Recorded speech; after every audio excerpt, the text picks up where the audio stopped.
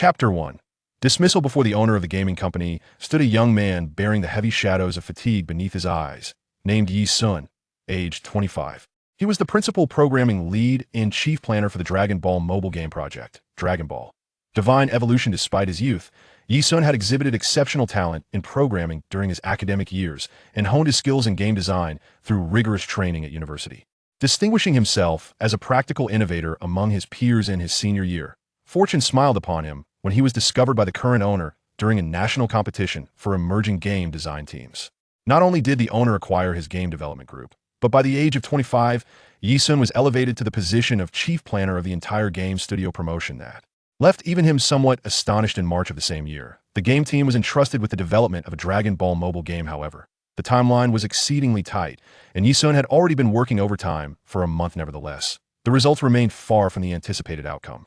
Throughout the development process, numerous errors had emerged, such as a lack of synchronization between the marketing and development departments, leading to a disjointed progression. Faced with the owner's skepticism, Yi-sun mustered his resolve and patiently explained, according to the planning team's prior research, the market is saturated with Dragon Ball mobile games. For our game to stand out, it must not only be meticulous, but also possess distinctive features. Currently, I am focused on refining the character lineage upgrade module, which many online believe to be the game's pivotal element, setting it apart from other Dragon Ball titles. However, we require time. The owner sighed deeply. Yet, you are aware of the substantial financial resources we have invested to secure the rights to adapt this Dragon Ball mobile game and access the largest distribution channels.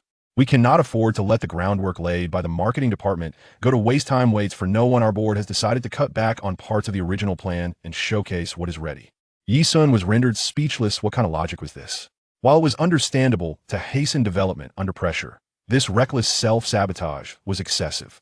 Based on the team's research and market validation, the direction of this Dragon Ball mobile game was fundamentally sound, and the planning team had adhered strictly to the original timeline approach initially endorsed by the board. Yi-sun had a foreboding sense that trouble was brewing. The owner, clearly impatient, understood that the mobile gaming market was immensely lucrative, yet this rationale should not be the sole driving force behind their decisions. Could it be money laundering?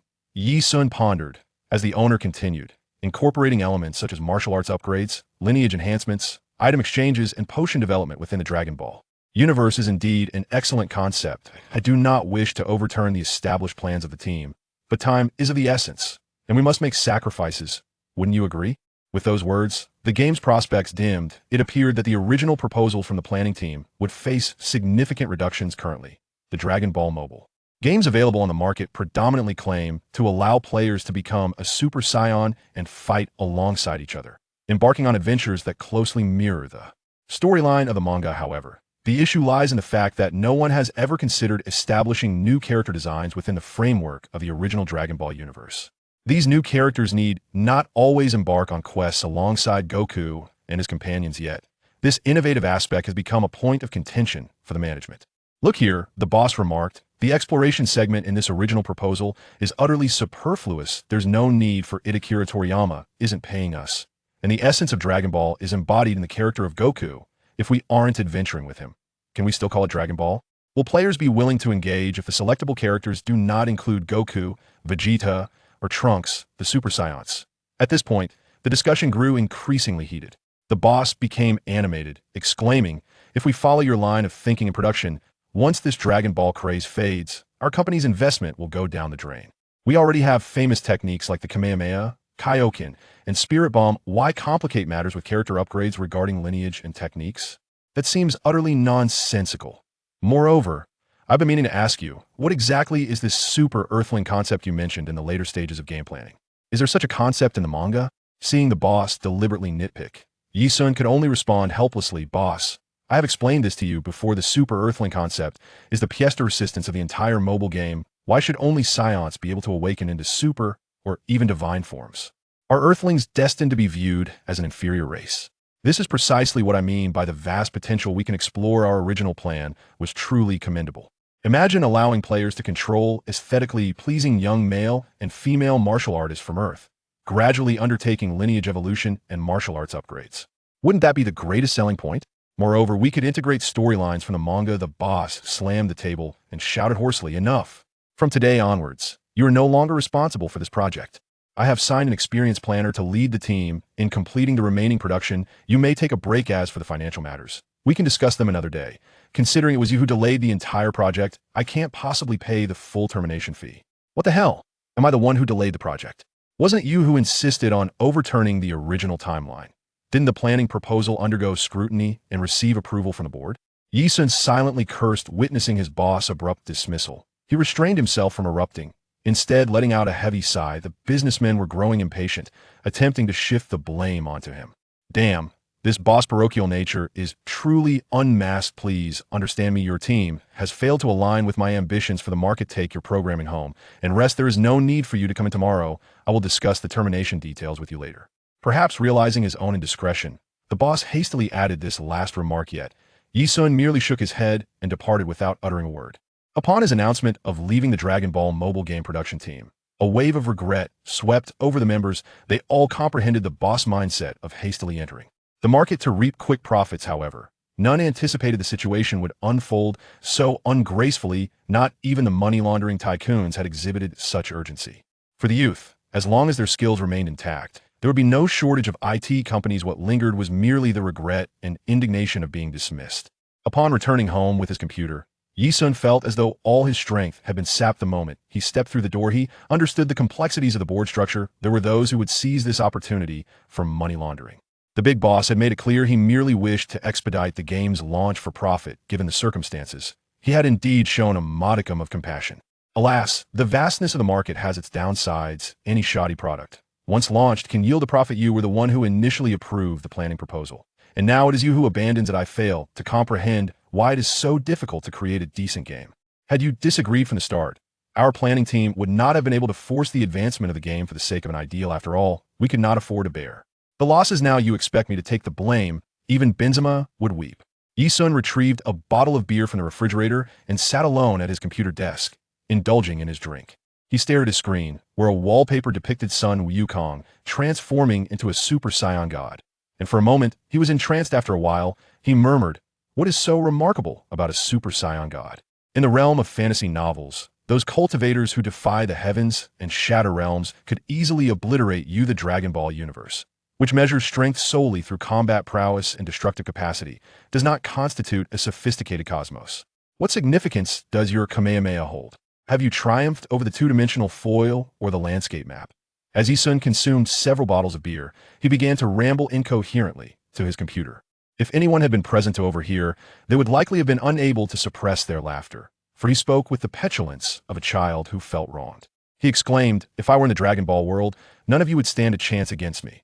As he spoke, Yi-sun's consciousness began to blur. He felt an overwhelming fatigue, as if his eyelids were weighted down by 1,000 pounds, relentlessly descending. Just before his vision faded into darkness, he beheld the wallpaper of Sun Wukong transforming into a Super Saiyan god. In this tranquil night, Yi-sun's heart ceased to beat, and shortly thereafter, his computer succumbed to a fatal crash, forever rendered inoperable. On July 13th, 2017, game developer and planner Yi-sun passed away peacefully at home at the tender age of 25. His entire estate was inherited by his parents. Perhaps a comforting thought is that Yi-sun had a younger brother and sister, ensuring that his parents would not face the twilight of their lives in solitude. The following is not the main text. I kindly ask readers to peruse this to avoid any subsequent time-wasting complaints or disdain. Firstly, this book belongs to the genre of grand masters, not the type that indiscriminately takes on apprentices. It is a narrative of earth cultivation, where the protagonist skillfully manipulates, strategizes, and nurtures everything, ultimately unifying the earth and venturing into the cosmos. However, it is certainly not a tale of reckless annihilation or ostentatious displays of power akin to characters like Long Outyin or Zhao Ritian. Of course, there will be some of those elements present, albeit in moderation. Secondly, this narrative will incorporate the concept of internal martial arts. The protagonist, in pursuit of empowering his faction, will impart martial arts that elevate bloodline realms and confer various benefits. The early chapters may carry a slightly urban flavor. Nonetheless, I assure you that I will strive to remain true to the essence of Dragon Ball, closely adhering to the world crafted by the esteemed Akira Toriyama. Therefore, I beseech readers not to chastise me for the internal martial arts concept, as the original notion of Chi was indeed influenced by Hong Kong martial arts films of its time. This internal arts setting is not excessive, is it? Moreover, Some readers may find this chapter superfluous, suggesting a direct start from the moment of the protagonist's reincarnation. I consulted with my editor regarding the possibility of omitting the first chapter, to which he replied, "There are many Dragon Ball fanfictions your work has its unique flair with. This prologue deleting, it would diminish its character." Chapter 2. The Hall of Yama. Yi-sun found himself in a peculiar dream, walking upon an interminably long path suspended above the clouds. The end of the road was invisible ahead, and behind him lay a void devoid of direction, while a profound abyss awaited below. Despite the extensive length of the path, its width was modest, approximately 2 meters, lacking any protective barriers. A fall would render any return nearly impossible. He was uncertain how long he had been walking, yet he felt no fatigue. Goodness, this dream is exceedingly prolonged. Where exactly am I? Yi-sun mused, puzzled by the absence of hunger or thirst and the peculiar lack of day and night. As he continued onward, an odd sensation washed over him. This path resembled the Snake Way from the Dragon Ball manga. Could it be that I am too fixated on the success of the Dragon Ball mobile game, to the point of dreaming about the Snake Way? While lost in thought, a voice echoed from afar. "Hey, you over there, the departed soul. Hurry this way. Yama is reviewing the register of life and death. If you miss this cycle, Yama will surely face reproach." Startled, Yi-sun turned to see a figure operating a small watering machine. Waving at him, the individual had blue skin and a pointed horn atop his head. Was this not the civil servant from Dragon Ball who watered the Snake Way? Did I truly dream of the Snake Path? Ha ha! What a vividly realistic dream. I genuinely wish to see the King of Hell and discover if he resembles the colossal figure depicted in the comics.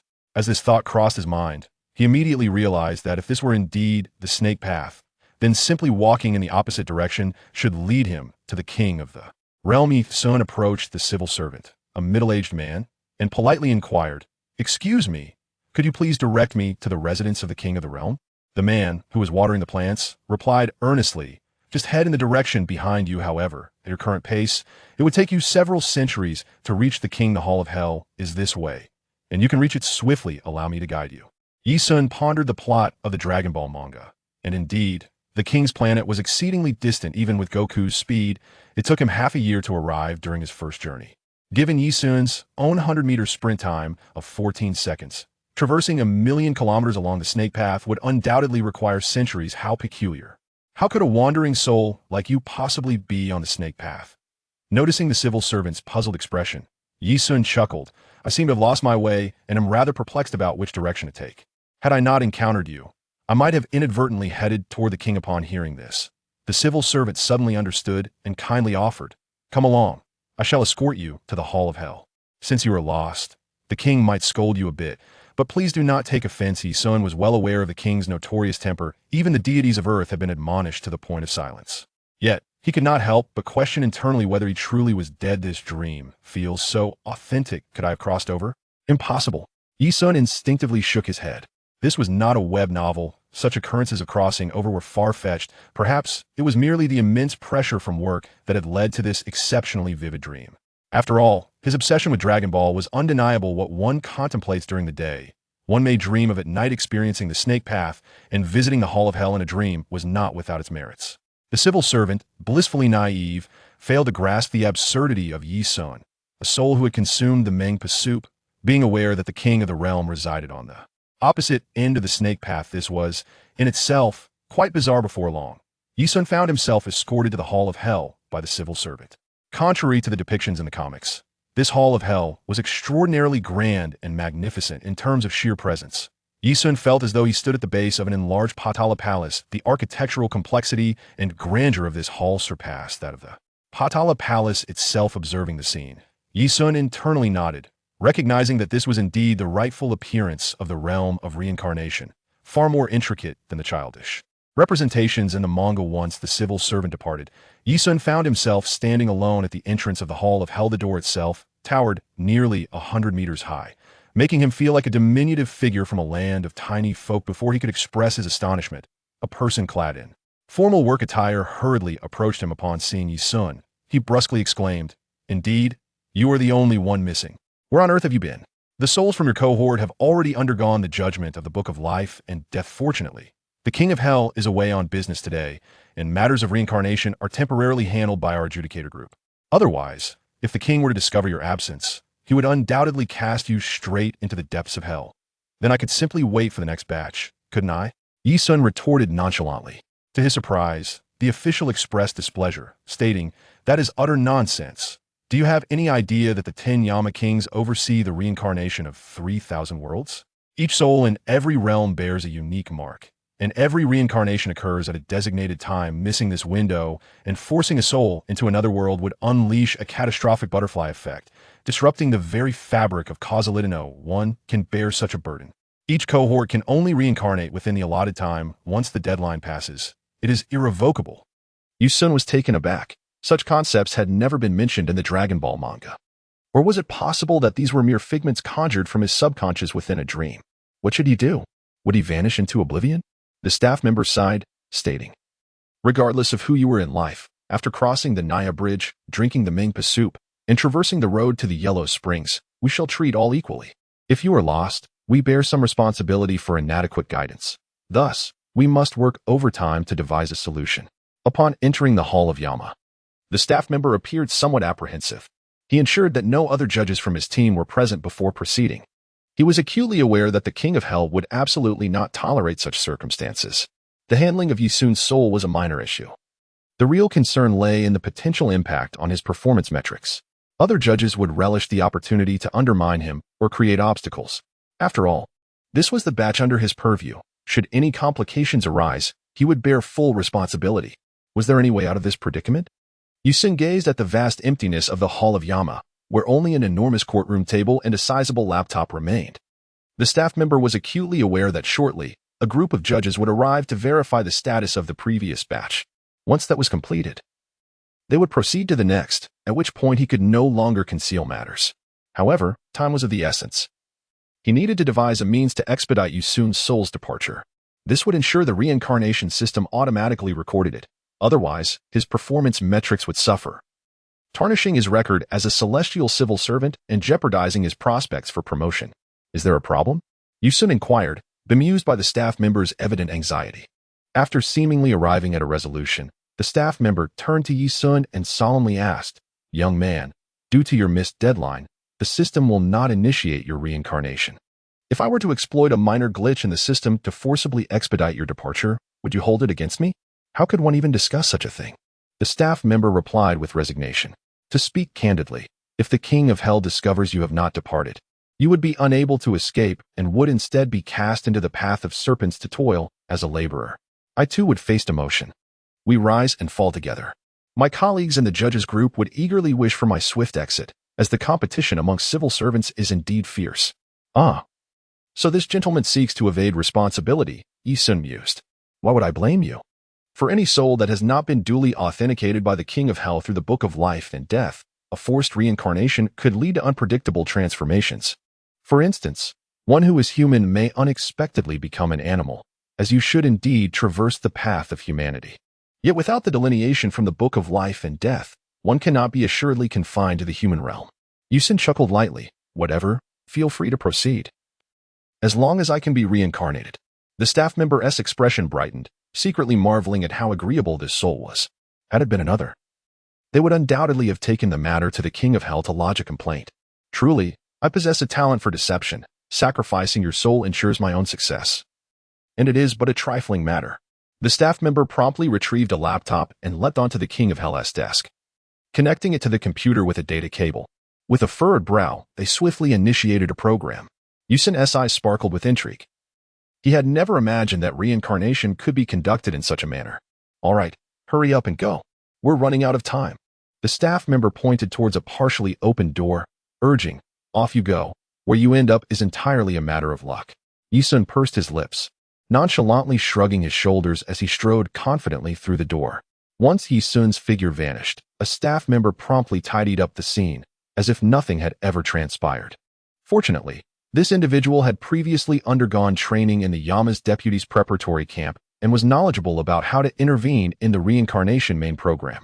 Otherwise, the consequences would have been dire. "Good luck, little brother," he mused. "Should you find yourself in the afterlife, remember to express your gratitude before sipping the Mingpa soup." Those who bypass the Book of Life and Death to enter reincarnation typically experience some alteration in their fate. They are hardly ordinary individuals, destined for a life of extraordinary events. I hope you can realize all the values and ideals you pursue.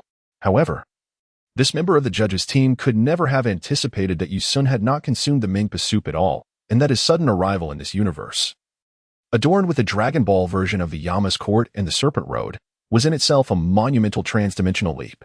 Chapter 3. The Malicious Tao Bai Bai. Upon entering, Yu-sun was enveloped in a radiant light, swiftly losing his sense of normalcy. He felt as though he were in a perpetual state of rotation, yet nothing was discernible. Amidst this swirling chaos, memories surfaced of his frequent struggles with irregular eating patterns due to overtime work, resulting in episodes of low blood pressure and dizziness.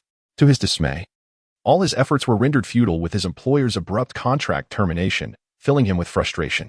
Alas, during his university days while studying programming, he had long harbored dreams of creating a game in the Dragon Ball series. After much effort in securing a platform, he found himself unable to run the meticulously crafted program. Such a waste of time. May you face bankruptcy soon. As he cursed inwardly, Yu-sun's consciousness descended into darkness. He felt that this dream was nearing its end, and upon awakening, he would engage in earnest discussions with his employer regarding the termination fee. Following that, he would present his program to other mobile game companies, confident that his technical prowess would attract new partners. After some time, he heard a voice whispering in his ear, as if calling out to him, "Ah-sun, Ah-sun, pull yourself together, wake up." Although Yu-sun had yet to open his eyes, he perceived the faint sound of a youthful voice calling out to him. Could it be his younger brother? Yet, he should not have been on break. The voice seemed somewhat off. With such thoughts racing through his mind, Yu-sun struggled to open his eyes, and his vision gradually transitioned from a haze to clarity. In comparison to the figure before him, he was acutely aware of the excruciating pain coursing through his body. Even the slightest movement caused him to grimace in agony. How could this be? Thank goodness, you were on the brink of death. Yu-sun withdrew his senses from the overwhelming pain that enveloped him and turned his gaze towards the speaker, only to be struck by a jolt of shock. Standing at the bedside was a rather robust young man, with thick eyebrows and large eyes, brimming with a resolute spirit. Yet, what astounded Yu-sun the most was the singular eye that adorned the young man's forehead. "Who are you?" Yu-sun inquired, his expression one of disbelief. The youth, momentarily taken aback, responded in astonishment. Could it be that Master Tao Bai Bai was too ruthless, injuring your head and causing amnesia? Tao Bai Bai? Surely, in this world, no one would dare name their child Tao Bai Bai. When one thinks of Tao Bai Bai, the first image that springs to mind is that of the legendary assassin from Dragon Ball, adorned in Qing Dynasty attire and sporting a braided hairstyle. Yu-sun's heart suddenly twitched as he tentatively inquired, "Are you?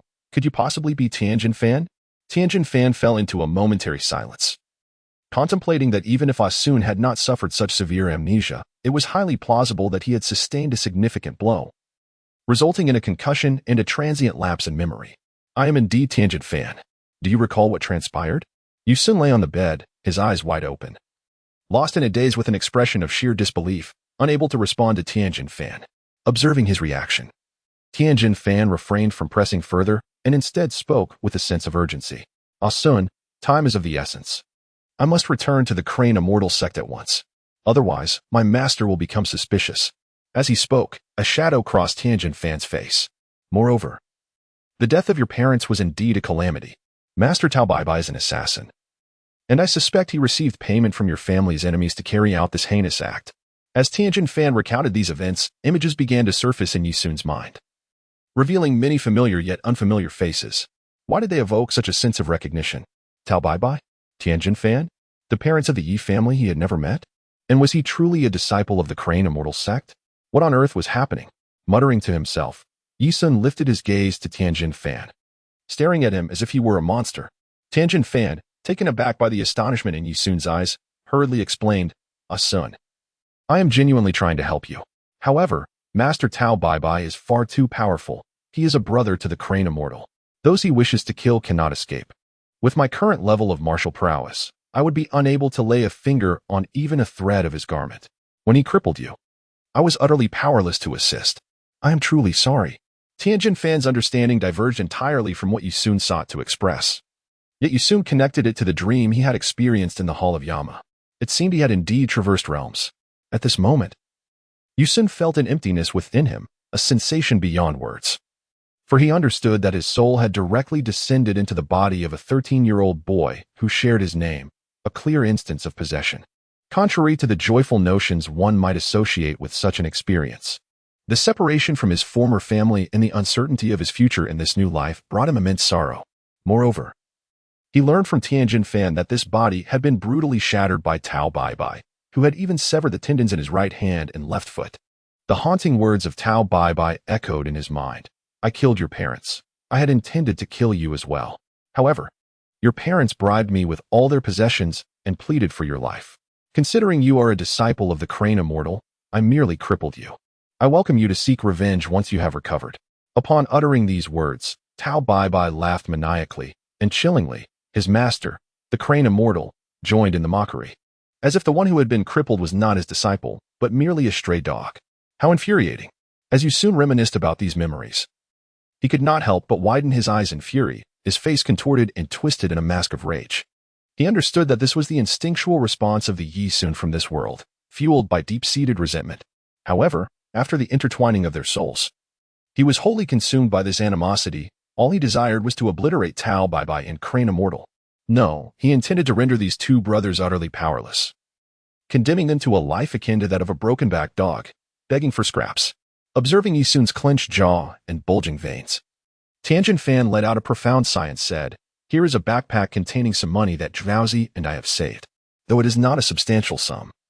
If you wish to return home, you may use this to purchase a plane ticket. If not, then consider acquiring some seeds for crops at the market and settle down in this village. After all, this house originally belonged to Jiaozi's relatives and will remain undiscovered. Yi Sun raised his head at the sound and looked at Tianjin Fan, immediately breaking into a rare smile. Tianjin Fan, do you believe you cannot compete with Tao Bai? Tianjin Fan, feeling quite self-conscious, nodded.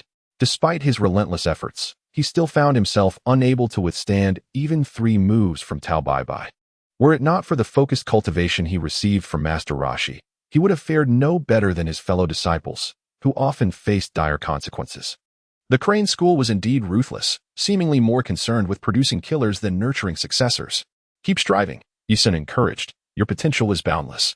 In my humble opinion, in 3 years' time, your master and uncle will have little left to teach you. Thank you for your kindness. I will accept it. However, I must tend to my injuries first, and then I will seek vengeance. Tianjin Fan shook his head, his face pale with resignation. While Jiaozi possesses extraordinary abilities that could forcibly reattach your bones and tendons, the severity of your injuries is such that even if they were reconnected, the nerves may never heal. Master Tao Bai has been exceedingly harsh. Sun, let's not dwell on revenge for now. I wish you the best of luck. With that, Tianjin Fan turned to leave. Yi Sun remained silent, needing a moment to absorb his current circumstances. Familiar with the main narrative of the Dragon Ball universe, he understood that Tianjin Fan was a righteous character. Although initially ruthless, the Crane School was founded by 2 morally ambiguous individuals, and any disciple who could graduate was undoubtedly formidable.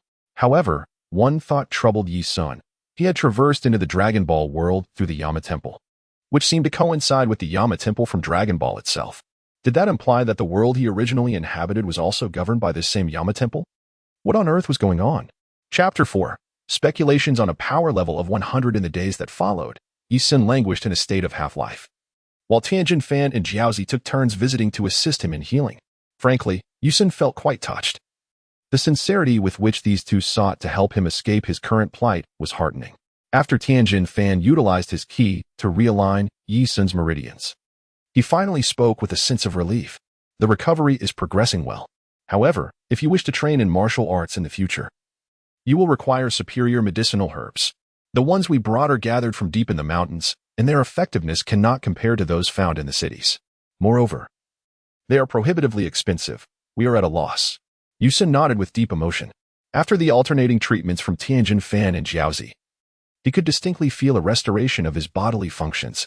He was at least able to rise from his bed and move around, albeit with the aid of crutches. Approximately half a month later, Tianjin Fan came to bid farewell to Yi Sun, stating that Master Crane and Tao Bai intended to take them on a journey for training, which would likely be prolonged and rigorous. The 3 exchanged heartfelt farewells, and as Yi Sun observed the unsightly expression on Tianjin Fan's face, he couldn't help but surmise that a cruel selection process had undoubtedly transpired within the Crane Immortal School. Ultimately, it was the exceptionally gifted Tianjin Fan and the superpowered Jiaozi who emerged victorious, while the fates of the others could be inferred from Yi Sun's own unfortunate downfall. In an act of kindness, Tianjin Fan went to great lengths to gather some funds for Yi Sun. driven not only by sympathy, but also by a profound sense of guilt, as he was, after all, a core disciple of the Crane Immortal School. Yi Sun was acutely aware that the next time he would encounter Tianjin Fan would be nearly 5 years later at the 22nd World Martial Arts Tournament. The 21st tournament, occurring approximately 2 years prior, would mark the first participation of Sun Wukong and Krillin, with the eventual champion being none other than the Turtle Sage, disguised as Jackie Chan. Tianjin Fan imparted a vital technique from the Crane School's fortune cultivation to Yi Sun, advising him to practice this technique daily to strengthen his bones and physique. Although it could not restore him to the physical prowess of a seasoned martial artist, it should suffice to enable him to regain a semblance of normalcy in daily life, provided he refrained from exerting himself excessively. Yet, he lamented, even if his limbs were to regain their former strength, they would never possess the same agility as before. Damn it. Yi Sun is merely one of the disciples of the Crane immortal lineage, albeit with a rather mediocre talent.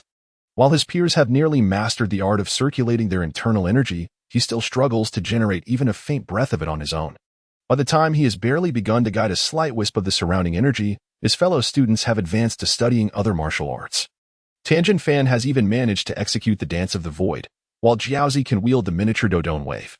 It is easy to imagine that for the ambitious Crane Immortal, a disciple as inept as Yi Sun would be deemed expendable. Yi Sun attempted to move his body, only to break into a wry smile. Indeed, he was rendered useless. Had it not been for the timely healing powers of Tianjin Fan and Dumpling, he would likely face a lifetime confined to a wheelchair. Tao Bai Bai and Crane Hermit are merely two worthless beings, having lived nearly 3 centuries yet possessing a battle power of less than 300. How dare they incapacitate me? I shall surely eliminate the both of you wretches. Yi Sun cursed fiercely. As an ardent Dragon Ball enthusiast, his understanding transcended mere plot developments in the comics. It encompassed numerous subtleties often overlooked, such as Earth's biological technology and hidden advancements. If he could establish a rapport with Bulma, leveraging her family's prowess in technological innovation and wealth, restoring his body would not be an impossibility. Indeed, there existed myriad methods to salvage his predicament. However, that was a matter for another time.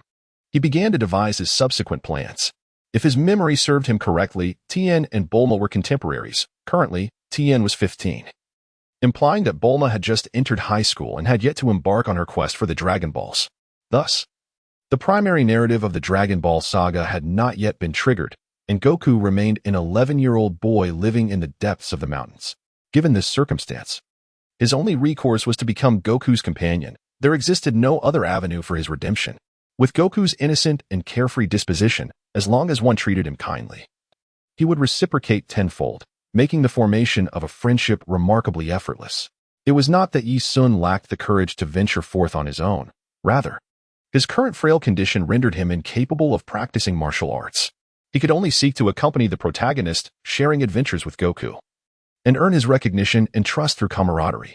Subsequently, he would request Goku's assistance in locating the 7 Dragon Balls to wish for the restoration of his body to its peak human condition.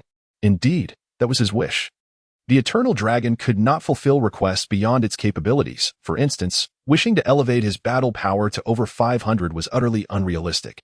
The deity who created the dragon had a battle power of merely around 300, and while the dragon's own power remained enigmatic, the fact that it was defeated by King Piccolo suggested that the dragon likely lacked combat proficiency. Here, Yi Sun made a judgment after discarding the original plot of Dragon Ball GT. After all, the Dragon Ball universe still held many unknowns for him.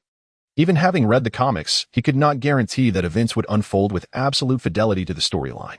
Nevertheless, the inherent goodness of characters like Tien and Kairatsu provided him with a glimmer of confidence. Even if events did not align perfectly with the comic, they would likely be close enough, which sufficed for him. Although the dragon's powers were limited, wishing for Yi Sun's incapacitated body to be transformed into the pinnacle of human condition should be within the realm of possibility. The apex of human physicality represented the absolute limit of ordinary human genetics. Once he reached that threshold, he could then focus on advancing genetic evolution.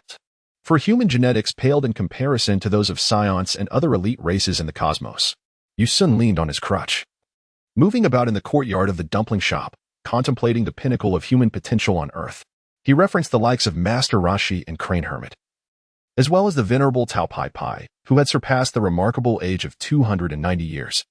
Their longevity was not merely a product of time, but rather a testament to their combat prowess, all exceeding the critical threshold of 100. This number appears to delineate the boundary between the extraordinary and the ordinary. These reflections stemmed from Yisun's previous discussions with fellow enthusiasts of Dragon Ball, leading to a relatively sound conclusion. Once human combat power exceeds 100, fundamental genetic alterations occur. For instance, reflexes may become so acute as to evade bullets, and muscular strength can withstand gunfire and conventional explosives without sustaining grave injuries. The blue-haired Krillin, despite wielding a firearm against Master Roshi, merely inflicted discomfort rather than any genuine harm. Moreover, witnessing both Master Roshi and Crane Hermit effortlessly catch bullets is reminiscent of a legendary martial artist, justifying Roshi's title as the god of martial arts. It is no wonder that Tao Pai Pai, with his audacious demeanor, eludes government capture. Not only are they incapable of overcoming him, but conventional weaponry proves ineffective against his might. The deployment of heavier artillery would inevitably result in collateral damage. And should Tao Pai Pai escape unscathed, officials would find themselves in a precarious predicament given his status as the world's foremost assassin.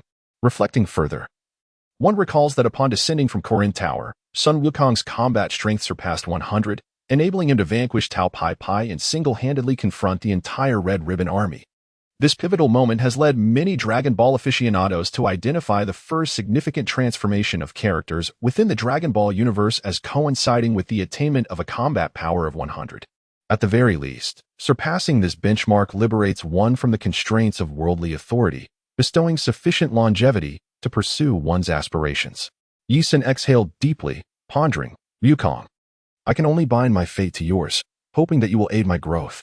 With a firm resolution in his heart, Yisun set his sights on achieving a combat power of 100, for practicality was paramount.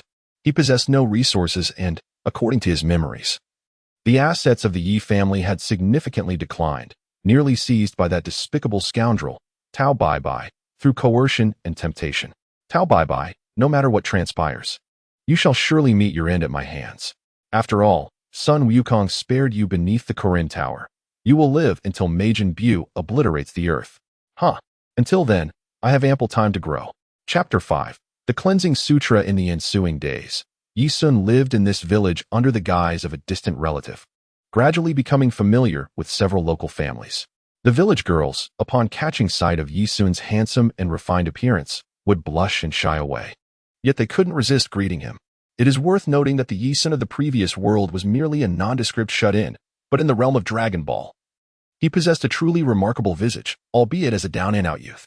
Nevertheless, the villagers were aware that Yisun was recuperating and would occasionally share surplus meat and nutritious food with him, which deeply touched his heart.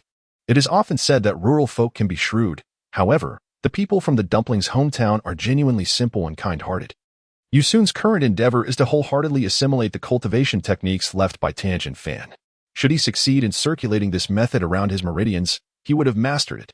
However, Yisun finds himself in a predicament. Despite possessing commendable looks, his physical aptitude is severely lacking in this world. Even though he comprehends the essence of the cultivation pathways, his body's movements are agonizingly sluggish. As time progresses, after a month, Yisun's body gradually regains the ability to walk normally, while the Crane Immortal Flow technique seems to be nearing completion. At this moment, Yisun's body trembles, and beads of sweat adorn his forehead.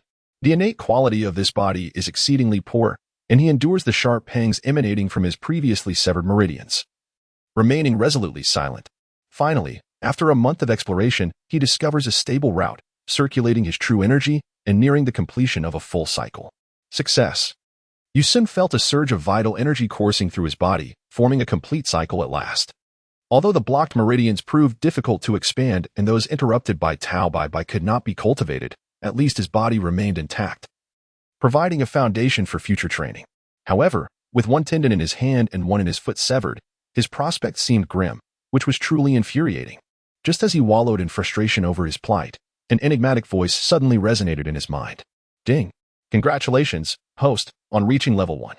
As a reward for this initial upgrade, Xiaolong will conduct a complimentary selection of martial arts techniques tailored to your current circumstances." "What? Xiaolong?" Yisun sprang to his feet, momentarily disregarding the pain coursing through his body. His expression was a captivating blend of astonishment and joy. Upon confirming the data panel in his mind, tears streamed down his cheeks. For Little Dragon was the very name he had assigned to the upgrade system assistant in his meticulously crafted mobile game. This system had been born from years of painstaking coding, every line a testament to his dedication. If he had indeed transported this upgrade system into his new reality, it would signify that he had already triumphed in half of his endeavor. Regaining his composure, Yusun wiped away the tears from his eyes and declared, "Little dragon, initiate the system matching and select the martial arts system." Acknowledging the command, the system began to scan the entirety of its master's data and physical condition. It would, adhering to the principle of tailored instruction, provide the host with the most suitable internal martial arts technique. Almost immediately, he beheld a treasure chest materializing on the data panel in his mind, within which something seemed to tremble, as if yearning to escape. As a cascade of fireworks erupted on the panel, the items within the chest exuberantly burst forth. Upon catching sight of the grand characters emblazoned upon the cover of the book, Yusun's countenance instantly brightened with joy. The cover boldly proclaimed, "The washing of the marrow scripture." Haha, I knew it. As a newcomer with relatively modest talents, upon reaching level 1, I would surely be faced with a choice between the foundational techniques of the muscle-tended change classic and the divine illumination classic. Yet, to my astonishment, I have obtained the finest of them all, the washing of the marrow scripture. Truly, fortune smiles upon me. Yusun, overwhelmed with joy, even found himself shedding tears of exhilaration. With the acquisition of the washing marrow scripture, it was merely a matter of time before he restored his body to its former vitality. The primary function of this scripture lies in its ability to cleanse the marrow and refine the bones. It not only reconnects severed meridians but also maximizes the expansion and development of the body's energy points and channels, thereby unlocking and unleashing latent potential. Previously, he had contemplated enlisting the aid of the divine dragon to restore his physique to the pinnacle of human capability, yet now, through the washing marrow scripture alone, he could achieve that. Even a fool, if able to unleash their full potential, would undoubtedly surpass the average individual in excellence. However, should an already gifted person tap into their complete potential, the result could be nothing short of terrifying. Think of figures like Sun Wukong or Vegeta, or the resurrected Frieza from Dragon Ball Z. Yet, to his utter astonishment, he discovered a shocking fact within the scripture's description on the panel. Highlighted in red, the washing marrow scripture could facilitate the evolution of human bloodlines. Promote the evolution of bloodlines? Yusun squinted slightly, his mind awash with questions. He pondered deeply, realizing that he had not originally incorporated the concept of bloodline evolution into the functions of the cleansing sutra. Could it be that the sutra inherently possessed this capability? Indeed, this is the realm of reality, where not everything adheres strictly to the parameters I have programmed. Had I not previously contemplated whether the narrative of a comic might unfold in ways beyond my expectations? Change is, without a doubt, inevitable. Acknowledging this point of transformation, he restrained his inner excitement and hastily examined the specific details outlined. It stated, the cleansing sutra comprises 9 tiers. With each tier cultivated, the bloodline will evolve accordingly. The higher the bloodline, the longer the lifespan, and the more exceptional the physical form will become. Most importantly, talent will intensify, and the upper limits of cultivation will expand significantly. Yusun found the introduction rather succinct, lacking extensive explanation. He couldn't help but ponder whether reaching the 9th level would herald a biological transformation for humanity, perhaps evolving into something divine. Why was it that Sun Wukong, after traversing the Kalen Tower, could effortlessly defeat Tao Bai Bai? Why did Saiyans experience a significant boost in power following each injury? Ultimately, it all boils down to lineage. The evolutionary tier of Saiyan blood transcends that of Earthlings, allowing Saiyan warriors to consistently exceed an average combat power of 1,000. While Earth martial artists would be fortunate to reach an average of 50, the disparity in averages hints at an even greater gap in potential limits. Sun Wukong's combat prowess visibly augmented with every training session or battle. In contrast, Krillin and his companions found their combat power stagnating at around 100,000. Unable to advance further. Even Tien, a descendant of the three-eyed aliens, could not surpass them significantly. This illustrates the gap inherent in racial bloodlines. By the time Majin Buu appeared, Krillin and the others had exhausted their efforts to elevate their already meager human bloodline through martial arts. But their low starting point rendered their achievements remarkable nonetheless. What if, through some external catalyst, they could compel their already maximized human bloodline to take another step forward? Perhaps a qualitative transformation could arise. It might even unlock a super Earthling state, dramatically enhancing their potential, with combat power soaring into the millions. Alas, Akira Toriyama did not envision it this way. However, Just because Toriyama did not depict it does not mean Yi Sun cannot realize it. Chapter 6. A comparison of combat power. The Cleansing Sutra could maximize my potential to the limits of human bloodlines, perhaps even surpassing them. Time is of the essence. Delay could lead to unforeseen changes. With that thought, Yi Sun promptly clicked begin training on the data panel, and in that instant, the entirety of the Cleansing Sutra seemed to flicker through his mind like fleeting shadows. This was an extraordinary mode of learning, regardless of Yi Sun's inherent learning ability. It forcibly filled his mind, rendering traditional comprehension methods like skimming or photographic memory trivial. As he passively absorbed the sutra, his entire being began to heat up. The previously feeble vital energy surged uncontrollably, operating with a wild ferocity. When meridians were obstructed, the vital energy forcibly guided them open, where they were narrow. It expanded with relentless vigor, and when they were blocked, it burrowed through until cleared. Yi Sun's expression was one of sheer agony as he writhed on the ground, tormented by the excruciating pain of his forced bloodline advancement. His face flushed crimson within mere seconds, rendering him speechless, as if countless insects were gnawing at his flesh, and myriad silver needles were piercing through the crevices of his nails.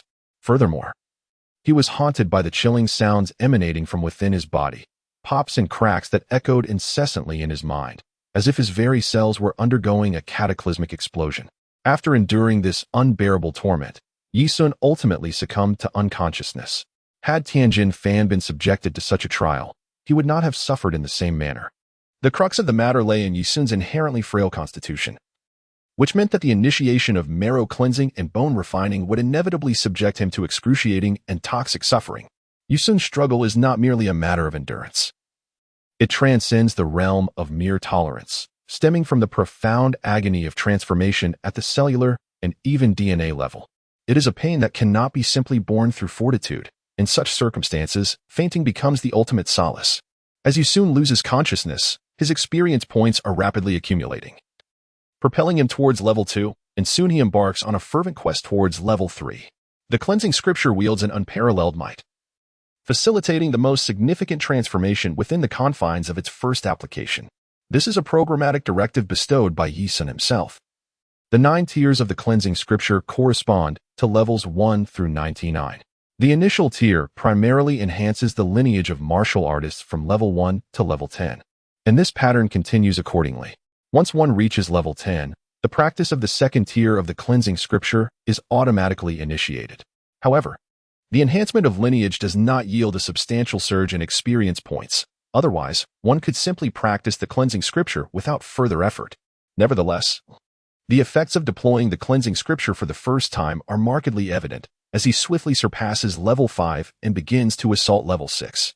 Ultimately, upon reaching level 7, the cleansing scripture's influence ceases, leaving Yi Sun to cultivate his experience points up to level 10 independently.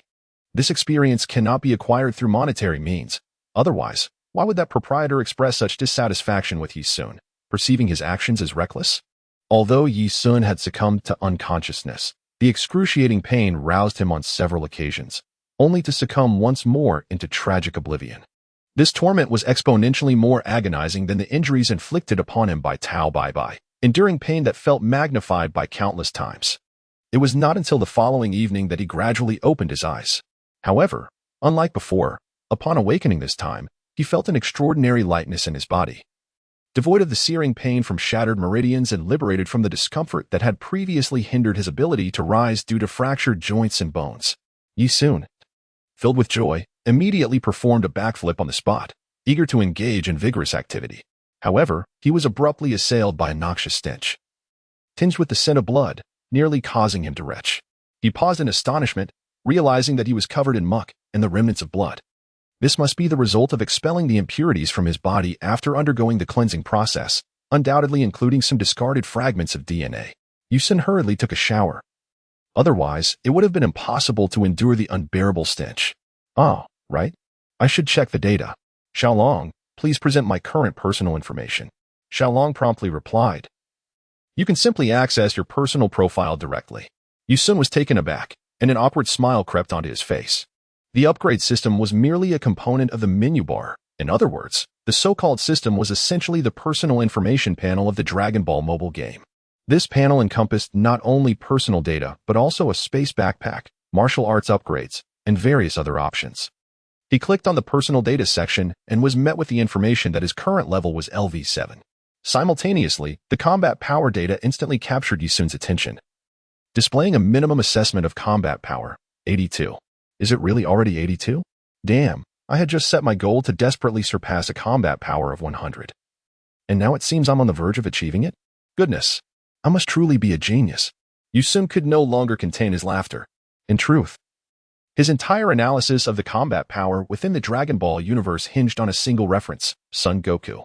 According to his meticulous examination and research, Goku's battle power in the depths of the mountains was estimated to be around 30.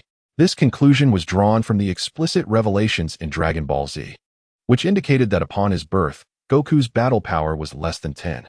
His father, using a battle power scouter, discovered that Kakarot's power was a mere 1, categorizing him as one of the weakest warriors among the Saiyans, essentially rendering him worthless.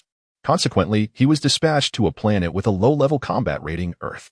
At that time, Earth's coordinates had already been revealed in the Saiyan invasion blueprint. However, due to its low ratings, it was deemed appropriate for the less formidable warrior Kakarot to undertake the invasion, according to the original plan of the Saiyan headquarters, after a few years. Once Kakarot had exterminated the human inhabitants of Earth, a mission completion notification would be sent to the Saiyans.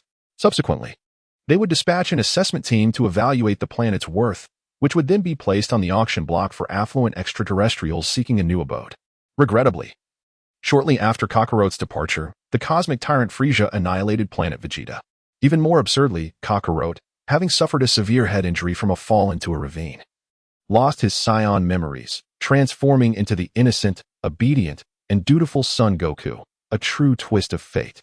At this juncture, Yisun's combat prowess, rated at 82, has already surpassed the inexperienced Sun Wukong, marking him as a martial artist of considerable caliber, albeit still somewhat impetuous.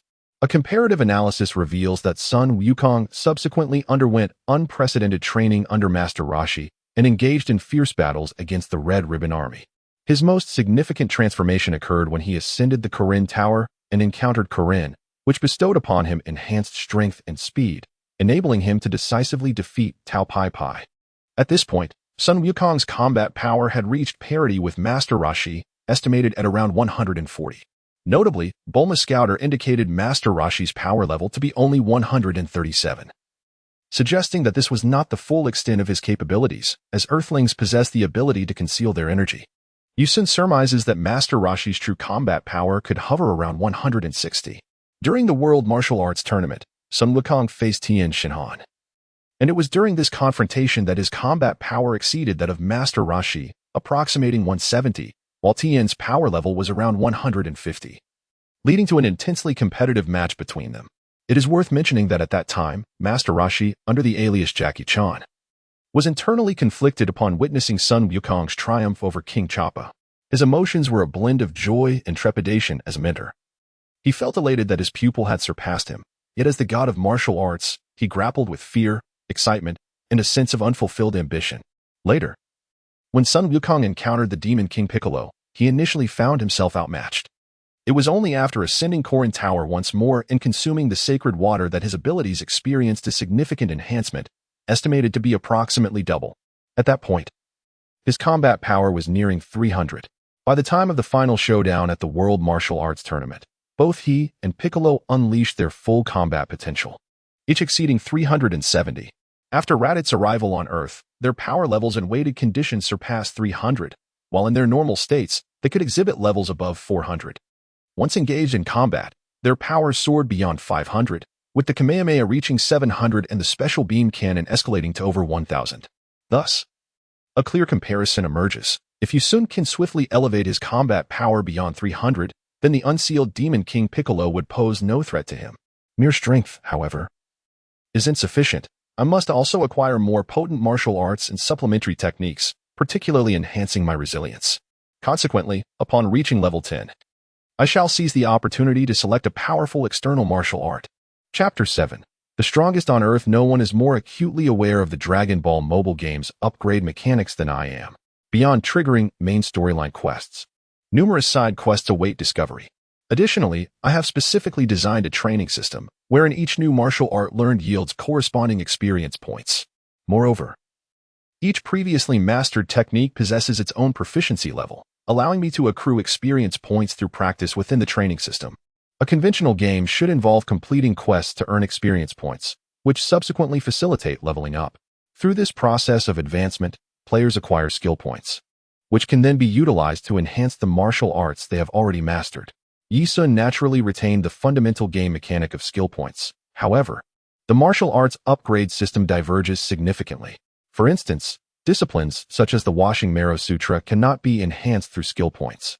These points are exclusively allocated to elevate 6 primary attributes: strength, speed, reflexes, physical resilience, lineage enhancement, and innate talent. As for the advancement of martial arts, it necessitates dedicated practice and self-discipline. The game's creator harbors dissatisfaction towards Yi Sun due to his nearly maniacal design of a system with intricate mechanics. Firstly, players must undertake quests to earn experience points that facilitate leveling up. Secondly, upon acquiring skills, players can enhance any of the 6 core attributes, leading to a qualitative transformation in combat prowess. Retaining the essence of the Dragon Ball universe's relentless pursuit of pure fighting strength, particularly reminiscent of the extreme physical training methods showcased in Dragon Ball Z. Yet, Yi Sun has innovatively adapted this concept by introducing a paradigm shift in martial arts. Thirdly, if one merely amplifies combat strength without engaging in martial arts training, it will directly result in a diminished number of strikes during forthcoming main storyline battles, restricting the player to unarmed combat. Despite robust damage output, this is insufficient against adversaries wielding an array of skills, rendering the main narrative a formidable challenge, especially when opponents utilize various items, leaving one with only fists and feet, thus making victory arduous. Fourthly, to avert passivity during quests, one must diligently study martial arts and refine their skills to execute tasks effectively, striving to elevate their level to acquire skill points.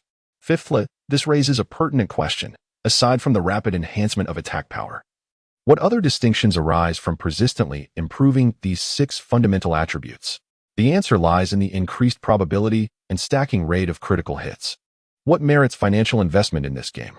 The only worthwhile opportunity arises within the shop once the player attains level 20, where various items can be purchased, a detail that may be elaborated upon later. Yi Sun activated the martial arts system, and as he gazed upon the names of the skills listed, he found himself momentarily astonished. It turned out that, in addition to the Washing Marrow scripture, he had also mastered the Crane Hand, Sky Dance technique, and the Cloud Crane Heart Sutra. The Cloud Crane Heart Sutra was likely the complete version of the heart technique left behind by Tangent Fan. As for the Sky Dance technique, it was rather unremarkable. Anyone capable of refining their vital energy could achieve flight. Thus, he decided to practice the Crane Hand. In his previous life, Yi Sun had never studied martial arts, but in this life, he had been apprenticed to the Crane Immortal School. This school was known for its openness in teaching its disciples, imparting boxing techniques, heart methods, and body techniques without reservation. Unfortunately, very few disciples managed to survive long enough to leave the school, thus alleviating concerns about the transmission of their martial arts. The entrance requirements for the Crane Immortal School were quite stringent, allowing for the admission of those with prior skills, ensuring that the physical fitness of its disciples was commendable.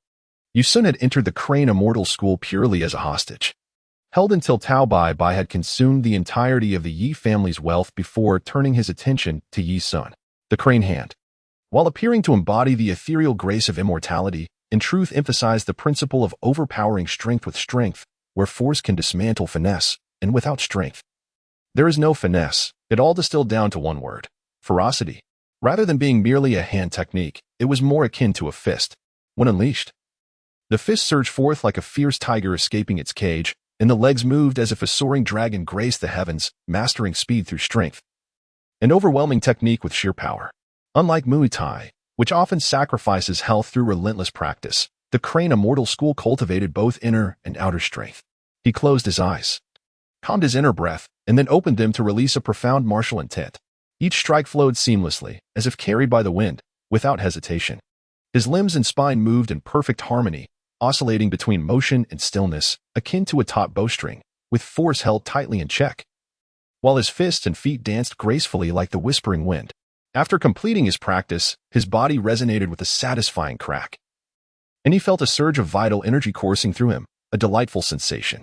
His experience points indeed increased. He would continue to practice, For reaching a combat power nearing 100 meant he had transcended the realm of ordinary individuals, and within this small village, no one could harm him. Yi Sun's eyes glimmered with a fierce hatred. He was determined to render Tao Bai and Crane immortal, these two old specters, utterly miserable, making their lives a living hell. However, at that moment, an important piece of information suddenly surfaced in his mind. Indeed, had he not accumulated a plethora of skill points after his recent upgrade? Yi Sun lightly tapped his forehead and hastily opened the data panel, only to discover that he had accumulated a remarkable 36 skill points. Fortunately, the system I devised grants novice benefits until level 10, which has truly proven to be a tremendous aid. This unexpected windfall has alleviated my immediate concerns. My next objective is to elevate my combat power to 300. And then I shall unleash my full potential. A surge of lofty ambition welled up within Yi Sun at that moment. He felt as though he would be the sovereign of the world even before the arrival of the Saiyans, with ample time to delve into the path of enhancement. 9 skill points had already accumulated for his bloodline upgrade. However, he soon realized that this must be the gift of the Washing Marrow Sutra, which made his task considerably easier. Now he merely needed to manage the other 5 attributes. Yet, a sudden thought struck Yi Sun. If the Washing Marrow Sutra could augment his bloodline data, did that not imply that once he exchanged for the external martial arts, he could directly enhance his physical strength? Upon closer inspection of the other 5 attributes, he discovered that each had, to varying degrees, already accrued skill points. This revelation filled Yi Sun with immense joy. He finally grasped why his boss deemed him somewhat eccentric. Indeed, while cultivating martial arts, one could autonomously elevate various physical attributes. He had been overly stubborn, and losing his job was a deserved consequence. I am truly too young. The Washing Marrow Sutra not only upgraded my bloodline data, but also fortified my other physical qualities. From a practical standpoint, there was genuinely no need for unnecessary efforts. Strength 5, Speed 7, Nerve Reflexes 6, Physical Strength 5, Innate Talent 2, Bloodline Evolution 9. Yi Sun let out a breath, unable to suppress the pride swelling within him. Initially, he harbored some reservations, but after a mere comparison, he comprehended the true significance of possessing the system. I have not merely won half the battle. I have triumphed completely. With this realization, there is no need to squander skill points on physical strength and bloodline evolution. Instead, I shall concentrate all my efforts on enhancing strength, speed, and reflexes. As for talent and foundation, they may be attended to later, for while they are paramount, they are also of lesser importance at my current level. Thus, there is no need to waste skill points on them. Consequently, Yi Sun allocated his 36 skill points in a rather judicious manner. He invested 10 points in strength, 10 in speed, and 10 in reflexes. After careful consideration, he decided to allocate 3 points to talent and foundation, reserving the remaining points for strength. Strength, 18 speed, 17 reflexes, 16 physical strength, 5 talent and foundation, 2 bloodline evolution. 9 These figures represent Yi Sun's current physical attributes. Most gratifying of all was the clear inscription in the combat power section, 175, a figure that had more than doubled. Well done. Yi Sun could not help but let out a loud roar. With a combat power exceeding 170, he had now reached the level of Sun Wukong during the climactic battle against Tianjin Fan. This signified that, at this moment, Yi Sun had temporarily ascended to become the strongest man on this planet. He closed his eyes, savoring the power coursing through his body and the formidable energy within him. A faint smile curling at the corners of his lips, his era had arrived. Chapter 8. Preparing to depart. What can a combat power of 175 accomplish? When viewed within the entire Dragon Ball universe, one might as well return home to farm, for it accomplishes little. However, when evaluated within specific timeframes and contexts, the possibilities become boundless. Acts of violence, arson, and abduction would be effortlessly within reach. If ambition were to swell further, one could even dabble in the realms of organized crime, emulating the Red Ribbon Army's path of militarized territorial control, entirely feasible. Next, he would endeavor to consolidate his energy. At the very least, mastering techniques such as the energy wave would be imperative. Yi Sun immersed himself daily in the joy of cultivation, delighting in it without fatigue. Entirely oblivious to the passage of time, he had practiced the crane palm of the crane immortal style no fewer than 1,000 times, mastering its intricacies with remarkable fluency. Now, it was time to pursue new martial arts. His experience points had finally reached level 8, and upon this breakthrough, his combat power soared to 186. Yi-sun understood clearly that this was due to not having cultivated the second layer of the Washing Marrow Sutra. Once he mastered the second layer, his combat power would undoubtedly surpass 1,000, and with each subsequent level, the increase in strength would become increasingly extraordinary. For instance, advancing from level 70 to level 71 could potentially yield an astounding surge of several 100,000 in combat power, provided that the cultivation of the Washing Marrow Sutra remained uninterrupted. However, if he were to halt his training after reaching the second layer, even if he attained level 90, his combat power would be capped at a mere 100,000, much like Klin and Yamcha. Yet, if he were to unexpectedly unlock the third layer of the Washing Marrow Sutra at level 90 and successfully cultivate it, his combat power could potentially skyrocket from 100,000 to 1,000,000 in an instant. Now that his combat power had exceeded 180, it was time to return to the unfamiliar Yi family. Resolutely making up his mind, Yi-sun decided to set off for home. Although it appeared as if the programmer Yi-sun had usurped the soul of the warrior Yi-sun, in truth, the two souls had intricately merged, their memories intertwined and emotions shared. Otherwise, why would Yi-sun, fully aware that Tao Bai was merely a weakling with a combat power of 140, still find it so challenging to restrain his anger and murderous intent? His memories and emotions dictated that Tao Bai was responsible for the deaths of his parents, a grievance that could not go unavenged. Alas, all the money left by Tianjin Fan had been squandered. The necessity for extensive nourishment to support his martial training had drained the wealth originally set aside for his livelihood. As he indulged in lavish meals of fish and meat each day, given the circumstances, he resolved to complete tasks while returning home, seizing the opportunity to cultivate and level up along the way. Yi-sun donned his cleanest attire, resolving to bid farewell to the village chief with a touch of dignity before embarking on his journey the following day. His lineage's evolution and rapid advancement in martial arts had significantly enhanced his physical prowess, even elevating his stature. The young lad now exhibited a notable muscular physique, causing the villagers to gaze at him with newfound admiration. A robust woman resembling a bear waved amiably at Yi-sun and called out, "Asen, you have become increasingly handsome. Shall I assist you in finding a girlfriend?" Yi-sun, caught in a blend of amusement and exasperation, graciously declined the request, opting instead to make his way towards the village chief amidst the laughter of the villagers. The most intriguing aspect of the Dragon Ball universe lies in the coexistence of various humanoid species, a fact well known to any who have delved into the series. On Earth, there exists a considerable population of beastfolk resembling animals, who live harmoniously alongside ordinary humans. From a biological evolution perspective, this arrangement defies scientific reasoning. However, he was too apathetic to delve into such inquiries. The village where Dumpling resided also exemplified this harmonious coexistence. Initially, Yi-sun found himself utterly unaccustomed to this peculiar environment. Can one envision a panda, clad in a flowing robe and wide-brimmed hat, leisurely seated beneath a tree, engaged in a game of Go with an elderly human? In his earlier days of reading manga and watching anime, Yi-sun perceived artists like Akira Toriyama and Eiichiro Oda as akin to fairy tale creators, crafting idealized worlds through their art. Yet, when such whimsical realms transcended the confines of the two-dimensional into reality, it became decidedly surreal. The village chief, an elderly panda draped in a long robe, emanated a warm and approachable aura. Upon hearing Yi-sun's farewell declaration, the chief nodded thoughtfully. "Dumpling has entrusted me with a request. Should you ever wish to depart, we shall provide you with a map to the nearest city. After all, our green bamboo village is somewhat of a hidden gem. Aside from the youth venturing out for trade, few outsiders venture here. Asen, if you wish to return, you will always be welcome." With that, the gentle panda chief bestowed a kind smile upon him, stirring a wave of warmth within Yi-sun's heart. As if the chief were a beloved grandfather, each word imbued with genuine concern. "Child, do not weep. Allow me to gift you something, a token of good fortune from our green bamboo village. May it safeguard your journey back home. And know that my blessings will always accompany you." Yi-sun cursed inwardly, reflecting on his past life, where he was a carefree and thick-skinned individual. When his girlfriend had broken up with him due to his prolonged obsession with game programming, he had nonchalantly waved her off, urging her to leave. How was it that upon entering the Dragon Ball world, he found himself so easily swayed by emotions? Surely, it was because this world's Yi-sun was endowed with an abundance of feelings, he reassured himself. Suddenly, a notification chimed. Ding.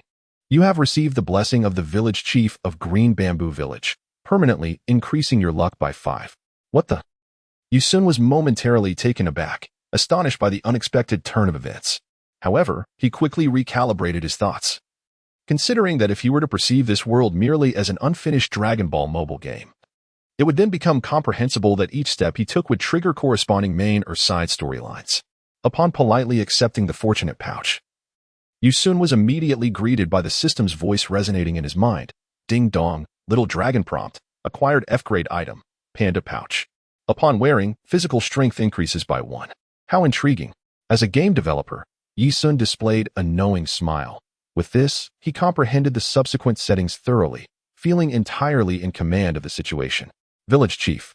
As you are aware, I am being pursued by enemies. Thankfully, with the aid of the dumplings, I have been able to recuperate in your home. During these nearly 3 months, everyone in the village has been immensely supportive, without which my recovery would not have been so swift. I wish to repay your kindness before I depart. The Panda Village Chief immediately shook his head, saying, Ah son, we do not wish to burden you. Such kindness is truly no great matter, merely a small effort.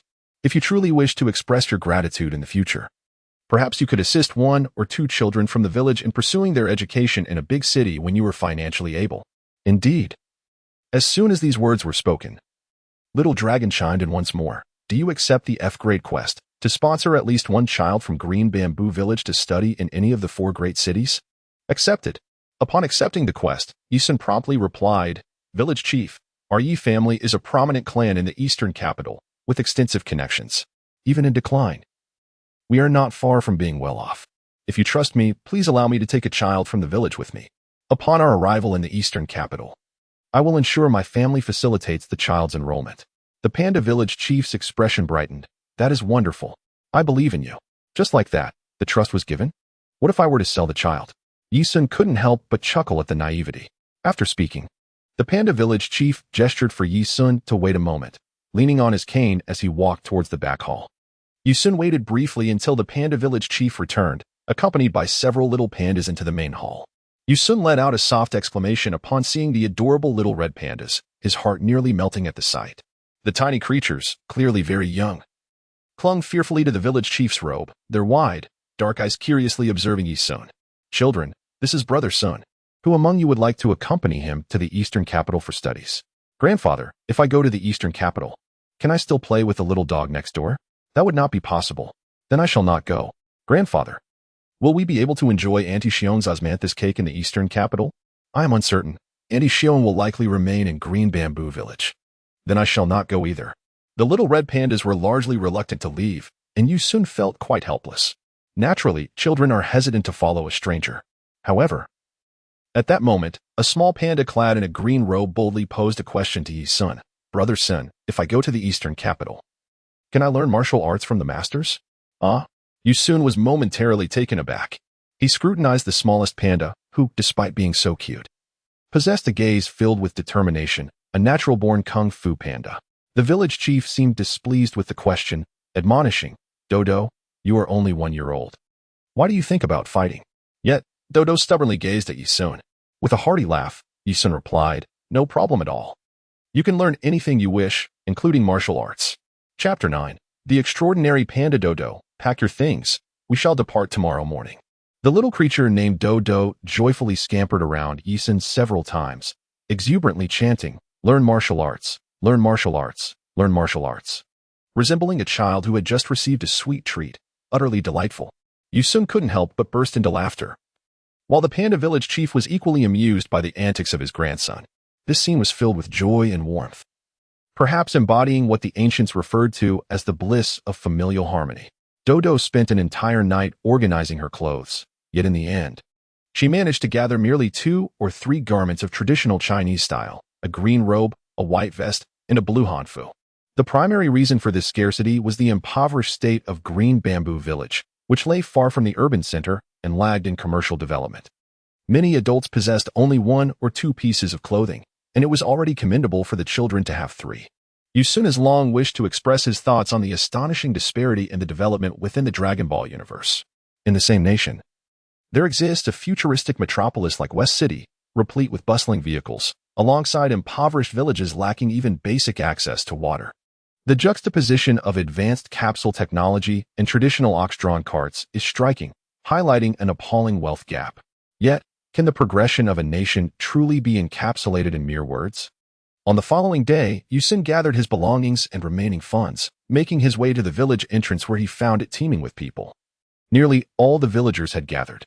Under the watchful eyes of his grandfather and parents, Dodo approached Yi-sun.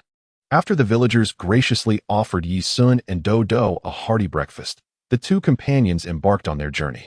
Initially, the villagers intended to provide Yi-sun with an ox cart, but he declined, citing his desire to focus on his training.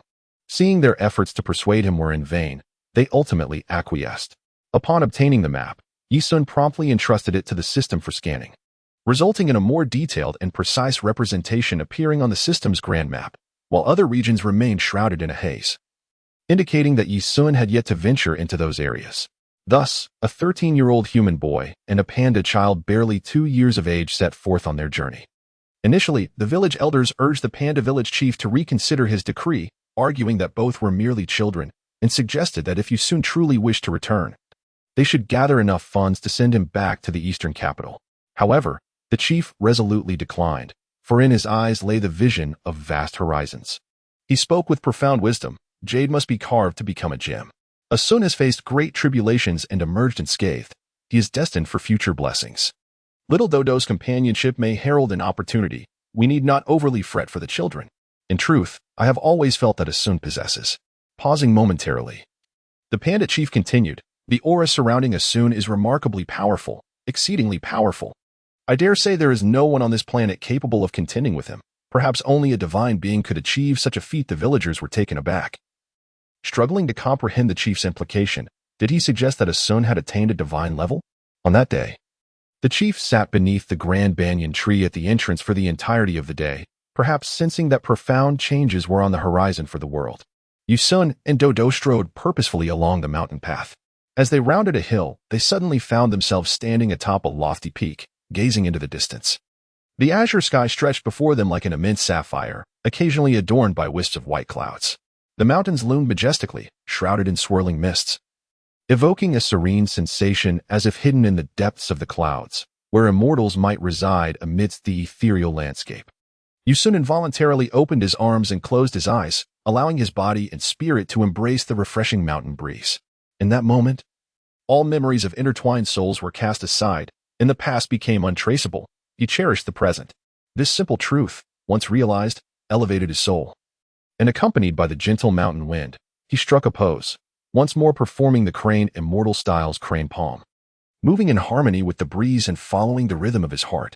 Standing beside him, Dodo watched Yi-sun's martial display and, for reasons unknown, was enveloped by an illusion of cranes dancing. It was only after rubbing his eyes vigorously that he discerned the solitary figure practicing martial arts. However, Dodo indeed possessed a natural aptitude for combat. Captivated by Yi-sun's emotion-driven movements, he unconsciously began to mimic the forms with his adorably small stature. The sight of one person and one bear dancing together in the mountains was indescribably serene and harmonious. After Yi-sun concluded his practice, he felt invigorated. Having broken a sweat, and his body brimmed with vitality, each cell pulsating with energy. Yet, just as he was about to check his experience points with a compulsive urgency, he suddenly heard a peculiar sound behind him. Curiously, he turned to see an endearingly clumsy little panda waving its short limbs, seemingly attempting to perform the crane palm. An utterly comical sight that evoked laughter. Yi-sun simply squatted beside him, observing Dodo as he continuously emitted sounds of hi-yo, hey-yo, ha. Initially, Yi-sun found it amusing, but after a few moments, he sensed that something was amiss. Could it be that Dodo has completed an entire set of crane fist? Surely not. Yi-sun was momentarily rendered speechless, feeling as though his worldview had been utterly transformed. Could it be that pandas possessed an extraordinary innate talent for martial arts? At that moment, Yi-sun recalled certain elements from the animated film Kung Fu Panda and promptly exclaimed, Dodo, fan the winds like a crane. Upon hearing this, Dodo immediately twisted its petite waist, its paws fluttering gracefully as if performing a crane's dance. In an instant, 2 bursts of energy emitted from its paws, striking a nearby tree trunk with a resounding clap, leaving behind 2 small paw prints. Goodness! Yi-sun's eyes widened in astonishment. Beads of sweat cascading down his forehead, engulfed by an overwhelming sensation akin to having consumed something utterly distasteful. Throughout his life, He had devoted himself to mastering the crane fist, enduring countless mockeries from his fellow disciples of the crane immortal lineage, and had faced reprimands from the crane immortal himself on numerous occasions. Enduring beatings had become a commonplace affair for him. Yet now, a mere 2-year-old panda had effortlessly unleashed a remarkable display of mastery. What a travesty! Dodo, pray tell, have you ever trained in martial arts before? Dodo, seemingly oblivious to the significance of leaving 2 paw prints of energy upon the tree trunk, gazed up with his big, watery eyes. Tilting his head almost at a 90-degree angle towards the now half-squatting Yisun, he replied earnestly, I have not trained before. But I heard from an uncle outside that there are formidable martial artists who can break a tree with a single strike. Good heavens, a prodigious bear indeed. Very well. From this moment forth, I shall teach you the ways of martial arts. However, you must promise me one thing. You shall not be lazy in your training. Do you understand? Upon sensing the seriousness in Yisun's tone, Dodo immediately straightened his posture and rendered a salute, responding, understood. All right then. Let us set forth towards the City of Wind and earn some coin. Thus, the game developer Yisun embarked on an ambitious journey, accompanied by an extraordinary bear. Chapter 10. Cultivation in the forest. Within the forest, 2 figures moved with astonishing speed, deftly leaping over deep pits, circumventing massive boulders, and elegantly gliding across tree trunks. As if skimming the surface of water. Dodo, quicken your pace. At this rate, you shall never become a martial artist. Yisun moved through the dense forest with the grace of a fleeting breeze. While Dodo's aspirations blossomed during the past half-month of training alongside him in the remote mountains, he yearned to become the world's most formidable panda master. Determined to establish a distinctive style of panda martial arts that would reverberate throughout the world. Yet, for now, he remained rather inexperienced. Just a fortnight ago, after mastering the crane palm technique, Dodo unexpectedly produced a remarkable palm imprint, startling Yisun. However, after extensive observation and testing over these past few weeks, Yisun uncovered an even more astonishing revelation. Pandas possess an innate sensitivity to the energies of the universe that far surpasses that of humans, indeed, any species on Earth. To put it plainly, each panda is a natural master of internal energy. While humans must endure rigorous training to harness such energy, for pandas, a moment of enlightenment can lead to instantaneous mastery. Nevertheless, this innate ability has its limitations. Pandas do not grasp martial arts principles any more adeptly than other creatures. Their gentle disposition and aversion to conflict often deter them from pursuing further mastery, even if they are aware of their potential. Dodo, however, was an exception among pandas. He not only relished in acrobatics and agility, but also possessed an unwavering passion for martial arts that rivaled Yisun's. Thus, Yisun resolved to train Dodo, beginning with the fundamental combat techniques. As a panda who had awakened his internal energy, Dodo exhibited remarkable speed, utilizing all 4 limbs to dash, twist, turn, roll, and leap in a fervent chase after Yisun. The past half-month had been a whirlwind of progress. In the treacherous terrain, Dodo's explosiveness and agility had significantly improved, transforming him from a chubby little creature into a swift and nimble being. Brother Yisun, I can hardly keep up. You are too fast, Dodo exclaimed breathlessly. Very well, let us take a moment to rest, Yisun replied. Dodo looked up to see Yisun descending from a tree trunk with astonishing slowness. His body as light as a feather. Dodo's eyes widened in as he marveled. Brother Yi, can you float in the air? Yes, I can. Though I am not yet proficient, soon, I will soar through the skies like a bird. Dodo's admiration was palpable as he exclaimed, I want to learn. Teach me. Teach me. Seeing Dodo's eager demeanor, Yisun replied with a hint of exasperation, You wish to learn to fly before mastering running? Such arrogance. After being reprimanded by Yisun, Dodo felt quite aggrieved. He had been putting in considerable effort, yet he truly struggled to keep pace with Yisun. Dodo could confidently assert that he had made significant progress compared to a fortnight ago. In truth, Yisun was also aware of Dodo's transformation. But he could not allow him to become complacent. A proud panda could be quite a handful, embodying an attitude of superiority, as if proclaiming, I am a panda. What are you? Seizing a moment, he measured Dodo's current 100-meter speed, which had reached around 10 seconds. A clear indication that Dodo's speed surpassed that of most 100-meter athletes, having at least met the qualifying standards for the Olympics. However, he still lagged behind the early training of Sun Wukong under the Turtle Immortal. Observing that Dodo had become too exhausted to continue, Yisun felt a twinge of compassion, recognizing that Dodo was still a little child, not yet 2 years old, and could not be pushed to the brink of exhaustion in his training. As Yi Sun was about to reach the ground, he halted his descent, hovering half a meter above the earth. With a swift motion of his fingers, he summoned a stone from the soil into his grasp. Subsequently, Yi Sun closed his eyes, attuned himself to the surroundings, and, in a flash, hurled the stone with the precision of a sniper bullet.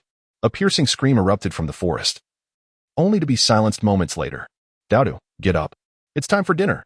Lying sprawled on the ground, Daodu, who was utterly reluctant to move, suddenly sprang up like a fish leaping from water, clapping his hands joyfully, exclaiming, "Dinner time! Dinner time!" He dashed into the woods, and Yi Sun followed suit. Though not quite swiftly enough, as his flying speed was approximately 100 meters in 13 seconds. Upon reaching their quarry, Yi Sun was taken aback to discover that the stone had struck a dinosaur towering about 5 meters high. This was indeed a feast beyond measure. Glancing left and right, and then observing Daodu, who was already drooling, he curiously inquired, "Daodu, do your panda folk enjoy meat as well?" With saliva cascading like a waterfall, Daodu nodded vigorously, affirming, "Grandfather usually allows us to eat meat once every 10 days, but I wish I could have it daily." "Isn't your staple food bamboo?" Yi Sun asked. Daodu, his head filled with questions, earnestly replied, "Bamboo shoots are merely a dish. Our staple is rice. However, bamboo shoots are truly delectable." During the famine in our village, the village chief instructed everyone to eat bamboo shoots, so although our green bamboo village is not affluent, no one has ever gone hungry. Yi Sun nodded slightly. This was only to be expected. The bamboo shoots grow at an astonishing rate, almost to the point of frenzy. After a night of rain, one would awaken to find them having surged in height significantly. Moreover, the village's name, Green Bamboo Village, inherently suggests that while many things may be scarce, bamboo is certainly not among them. With remarkable swiftness, Yi Sun effortlessly severed the 2 legs and tail of the dinosaur with a gas knife. After gathering dry firewood, Dodo skillfully arranged the kindling in accordance with barbecue standards. Yi Sun swiftly erected a barbecue rack, and then skillfully utilized an air knife to slice the dinosaur's thigh meat into neat portions, which he subsequently skewered onto a wooden stick. Dodo, sitting obediently on a nearby stone, salivated at the sight. Everything was ready. They just needed to ignite the fire. "Brother Yi Sun, the matches have become damp and cannot be ignited," Dodo said in a flustered tone, his face filled with remorse. It was due to his slip and subsequent fall into the water that the matches had been compromised. However, Dodo suddenly lifted his head, determination gleaming in his eyes. He was resolute. He could create fire by friction. Yi Sun smiled faintly. This adorable creature was indeed brimming with a sense of responsibility. He closed his eyes, guiding his vital energy through the meridians to the Shaoshang point. Then, with a deft flick of his finger, a small surge of condensed vital energy erupted in a searing heat, instantly igniting the pile of firewood. Remarkable. How was this achieved? Dodo was exceedingly curious about all matters pertaining to martial arts. Yi Sun replied, "Dodo, this is what I have previously explained to you. Qi is the most fundamental energy of the human body. As long as you can compress your true qi to a certain density, it can yield immense energy reactions. Do not underestimate this pile of firewood. Even melting rocks using qi is a trivial matter." Dodo blinked his large eyes, partially comprehending, while Yi Sun refrained from elaborating further. There was no need for excessive explanations for children. They would naturally come to inquire when they reached their own limitations. The training in the mountains persisted for nearly a month, during which the man and the bear seamlessly integrated into the wilderness. They feasted on wild game when hungry, quenched their thirst with dew, and sought shelter in the forest when it rained. When faced with steep peaks, they ascended them barehanded. When confronted with rushing rivers, they swam across. As long as the path remained unchanged, all was well. In truth, Yi Sun was aware that this form of training held little significance in enhancing his combat prowess. However, he yearned to experience the journey of a solitary wanderer akin to Sun Wukong, while simultaneously honing his combat instincts and fortifying his endurance in harsh conditions. Moreover, during their travels, Yi Sun began engaging in sparring sessions with Dodo, where Dodo would unleash his utmost efforts to attack Yi Sun, who merely stood his ground, absorbing each strike. Whenever Dodo exposed a flaw, Yi Sun would swiftly retaliate. Thus, Yi Sun's daily routine transformed into eating, sleeping, and sparring with Dodo.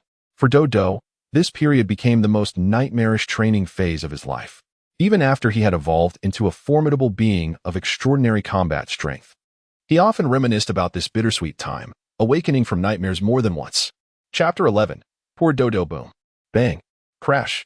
No one was aware that a frenzied pursuit was unfolding deep within the mountains, where a human soaring through the air unleashed a wave of chi in pursuit of an adorable little panda bear. Tears streamed from Dodo's eyes. His small face filled with terror as he rolled and scrambled, desperately fleeing. At that moment, he suddenly sensed a searing presence approaching from behind. Instinctively, he executed a roll, only to have the very spot he had occupied moments before erupt in an explosion. "Ah, brother Yi-sun, spare me.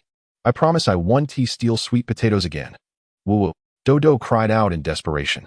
Yet, the figure of Yi-sun in the sky wore a radiant smile, his handsome visage reminiscent of a charming youth from a novel, exuding the warmth of sunlight. However, ding wave. "Ah, divine lord, save me." Upon hearing the words, Dodo instinctively takes flight, as if compelled by an unseen force. Should a hovering camera capture this scene, one would observe an array of craters of varying sizes dotting the landscape.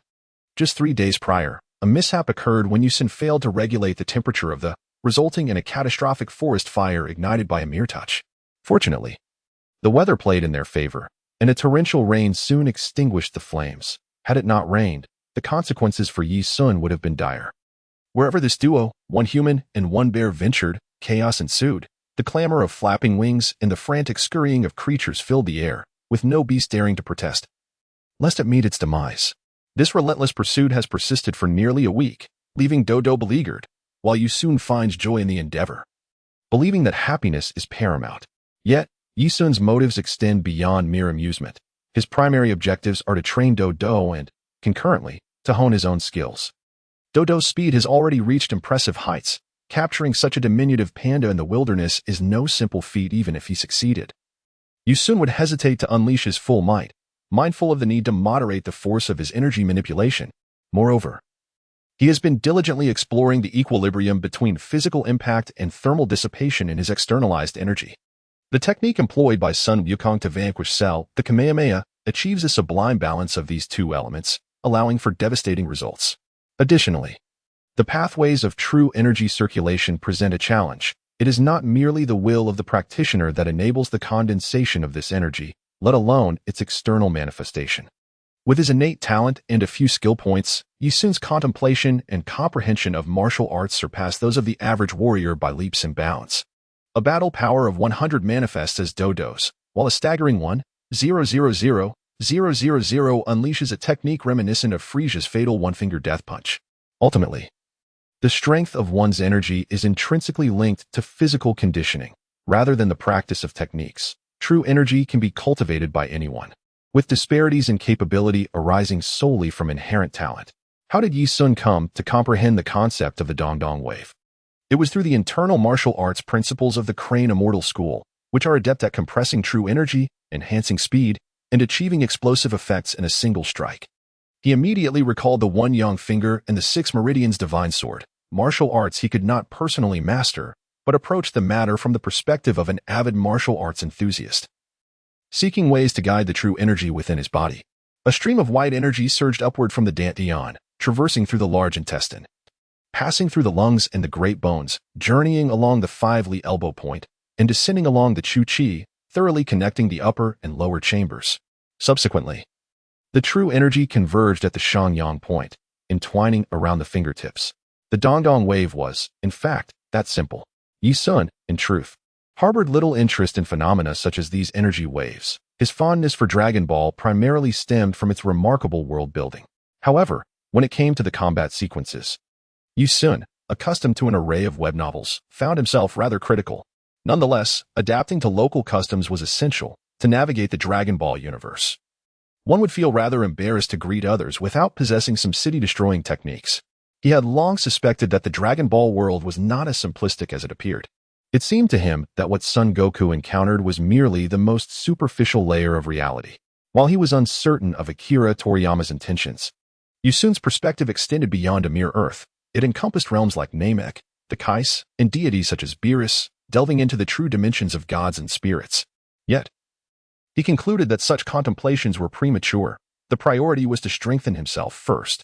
As he pondered, he realized that Dodo had mysteriously vanished. Yi-sun cleared his throat and called out, "Dodo, come out." There was no response. Dodo had been bitten by a snake once and was now wary of ropes. Yi-sun furrowed his brow and called out once more, "Dodo." I shall not strike you again. Please come out. We are nearing the city of winds. Tidy yourself up, and we shall proceed directly to the highway. Yet, silence persisted. Yusun's expression twitched slightly. Could it be that he had truly crossed a line, causing his credibility to diminish to such an extent? Dodo. If you do not emerge soon, I shall no longer grant you mate. Then, a timid voice timidly echoed back. How could this be? Yusun curled his lips. The moment Dodo made a sound, he pinpointed Dodo's location. This was primarily due to Dodo's weak aura. While Yisun's own cultivation was insufficient, rendering his sensitivity to energy far inferior to that of the characters in Dragon Ball Z. Upon finding Dodo, Yusun observed the little one with his head cradled in his arms, burying his small cranium in the earth, presenting his backside to Yisun. Amused yet exasperated, Yisun exclaimed, Dodo, do not hide. I can see you. You are deceiving me. I truly see you. I am not lying, he reassured. Dodo's ears twitched as if the sound of Yisun's voice was indeed near. He lifted his head to gaze at Yisun, whose face was adorned with a gentle smile, causing a shiver to run through him. His eyes brimmed with tears, yet he bravely stifled his fear, brushed the dirt from his body, and stood at attention, gazing earnestly at Yisun. After the dangerous smile of Yisun solidified, Dodo immediately felt a chill run down his spine and took to his heels. Yet, no matter how fervently he flailed his legs, he showed no signs of advancing. Have you run enough? Yisun lifted Dodo effortlessly, observing the little panda as it appeared to run in place. It was only when Dodo realized he was not moving at all that he comprehended he had been hoisted off the ground by Yisun's single hand. I'm not running anymore. You're lying. Lying? That S little flower. Who is little flower? The neighbor Aunt Bear's little dog. Are you kidding? Even a dog is more honest than you. Nonsense. Little flower once stole my steamed bun. Come on, it's just a damn bun. Is it necessary to insult little flower's dignity as a dog? Thus, the peculiar exchange between the boy and the bear continued, spiraling into a quarrel that lasted for half an hour, until Yisun finally deemed himself a fool for engaging in such a futile argument. A day later, the two finally beheld a road leading to the City of Wind, marking a significant pause in Dodo's tragic escape. Chapter 12. The heir of a wealthy family, Yisun and Dodo traversed mountains and valleys, finally arriving at the mountain road leading to the City of Winds. It is noteworthy that from this vantage point, one can behold the splendid panorama of the entire city. Dodo, do you see that? That is the City of Winds. Yisun exclaimed. Dodo, perched upon the guardrail of the road, joyfully shouted, Wow, it's so much larger than our village. So this is where all the other humans reside, in this grand village. Yisun pressed his hand against his forehead, reminiscing about the first time he ventured to the western capital in search of Bulma, where Sun Wukong epitomized the quintessential rural bumpkin arriving in the city. Observing the episode of Dragon Ball, Yisun found himself both amused and exasperated by the way young Wukong appeared, as if he were wandering through a grand garden. Presently, Dodo mirrored that innocence, already brimming with excitement even before entering the city. Then, for reasons unknown, Dodo began to bounce along the highway, ceaselessly frolicking. Watching him, Yisun pondered that little Dodo had likely never traversed such a smooth road in his life, thus his delight was understandable. This thought tugged at Yusun's heartstrings. Despite having relentlessly pursued him with the for days on end, Dodo remained blissfully naive and joyful, as if the unpleasant memories of the had been completely forgotten. La la la la la la. I am a happy little watermelon, unafraid of wind or rain, just wishing to grow up quickly. Dodo dashed about with boundless energy, singing an improvised tune that seemed to reflect his genuine happiness. However, while he chased a butterfly across the road, a sudden roar of an engine and the fierce screeching of tires erupted from around the bend. Yisun was momentarily stunned, exclaiming, Listen to that sound. Could it be drifting? Indeed, as soon as he uttered these words, a striking Pausini wind sun executed a perfect drift, rounding the bend and coming within less than 5 meters of Dodo. Alarmed by the imminent danger, Yisun rushed forward to rescue Dodo, only to witness her perform a flawless aerial flip, narrowly evading what seemed to be an unavoidable catastrophe. Yisun silently marveled at the beauty before him, then took a subtle step to the left, effortlessly evading the oncoming vehicle. The precision with which he timed his movement was a testament to his mastery in martial arts. It was no exaggeration. Yisun could catch a bullet, let alone sidestep a drifting sports car. This scenario was akin to a soccer ball leisurely rolling toward him, allowing him to nonchalantly part his legs and let it pass, requiring no swift reaction, merely instinctive grace. The driver of the Pagani only began to decelerate several meters after speeding past, and Yisun sensed the impending outburst. After all, this predicament was technically Dodo's fault, who would recklessly sprint along the highway. Before the car door even swung open, a head appeared through the window, a young man with dyed hair and pierced ears, emanating an air of arrogance, his expression frivolous, clearly a victim of excess indulgence. As Yu Sun secretly nodded in approval of his skill and physiognomy, the blonde punk erupted with expletives. "What the hell are you doing wandering aimlessly on the highway?" Dodo, feeling genuinely remorseful, replied, "I truly apologize." The punk retorted, "Apologies mean nothing. If you wish to meet your end, just say the word, and I shall drive over you to grant you release." Yu Sun furrowed his brow, for the young man before him exhibited a remarkable lack of decorum. Dodo, wide-eyed, was at a loss as to what the so-called Shamate was ranting about. Just as Yu Sun was about to retort, a woman suddenly emerged from the passenger seat, seemingly dabbing her mouth with a napkin. The scene was quite suggestive.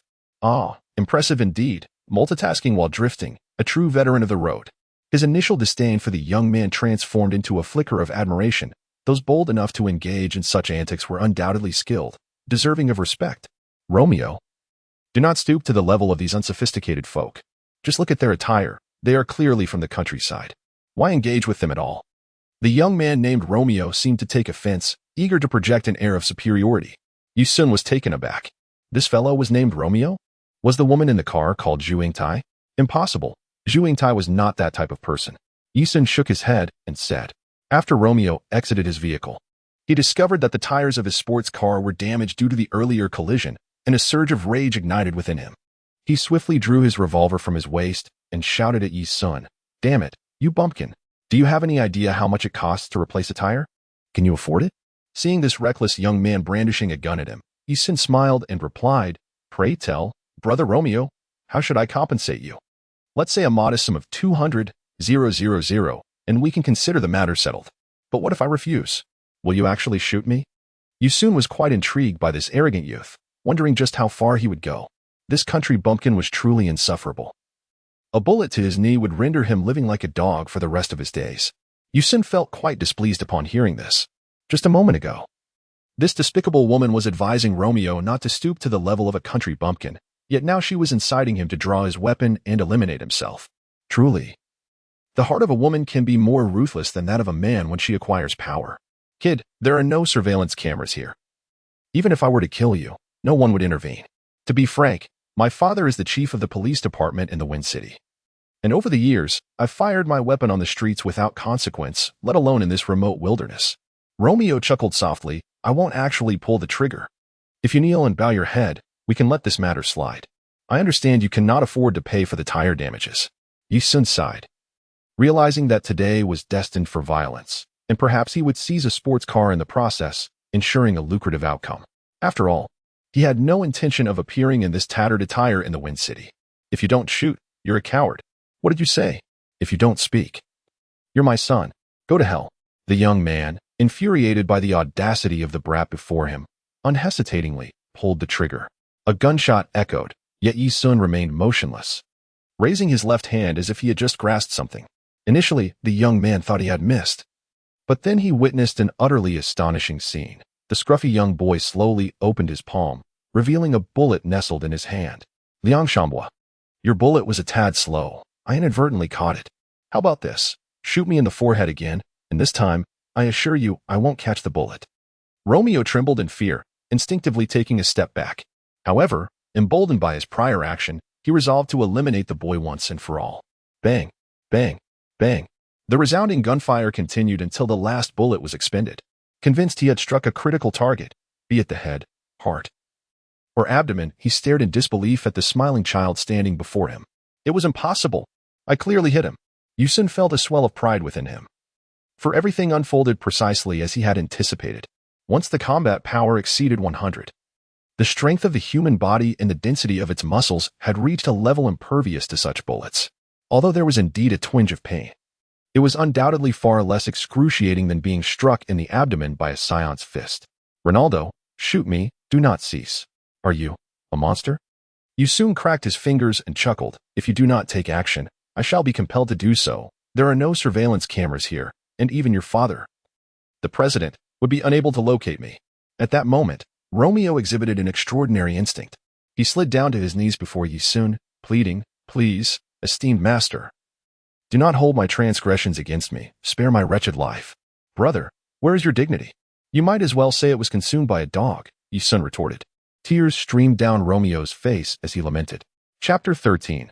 Romeo Ultraman. Upon witnessing Romeo obliterate the pavement, Yi-sun inhaled sharply, feeling an unexpected surge of emotion. Daodu. This is a textbook example of admitting fault. Take notes, and when you find yourself at a disadvantage in battle, emulate this approach. Daodu bit his finger and responded with a muted "Oh." Get up, Yi-sun commanded. Yet the young man shouted defiantly, No. If you do not forgive me, I shall kneel here until I perish.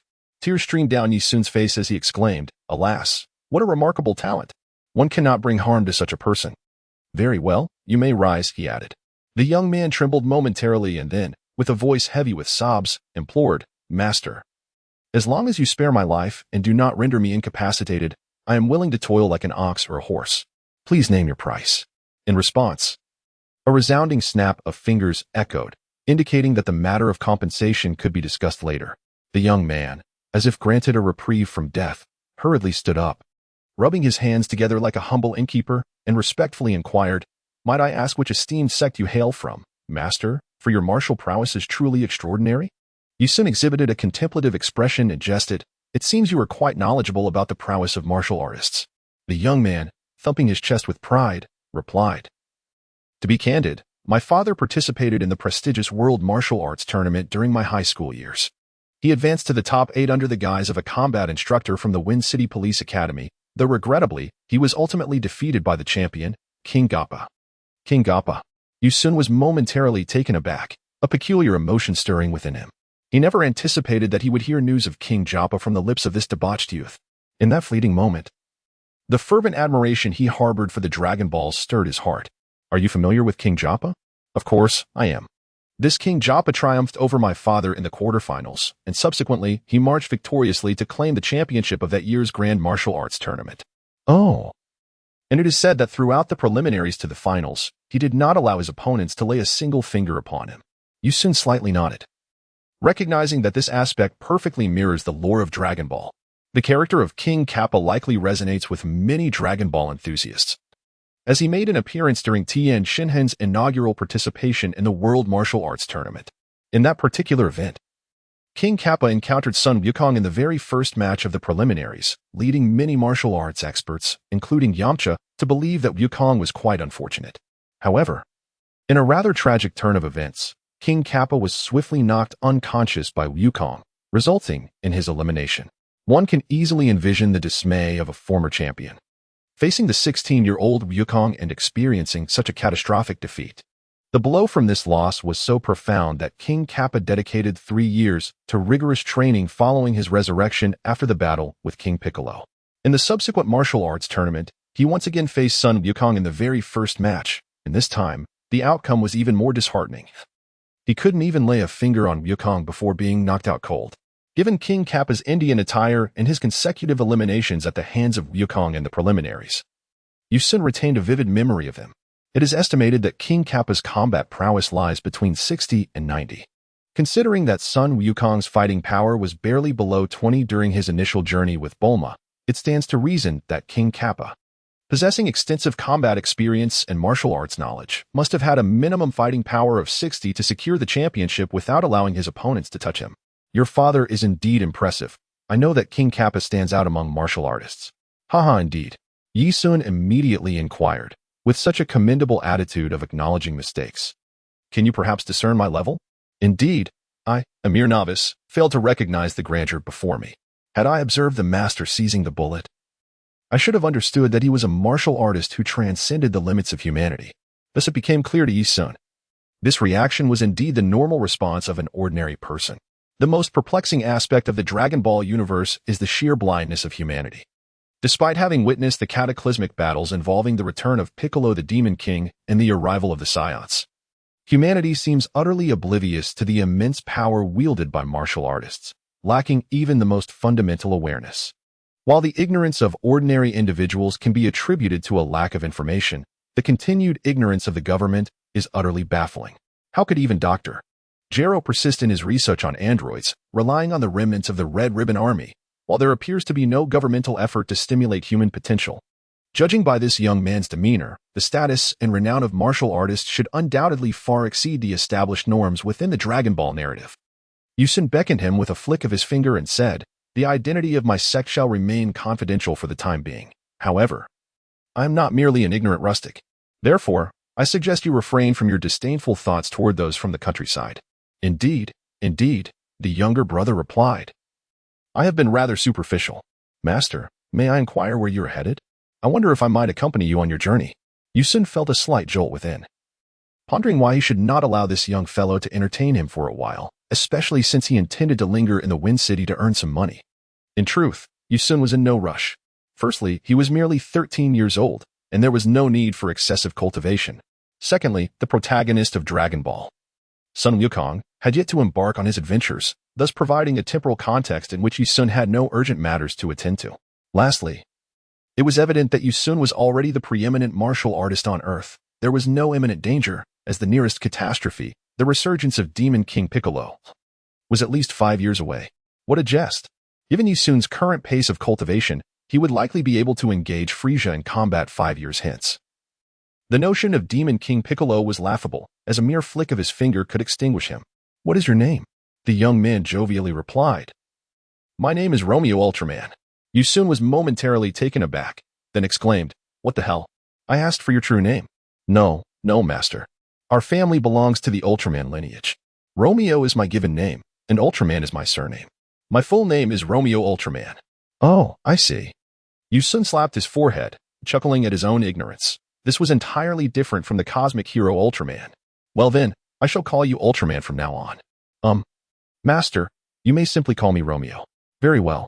By the way, my primary intention for this journey is to return to my hometown in the Eastern City. But I find myself short on funds. I had initially planned to work in the Wind City to earn some money. Now that I have encountered you, it should alleviate many troubles, correct?" Upon hearing this, Romeo promptly stood at attention and earnestly declared, "Master need not worry. As long as you do not mind, you may stay at our home. In the Wind City, with my presence, no one would dare to speak ill of you. That would indeed be a bother."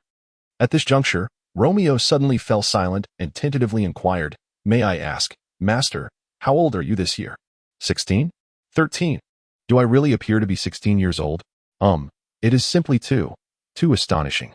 To be able to catch bullets with your bare hands at the age of 13, Master, you are truly a prodigy." Yusun snapped his fingers and gestured towards Dodo, proclaiming, "This is my young brother whom I have brought back from my sect. He shall accompany me." Romeo, in a display of utmost respect, bowed deeply to Dodo and, with impeccable gentlemanly grace, opened the car door. Yusun addressed Dodo, saying, "Dodo, come here. And your elder brother Yusun invites you for a ride." With a face full of curiosity, Dodo scampered over, standing outside the vehicle, peering left and right, his little head brimming with questions. "I have ridden on ox carts and horse-drawn carriages, but what is this?" Amidst his confusion, Dodo playfully scratched the surface of the car with his furry paw, producing a rustling sound that made Yusun sweat profusely, while Romeo wept openly, reflecting that the essence of life is to find joy. Chapter 14. The problematic student Dodo leaned against the car window, his little head completely protruding outwards. As the little panda from the lush green bamboo village was filled with boundless curiosity for the vibrant city. He had never witnessed such towering buildings, such wide roads, or such crowds of people. Observing Dodo's incessant laughter and his calls through the car window, Yusun felt a pang of concern for his safety and cautioned, "Dodo, be careful. If you fall out of the car, your elder brother Yusun won't be able to help you." Startled, Dodo quickly retracted his head and obediently settled back into his seat, silent. Yusun mused that Dodo was indeed a naive and innocent child, and he mustn't cast any shadows over his childhood, otherwise it would be utterly heartless. Yet, Yusun entirely overlooked the harrowing days when Dodo had been relentlessly pursued by him with the holy wave, fleeing desperately in the mountains, crying and searching for a crevice to hide in. Now that was truly madness. The city of Wind City stands at a commendable level of urban development in this nation. It earned the name Wind City as it was the first in the country to utilize wind power for electricity generation, and in honor of this achievement, the entire city was renamed. Nestled on a high plateau, Wind City lies on the windward slope, where the winds are perpetually strong. However, due to the extensive forest cover surrounding Wind City, it is free from the nuisance of dust storms, resulting in exceptionally clean air. Nonetheless, Wind City harbors a significant drawback, Being situated inland limits its economic development. Upon entering Wind City, Romeo instructed that woman to disembark, someone he had encountered at a drinking table, merely a fleeting indulgence. However, his desires remained unfulfilled, and he had nearly been incapacitated by a martial arts master, leaving him with lingering apprehension. "Romeo, let us discuss something," the master said. "Speak, esteemed master," Romeo replied. "I shall not visit your home. If you don't mind, may I borrow your car to spend some money?" "Indeed, it is akin to robbery," Romeo exclaimed, thumping his chest with bravado. "While I cannot assist you in combat or martial arts, providing financial support is exceedingly simple." With that, Romeo produced a credit card and handed it to Yi-sun, stating, "This card allows for an overdraft of 200,000. Feel free to use it. I will replenish the funds from my bank account monthly." "Very well, the recipient is pleased. This does not constitute robbery." Yi-sun would not extend any courtesy towards him.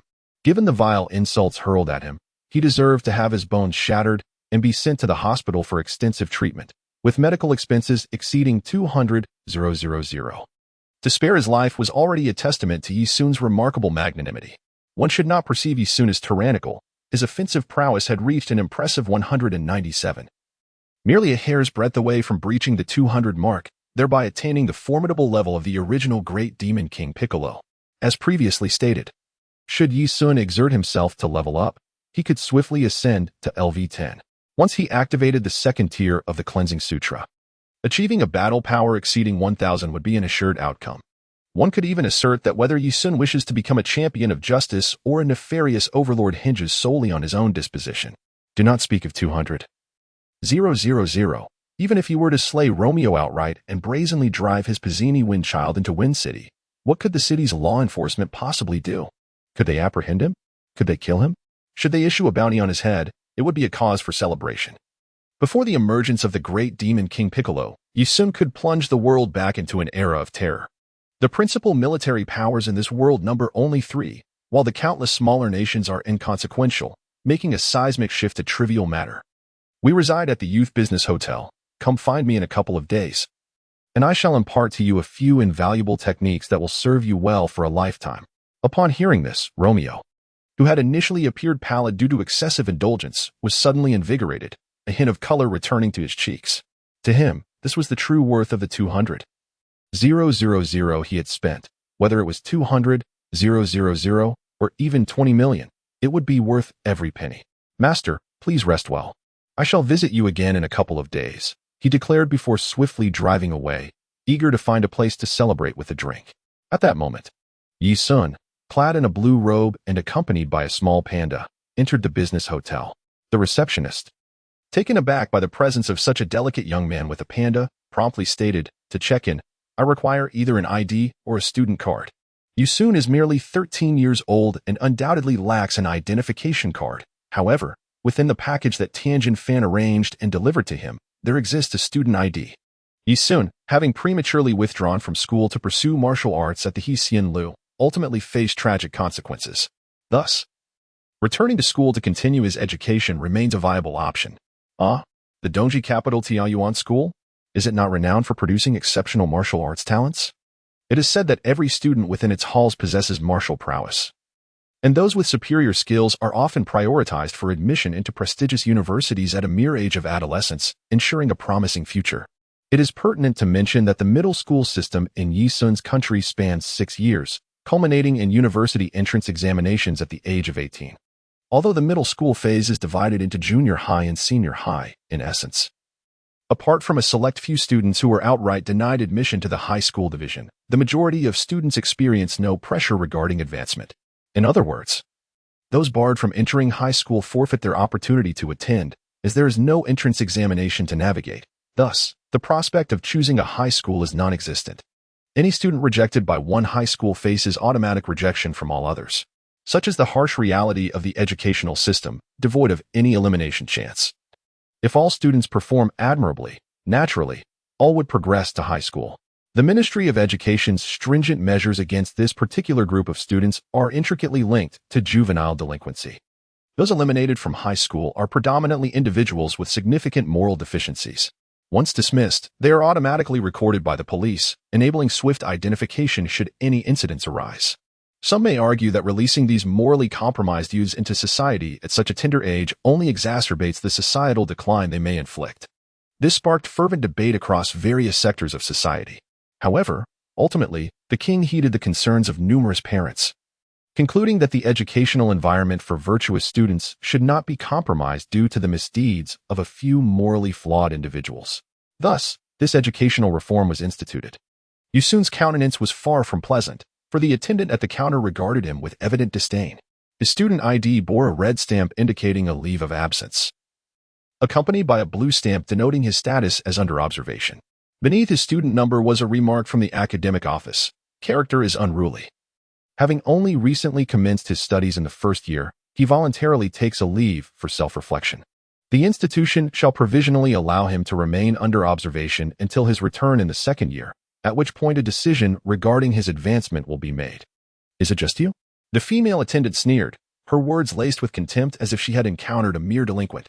Yusun's veins bulged as he bellowed. Are you blind? Can't you see there are two of us? This thunderous roar shattered every pane of glass in the establishment, causing patrons and staff alike to hurriedly cover their ears. The female server, particularly frightened, collapsed onto the floor, her gaze towards Yisun filled with trepidation. As the situation escalated, the hotel's security personnel swiftly surrounded Yisun. The head of the security team approached, taking the student ID from the trembling server. After scrutinizing it for a moment, he disdainfully remarked, I see, a top student from the Tianyuan school in the eastern capital.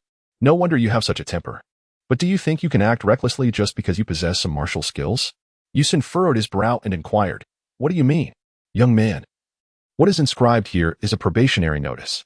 Do you believe that if I merely place a call to the academic affairs office and recount your misdeeds of today, you would still have any chance of returning to high school? Yusun harbored a deep disdain for being threatened. Gazing at the middle-aged man, whose face bore the marks of treachery, Yisun smiled and remarked, Do you believe that if I cannot return to high school, my first act will be to set this hotel ablaze? Upon hearing these words, a chill ran down the spines of those present.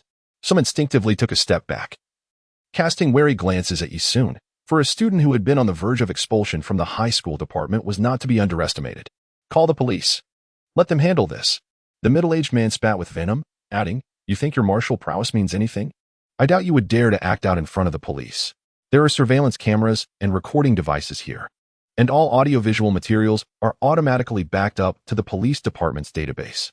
Once the police arrive, you can expect a notice mandating your expulsion from the school. Yisun, unfazed, remarked, I wish to call my lawyer. At the very least, I have that right. Are there lawyers in Wind City? It seems not, yet here I am, the scion of a wealthy family, so let me make this call. Hello, is this Ultraman? Hello? Master? Is that you? It's me. Could you come to the business hotel where I am? I'm on the verge of being executed by the police. You know I abide by the law, and I truly have no desire to resort to violence. There are so many surveillance cameras here, and I genuinely do not wish to trouble your father. However, I can no longer restrain my criminal impulses. Upon hearing this, Romeo felt a chill run down his spine, comprehending Yisun's intent. He immediately exclaimed, Damn it. With me around, who dares to touch you? I'm on my way right now. After hanging up the bulky mobile phone, Romeo executed a reckless 360-degree turn on the main thoroughfare, accelerating in the opposite direction. The traffic police, upon recognizing his license plate, promptly abandoned the pursuit. It would be foolish to chase him, as they would only face reprimand. At that moment, Romeo fervently prayed, Don't joke around, you fools. If that guy resorts to violence, it will be a catastrophic event. If something truly terrible happens in Wind City, my father will undoubtedly report it to the king. If that occurs, I will not let this go. I will set your hotel ablaze and eliminate everyone within. Chapter 15. Forever Free Dodo was oblivious to the events unfolding, yet he noticed the enigmatic smile on Yisun's face, which instinctively sent a shiver down his spine. From his understanding of Yisun, such a seemingly harmless, sunlit smile was a signal that he was about to take action against someone. Brother Yisun, please remain calm, Dodo said, a hint of fear in his voice. As Yisun was contemplating certain matters, he suddenly felt a tug at his collar. Looking down, he noticed Dodo, her face etched with anxiety. With a resigned shrug, Yisun reassured her, Rest assured, I shall not employ the whole wave. However, Dodo was not swayed by his words. Instinctively, she darted towards the exit, convinced that the primary battlefield would undoubtedly be within the confines of the hotel. and that escaping was the prudent course of action. Yi Sun observed Do darting away in a flash, his lips curling in disdain. This little panda truly lacked loyalty. Could he not linger to offer some encouragement? Half an hour had elapsed, yet the police had still not arrived. The hotel security team sensed something amiss. There was no reason for the police to delay. After repeated calls for confirmation, the police merely responded that they were en route. However, given the distance, it should have taken no more than 5 minutes, let alone half an hour. Those with a modicum of intelligence quickly realized they were being suppressed, while others continued to dial the police hotline, effectively tying up the line. What on earth was happening? The head of security discerned the situation's gravity. When he glanced back at Yi Sun, his eyes were filled with trepidation. He was about to inquire whether this matter could be resolved amicably when an exceptionally jarring sound of tires screeching against the pavement pierced the air. Romeo rushed into the hotel lobby, spotting Yi Sun encircled by onlookers. Instinctively, he scanned the surroundings, particularly for any signs of casualties. Once assured of the safety of the area, he approached Yi Sun with utmost respect, asking, "Master, are you unharmed?" "I am well. Though this hotel has shown a lack of respect, provoking my ire," Yi Sun replied. Romeo's brow furrowed as he turned to the head of security, speaking bluntly. "Where is your supervisor?" The security chief recognized Romeo, the notorious scion of wealth and privilege, a figure known throughout the Wind City. Indeed, Romeo had entered and exited this hotel with no fewer than 100 young women. "Mr. Romeo, your presence is a rare honor. Are you here to stay or to dine?" The security chief inquired. "I would rather dine elsewhere. I know this low-tier establishment is only fit for frivolous encounters. To truly stay here would be to diminish my worth. Master Yi Sun is among the finest martial artists in the world, and your establishment should be privileged to host him. Instead, you choose to make things difficult for him. Where is the law in that?" Before anyone could comprehend the situation, Romeo unleashed a torrent of invective, finally revealing why the police had not arrived. They had been unaware that this young man was a friend of the police commissioner's son, a revelation that left them utterly bewildered. It was only when the hotel owner arrived that Romeo ceased his tirade. The owner, a genial and rotund man, inquired with concern and, after scrutinizing Yi Sun's student ID, cast a stern gaze at the female receptionist. As a seasoned veteran of the industry, the owner understood that the mistreatment of this student had provoked the ensuing chaos. Quickly, he reviewed the surveillance footage. The screen revealed Yi Sun's furious rebuke, resulting in shattered glass throughout the hotel. After thoroughly assessing the situation, he noted the deference with which the entitled heir treated Yi Sun, leading him to deduce that this young man was indeed a formidable martial artist of considerable skill. He then pulled Romeo aside and whispered, "Romeo, be honest with me, where did you find this young man?" Although Romeo is flamboyant and frivolous, he is by no means a fool. He is acutely aware of the appropriate demeanor to adopt in the presence of others. This particular proprietor oversees an extensive chain of hotels, known as youth hotels, which can be found in nearly every city across the nation. While these establishments may not exude opulence, they serve as quick accommodations for the common folk, emphasizing rapid consumption.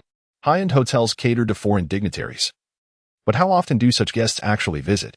To be candid, on the highway, and then, I managed to catch my bullet with my palm. Initially, I thought I had merely missed my target. It was only after each shot struck his body that he appeared unfazed. Believe me, my survival is nothing short of miraculous. Had I not trained in Iron Head technique? Iron Head technique? Ah, I meant to say that he is young, with a lesser inclination for violence. If he were an adult of similar strength, my head would have surely been severed from my body. The corpulent proprietor gasped in disbelief, after decades in the business. He was well versed in the existence of exceptional martial artists who could condition their bodies to be as resilient as iron, while their reflexes far exceed those of ordinary individuals. The ability to catch bullets with bare hands is not an extraordinary secret. Recognizing the young man's prodigious talent, he resolved to forge a connection.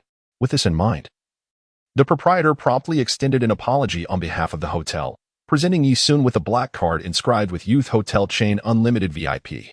This revelation astonished even Romeo, as it implied that wherever Yi Sun might travel, as long as there was a youth hotel, all his expenses and accommodations would be entirely complimentary, permanently, until the end of his days. The onlookers were equally awestruck by the proprietor's generosity. This gesture was tantamount to a profound submission to Yi Sun. Remarkably, Yi Sun himself was taken aback by such treatment, realizing that even if he were to find himself destitute and homeless in the future, he could always seek refuge in a youth hotel. That evening, the rotund proprietor hosted a lavish banquet in Yi Sun's honor, while Dodo unabashedly indulged in the feast. What was poised to erupt into a chaotic spectacle transformed into a personal celebration for Yi Sun, leading Romeo to cancel the previously planned welcoming festivities. Yi Sun had initially intended to remain in Wind City for 2 months, during which he planned to devise a means of earning some money. The affluent businessman offered to sponsor Yi Sun with a sum of 1 million, but Yi Sun declined without hesitation. The VIP card was a gesture of atonement. But he saw no justification in accepting the monetary gift. He was not one to allow himself to be swayed by such temptations. Thus, after settling into the youth hotel, Yi Sun contemplated his next move, aspiring to elevate his level to LV10. However, the techniques of the Crane Immortal School had ceased to yield significant experience points. It seemed prudent to seek out some tasks to undertake. The subsequent objective, Level 10, Chapter 16, Urban Reckless Riders. After residing in the youth chain hotel for approximately 3 days, Yi Sun began to formulate his task plan. Having perused the comic, he was aware that Bulma would soon embark on her quest for the Dragon Balls following the conclusion of this holiday, marking the official onset of the primary narrative arc of the Dragon Ball manga. By that time, Yi Sun too would take action. With a singular goal in mind, to acquire the Dragon Balls and summon the Eternal Dragon to make a wish. Ordinary tasks would undoubtedly prove insufficient for experience enhancement. He required more substantial undertakings. In the dead of night, Yi Sun donned the black canvas shoes he had purchased, paired with blue denim capri pants and a rather stylish black hooded jacket. He then adorned himself with a black mask acquired from the shop. Casting a glance at Dodo in the adjacent bed, who was incessantly kicking the covers, and shook his head slightly, Yi Sun understood that pandas, with their thick fur, naturally had an aversion to blankets. Thus, he provided a thin fleece blanket and adjusted the air conditioning to a cooler setting. Having previously watched Panda TV, he was aware that the temperature in the panda enclosure was quite low. Otherwise, during the sweltering summer months, the pandas would find it unbearable, particularly in the muggy climate of Sichuan. Just as Yi Sun was about to open the window and step outside, he heard Dodo lament, "Dodo, I can't eat anymore. I desire strawberry-flavored ice cream." Yi Sun was momentarily taken aback, turning to gaze at Dodo, who was drooling profusely in his sleep. He mused that a true foodie is cultivated from a young age, even dreaming of food without respite.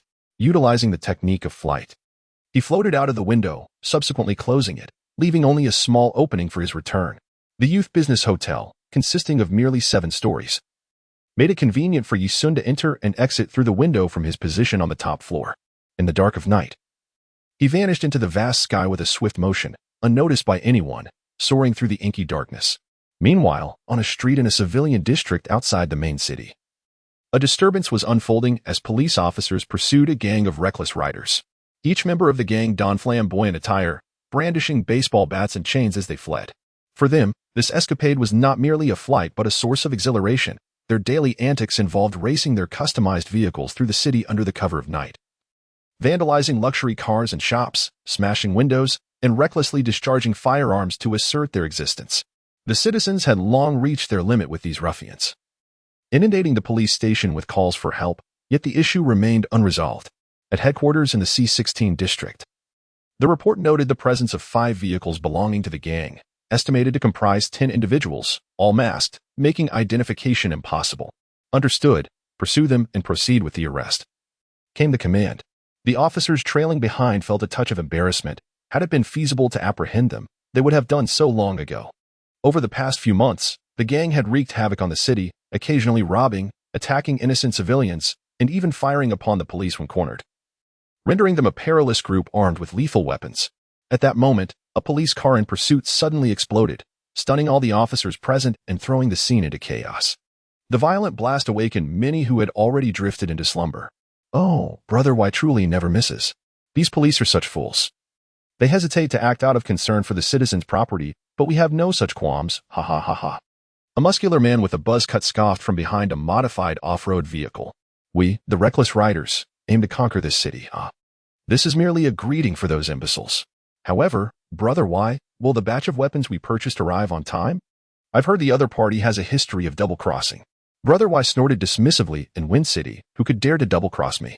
Once fully armed, I doubt they would refuse to deliver." "Brother Y, the police are coming," he shouted excitedly. "Monkey, show them what we're made of." A young man aboard another modified off-road vehicle swiftly mounted a Gatling gun and loaded the belt of ammunition, unhesitatingly pulling the trigger towards the pursuing police officers behind him. A torrent of bullets erupted, forming serpentine flames that engulfed the officers. These unfortunate policemen were initially struck by rocket fire, and before they could recover, they were met with the relentless barrage of the Gatling gun. "Captain, the enemy's firepower is overwhelming. We are currently at a severe disadvantage." The bespectacled police captain, a kindly gentleman, sat nervously in a police car, gripping his communicator as he urged, "Remember, wait for the right moment to fire." Suddenly, static crackled through the device, causing the captain's expression to darken as he repeatedly called out to his officers. Regrettably, they had already come under attack, leaving the captain pale with despair. Reluctantly, he wished to avoid requesting the government's special forces, as that would signify the incompetence of his own police force. Damn it! The marauding gang, observing the police's passive response, erupted in laughter, taunting, "Go back and eat dirt, you foolish cops. This city will eventually belong to us. Long live the marauders. Charge!" In their fervor, the gang members continued to unleash a hail of gunfire upon the surrounding streetlights and vehicles, reveling in their audacity. Upon hearing the sound of the explosion, Yusun promptly soared towards the scene of the incident. His keen eyesight far surpassed that of an ordinary individual, allowing him to immediately discern a group of unconventional vehicles, their occupants brandishing dangerous weapons with an air of bravado. Meanwhile, the police, with their lights flashing, formed an elongated line in pursuit, exuding an imposing presence, yet in reality, they were rendered utterly passive. Yisun observed for less than half a minute before concluding that the police were inept. However, he was contemplating whether to intervene. Ding dong. An E-level mission was detected to thwart the criminal activities of a rampaging gang. Would you like to accept it? Yusun's eyes sparkled with excitement as he realized that the more crowded a place was, the easier it became to acquire tasks. Without hesitation, he accepted the mission. In an instant, he descended swiftly towards the street, aware that the rating and completion of the task were linked to time, compelling him to act with urgency. Yusun's speed in the 100 meters has astonishingly surpassed 3 seconds, a velocity bordering on the insane. When converted, this pace translates to approximately 120 kilometers per hour.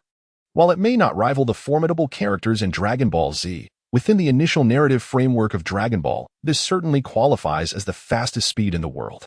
In the darkness of night, Yusun resembles a spectral figure gliding through the streets.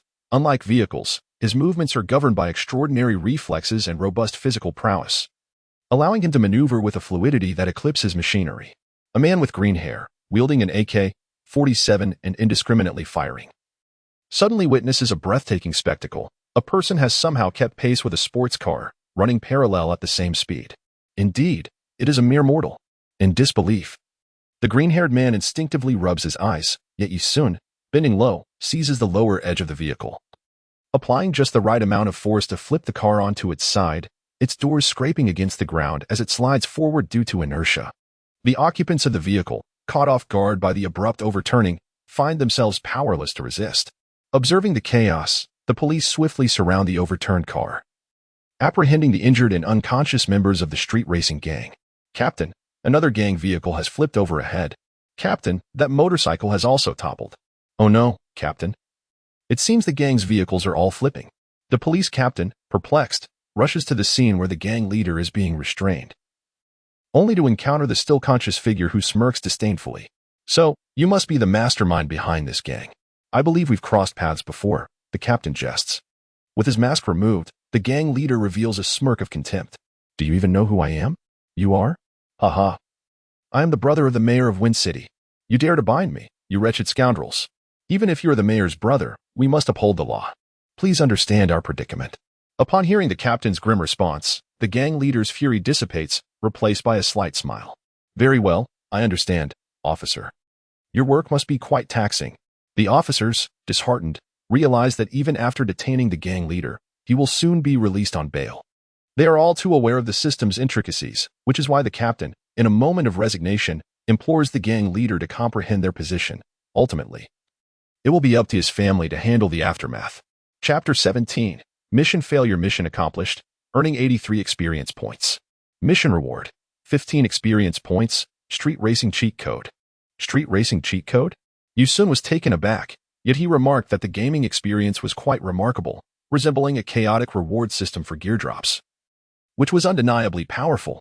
He successfully employed the speed racing cheat. With his eyes closed, Yusun immersed himself in the overwhelming influx of knowledge. instantly grasping various techniques of street racing and vehicle modifications. While it may seem excessive, one cannot deny that these racing secrets possess a certain allure. Driving a Ferrari. Accompanied by the school beauty and drifting freely through the city streets is a dream cherished by every young man. Though it may come off as somewhat pretentious, it undeniably holds a kernel of truth.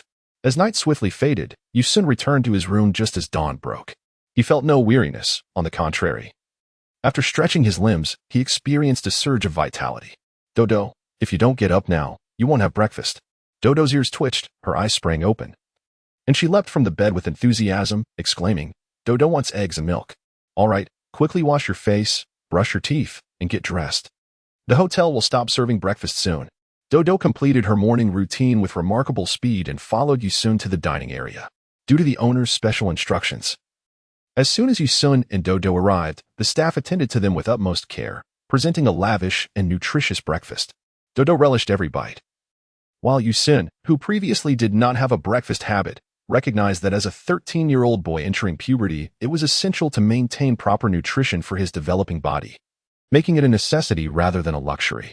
Yusun is now less than 400 experience points away from reaching level 10, and he is poised to upgrade soon. He is resolved to practice meditation during the day and venture out to combat crime at night, as wandering through the city inevitably leads to various tasks. The rationale for not going out during the day is straightforward. There are rarely any meaningful tasks to encounter, and mundane activities like assisting an elderly lady across the street are hardly appealing. Tasks that yield a mere 1 experience point are utterly trivial. Dodo, once we are well fed, let us embark on an adventure. Brother Yusun will treat you to a sundae. Dodo had heard of ice cream but was unfamiliar with what a sundae entailed. However, knowing that Yusun would be treating him, he was assured it would be delightful. Whether riding the bus or hailing a taxi, Dodo exhibited an air of curiosity. Mirroring Yusun's own intrigue, he observed the diverse array of individuals around him, ordinary humans mingling with numerous anthropomorphic beings. These creatures exhibited no differences in their daily lives compared to ordinary humans, fostering a harmonious coexistence and demonstrating admirable qualities of refinement and decorum. Yusun had always found the fantastical realm of Dragon Ball to be utterly unrealistic, reminiscent of a fairy tale. From the perspective of biological evolution, the DNA differences among mammalian species are minimal. However, these subtle genetic variations result in vastly divergent anatomical structures. For a bear to live and work akin to a human, it would require a singular condition. The bear's intelligence must reach the level of humanity, coupled with a moral upbringing that suppresses its primal instincts. No matter how one perceives it, such a notion is but a fool's dream. It is indeed astonishing what monumental evolutionary event could have transpired in the Dragon Ball universe to enable all mammals to assume human forms. Yet, Yusun quickly dismissed his own inquiry, recognizing that only canines and felines among mammals could take on human shapes. He found himself reminiscing about certain scenes from the Dragon Ball animation. If memory served him correctly, the World Martial Arts Tournament featured a karate-clad crocodile man. Yet, crocodiles are not viviparous mammals but rather oviparous reptiles. How peculiar, truly, it is strange. Moreover, Dragon Ball is populated with numerous bizarre creatures, such as the werewolf who harbored a deep-seated hatred for Master Roshi, and the dinosaur-like master whom Son Goku encountered during the quarterfinals of his inaugural tournament. Then there is Pilaf, the series' quintessential antagonist, a being that defies conventional human understanding, neither beast nor alien, but rather a unique human race among Earthlings. This can be understood. Those acquainted with evolutionary biology would recognize that, throughout human evolution, distinct human species branched off, yet ultimately, the lineage that survived became the dominant one on Earth. Soon, the bus arrived at a bustling square, and Yusun hurriedly took Dodo to an ice cream parlor. He ordered a vibrant 5-flavor ice cream for Dodo and casually opted for a sundae for himself, relishing the moment before facing impending cosmic threats. Dodo was elated. Having never tasted such delightful treats or worn such stylish clothing in Green Bamboo Village. After the ice cream shop, they ventured to an amusement park, followed by a hot pot restaurant, enjoying themselves until dusk, when Dodo cheerfully expressed his willingness to return. Ah, how wild children can be. Once engrossed in play, they are impervious to restraint. Yusun reminisced about his own childhood with a tinge of sorrow, pondering how his family would react upon learning of his demise, and whether that proprietor would feel a twinge of guilt. Upon returning to the hotel, Dodo, exhausted from the day's adventures, quickly succumbed to sleep. Noticing that the hour was ripe, Yusun donned his nocturnal attire once more and stealthily slipped out. He soared through the cityscape, relentlessly pursuing tasks. Ding! An F-level mission was received. Save a youth being bullied by delinquent boys. Yu-sun was momentarily taken aback. He quickly followed the crimson arrow indicating the location of the incident and found himself in a dimly lit alley where a group of individuals was tormenting a lone figure. This must be it. He soared above the scene with utmost swiftness, observing the unfolding events with a calm demeanor. The boy being bullied bore the marks of a brutal beating, while the other 7 reveled in raucous laughter. Little Q, drink this bottle of urine. And we promise to let you go home, one among them taunted. The boy, referred to as Little Q, remained silent, his lips sealed. Yet his trembling body betrayed his profound fear of these tormentors. Gathering a modicum of courage, Little Q stammered, I will inform the teacher tomorrow. To this, the ringleader, a delinquent named Jack, erupted into boisterous laughter. What will you tell the teacher? Do you wish for the entire school to know you drank my urine? Ha ha. The other 6 joined in uproarious laughter. However, it was not long before Jack delivered a resounding slap across Little Q's face. The sound echoing even from Yi-sun's elevated position. Indeed, that slap elicited tears from Little Q, who cried out, Jack, why do you always bully me? Jack retorted, who the hell told you to act so arrogant? If you excelled in your studies or possessed good looks, I would not bother with you. But you poor wretch, perform poorly academically, have no friends, and dare to disdain me. Little Q was evidently baffled. How have I wronged you? Jack sneered, this afternoon. As I walked through the corridor of the teaching building, not only did you fail to yield, but you had the audacity to lock eyes with me. How brazen. Little Q protested, I did not disdain you. The corridor is wide enough. You walked on the left, I walked on the right. We did not collide. Collision with your mother. Jack exclaimed, and immediately began to pummel Little Q with fists and kicks, then menacingly commanded, drink this bottle of urine. And I won't trouble you at school anymore. Yi-sun shook his head slightly, choosing not to intervene, as he wished to observe whether this individual named Xiao Q would truly drink. Should he capitulate in the face of intimidation and opt for such degradation, Yi-sun would turn and leave, a coward such as he held no value for redemption. A fleeting thought passed when Xiao Q suddenly cried out, don't even think about it. If you dare, kill me. Otherwise, I will not let you go. You are nothing but a worthless piece of trash destined to never enter high school. Jack, evidently accustomed to his tyrannical reign at school, was immediately consumed by rage upon hearing Xiao Q's scathing retort. He erupted in a fit of fury, shouting, you little bastard, I will end you. Without hesitation, Jack hurled the bottle of urine directly at Xiao Q's face. Then, summoning all his strength, he threw a punch aimed at Xiao Q's temple. Jack's brute force was formidable. With one blow, Xiao Q was left dazed and collapsed to the ground. Nevertheless, he instinctively shielded his head, enduring the brutal kicks from 7 assailants. Yu-sun continued to watch silently, unmoved, as a voice echoed in his mind.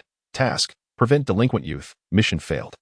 Chapter 18. The police investigation under the brutal assault of Jack and his companions. Xiao Q eventually succumbed and lost consciousness. Upon realizing that Xiao Q lay still, they ceased their actions. One of them remarked, Jack, let us call it quits. It wouldn't be good if we actually killed this kid. However, the moment Jack recalled Xiao Q's earlier mockery, labeling him a problem student unworthy of high school, his fury only intensified. He drew a small knife from his waist and viciously declared, you little brat, I'll sever your tendons and see how you fare then. There are no surveillance cameras here, and this bottle of urine doesn't belong to me. If you report me, I'll deny it all. Heh. Let us see how much your impoverished family can afford in legal fees. The other 6, rather than intervening, incited him further. Go on. Let this trash know what. Ruin him. Let him live like a maggot for the rest of his days. Boss, go for it. Jack indeed acted on his words, but in the next instant, he let out a blood-curdling scream and collapsed to the ground, startling everyone. Upon closer inspection, they discovered that Jack had collapsed, his right hand, which held the knife, completely severed below the elbow, bones, muscles, and tendons torn apart. Jack emitted a wretched howl akin to that of a slaughtered pig. Despite his ruthless nature, he was merely a third-year student, still immature in mind and spirit.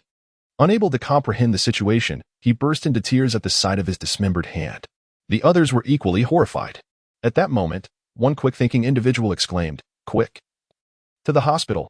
As long as the nerves aren't dead, they can reattach it. Hearing this, Jack grasped at this lifeline, picking up his severed wrist and bolting away. Disregarding the blood pouring from his wound and the circumstances of his injury, he was solely driven by the fear of becoming disabled. The delinquent youth. Showing a semblance of camaraderie, followed Jack towards the hospital, which was conveniently located just across the street. Xiaoqiu remained unconscious on the ground, neglected and alone. Yi Sun's figure descended slowly. The pungent odor of urine emanating from Xiaoqiu made him furrow his brows in distaste. The issue of bullying within the school environment, irrespective of the world, remains a grave concern. He had no doubt that the individual named Jack would indeed dare to sever all of Xiaoqiu's tendons, for it was a deed entirely within the realm of possibility. What else could explain the hotel maid's evident disdain towards Yi Sun? In past times, students like Xiaoqiu, who were barred from entering high school, had committed countless reprehensible acts, rendering them akin to pariahs. Why did Yi Sun hold such unwavering conviction? This incarnation of Yi Sun was a notorious delinquent, infamous for his misdeeds within the school. Having only attended for a year, yet already having engaged in several acts that could be classified as criminal. For instance, he nearly killed a classmate, but fortunately fled before others could intervene. Although that classmate later accused him, the absence of surveillance footage allowed Yi Sun to deny the allegations, leading to a lack of formal repercussions, though the teachers certainly documented his transgressions. Another instance occurred during the first semester of junior high when, out of jealousy, he poisoned a classmate's drink before a school assessment, only to be discovered later. The drug test revealed his own drug use, which ultimately became the final straw. Had it not been for the wealth of the Yi family, Yi Sun would have faced expulsion, but instead, he received a probationary sanction. The only reason he was not entirely expelled was his decision to suspend his studies and train at the Crane Immortal School. Due to the esteemed reputation of both the Crane Immortal School and the Turtle Immortal School, the administration chose to suppress any expulsion decision upon learning of Yi Sun's enrollment in a school renowned alongside Master Wu Tian's Turtle Immortal School, advising him to study diligently and reflect on his actions, with the promise of returning to school in the second semester of junior high. When this version of Yi Sun traversed into the past, he couldn't help but feel immense embarrassment upon recalling the memories of his former self. A truly extravagant and wasteful youth. Notably, through Yi Sun's recollections, he discovered that the Yi family was not engaged in legitimate business practices. Their troubles with Tao Bai stemmed from being victims of an internal conflict. Nonetheless, vengeance remained imperative. The fact that his parents were not virtuous individuals and their subsequent murder were two distinct matters. The law would address the failings of his parents, but it was not the place of these scoundrels to enact their own form of retribution. Yi Sun swiftly seized Xiaoqiu and descended into the air, leaving behind a scene that, aside from a pool of blood, appeared untouched by the chaos that had just unfolded. However, some nearby residents, startled by the commotion, ventured downstairs to investigate. Upon discovering the bloodstain, a sense of civic duty compelled them to promptly notify the authorities. Within 10 minutes, a police vehicle arrived at the alley, its siren blaring loudly, drawing the attention of all nearby residents. A young officer, startled by the sight of the blood, quickly observed that it contained fragments of flesh. He hastily collected samples, understanding that the nature of the remains could only be determined through further analysis. This astute young officer meticulously questioned the surrounding residents, gathering valuable leads. His initial instinct pointed towards a gang confrontation, followed by the possibility of a one-sided beating. Alarmed by the prospect of a potential homicide, he recognized the urgency of reporting this incident to headquarters. His reasoning, though seemingly misguided, was grounded in the belief that the blood was indicative of a victim, necessitating careful handling of the situation. Amidst his investigation, he noticed that a nearby utility pole appeared to be leaning, and under the illumination, there seemed to be traces of blood upon it. Approaching with caution, he squinted and quickly deduced that the crack in the pole was a recent occurrence. Using tweezers, he extracted a coin from the fissure, which was also stained with blood. What could this mean? The young officer's expression shifted as a fellow officer, busy contacting headquarters, inquired. "Achi, what have you discovered?" "I'm not certain if this qualifies as a discovery, but I found a coin that seems to have caused the pole to fracture," he replied, placing the coin into a plastic evidence bag. He then joined another officer in cordoning off the area. Recognizing the potential of this being the site of a primary homicide investigation, but the absence of surveillance cameras was a regrettable oversight. That night, the officers busied themselves with the case. The public safety in Wind City had deteriorated over the years, and the dangers associated with police work had gradually escalated. Consequently, the admission standards for the police academy mandated that students be proficient in martial arts, with ongoing training required throughout their tenure. Achi, the young officer in question, had recently graduated and was a martial arts champion within the police community. By around 3 a.m., the blood analysis results were reported. It was indeed human blood, specifically from a young individual. Curiously, the blood on the coin also matched that of a single person, presenting a deeply perplexing scenario. Thus, during the subsequent morning meeting, Achi proposed a remarkably audacious hypothesis. A powerful individual had flicked the coin with their finger, launching it with unprecedented speed and destructive force, effectively severing a person's limbs, likely at the wrists. Chapter 19. A shift in perspective. When Achi's hypothesis was presented, the police captain, who had previously been responsible for apprehending the rogue gang, curiously inquired, "Achi, why the wrist?" Firstly, if the blow had struck the head, it would undoubtedly have penetrated the skull, and the coin would have been stained with brain matter, yet the biological department failed to identify such a substance. Secondly, should the impact have occurred at the chest, the anticipated volume of blood loss would have been significantly greater given the destructive force. Lastly, the exclusion of the legs was due to the position of the crack in the utility pole. Had it been the legs, the coin would have rebounded off the ground and embedded itself into the pole, resulting in a sharp-angled fracture from the bottom upwards. The officers nodded in agreement, acknowledging the sound reasoning of his deductions. The police captain adjusted his glasses, his expression laden with confusion as he remarked, "Thus, the person who threw the coin must have been standing parallel. However, without surveillance footage, eyewitnesses, or a report of the incident, we find ourselves utterly perplexed. Could this merely be a case of ordinary brawling that escalated out of control, after which the participants dispersed?" Upon hearing this, a sense of uncertainty washed over the group. The determined young Achi resolutely countered, "No, we actually possess some clues. Firstly, the severed limb is absent, leading us to two possibilities. The first, the severed limb belongs to the victim. The assailant, after breaking the victim's wrist, took both the body and the wrist away. The second, the severed limb does not belong to the victim. I refrain from asserting that the severed limb is that of the assailant because I am uncertain about the true events that transpired in the alley. For now, let us consider it as belonging to a different group, regardless of which group it pertains to, as long as it is not an extreme case of body disposal. The individual with the severed wrist should instinctively seek medical attention." Upon this declaration, the eyes of the assembly brightened instantly, and someone exclaimed, "Indeed. Let us quickly investigate the admission reports from Wind City Hospital to see if there were any patients who arrived with severed limbs last night." With this breakthrough, the police sprang into action. However, the captain regarded Achi with a serious expression, mirroring the gravity of the moment. After a brief pause, he spoke.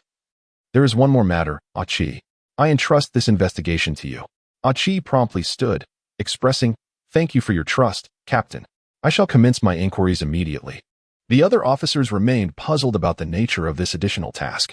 The captain sighed and pondered aloud. What kind of individual possesses the ability to deliver a blow with the precision of a sniper's bullet? Thus, the police present experienced a moment of revelation, and soon one of them inquired whether someone had indeed devised a coin gun, prompting a robust discussion. Yet, unbeknownst to them, the true source of Achi's perplexity lay elsewhere. As a martial arts champion from the police academy, he had long idolized Master Wu Tian, renowned as the god of martial arts. He had previously heard tales of Master Wu's exploits in his youth, one of which claimed that he had shattered a wall with a mere coin. If a person were to possess such formidable prowess as Master Wu, the implications would be terrifying. The officers understood that an individual capable of wielding a coin with such power would not only possess immense strength but also an alarming precision. With such a figure emerging in the Wind City, the potential for a terrorist threat loomed ominously. Having obtained permission to investigate, Sun donned casual attire and embarked on his quest to locate this master. Rewinding to the previous night, after Sun had whisked Xiaoqiu away from the scene, he proceeded to a pool on the outskirts of the city, where he unceremoniously tossed Xiaoqiu into the water. The previously unconscious Xiaoqiu was jolted awake by the shock of water, struggling to emerge from the pool in a daze. Had it not been for the pain coursing through his body, a reminder of the earlier beating, he might have thought he was trapped in a dream. Regaining his senses, Xiaoqiu heard a voice and turned toward the figure clad in a black hoodie. However, the dim light and the individual's masked face obscured his features. Nonetheless, Xiaoqiu inquired, "What happened to the person who attacked me? And who are you? Why am I here? What do you intend to do? So, which question do you truly wish to ask?" Xiaoqiu paused, bewildered. Sun chuckled softly, "The one named Jack. I broke his wrist, and the others took him to the hospital." "Are you saying you saved me?" Xiaoqiu asked, a hint of confusion evident. "Don't get me wrong. I did not save you. If I had truly wanted to save you, you would not be drenched in urine." Xiaoqiu felt a twinge of embarrassment. If you didn't save me, then why did you break Jack's hand and bring me here? I had intended to return home for dinner.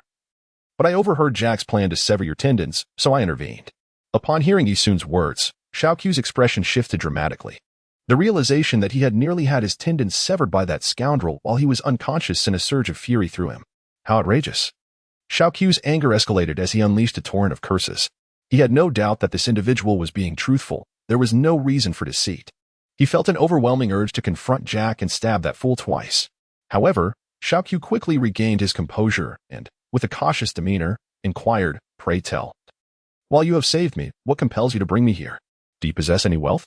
Upon hearing this, Xiaoqi's face darkened considerably. It became evident that the intent was to rob him. After being knocked unconscious by Jack's gang, they likely departed without a second thought. While this person had brought him here with the aim of financial gain. No, it was more likely an abduction, intending to extort money from his family. If he were not a kidnapper, why would he have dressed Xiaoqiu in such a manner reminiscent of a figure cloaked in darkness? Yisun was acutely aware of the young man's thoughts. With a calm demeanor, he stated, "If you have the means, feel free to take a taxi home. I am heading back to rest. If funds are lacking, I can lend you 20 yuan. You may return it to me tomorrow evening when you come back here." What? Xiaoqi's expression faltered, his mind filled with questions. Nevertheless, he replied, "No need for that. I have money." Yisun waved his hand dismissively, expressing uncertainty about the distance to the young man's home. However, he urged him to hurry, warning that after midnight, taxi fares would double. As soon as he finished speaking, Yisun ascended gracefully into the air with a technique that defied gravity, vanishing from Xiaoqi's sight in an instant. Xiaoqi was left utterly astonished, his eyes wide with disbelief as he watched Yisun soar farther into the sky until the figure disappeared completely. He sank to the ground, overwhelmed by the realization. He can fly? He can truly fly? Consumed by this thought, Xiaoqi remained seated, repeatedly questioning the very nature of humanity's capabilities. Was it extraterrestrial intervention? As this notion crossed his mind, he shook his head vigorously, striving to regain his composure. It dawned on him that the extraordinary being's words were likely genuine. A person capable of flight was undoubtedly not an ordinary individual, and there was no need for deception. He mentioned returning to this spot at the same time tomorrow. Tonight had fundamentally altered Xiaoqi's worldview, instilling a sense of skepticism regarding the scientific principles he once held dear. Chapter 20. The school's notable figure in truth. Xiaoqiu possessed less than 15 yuan. He summoned a taxi to take him to a location closer to home, planning to walk the remaining distance.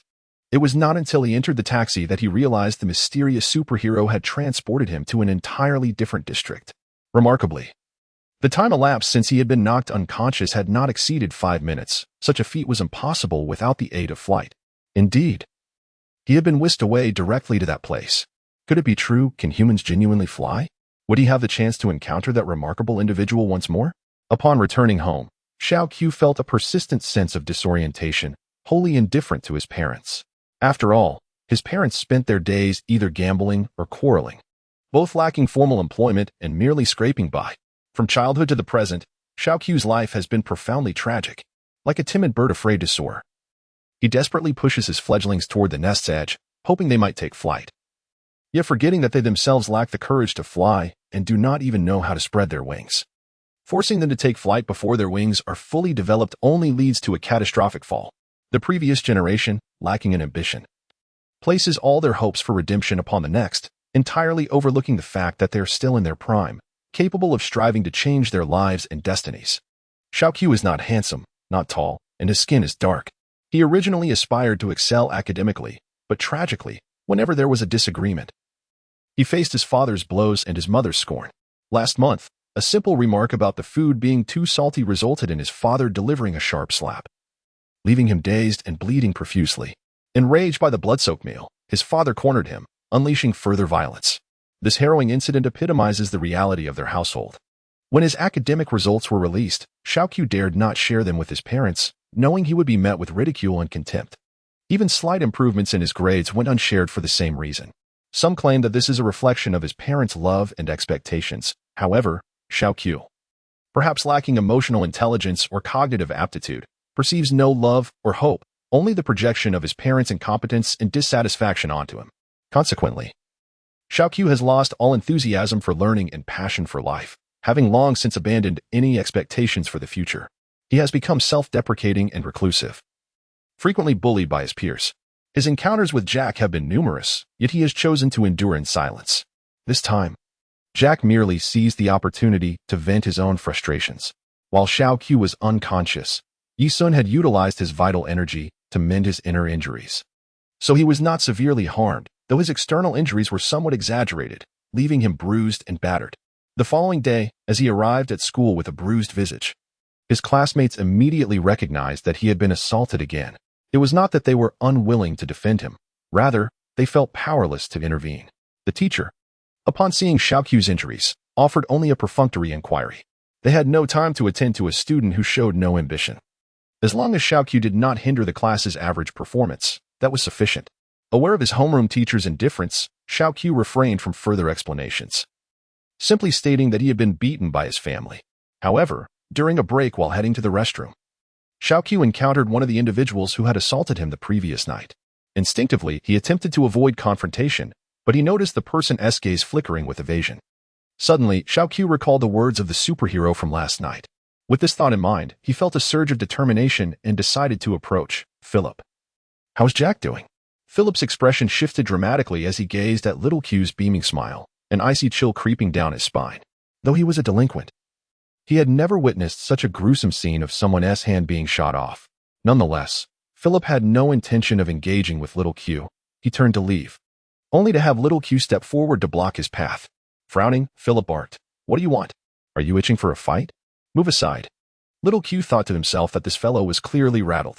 It appeared that the events of the previous night had indeed unfolded as Superman had described. Noticing Philip's evident irritation, little Q chose not to raise his voice but instead asked leisurely, "Has Jack's hand been reattached?"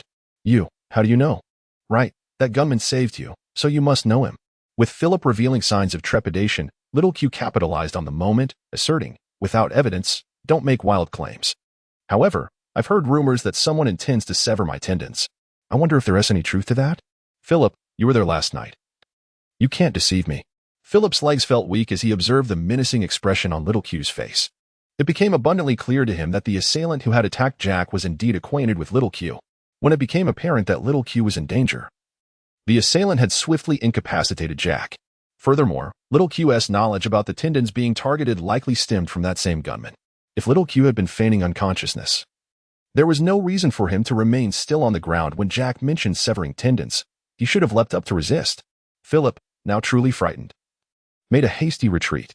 After all, he was merely a school student, unaccustomed to the brutal realities of the outside world. Observing little Q's audacious demeanor, he feared that a reckoning was imminent for all involved. At least his father had one thing right. The bullies at school, though they flaunt their toughness, are nowhere near the true underbelly of society. They are merely a bunch of street thugs, insignificant and ineffectual. The following day, a peculiar rumor began to circulate throughout the school, claiming that Jack had been hospitalized due to an incident in which a hired assassin, allegedly procured by Xiaoqiu, had shot him, resulting in a broken wrist. However, as the rumor spread, it morphed into various exaggerated versions, such as claims that Xiaoqiu had ordered Jack's hand to be severed, that he had personally shot Jack's wrist, and even that he had contracted a hitman to kill Jack. Ultimately, the consensus was that a fierce confrontation had occurred between Jack and Xiaoqiu, leading to Jack sustaining a broken wrist while Xiaoqiu bore the marks of a severe beating. As the tale proliferated, it reached a point where nearly the entire school was aware of Xiaoqiu's supposed involvement in Jack's injury. Many students approached Xiaoqiu to inquire about the truth, but he vehemently denied any wrongdoing. Yet, his sinister grin, coupled with the bruises adorning his face, only served to amplify the impression that he was boasting about his altercation with Jack. This situation escalated to the school's administration, prompting immediate concern. They sought Xiaoqiu for clarification, to which he recounted the events of the previous night, detailing how he had been beaten into unconsciousness by Jack and his associates, even going so far as to mention the humiliation of being doused with urine. The administrators listened with furrowed brows, and Xiaoqiu went as far as to strip off his shirt to display his injuries. The principal and all the faculty members gasped in shock, indicating that Xiaoqiu's account of being brutally assaulted was indeed credible. However, the principal inquired, "Xiaoqiu, what about Jack?" "I am not certain," Xiaoqiu replied. "I heard that after I lost consciousness, an unknown assailant shot Jack and broke his wrist. I was quite astonished myself. Believe me, had I the means to hire a hitman, I would not have been subjected to such humiliation." The teachers nodded in agreement. Such abhorrent acts of forcing someone to drink urine constituted a severe personal affront. Anyone in possession of a firearm would instinctively act in self-defense under such circumstances. The school's administration resolved to address the matter with utmost seriousness, reprimanding Xiaoqiu's homeroom teacher for failing to report the incident while the student bore visible injuries. Even if it were merely a case of familial discipline, the school had the right to intervene and hold parents accountable, especially regarding bullying incidents that persisted beyond the school gates. However, shortly after the second period that afternoon, several police cars arrived at the school entrance. And a group of officers, including a Chi, disembarked, stating their intention to speak with Xiaoqiu. They informed him that an individual had reported him for attempted murder, alleging that he had hired someone to incapacitate another. In the span of a single day, Xiaoqiu had become a figure of considerable intrigue within the school, even drawing the attention of the typically aloof and proud school beauties, who were curious to learn more about this enigmatic individual and how he had garnered such notoriety. Chapter 21. Interrogation. Upon receiving the report, all officers convened an urgent meeting. They meticulously correlated the admission time of the grievously injured patient at the hospital with the timeline of the incident in the alley, alongside the statements made by the reporter. Jack. All elements aligned perfectly, indicating that it was indeed the same event. However, what was peculiar was that the assailant did not appear to be the victim, young Q. Could it be that young Q had indeed contracted someone to inflict harm? Jack and his parents were adamant in their claims. Yet the officers were not naive enough to rely solely on one perspective. The police captain asserted that young Q must have been familiar with the perpetrator and instructed the officers to locate him at school for questioning. Nevertheless, Officer Aki raised his own doubts, suggesting that this matter might not be related to young Q at all, and he speculated that young Q may not even know the assailant. Everyone should recall the incident with the reckless drivers a few days ago, correct? After interrogating those individuals, they all stated that their sudden collective crash was due to a person clad in a black cloak and mask, appearing at an astonishing speed beside their vehicles, causing the overturning, Aki remarked. This revelation left the officers astounded. Possessing the speed to match that of a vehicle and the strength to overturn it made the notion of breaking a wrist with a coin or shattering a utility pole seem entirely plausible. After the captain ordered Aki and his team to question young Q at school, he promptly set off to the police headquarters to report the incident, deeming it imperative that the chief be informed of such a formidable adversary. As the scene shifted, Aki and his colleagues found young Q at school and expressed their desire to inquire about certain matters, to maintain order within the institution. This interrogation was conducted in the principal's office, accompanied by several faculty members as witnesses. Aki began, "Do you know Jack?" "Yes. He was the one who attacked me last night," young Q replied. "Are you aware that he had his wrist broken?" Young Q nodded. "I heard about it from classmates." "Oh, so you learned of it through your peers?" "Indeed, it has spread throughout the school." Aki probed further. "What exactly has been circulating?" "It's said that Jack had his wrist severed," young Q answered candidly. "But don't you find that the content of everyone's chatter pertains to you?" Irritated by the questioning approach of the officers, young Q retorted, "Are you suggesting that I was the one who severed his wrist? Could you elaborate on the events of last night?" Thus, young Q recounted the details he had previously shared with the teachers, emphasizing the incident where he was coerced into drinking urine. The officers frowned deeply. This was indeed outrageous. Upon hearing this, one of the leopard beast officers remarked, "It appears that the methods of friendship exchange among the students at your esteemed school are rather inappropriate." The statement elicited various awkward reactions from the leaders. The leopard-clad officer inquired earnestly, "Little Q, I have 3 questions for you, and I hope you will answer truthfully. After all, Jack has indeed suffered a severed wrist, and it was his parents who reported the incident, specifically accusing you of hiring an assailant, with an additional charge of attempted murder." Upon hearing this, little Q was consumed by a surge of anger. Who exactly has attempted murder? Nevertheless, he managed to suppress his temper, nodding in acknowledgement of his willingness to speak candidly. The first question was, "Did you hire someone to harm him?" Little Q promptly replied, "No, I have no money, and even if I did, I wouldn't have the audacity to do so." The second inquiry followed. "Do you know the perpetrator who caused Jack's injuries?" "I do not." The third question was posed. "After Jack was attacked and taken to the hospital, where did you go?" "I returned home after regaining consciousness." The leopard officer paused momentarily before adding, "I apologize. I was not very precise with my third question. What I meant to ask was, from where did you take a taxi?" Little Q's heart skipped a beat, instinctively realizing that the police must have tracked the taxi he took last night, thus knowing he left the scene of Jack's injury and went to a park in a different district. There was no need to conceal the truth. He could only respond honestly. However, his revelation startled both the officers and the teachers, who were left bewildered upon hearing about the mysterious individual who had vanished on the spot. The police, however, took on a serious demeanor. This corroborated Achi's deductions. An exceptionally formidable individual had arrived in Wind City. Wait a moment, little Q. You mean that superhero just flew away? Yes, he simply flew off. A collective gasp echoed in the room as the police exchanged glances. Achi had heard of a peculiar technique that could enable someone to soar through the air, but the specifics remained unknown. It seemed imperative to consult the director, as this matter pertained to the social order of Wind City and required careful handling. Little Q answered with remarkable fluency. After all, he was not guilty of hiring a killer, and it appeared that Jack was indeed incapacitated, which brought a sense of satisfaction to Little Q, who had suffered great humiliation. He felt no anxiety in the presence of the police. You say that person just flew away? Officer, you have asked this question repeatedly, and yes, he did fly away. Initially, I thought he was performing some sort of trick. But considering I was unconscious and then regained consciousness, unless he truly transported me to that park using his flying abilities, it would have taken at least 20 minutes for a taxi to arrive, even under optimal conditions. Ah Fei, reviewing the notes, pondered thoughtfully before asking, why do you think he took you to the park by the water pool? Perhaps he saw me unconscious on the ground, drenched in urine, and felt pity. So he decided to toss me into the pool to wash me off. The assembled teachers remained silent, and their reasoning was somewhat plausible. The police were skeptical, unable to ascertain whether the two were acquainted, yet they believed that Xiaoqiu was not involved in hiring a hitman. Indeed, as you mentioned. Do you have any means of contacting that expert? No, really none at all. Truly none. After thorough questioning, it became evident that they had exhausted their inquiries. The truth was rather straightforward.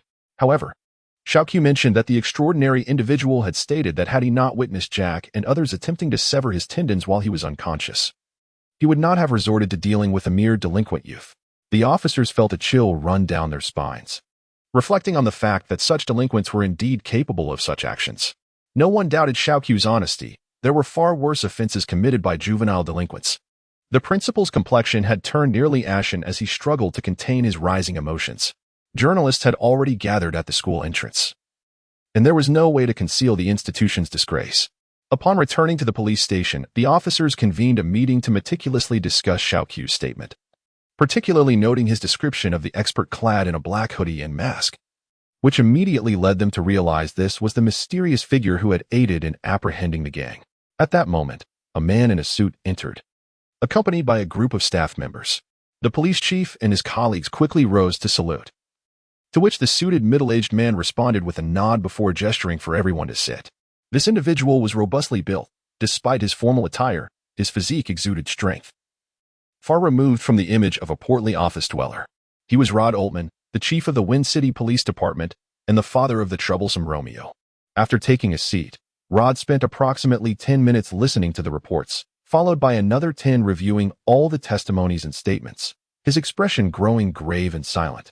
The police chief, puzzled, inquired, "Chief, should we arrest that extraordinary individual?" Rod slowly replied, "Are you all fools? You wish to apprehend such a formidable expert?" "But he did injure a child," the chief countered.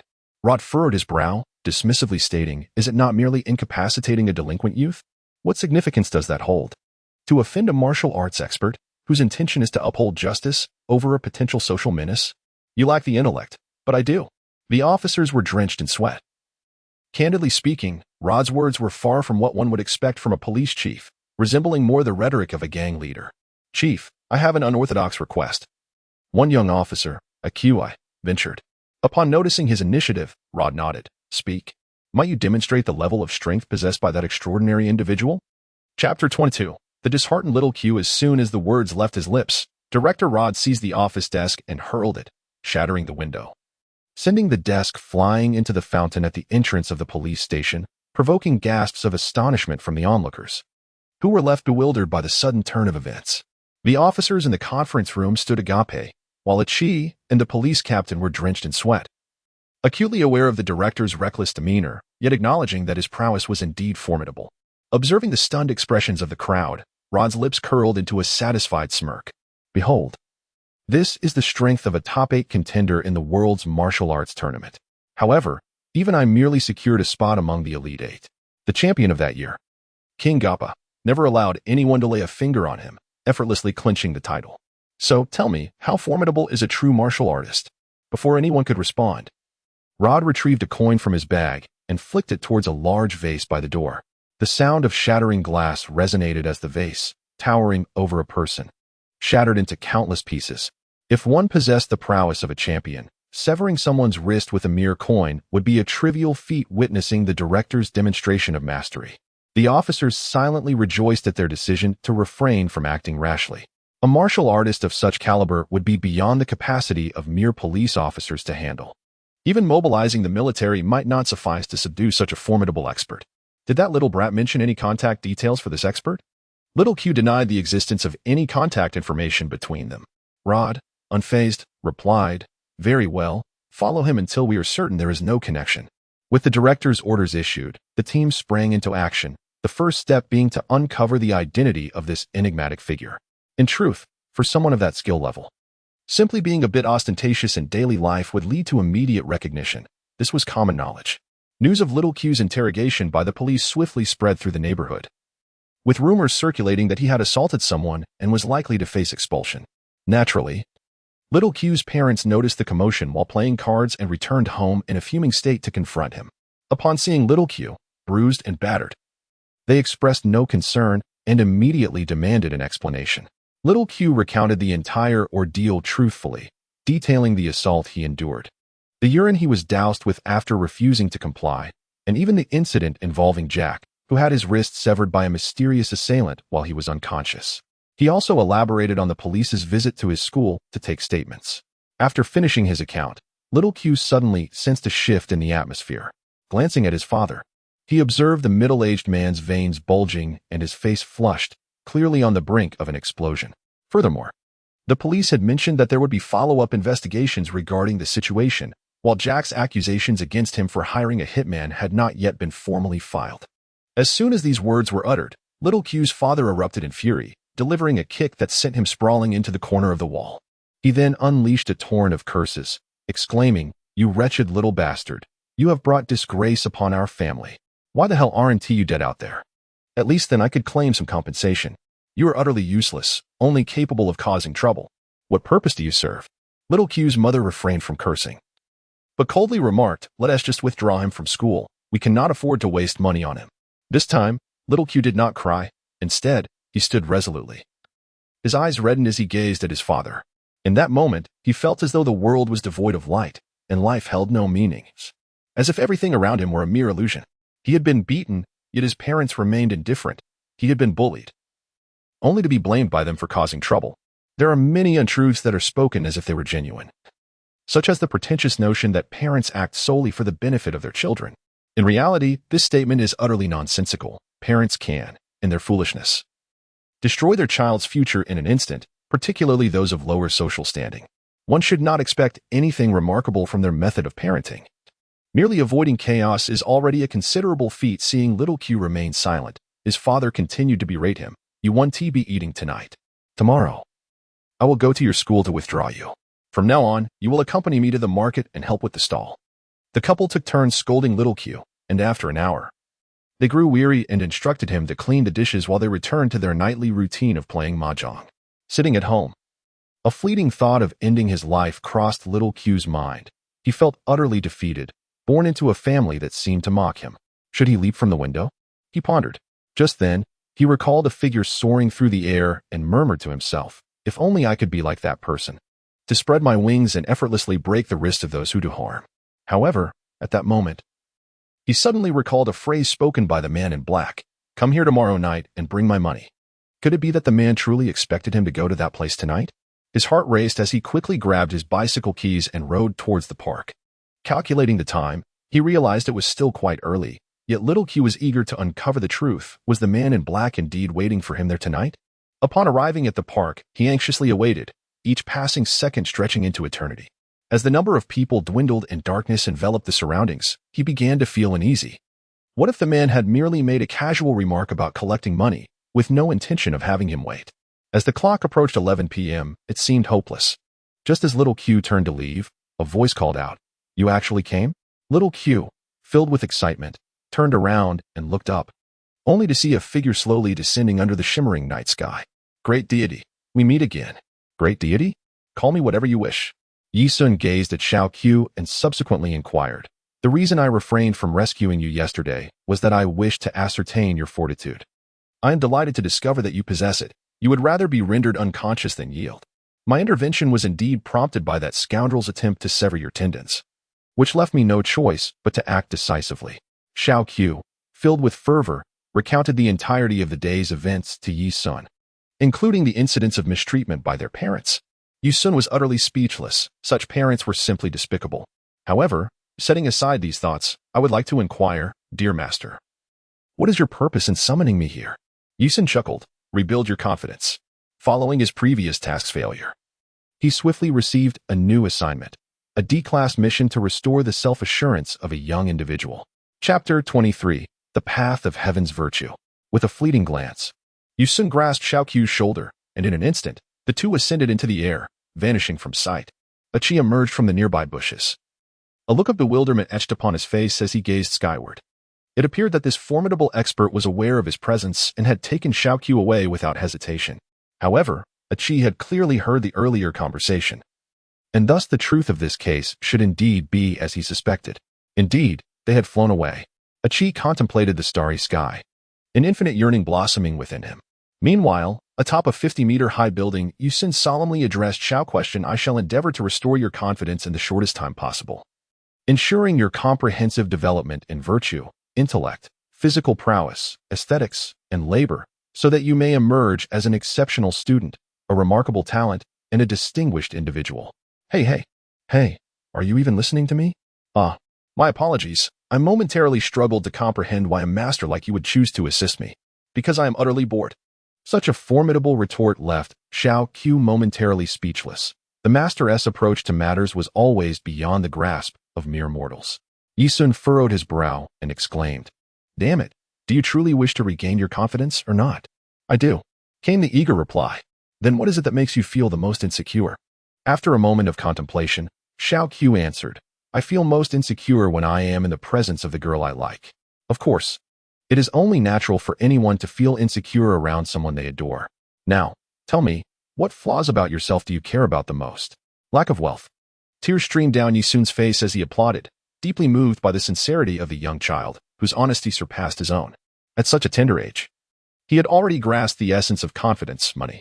The term money is concise, uttered just once. However, even if I were to bestow wealth upon you, you would still harbor a beggar's mentality. Do you not acknowledge this? Little Q nodded in agreement, realizing that even with a fortune of several hundred million, he would remain uncertain about how to spend it. This illustrates the disparity in levels.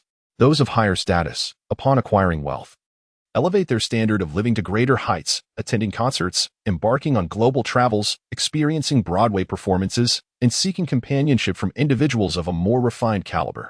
Conversely, those of a lower echelon, upon gaining riches, often become mere nouveau riches, indulging in excesses of food, drink, and gambling.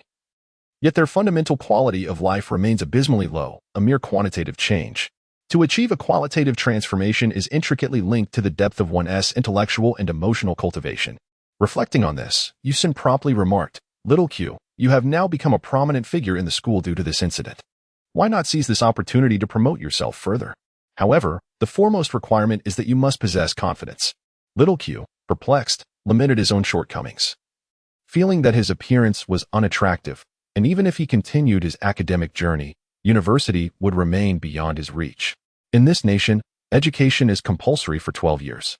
Yet the challenges posed by the college entrance examinations are formidable, with a failure rate of at least 40, and in some years, exceeding 50. What should he do?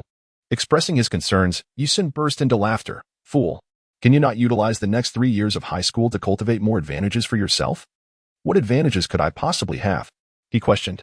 Train in martial arts and become a warrior. Little Q was immediately astonished. That is impossible. The path to becoming a warrior is exceedingly arduous.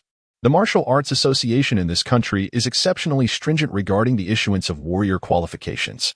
One must demonstrate a punching force of at least 1,600 pounds, complete a 100-meter dash in under 11 seconds, and evade being struck by rubber bullets more than 10 times within 10 seconds. Each of these requirements is a fantastical dream for me. Yu Sun curled his lips in disdain, finding it rather easy to dismiss the situation. However, he refrained from posturing. For there was no purpose in displaying bravado before a novice in martial arts. Having enrolled early, I am now 16 years old in the third year of junior high. Over the past year, my height has stagnated at a mere 161 meters, making me the shortest in the class. My physique has already solidified, rendering any further training hopelessly tardy. Yi Sun was momentarily taken aback. Indeed, it was not without reason that Xiao Qiu felt inferior. With abilities that were lacking and a visage reminiscent of a laborer, he indeed evoked a sense of pity.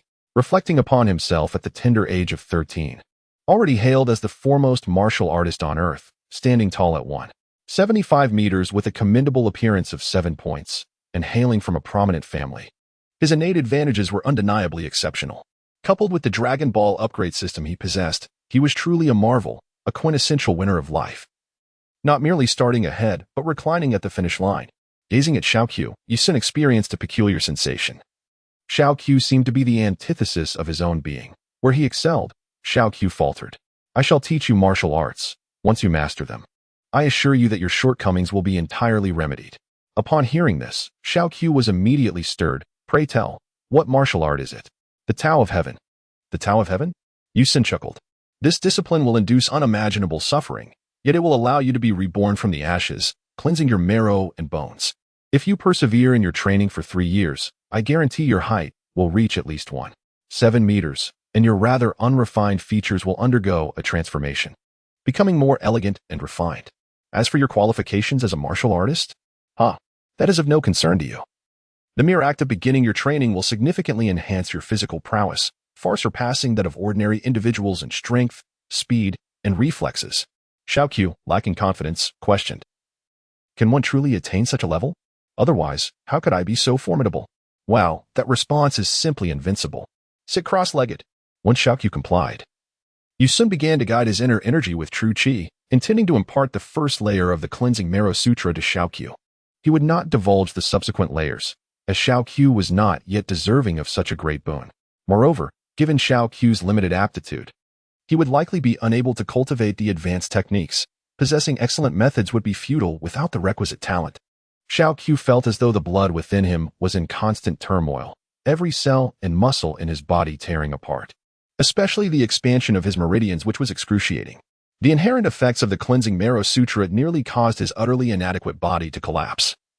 Had it not been for Yi Sun's forceful protection with true qi, Xiao Qiu would have certainly perished from blood loss. When Xiao Qiu regained consciousness, dawn had arrived. Rising to his feet, he noticed Yi Sun standing nearby, and to his dismay, he was enveloped in a foul odor. Fortunately, school was closed that day. Otherwise, how would he have managed to attend? Let us go.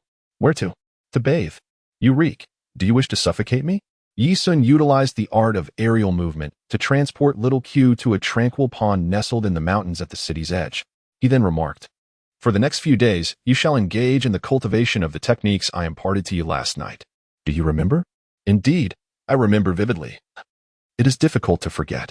My body is persistently enveloped in a subtle pain, as if the techniques from last night are continuously manifesting within me. Precisely. Channel that internal energy with your own consciousness. Do not allow yourself to be idle, for it seems you have little desire to return to that home. The following is not part of the main narrative, but rather a venting of frustrations. Communicate your thoughts respectfully. Do not resort to insults from the outset. The author is undoubtedly aware of what you can conceive, yet a novel is not a mere script dictated by whims. It is a story, one that necessitates a process. Do you presume that reality bends to your desires? Please recognize that the author is crafting this narrative according to their vision. If you find the writing does not align with your expectations, simply refrain from reading. There is no need to label the author as foolish. The author possesses their own outline, and the protagonist's journey, be it one of vengeance or growth, unfolds gradually. Should you be discontented? Consider creating your own author account and write as you please, unrestricted by others. If you believe that as a reader you can cavalierly trample upon the author's efforts. Let me clarify. Without your recommendations, rewards, or financial contributions, the author owes you nothing. Mind your words, if this book does not resonate with you. It is perfectly acceptable to cease reading. Should you find faults, feel free to express your opinions in the comment section. However, those who resort to insults display a lack of decorum and will be permanently silenced. Chapter 24. a binding alliance after meticulously arranging Little Q's training venue. Yi Sun promptly returned to the hotel, where he fortuitously encountered the awakened Dodo anxiously searching for him. Such is the nature of children. When they cannot see an adult, fear envelopes them, instilling a dread of abandonment. However, upon spotting Yi Sun, Dodo quickly reverted to his gluttonous self, insisting on dragging Yi Sun out for a delightful meal. Yielding to the child's persistence, Yi Sun prepared to step outside, only to unexpectedly discover Romeo waiting for him in the lobby. "Ultraman, are you waiting for me?" he inquired. "Master, are you heading out?" Yi Sun nodded and remarked, "Indeed. This little rascal has a voracious appetite, which makes him quite difficult to resist." Romeo appeared hesitant, as if he wished to articulate something. Yi Sun chuckled softly, fully aware that Romeo yearned for him to impart martial skills. However, Yi Sun had no inclination to teach a frivolous Saiyan, deeming it a sheer waste of time.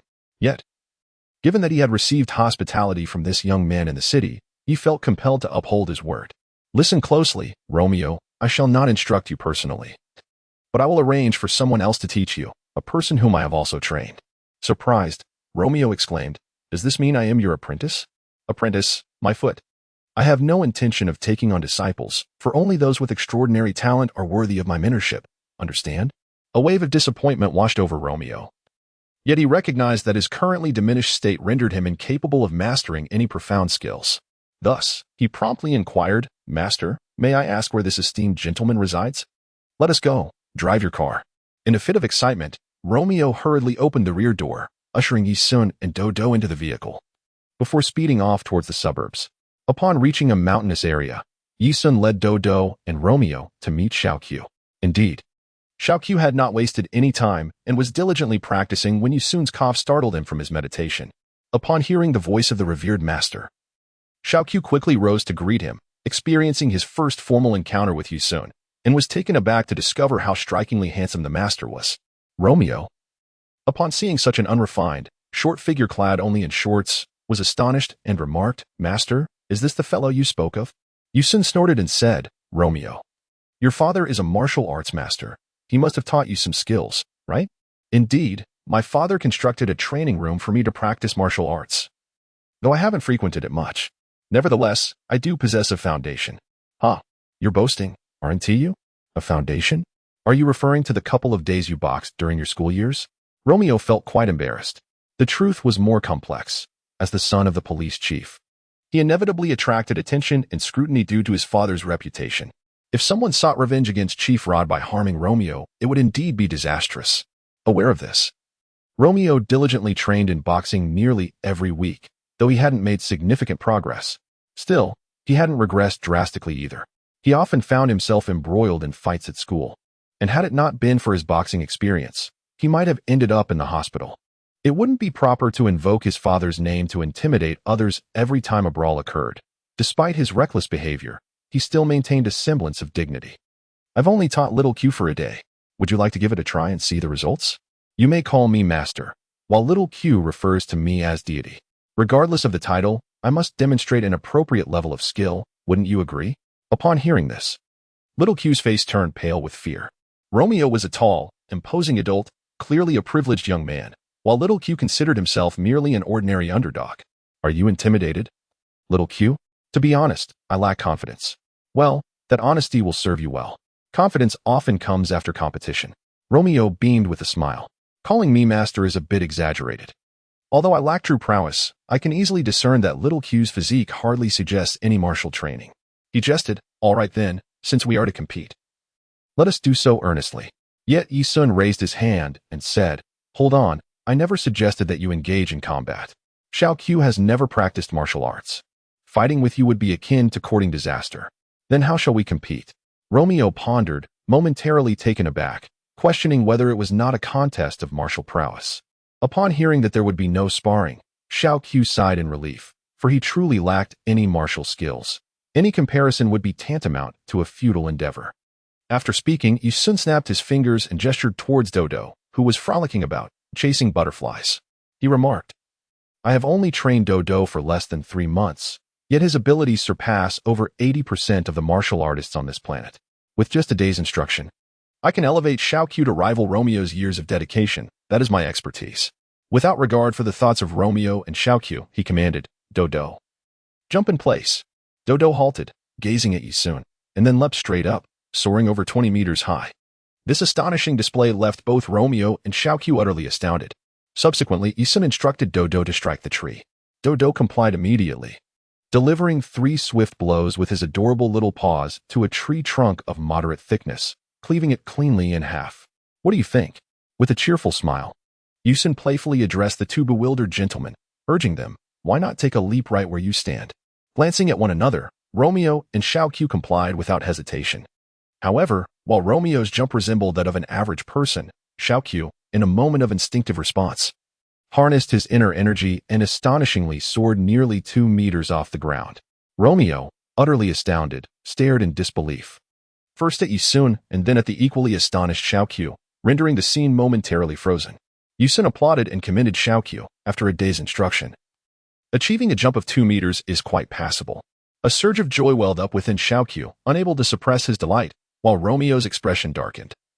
As the son of the police chief, he had trained for over a decade, yet his jumping prowess was outshone by a mere novice. "Romeo, I sense your discontent. Let us test your strength. Instead of arm wrestling, I propose you both throw stones at the same tree and we shall see who excels." Dodo, wearing a displeased expression, tugged at Yi Sun's sleeve, pouting, "Brother Sun, these 2 gentlemen are truly weak. I do not wish to play with them." Yi Sun replied, "Dodo, go catch a large fish. These 2 gentlemen need to consume plenty of meat for their martial training today." Upon receiving the command, Dodo joyfully leapt into the lake, propelling himself like a fish to the center before diving beneath the surface. Before Romeo and Xiaoqiu could react, they witnessed Yi Sun unleash a powerful wave of energy that obliterated a pile of rubble before them. "Is that a ki blast?"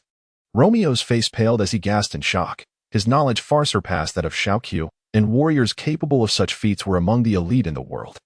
Romeo's admiration for Yi Sun soared to unprecedented heights, his eyes gleaming with awe, while Xiaoqiu remained utterly perplexed by the luminous phenomenon he had just witnessed. Yi Sun smiled and said, "From this day forth, I shall impart the art of Qigong solely to Xiaoqiu, who in turn will instruct Romeo in its application." Given that Romeo is the son of the police chief and possesses some of the finest martial resources in Wind City, I entrust you with the task of teaching Xiaoqiu combat skills. Do the 2 of you comprehend my intent? Romeo cast a glance at Xiaoqiu, initially feeling quite disgruntled. However, upon realizing that he was also to teach this inexperienced novice martial arts techniques, he came to understand that the master had no intention of directly instructing them in martial arts. Instead, he sought to facilitate a mutual learning experience, ensuring that neither party would be at a disadvantage. Such is the wisdom of a master. His methods of training are utterly unique. Yet, an epiphany struck Xiaoqiu. He began to grasp Yi Sun's underlying motive. If Romeo was indeed the son of the police chief, it implied that he belonged to the upper echelons of Wind City society. Could this be the very means by which the master intended to aid him in regaining his confidence? Chapter 25. Rigorous training thus commenced the training journey of Romeo and Xiaoqiu. Following Yi Sun's directives, Romeo reopened his martial arts training facility and handed a card to Xiaoqiu, stating, "Xiaoqiu, you must understand the master's intentions. Despite his youth, he possesses extraordinary prowess. His willingness to inspire us in this manner reflects his benevolence. Henceforth, we shall support one another.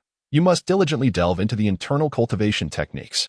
The more you learn, the more I shall learn as well."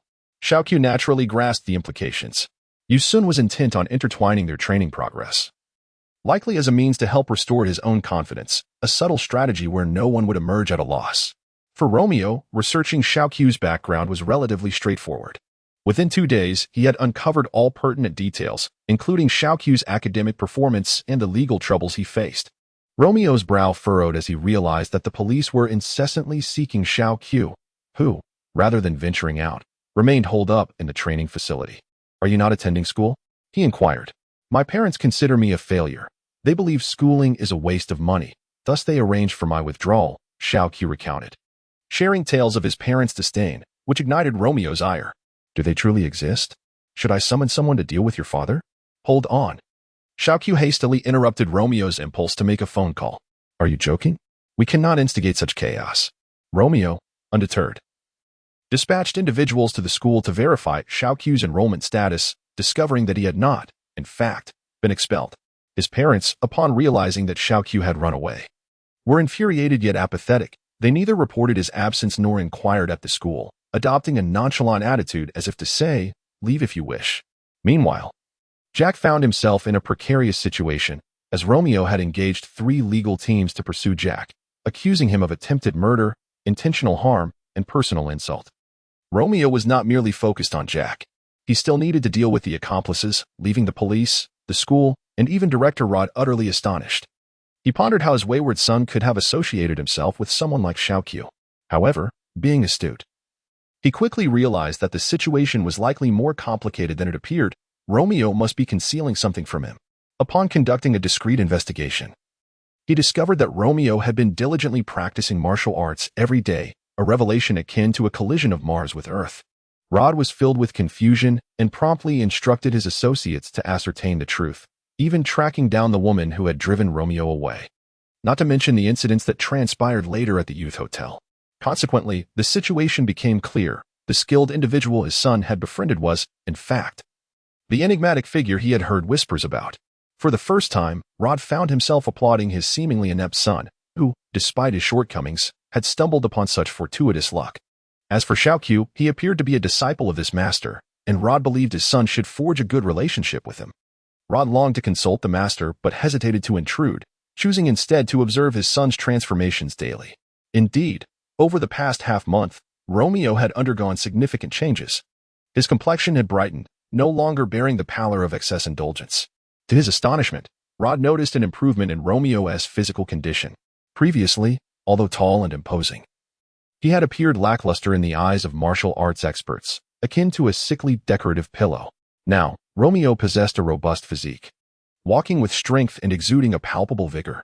Eventually, Jack withdrew his complaint, and Romeo too chose to let it go. However, the school had no intention of letting the delinquent youths off the hook. A notice prohibiting further academic advancement was issued to Jack and his gang. Regardless of their familial connections, none were spared in this incident. While Xiaoqiu returned to school to continue his studies, Romeo confidently pledged to assist Xiaoqiu in covering his high school tuition for 3 years, while simultaneously insisting that Xiaoqiu must not withhold any knowledge imparted by the master, resulting in a mutual agreement. What delighted Xiaoqiu even more was the realization that he had indeed grown taller. After practicing the internal cultivation technique provided by Yisun for a mere month, he had increased his height from 1.62 meters to 1.68 meters, and his skin had transformed from coarse to a healthy, sun-kissed glow. Moreover, due to the effects of the cleansing technique, Xiaoqiu not only experienced a height change, but also developed an aesthetically pleasing physique, not the muscular kind, but rather a naturally graceful contour. Seeing such a remarkable transformation in Xiaoqiu left Romeo profoundly astonished. He finally understood why the master had achieved such prowess at the tender age of 13. It was truly remarkable. With renewed determination, Romeo resolved to seek guidance from Xiaoqiu, committing himself to even more rigorous training. Yisun informed the two individuals that strength training is not synonymous with bodybuilding. Rather, it focuses on explosive power and necessitates vigorous exercise. Consequently, their regimen primarily revolved around striking sandbags, complemented by various apparatus designed to enhance explosive strength. Shortly thereafter, Romeo made a request to Rod for the procurement of equipment aimed at developing explosive power and reflexes. Rod merely smiled slightly and promptly granted approval, ensuring that all training equipment adhered to the standards befitting the nation's martial artists. Yisun actually has 2 tasks. One is to salvage the future of the disheartened youth, Romeo, and the other is to restore the confidence of the self-doubting boy, Xiaoqiu. However, he is quite displeased with Romeo's flamboyant, reckless demeanor, thus opting not to instruct him directly. Instead, he chooses to teach Xiaoqiu, who would then relay the lessons on self-cultivation to Romeo. Aware of this arrangement, Romeo refrains from expressing any grievances. The ensuing events take an intriguing turn. Under the cover of night, Yisun continues his clandestine efforts to combat crime, amassing experience points for his tasks, albeit the rewards are modest and progress to level 10 remains elusive. Yet, a fascinating shift occurs. Xiaoqiu's cultivation advances at an astonishing pace. After breaking through the initial barrier, his progress is remarkable. Initially, Yisun worried that Romeo would become discontented with Xiaoqiu's seemingly sluggish development, but in reality, it is Romeo who cannot keep pace with Xiaoqiu's rapid growth. If one were to examine the progress bar for the first level of the cleansing technique, Xiaoqiu has already cultivated approximately 90 of it. while Romeo struggles to even reach the 20 mark. Given that the difficulty only escalates from here, it is conceivable that by the time Xiao Qiu reaches 100, Romeo might not even touch 50. Master, it seems that Xiao Qiu is not particularly adept at teaching, which is why my cultivation speed is so sluggish. Romeo could no longer contain his frustration. He had initially believed that, given his own insights, he should be the one urging Xiao Qiu to accelerate his training. Yet, the current reality is that Xiao Qiu grows stronger by the day, and Romeo finds himself unable to match his pace. Take, for instance, the equipment in the training room. Whether it be for weight training, speed drills, or reflex training, Xiao Qiu requires both weight and difficulty levels that far surpass Romeo's capabilities. It was only yesterday, after Xiao Qiu delivered a punch that registered an astonishing weight of over 600 pounds, that Romeo awakened to the startling realization of how far behind he had truly fallen. Yi Sun shook his head and said, "Do you think that because you possess a certain imposing stature, you can trample upon others at will? Do not jest. If I were to tell you that even the legendary master Wu Tian of martial arts is merely an inconsequential old lecher, would you believe me?" Romeo fell into a contemplative silence, his heart in turmoil. Deep down, he held disdain for little Q, yet this underdog astonishingly surpassed him in martial prowess. As if caught in a surreal dream, little Q, oblivious to Romeo's inner turmoil, could not comprehend the complexities of adult life. For he had yet to enter high school and lacked the maturity to grasp such matters. His sole concern was the fear of disappointing Romeo through inadequate practice. Thus, he dedicated himself fervently to training, rushing to the practice grounds immediately after school. Although Yisun is merely 13 years old, he possesses the keen insight of a young man from a previous life. He is well aware of the subtle competitive dynamic between Romeo and Xiao Qiu, which is precisely the effect he desires. Do you think Xiao Qiu is formidable? Such a narrow perspective. Both of you are novices. Bean has only turned one this year. Yet his prowess surpasses that of both of you. If you remain unconvinced, I could arrange for Bean to spar with you. Seated upon a stone, Bean clapped his hands and sang a nursery rhyme. Upon hearing Yi Sun's words, he promptly leaped down and scampered over, peering at Romeo and Xiao Qiu with a pout, declaring, "These two older brothers are truly weak. I won't fight them." Romeo was drenched in sweat, Xiao Qiu equally so, their faces betraying the innocence of childhood, which they chose to endure. "Bean, if you defeat these two older brothers, they will treat you to delicious food." "Really?" Bean's eyes sparkled with delight, as if he had just learned of the happiest news in the world. He immediately assumed a fighting stance, ready to engage. The battle commenced forthwith. Romeo and Xiao Qiu had both been instructed in professional police combat techniques by Rod, with their strikes aimed at effectively subduing criminals. However, they underestimated Bean, whose agility resembled that of a fish gliding through water. No matter how fiercely they attacked, they could not land a single blow on him. Exchanging knowing glances, Xiao Qiu and Romeo coordinated their efforts. One delivered a long punch while the other executed a sweeping kick. Their combined assault was effective, however, in a moment of desperation. Bean was compelled to perform a half-turn in mid-air, channeling his internal energy into his left palm, which struck Xiao Qiu's chest with a resounding impact. A scream pierced the air as Xiao Qiu's body was propelled backward as if kicked like a football, leaving Yi Sun astonished. "Enough, Bean. I did not instruct you to use lethal force." Startled by the reprimand, Bean glanced at Xiao Qiu, who lay on the ground, blood spilling from his mouth, and he instantly felt remorse, bursting into tears. Romeo stared at Bean in disbelief, struggling to comprehend how such a light strike could leave Xiao Qiu in such a dire state. Yu Sun swiftly tended to Xiao Qiu's wounds. As his internal energy circulated, the essence cleansing scripture began to activate. This scripture inherently possesses the ability to unlock the body's latent potential and accelerates healing, provided the injuries are not fatal. Recovery is generally attainable.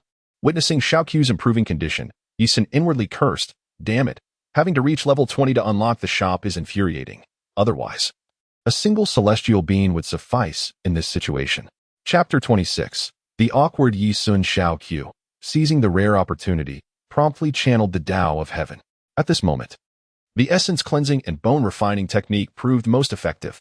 Xiao Qiu sat cross-legged, commencing his practice of the essence cleansing scripture, while Dodo continued to sob uncontrollably.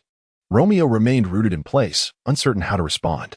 Yu Sun snapped his fingers, urging him to pause. Upon regaining his composure, Romeo's face flushed with embarrassment. "To speak frankly, neither you nor Xiao Qiu qualify to be my disciples. Firstly, your innate talents are limited. Secondly, my own cultivation is inadequate. leaving me disinclined to instruct others. The only reason I allowed Xiaoqiu to teach you is that I impulsively promised to teach you a couple of moves, and thus I must uphold that promise. Frozen in place. Romeo remained silent, feeling a profound sense of humiliation. After all, he was the distinguished young master of the Wind City, and throughout his life, no one had ever spoken to him with such disdain. Yet Yi Sun's words transcended mere disdain. They were laden with outright contempt. He was tempted to turn and leave. But Xiaoqiu's rapid progress reminded him that the best way to escape this mundane existence was to cherish the present opportunity. Such chances are rare. Enduring this moment could lead to boundless possibilities, while failing to endure would condemn him to a life under his father's care. Should his father pass, their fortunes would swiftly decline. As a privileged heir, you cannot comprehend the essence of hardship. You seek only to reap the rewards without effort. Yet you forget that martial arts inherently require talent. Even if the world's greatest martial artist were to teach you, it would be futile if you lack understanding. At present, you are merely an unsuitable, inept young master devoid of martial aptitude. Do not be surprised if Xiaoqiu outpaces you. In the future, Dodo, having only trained for 3 months, could easily overpower you with a mere breath. Sweat beaded on Romeo's forehead as he contemplated the consequences had Dodo's earlier strike landed upon him. He would surely have perished instantly, with no chance for rescue. Your father may indeed possess great prowess, but regrettably, with his level of skill, he lacks the qualification to compel me to act. Upon hearing his father disparaged so utterly, Romeo's anger flared. My father is among the top 8 of the World Martial Arts Tournament. How could he possibly be as weak as you claim? Haha. Yusun pointed towards a colossal rock, towering as high as a 3-story residence, and leisurely inquired. How long do you think it would take to reduce that stone to dust? How much dynamite would be required? Before Romeo could respond, Yusun's index finger suddenly unleashed a wave of energy, accompanied by a resounding explosion and a cloud of dust. Romeo's eyes widened in disbelief, and he collapsed onto the ground, trembling uncontrollably. With just a gentle flick of my finger, it suffices, Yusun declared. Romeo, drenched in cold sweat, stammered. That was the energy wave of a 9th-tier martial artist, although he had witnessed it once before. This time it was an authentic display of extraordinary power. A martial artist endowed with such formidable energy waves is a coveted asset for every nation. It is said that Master Wu Tian's Kamehameha can obliterate a small mountain in an instant. In the world, there are only a handful of acknowledged 9th-tier martial artists. Could it be that Yusun has now joined their ranks? What's the matter? Do you still harbor disdain for Young Q and those hard-working martial artists? Romeo quivered all over, and after a moment, he knelt, supporting himself with his hands on the ground, and lamented, I have finally come to realize how utterly powerless I am. I implore you, Master, to overlook past grievances and impart your skills to me. Mission Rescue the Wayward Youth completed, earning 70 experience points, with an additional reward of 30 experience points and a martial arts manual from the police academy. Title acquired, Martial Arts Inheritor, with a permanent increase of 1 point to all attributes. Furthermore, for each martial artist taught, corresponding experience points will be added. Yusun's lips curled into a subtle smile. This was a part of his design. One must not underestimate the determination and creativity of a programmer. I have already stated that I shall not impart knowledge to you. Instead, you should learn from Xiaoqiu. Once the two of you manage to secure a place among the top 8 in the Grand Martial Arts Tournament, I shall reconsider whether to teach you. Both Romeo and Xiaoqiu have discovered their motivation to strive, and they immediately set their sights on breaking into the top 8 of the martial arts competition. Among them, especially for Xiaoqiu, an ordinary individual, the need to alter one's destiny is paramount. Such opportunities must be seized. Yusun cast a sidelong glance and then spoke. Romeo, I require your father's assistance. As you are aware, I am currently under academic probation, and I need your father to vouch for me, stating that I aided the police in combating crime while in Wind City. Romeo immediately grasped Yi Sun's intent and nodded in agreement. Rest assured, I shall discuss this matter with my father upon my return. Well, then, I must take my leave. At this proclamation, both Romeo and Xiaoqiu were momentarily taken aback, and even the tearful Dodo ceased his weeping, scampering over to Yi Sun's side, clutching the hem of his trousers with a forlorn expression, as if fearing Yi Sun might abandon him. Dodo, my dear, of course you shall accompany me. Upon hearing this, Dodo beamed with joy, circling around Yi Sun, while Xiaoqiu and Romeo remained silent. Yi Sun then raised his head and remarked, the public safety in Wind City is rather poor. You two ought to contribute in some manner. The The struggles within this city extend beyond mere confrontations between the police and criminal organizations. There are also political rivalries at play. Romeo, do lighten the load for your impulsive father. With that, Yi-sun swiftly took hold of Dodo and soared away from the scene, adding as he departed, Xiaoqiu, once your growth has plateaued, commence weight training immediately. Every meal, every slumber, you must train with weight. Remember my words, pass the martial artist assessment, and become the brightest star in your school. This advice was not solely for Xiaoqiu, but also served as a subtle suggestion to Romeo, implying that Romeo should begin his own weight training, given his considerable stature. As Yi-sun accelerated and vanished from sight, shortly thereafter, a figure emerged from the woods. Xiaoqiu and Romeo swiftly turned, bracing themselves for a confrontation. Upon recognizing the newcomer, Romeo gasped, Father? It turned out that Rod had been secretly observing from the forest, and Yi-sun had sensed his presence immediately, which explained his prior remarks. Rod glanced at Romeo and then turned his attention to Xiaoqiu, smiling broadly. Xiaoqiu, once you become a martial artist, I assure you that the nation's premier police academy will open its doors to you, regardless of your academic performance. I will personally recommend you. Xiaoqiu was instantly elated. The nation's top police academy, the Royal Police Academy, admits no more than 500 students each year, all of whom are elite. Gaining entrance to the Royal Police Academy guarantees that graduates will at least hold a deputy-level position within a city's police department. For instance, Rod himself had returned to Wine City after 4 years of advanced training at the Royal Police Academy, far surpassing the capabilities of the average individual. Romeo, if you secure a place among the top 8 in the martial arts university, I shall transfer all my real estate holdings to your name, for you will have proven yourself worthy to inherit my legacy. Remember, I, Rod, choose my successor not by character, but by strength. Though Yi-sun did not witness the scene, he was acutely aware that Rod would undoubtedly seek to win over Xiaoqiu, particularly employing advantageous methods such as academic advancement to do so. Thus, Yi-sun felt assured enough to depart. The first layer of the Washing Marrow Sutra was already more than sufficient for both Xiaoqiu and Romeo to evolve into formidable warriors with combat prowess nearing 1,000. Upon his return to the youth hotel, a notification appeared on the panel. Task: restore the confidence of the delinquent youth completed. Reward: 130 experience points, with an additional 40 experience points. Would you like to upgrade to level 10? Yi-sun promptly opted for an upgrade. In that fleeting moment of ascension, his body underwent a profound transformation. First, his aura surged exponentially, followed by a cacophony of cracking sounds emanating from his form. Finally, under the astonished gaze of Dodo, Yi-sun successfully completed this upgrade. Yi-sun had not examined any other data. Instead, he directly focused on the comprehensive combat power assessment, 296. At present, my strength should be comparable to that of the original King Piccolo, though I may be somewhat inferior. I shall first allocate my attribute points, this time. I have a total of 10 attribute points to distribute. After a moment of contemplation, Yi-sun decided to allocate his attribute points into 2 categories, an increase of 5 points in strength and an additional 5 points in speed. Opting not to distribute the remaining points, he then promptly revisited the combat power statistics, which astonishingly transformed to 367. Goodness. Ha ha ha. Yi-sun couldn't help but chuckle, reveling in the realization that his combat power had exceeded 300 with such ease.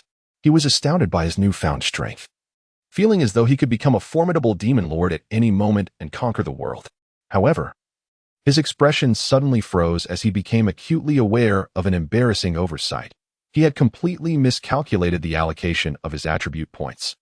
Had he activated the second level of the cleansing scripture and configured his attribute points thereafter, the effects would have been exponentially greater. How unfortunate. Upon reflecting on the potential loss of at least several hundred points of combat power, Yi-sun found himself seething with indignation. This is a fundamental issue of numerical value.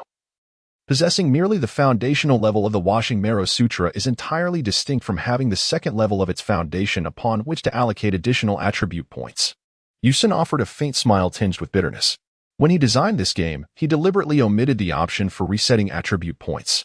In his pursuit of realism, he recognized that such a feature might seem foolishly obsessive in game development. After all, in reality, one cannot simply reset their progress. Thus, Yi-sun now found himself in an awkward predicament. Chapter 27. Golden Bell Shield, a lesson learned with every inch gained. Yi-sun has learned a valuable lesson today, and he vows never to repeat such an error again. This evening, He opted not to dine, instead instructing Dodo to summon the waiter to bring the entire dinner to the hotel suite. After satisfying his appetite, Dodo left Yisun's portion untouched, while Yisun insisted that Dodo refrain from entering the bathroom he occupied. After all, this presidential suite boasted 3 bathrooms, allowing Dodo ample facilities for bathing or relieving himself without delay. Once inside the bathroom, Yisun shed his clothing and settled into the bathtub, ready to commence the second phase of his cultivation of the cleansing marrow sutra. The arduous journey of transformation officially began as he accessed the attribute panel. Soon, Dodo was startled by Yisun's anguished cries echoing from the bathroom, accompanied by unsettling, bone-chilling sounds that sent shivers down his spine. Anxiously, Dodo called out to Yisun from outside, desperately attempting to open the bathroom door, only to find it locked. In a fit of urgency, he contemplated breaking down the door, but Yisun's voice rang out, reassuring him, "Dodo, do not be afraid. I am merely cultivating. I will be fine after tonight." Faced with the terrifying sounds of Yisun's ordeal, Dodo could only retreat to the bed, clutching a pillow to muffle his ears, trembling uncontrollably. The second layer of the cleansing marrow sutra proved excruciating for Yisun, pushing him to the brink of his endurance. Realizing he could not withstand the pain any longer, he abruptly ceased his cultivation. After halting his practice, he succumbed to exhaustion and lost consciousness. When he eventually regained awareness, he discovered the bathtub was stained with dark blood, a foul odor permeating the air. In a frantic rush, he turned on the shower head, cleansing himself as quickly as possible. As he sunbathed, he glanced at the progress of the second layer of the washing marrow technique, only to be astonished to find it at a mere 13. How could it be only 13 after enduring such excruciating pain? If this continued, he would be left in a state of complete physical ruin and mental collapse before even reaching 50. Yet, unexpectedly, his combat power surged to an impressive 489. This level of power was on par with the Goku who faced Raditz upon his arrival on Earth. Yisun felt a mix of joy and concern, his mind racing with thoughts on how to effectively cultivate the washing marrow technique. Even the gradual strengthening of his body seemed insufficient. Body strength? How could I have been so foolish? Yisun hastily opened the martial arts panel and, to his delight, discovered an option to learn martial arts. By selecting it, he could choose to cultivate one of several martial arts disciplines. Among these, Yisun was particularly drawn to the Golden Bell Shield. This technique, fundamentally a body refinement martial art, could elevate one's physical attributes to their utmost potential. With a high enough level of cultivation, even in the vastness of space, one would remain unaffected by the vacuum's pressure, cosmic radiation, or the extreme temperatures of the universe. Yisun had initially intended to bind his lineage with physical strength, unleashing formidable protective techniques under a high-level lineage. He felt confident that even in a direct confrontation with Frieza in the depths of space, he would have no cause for fear. Congratulations, player. You have obtained the Golden Bell Shield. You may now begin your studies. Choose to learn. Yisun once again marveled at his own intellect, prompting him to commence his training without hesitation. Not only that, he sought to practice both the Golden Bell Cover and the washing of marrow scripture simultaneously. When the Golden Bell Cover was mentioned, Yisun's immediate reaction was skepticism. The so-called Golden Bell Cover and Iron Shirt are among the most renowned forms of protective martial arts in Chinese Kung Fu. It is said that those who master the Golden Bell Cover and Iron Shirt can withstand punches and kicks without sustaining any harm. And even ordinary blades and swords cannot inflict injury upon them. In fact, some claim that practitioners can achieve a level of protective energy that allows them to remain unscathed by water or fire, to hold their breath indefinitely, and to endure hunger without suffering, effects that are challenging for the average person to fathom. Naturally, these claims are often exaggerated within the realm of martial arts literature, though they are not entirely beyond the realm of possibility. Martial proverbs state that brute force cannot overcome skillful technique, implying that a mere strongman cannot best a master of martial arts.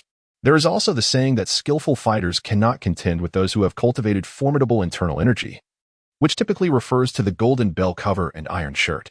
In the realm of free fighting, the ability to absorb blows is often the fundamental quality that allows an athlete to stand in the arena, as well as the most crucial requirement for a combat athlete's success. Masters who cultivate internal energy often possess a physical resilience that far exceeds that of ordinary individuals. The Turtle Immortal, after centuries of exploration, combined various classical martial arts texts with Taoist principles to communicate with the cosmos. He endeavored to harmonize movement and stillness, integrating martial arts and qigong into one practice, grounded in the principles of breath control and guided motion. striving to establish his own school of Qigong. Thus, the turtle immortal's physical prowess surpasses that of the common man. Yusun eagerly opened the introduction to the Golden Bell Shield and was immediately captivated. The techniques of the Sovereign's Easy Muscle Method, the Ascension and Purification Sutra, the Invincible Golden Bell Shield, and the Divine Illumination Sutra were indeed fascinating. This implies that, in the eyes of the system, these four martial arts belong to the same tier. It is rumored that mastering the Divine Illumination Sutra to its utmost perfection grants the power of resurrection. While I cannot rely on this for my own immortality, it appears that studying the Divine Illumination Sutra is essential. However, at this moment, I must prioritize mastering the Golden Bell Shield. With great anticipation, I eagerly flipped through the pages detailing the Golden Bell Shield technique. As I read, I was not disappointed. The contents truly expanded my horizons. The Golden Bell Shield is fundamentally rooted in vigorous masculine energy and requires formidable inner strength as its foundation. During cultivation, it can significantly enhance a martial artist's vitality and spirit, allowing them to fully materialize their energy into a protective golden bell. This practice emphasizes both the refinement of the body and the will, while also nurturing true energy and spirit to their highest potential. It seems that the Heavenly Tao's true energy from the Purification Sutra has indeed alleviated some of the foundational challenges I would have faced, paving the way for my spiritual and physical cultivation. Yusun's eyes sparkled with increasing brilliance, and he couldn't help but feel a surge of excitement. With the exceptional techniques of the Washing Marrow Scripture and the Golden Bell Shield, he was destined to ascend to the pinnacle of martial arts. As he continued to read, it stated, the Golden Bell Shield is divided into 12 levels, with a legendary 13th level that can only be comprehended and created by the practitioner themselves. Each level presents a greater challenge than the one before. This is what one might call hierarchy. The higher the level, the more formidable the effects, while the counter-reaction to enemy attacks grows ever more potent. Counter-reaction? Could it possess effects akin to the Divine Luo Heavenly Strike?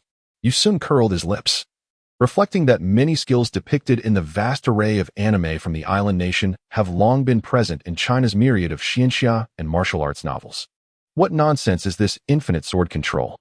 Is it not merely the sword control technique and the principle of all swords returning to their source, returning to his thoughts? As a superlative skill created by the venerable Bodhidharma, attaining the 12th realm would yield a power and defense far surpassing that of the Black Grade Evolving Muscle Sutra, elevating it to a divine martial art, second only to the realm of the unconditioned. The Black Extreme and Unconditioned state? The intricacies of the Evolving Muscle Sutra's cultivation levels are indeed difficult to fathom. Only by reaching that stage can one truly comprehend its depth. With the unparalleled defense of the world, upon achieving perfection in the 12th realm, one becomes indestructible, impervious to water, fire, and poison, capable of ceaseless exertion. With an inexhaustible source of power, truly remarkable, a perpetual motion machine on the battlefield. Yusun was momentarily taken aback. The cleansing scripture had unexpectedly revealed its connection to bloodline evolution, indicating that the game system was not entirely under his control. When Dodo came knocking at the door, Yusun had already immersed himself in the realm of cultivation. However, sensing Yusun's aura and confirming his well-being, Dodo felt no concern and resumed indulging in the late-night feast laid out on the dining table. The training of the Golden Bell Shield was somewhat intricate. Initially, Yusun was bewildered, drenched in sweat, and utterly perplexed by the method. To put it simply, one must endure strikes. First with a wooden mallet until the impact becomes bearable, followed by an iron hammer. And only when one feels no pain from the iron hammer can they be deemed to have entered the realm of cultivation. Chapter 28. Assault on the second layer. The Golden Bell Shield is divided into 12 formidable stages, and one must surpass each of these 12 hurdles consecutively, adopting a patient and gradual approach to achieve mastery and subsequently look down upon the world. Of course, this notion is derived from the realm of martial arts novels. In the world of Dragon Ball, Yusun could never rely on the conventions of such tales to dominate. The Golden Bell Shield he crafted could be described as a fantastical interpretation, wherein successful mastery might even lead to the shattering of dimensions. It is noteworthy that, unlike the bloodline technique of the cleansing scripture, the Golden Bell Shield is an external cultivation method that does not require level restrictions. Should Yusun possess sufficient prowess, he could potentially cultivate through all 12 layers in one breath, and once his bodily strength reached an extraordinary level, he could then fearlessly practice the cleansing scripture without the agony of suffering. Yusun meticulously examined all the mantras and techniques of the first level. With his extraordinary innate talent, he swiftly grasped the essence of the formulas. Following the prescribed path of energy manipulation, he began to attempt a breakthrough at the first barrier. According to the core principles of the Golden Bell Shield, the sole purpose of the first to fourth levels is to assist practitioners in unblocking their meridians in the Ren and Du vessels, clearly aimed at cleansing the marrow and expanding potential. Should one fail to open all the meridians and acupoints by the fourth level, it would indicate inadequate talent, and they would be forever confined to that level, unable to progress further. The marrow cleansing technique had already begun to gradually unblock all the meridians throughout his body, making the practice of the Golden Bell Shield significantly easier. At least until he truly refined these two disciplines to a realm of power, the path ahead was unobstructed. The more he contemplated, the more he recognized the remarkable nature of this technique. These divine skills essentially aided in the evolution of the body. The Golden Bell Shield must be cultivated to at least the fifth level to begin exhibiting its formidable and timeless might. However, the first four levels of the Golden Bell Shield are designed to eliminate those with inferior aptitude. No matter their efforts, they would merely engage in superficial external training. Even if they became impervious to blades and spears, they would still possess fatal flaws. Those individuals would be unable to cultivate the 8 critical acupoints: the eyes, ears, mouth, throat, diaphragm, lower abdomen, and the 2 lower gates, leaving them with hidden injuries that could harm their bodies. Over time, this would not only impact their lifespan but also squander their potential. In combat, a single misstep could lead to fatal consequences if struck at an inadequately trained vital point.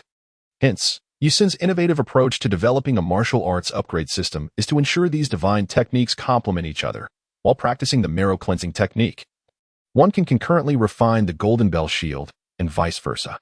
As one's lineage improves, so too does their physical prowess. Alright, first level, here I come. Yi Sun, without a moment's hesitation, summoned his vital energy. The washing marrow scripture, serving as the foundation for the Golden Bell Shield, had long aided Yi Sun in accomplishing a significant portion of his potential expansion. In essence, the Golden Bell Shield and the washing marrow scripture are 2 complementary disciplines. Indeed, it was not long before a formidable aura began to emanate from Yi Sun's body. This aura relentlessly tempered and reinforced his physique. However, the heavenly vital energy was exceedingly fierce, compelling Yi Sun to proceed cautiously. A single misstep could see him confined to his bed. As the aura of the Golden Bell Shield gradually penetrated the cellular level, it continuously nurtured and fortified every part of his body without exception. Yi Sun distinctly sensed the invigorating essence of bodily enhancement. The human body, an exquisitely intricate and precise biological structure, is characterized by the unique properties and traits of each cellular component, necessitating continuous adjustments by the Golden Bell Shield's vital energy. Primarily, the outer layers of the body, its skin, muscles, and tendons, are the most susceptible to the relentless fortification provided by the Golden Bell Shield. Under the persistent stimulation of true energy, the vital force coursing through the skin, muscles, and tendons becomes increasingly potent, expediting the reinforcement of bodily cells. Even the denser bone cells, renowned for their resilience, benefit from this continuous enhancement. The phrase "steel-like bones" aptly encapsulates the effects of the Golden Bell Shield. The first threshold of the Golden Bell Shield involves the practice of breath regulation and energy circulation. The objective is to ensure unobstructed flow through the body's meridians while fostering the internal movement of true energy, thereby mitigating pain by at least 50% upon impact.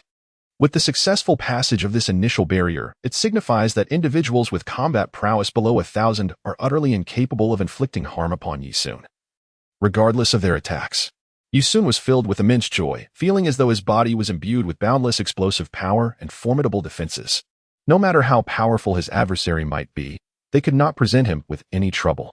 Excellent. My foundation is remarkably solid. Now, I shall proceed to the second layer.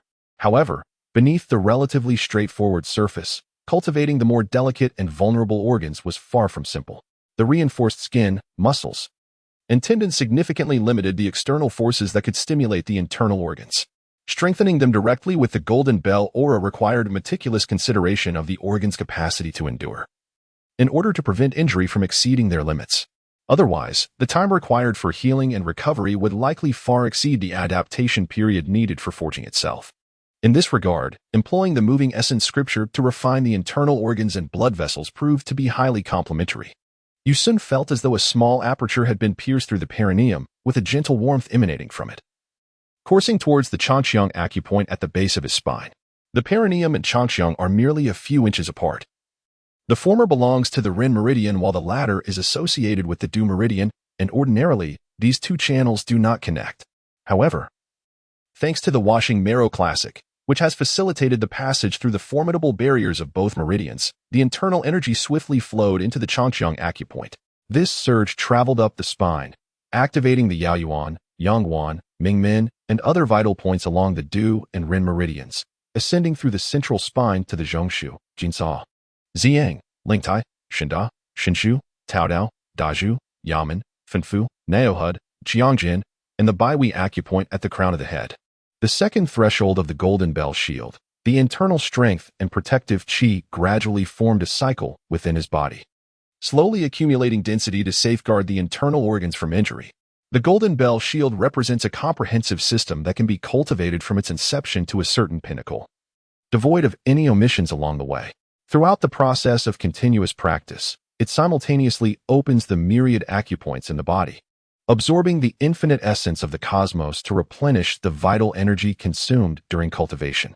According to my design, reaching the 10th layer of the Golden Bell Shield equates to the force of a colossal supernova explosion, which would only inflict minor injuries on the practitioner. Upon attaining the 11th layer, even the might of a black hole, spatial storms, or a galactic core explosion could not harm the practitioner in the slightest. The legendary 13th layer of the Golden Bell Shield corresponds to the realm of the Dharmakaya, where one would remain unperturbed even in the face of cosmic cataclysms and the annihilation of countless universes. Such is the essence of immortality. To complete the cultivation of the second layer of the Golden Bell Shield, a formidable internal energy is essential. While achieving the second layer of the washing marrow classic necessitates a robust physical constitution for support. If practiced concurrently, they perfectly complement each other. Just as Dodo had begun to relax, a horrifying scream erupted from the bathroom, a cacophony of anguish that echoed throughout the night. Had it not been for the superior soundproofing of the room, the hotel manager would likely have contacted the authorities immediately. Chapter 29. The fates of 3. Dodo huddled in the corner of the bed, trembling with his head in his hands. 2 hours had passed since Yi Sun had returned to that state of torment, and Dodo dared not knock on the door, hoping fervently that Yi Sun would soon conclude this terrifying practice. Perhaps Dodo's prayers were answered, for soon the scream subsided. Straining his ears, he discerned the sound of water in the bathroom, indicating that Yi Sun had finished his cultivation. With a sense of relief, Dodo eagerly ran to knock on the door, inquiring, "Brother Sun, the soup has cooled." "That's all right. Just leave it there. I will warm it up shortly." Nonetheless, Dodo displayed remarkable understanding as he directly carried the soup and dishes outside. He intended to find the kitchen to heat them up. Upon seeing an adorable panda cub holding the soup, the server smiled warmly, crouched down, and inquired about Dodo's intentions before taking the meal to the kitchen for warming. Dodo, perhaps fearing that the server might struggle to locate the correct room, patiently waited at the door, anticipating the server's return. While bathing, Yi Sun noticed that Dodo had stepped out, yet he refrained from inquiring. In this hotel, it was common knowledge that a young panda accompanied him, and no one dared to harm Dodo. Furthermore, he was acutely attuned to Dodo's presence, capable of sensing her whereabouts in an instant. Soon, Dodo returned with the meal, joyfully knocking on the door as she exclaimed, "Brother Yi Sun, the food is ready." Dodo was indeed diligent. "All right. I shall be out momentarily." After Yi Sun finally cleansed himself of the grime and blood, he felt an overwhelming surge of destructive energy coursing through every cell in his body. Under the guidance of Xiao Long, his combat power had soared to an impressive 845. Unless a Saiyan were to launch an assault on Earth at this very moment, Yi Sun was assuredly the unrivaled champion of the planet. However, the arduous nature of cultivating the second tier of the Cleansing Sutra far exceeded his expectations. Thus far, he had only progressed to 36. Notably, under the rigorous training of the Cleansing Sutra, his mastery of the second tier of the Golden Bell Shield unexpectedly advanced to 60. As both the Golden Bell Shield and the Cleansing Sutra improved, his level ascended as well, now reaching LV14. Upon reaching level 20, he would unlock the marketplace system, alleviating many of his concerns. Despite enduring what seemed to be excruciating training, Yi Sun's mental state was entirely rejuvenated. For he had programmed a full health revival upon leveling up, a mechanic familiar to many games. Yet, in the realm of reality, such a feature was nothing short of a bug. Coupled with the restorative effects of the magical beans, Yi Sun could face any adversary with renewed vigor. He speculated that the higher the lineage of a race, the stronger they became in battle, the more grievous the injuries sustained, the more their powers surged upon recovery. Much like the Saiyans. Imagine, if Yi Sun's lineage were to elevate to that of a Saiyan, setting aside any potential transformative changes, one could contemplate the remarkable advantage of experiencing near-death encounters, only to have their combat prowess exponentially increase upon revival. With his combination of full health restoration upon leveling up and the strategic use of magical beans after severe injuries, he could essentially achieve limitless leaps in combat strength. He adjusted his internal energy, circulating it through the principles of the Golden Bell Shield, and upon opening his eyes, he discovered his combat power had surged to 879, a wave of elation enveloping him. He had speculated that a combat power exceeding 100 could lead to longevity, as exemplified by Master Rashi and Master Kame, who appeared as ancient men only after living for 2 or 3 centuries. Should one surpass a combat power of 1,000? Longevity could transform into immortality, not in the sense of eternal youth, but rather a significant deceleration of the aging process, perhaps taking over 300 years before noticeable wrinkles would emerge. Who could have anticipated that mere months ago he was rendered powerless by Tao Bai Bai, only to now ascend as the mightiest martial artist in this world? Fate truly played its hand. Tao Bai Bai, Master Crane, just wait. Whenever I choose, I can easily vanquish you. But the grand spectacle must be reserved for later. First, I shall resurrect my parents, and then present them before my enemies. Before utterly defeating you all, I shall make your existence a living hell. In a surge of emotion, he crushed the cup in his hand, prompting Dodo, who was watching an animated series, to turn and gaze at him in bewilderment. As for the attribute points gained from leveling up, he decided to hold off on allocating them for now, opting to reserve them for a future, singular enhancement. The greater the base, the more profound the effect. After breakfast, Yi Sun donned a pair of 3/4 blue jeans, a white t-shirt, and a wine-red lightweight trench coat. His mismatched canvas shoes, one green and the other blue, perfectly complemented his refined physique and striking features. At that moment, Yi Sun epitomized the essence of a fashionable youth, shedding the rustic demeanor he bore when descending from the mountain. As for Dodo, he remained fond of traditional attire. Thus, Yi Sun purchased for him an exquisite green robe adorned with embroidered edges, paired with a red sash, a charming floral hat, and a small backpack. The duo made their way to the front desk, where they completed the checkout procedure and collected their pre-booked plane tickets before departing the hotel. Upon exiting, Yi Sun spotted the eye-catching wind chaser parked outside, where Romeo and Little Q had been waiting for quite some time. Yi Sun surmised that Romeo had likely discovered the details of his flight booking, which explained their knowledge of his morning departure to the eastern capital. Throughout their journey, the trio remained silent. Upon arriving at the airport, Yi Sun gestured for the two to head back. Romeo and Little Q understood that Yi Sun was not one to engage in idle chatter, so they took their leave without hesitation. While in the car, Little Q, his face etched with fear, spoke up. "Romeo, do you feel it?" "Yes, I can feel it. The aura emanating from the master is truly intimidating. The more I cultivate, the more I perceive that his eyes resemble an infinite starry sky," Romeo replied, momentarily at a loss for words. Little Q, with a serious expression, remarked, "I can't shake the feeling that the master is no longer human." "You're not alone in that sentiment." Little Q was taken aback. Then they exchanged a knowing smile. "Let us go. I'll treat you, my rustic friend, to a lavish seafood dinner at the finest hotel, as a send-off for the master. After that, our journey of cultivation begins. Once you finish your exams this semester, I'll take you to the underground boxing arena. As my father says, if you're too afraid to step into the underground, you should forego the World Martial Arts Championship." Little Q nodded calmly, his dreams soaring like the very plane Yi Sun was about to board, liberated from the mundane struggles of the world. "Master, a year from now, I will have you acknowledge me. Only by becoming your disciple can I truly ascend to the pinnacle. Attention passengers traveling to the eastern capital. Please proceed to Gate 7 for boarding. The flight will depart in 15 minutes. As Yi Sun observed that the plane was on the verge of taking off, he turned to Dodo and said, "It's time to go." Upon hearing this, Dodo hastened to finish the ice cream in her hand. At that moment, Yi Sun suddenly turned around and pointed to a young man wearing sunglasses not far away. Realizing he had been discovered, the young man felt an overwhelming sense of embarrassment, and with a forced resolve, he approached and removed his sunglasses. "Master Sun, greetings." Yi Sun gazed at the young man, raising an eyebrow and jesting. "It appears you are the one who has been covertly tracking me, are you not, officer?" Achi, taken aback, exclaimed, "How could the master possibly know I am a police officer?" "A mere guess," replied Yi Sun. "Your presence consistently lingers in my vicinity." although Chi was quite astonished. The urgency of the moment compelled him to speak directly. I am not one for pretentiousness, nor do I wish to squander time. Master, I beseech you. How might I traverse further along the path of martial arts? I kindly ask for your generous guidance. Yi Sun's lips curled into a subtle smile as he inquired. Very well, given your candidness, I shall point you towards a path. However, if you wish to follow me in cultivation, that is an impossibility. I do not accept the inept. Regardless of your prowess at the police academy, in my eyes, you are but a waste. Chi fell silent.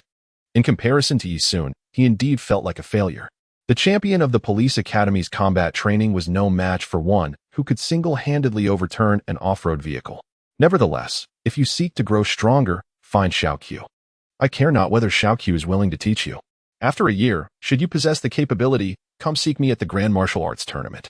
With that, Yi Sun snapped his fingers at Dodo, urging, Dodo, enough of that. Toss it away. Once we arrive in the eastern capital, Brother A Sun will treat you to pirate ship ice cream. Initially reluctant, Dodo discarded the ice cream cone upon hearing this. Her face displaying regret as she shouldered her little backpack and followed Yi Sun, filled with anticipation for the promised treat. Chi remained momentarily stunned. But once he regained his composure, he promptly departed the airport. He intended to seek out Xiaoqiu, as it seemed the master had imparted some knowledge to Xiaoqiu. Opportunities like this were fleeting. The three young individuals from the Wind Capital, one a self-doubting student, another a debauched scion of wealth, and the last a spirited and valiant police officer, would find their destinies irrevocably transformed from this moment onward. Chapter 30. The hijacking incident. The eastern capital lay approximately 4 hours away from the Wind Capital by air. Yi Sun could have effortlessly utilized his flight technique to reach the eastern capital, yet he felt disinclined to exert himself and opted for a flight instead. Amusingly, he had never flown in his previous life. From his university graduation to his untimely demise, he had remained in a single city. Hence, this life afforded him the opportunity to relish the experience of air travel. However, he wished to voice a complaint regarding this flight, designated U-444, a rather unfortunate designation. Had this been in his former life in China, no one would dare board a plane labeled with such ominous connotations, and the airline would surely face severe repercussions for such a branding mistake. Otherwise, with his nearly 1,000-point combat prowess, he could have easily whisked Dodo away and arrived in the eastern capital within minutes. In contrast to Yi Sun, Dodo was utterly fascinated by the Iron Bird. She sat by the window, gazing out with wide-eyed wonder. Yet, as is the nature of children, her initial excitement faded swiftly and soon, confined to her seat, she succumbed to boredom and drifted off to sleep. Yi Sun had been diligently practicing his internal cultivation techniques, adhering to his principle of never wasting a single moment on training.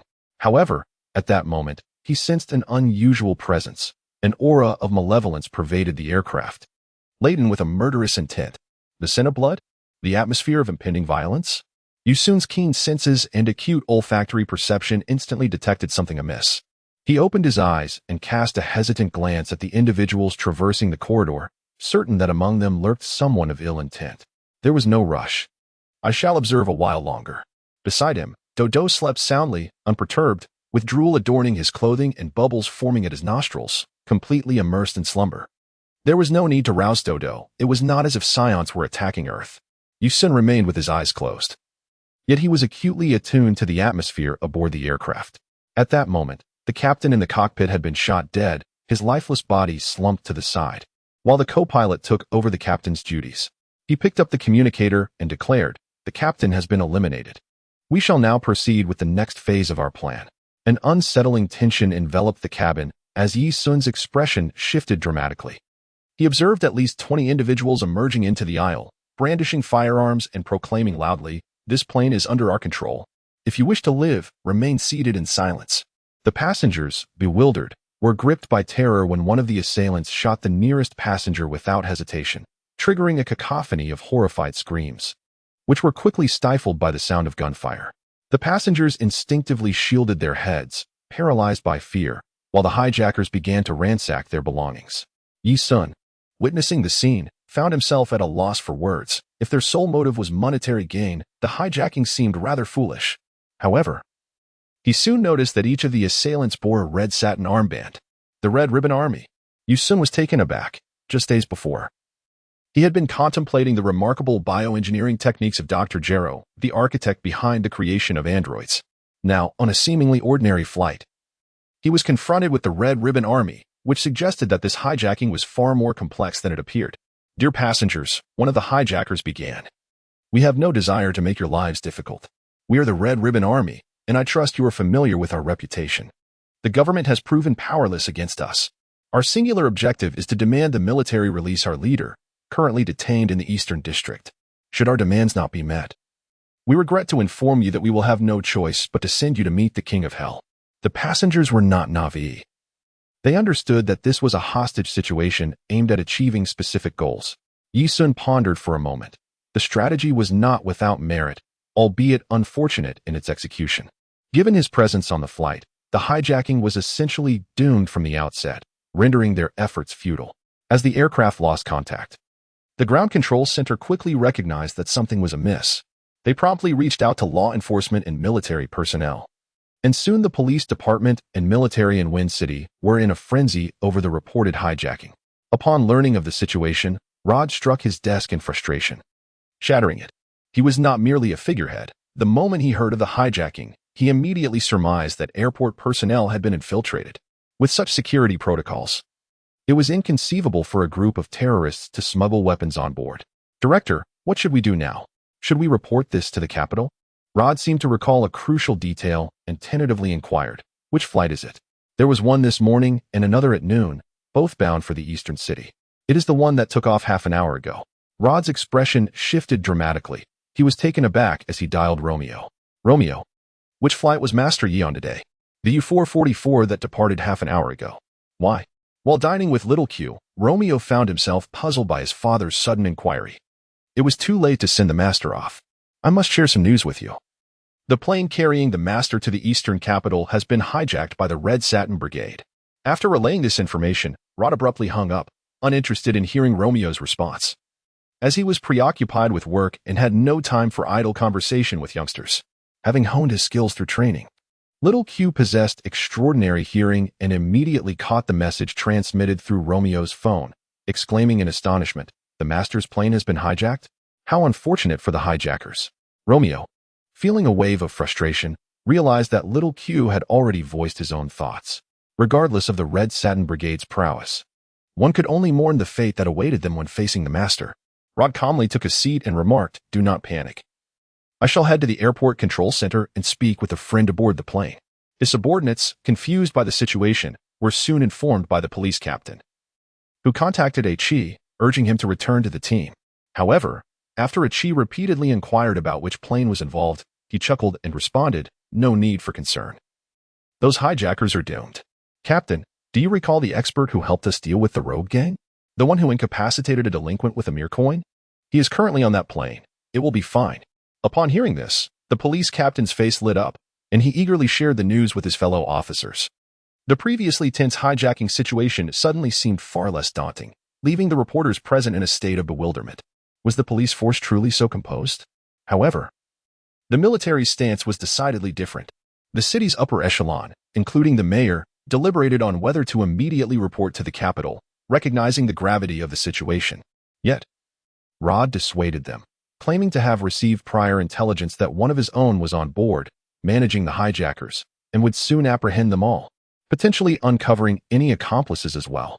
His words were delivered with such conviction that they left the senior officials in a state of confusion. Meanwhile, the mayor secretly reveled in the thought, "Ah, Rod, this incident will be the final straw that leads to your downfall. Everyone on that plane will perish. Even if you have arranged for informants, they too will meet their end. Prepare yourself for imprisonment. Once you are out of the picture, the Wind City will essentially be mine." After the plane was secured, the military, police, and municipal officials gathered at the control center. Thanks to Rod's advanced leak of information, the reporters of Wind City had congregated at the airport. This event was destined to spread nationwide, and witnessing Rod's ostentatious display, the mayor felt a renewed disdain.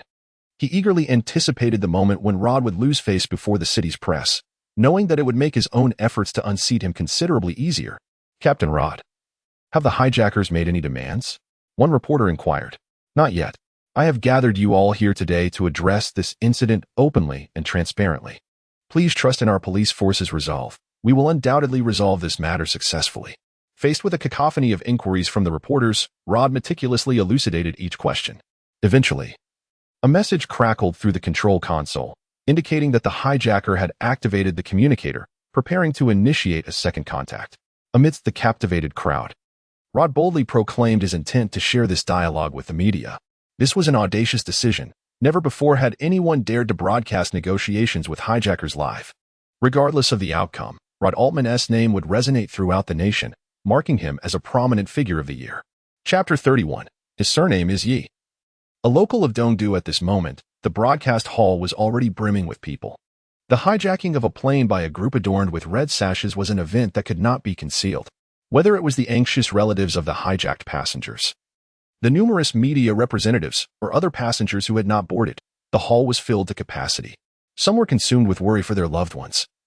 Others were exhilarated by the sensational headlines, and some were merely there to witness the spectacle. Regardless of their motivations, the situation had escalated dramatically. Every word exchanged between Rod and the hijackers would reverberate throughout the hall, ensuring that all would hear the contents of this negotiation. "May I ask your name?" Rod inquired. "I am Rod Altman, Chief of the Wind City Police Department. I advise you to surrender promptly to avoid dire consequences." Upon hearing this, a collective gasp erupted from the crowd. Was this truly how negotiations were conducted? Indeed, a derisive voice echoed through the broadcast. "TSK, TSK, Chief Rod, have you misunderstood something? We have seized the plane. Surrender is not an option." This remark elicited nods of agreement from the audience. The hijackers held the upper hand, and to urge them to surrender without negotiating seemed absurd. Yet, to everyone's astonishment, Rod merely scoffed, retorting, "To hell with that. Let me be clear. I have already stationed police officers aboard that plane. Regardless of whether you number in the dozens, hundreds, or even thousands. Should you choose not to surrender, those officers will eliminate you. Do not say I did not warn you. Hijacking may be valuable, but life is worth far more." A loud clatter echoed as a reporter's camera fell to the ground, the sound sharp and clear. The crowd stared at Rod, their expressions a mix of disbelief and bewilderment. This was not a negotiation between police and hijackers. It resembled a confrontation akin to rival gangs clashing.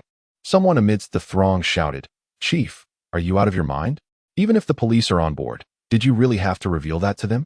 Do not say that." The journalists were in an uproar. Even the high-ranking officials of the military and municipal government appeared utterly bewildered. However, the police officers maintained a sunny disposition, exhibiting exceptional morale. Perhaps even the robbers were momentarily speechless as they failed to respond. After a brief pause, one of the robbers seemed to regain his composure and suddenly burst into laughter. "Dear Director, do you harbor a grudge against this officer aboard the plane? If it wouldn't be too much trouble, could you kindly inform us of this officer's name? We would be more than willing to assist you in dealing with him." Without a moment's hesitation, Rod replied, "That would be most appreciated." This response left the entire assembly in a state of disbelief, silently turning to cast scornful glances, their expressions laden with complexity. Even the mayor, who had long desired to eliminate Rod, wore an incredulous expression, as if to say, "Excuse me?" His mind was consumed by one thought. What on earth is Rod thinking? Is he out of his mind? This sentiment echoed in the minds of all present, as they struggled to decipher the true intent of the director's words. A chief stroked his chin and sincerely remarked, "I must admit, the director is a marketing genius. No matter the profession he excels. Thank the heavens he is a police officer. Had he been involved with the underworld, chaos would surely ensue." As Rod continued amidst the collective confusion, he resolutely stated, "His surname is Yi, and he is a local of Dongdu." Oh, no need to rush, also. Once you locate Brother Yi, please hand him the intercom, as I would like to speak with him." Perhaps feeling utterly exasperated by Rod's antics, the robber retorted, Fine, just hold on a moment." After uttering this, Rod rubbed his eyes, shrugged his shoulders, and sighed.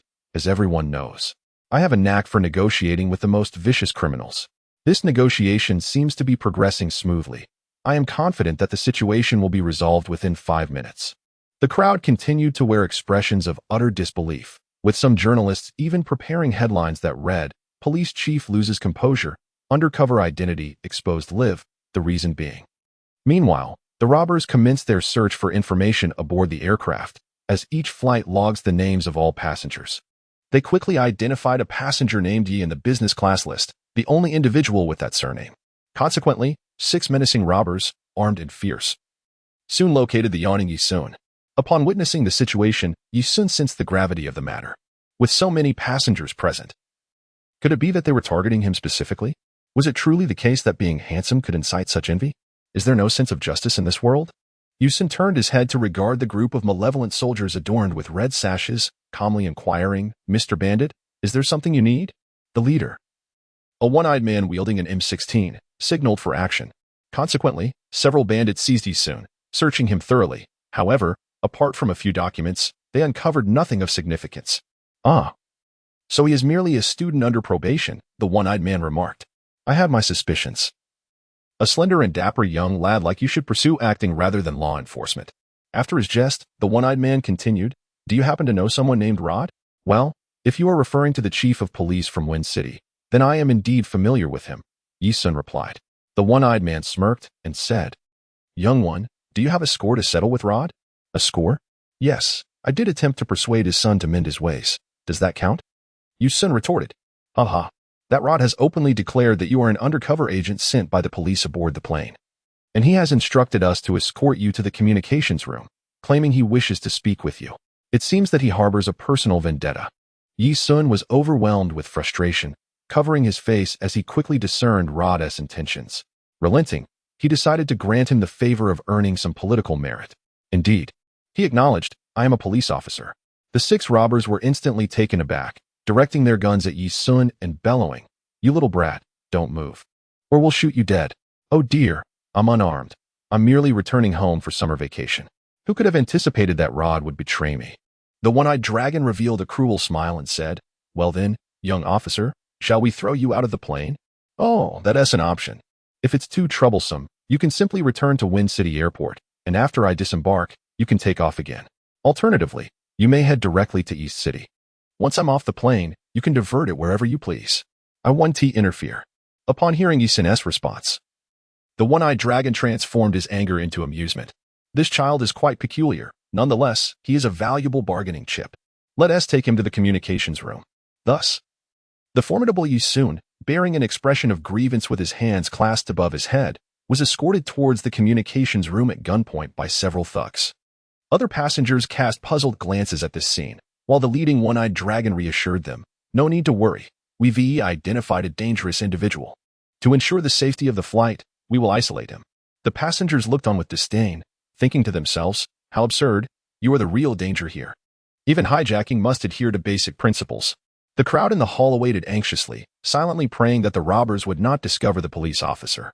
Rod was also anxiously waiting, hoping that the foolish gang would refrain from taking action, or else this case would come to an abrupt end. "Hello?" A youthful voice echoed through the broadcast. Upon hearing it, Rod was elated and exclaimed, "Hello, is this the master?" "Yes, it is. What is going on?" Ignoring the reactions of those around him, Rod continued, "Haha, the master departed in haste, and I didn't have the chance to see you off. Since this group of friends in the red sashes has provided this opportunity, I must extend my greetings. Wishing the master a safe journey and great success in your studies." Yi-sun stifled a yawn, casually remarking, "Esteemed director, do you not wish for me to eliminate these bandits and rescue this aircraft?" "Alas, such trivial matters hardly warrant the intervention of a master. I could effortlessly bring down the plane from 800 kilometers away with a single shot. I merely choose to remain discreet about my abilities. However, given that the atmospheric conditions today are rather unfavorable, my aim may be somewhat uncertain. I mean, if the master does not mind, it could simply be regarded as a small act of assistance."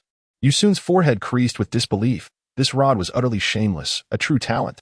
"Well, it seems I lack finesse in my approach. How many live ones do you require?"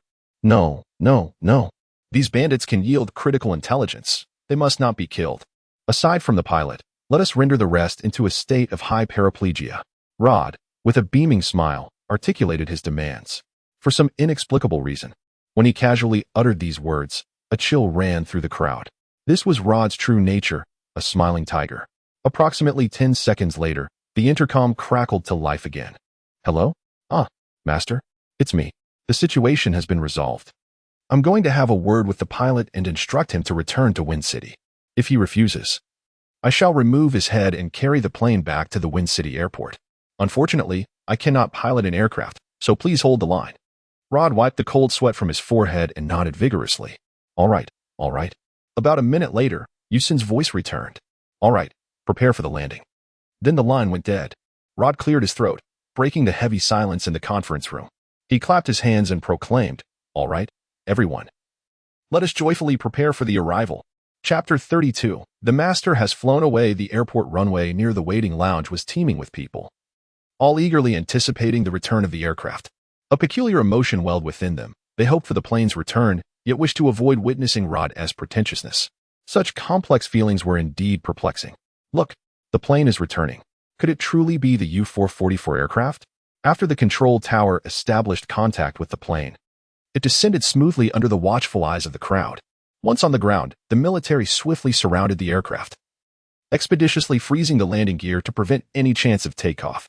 Armed to the teeth, the soldiers secured every conceivable exit of the aircraft. After a while, the cabin door swung open and an emergency slide deployed. Soldiers aimed their rifles, and suddenly, a figure slid out, landing on the ground.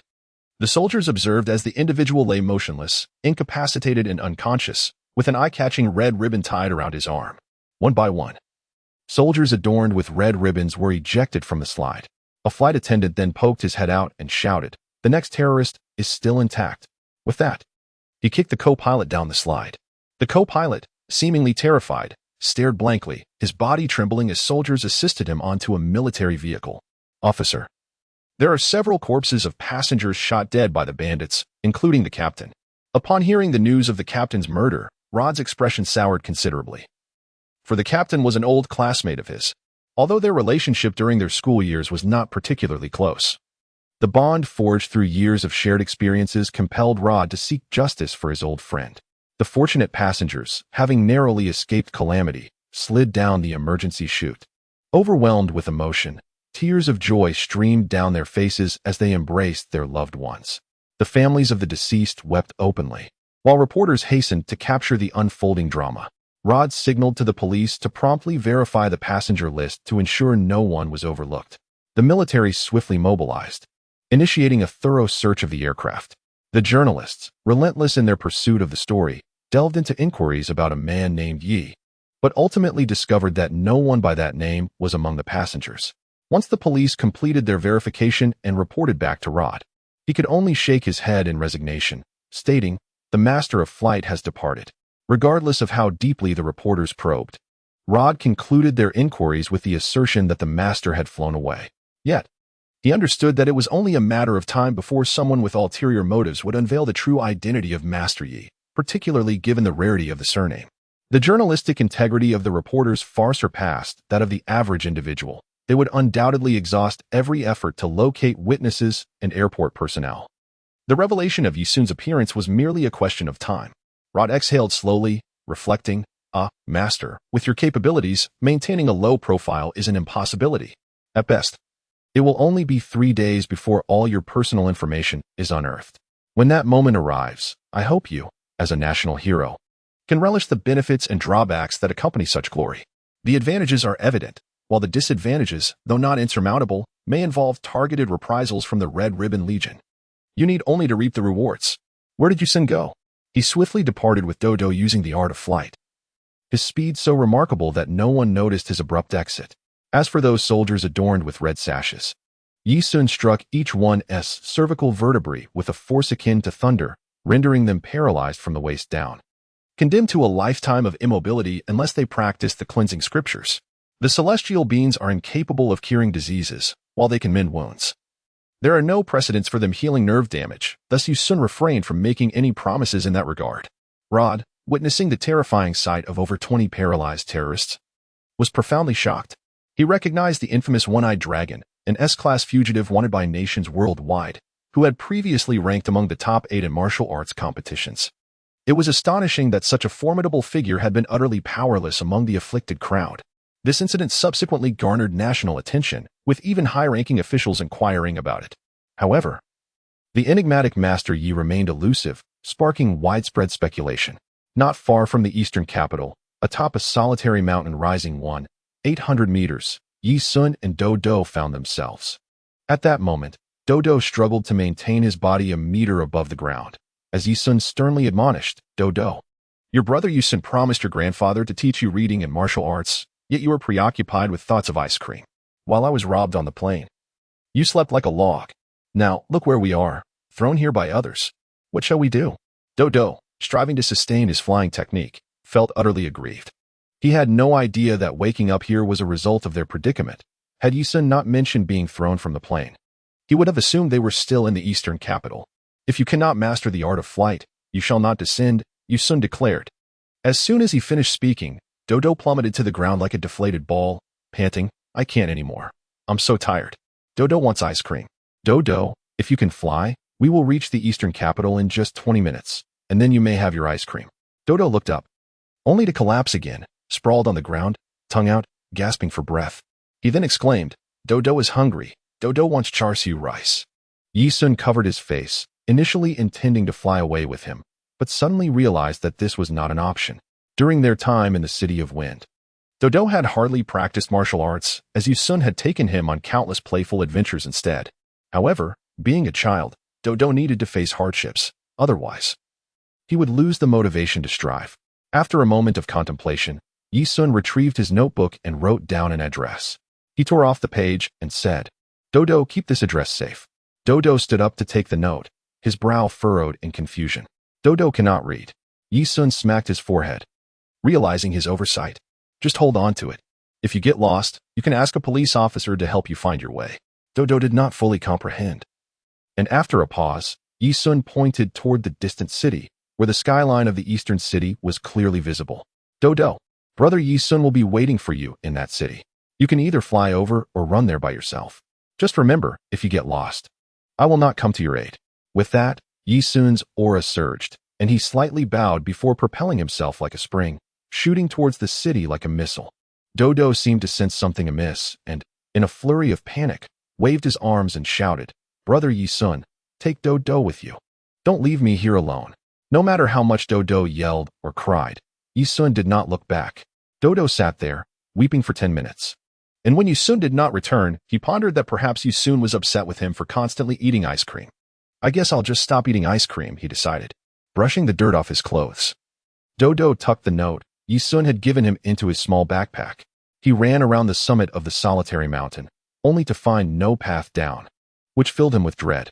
After some contemplation, he concluded that flying was his only option. Chapter 33. Return to the eastern city. As Dodo devised a way to reach the eastern city using his aerial skills, the carefree Yi-sun had already arrived there. Given Yi-sun's speed, this was considered a leisurely pace for him. Yi-sun harbored no concern for Dodo's safety, for he had steadfastly monitored the boy's aura. Should Dodo's energy begin to wane, he would promptly rush to his side with the utmost urgency. However, upon further reflection, Dongji, the capital of the Eastern District, was unlikely to harbor any perilous creatures, given its status as a populous city.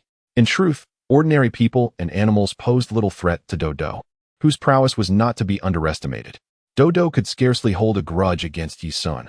The child was cheerful, kind-hearted, and exuberant. Even after enduring Yi-sun's relentless pursuit with the mischievous Dong bow, Dodo had not once expressed anger. Given Yi-sun's understanding of the boy, it was clear that Dodo believed he had erred in some way, thus prompting Yi-sun's disciplinary measures. Yi-sun floated above the eastern capital, momentarily disinclined to return home, for he had a score to settle with a certain individual.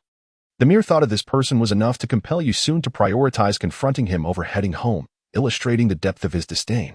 This individual was none other than Richard, the principal of their school. Yi-sun's tumultuous history at school culminated in his eventual withdrawal, largely due to the long-standing grievances that Richard harbored against his parents from their youth, which led to a relentless bias against Yi-sun. While Yi-sun's own actions were indeed excessive, such behavior was no justification for Richard's opportunistic extortion. You old scoundrel, you have extorted a fortune from my parents, and I will ensure you repay every last cent, Yi-sun thought to himself. Just then, he received an F-level mission to deal with the unscrupulous principal. A smile crept across Yi-sun's lips upon viewing the task. Indeed, it was not that he sought to target Richard, but rather that he was deserving of it. Accept your fate, old man. With that, Yi-sun accelerated towards the principal's residence. During his tenure, Richard had amassed a considerable fortune, residing in a lavish villa located in the suburbs of the eastern capital, which resembled a palace in its opulence.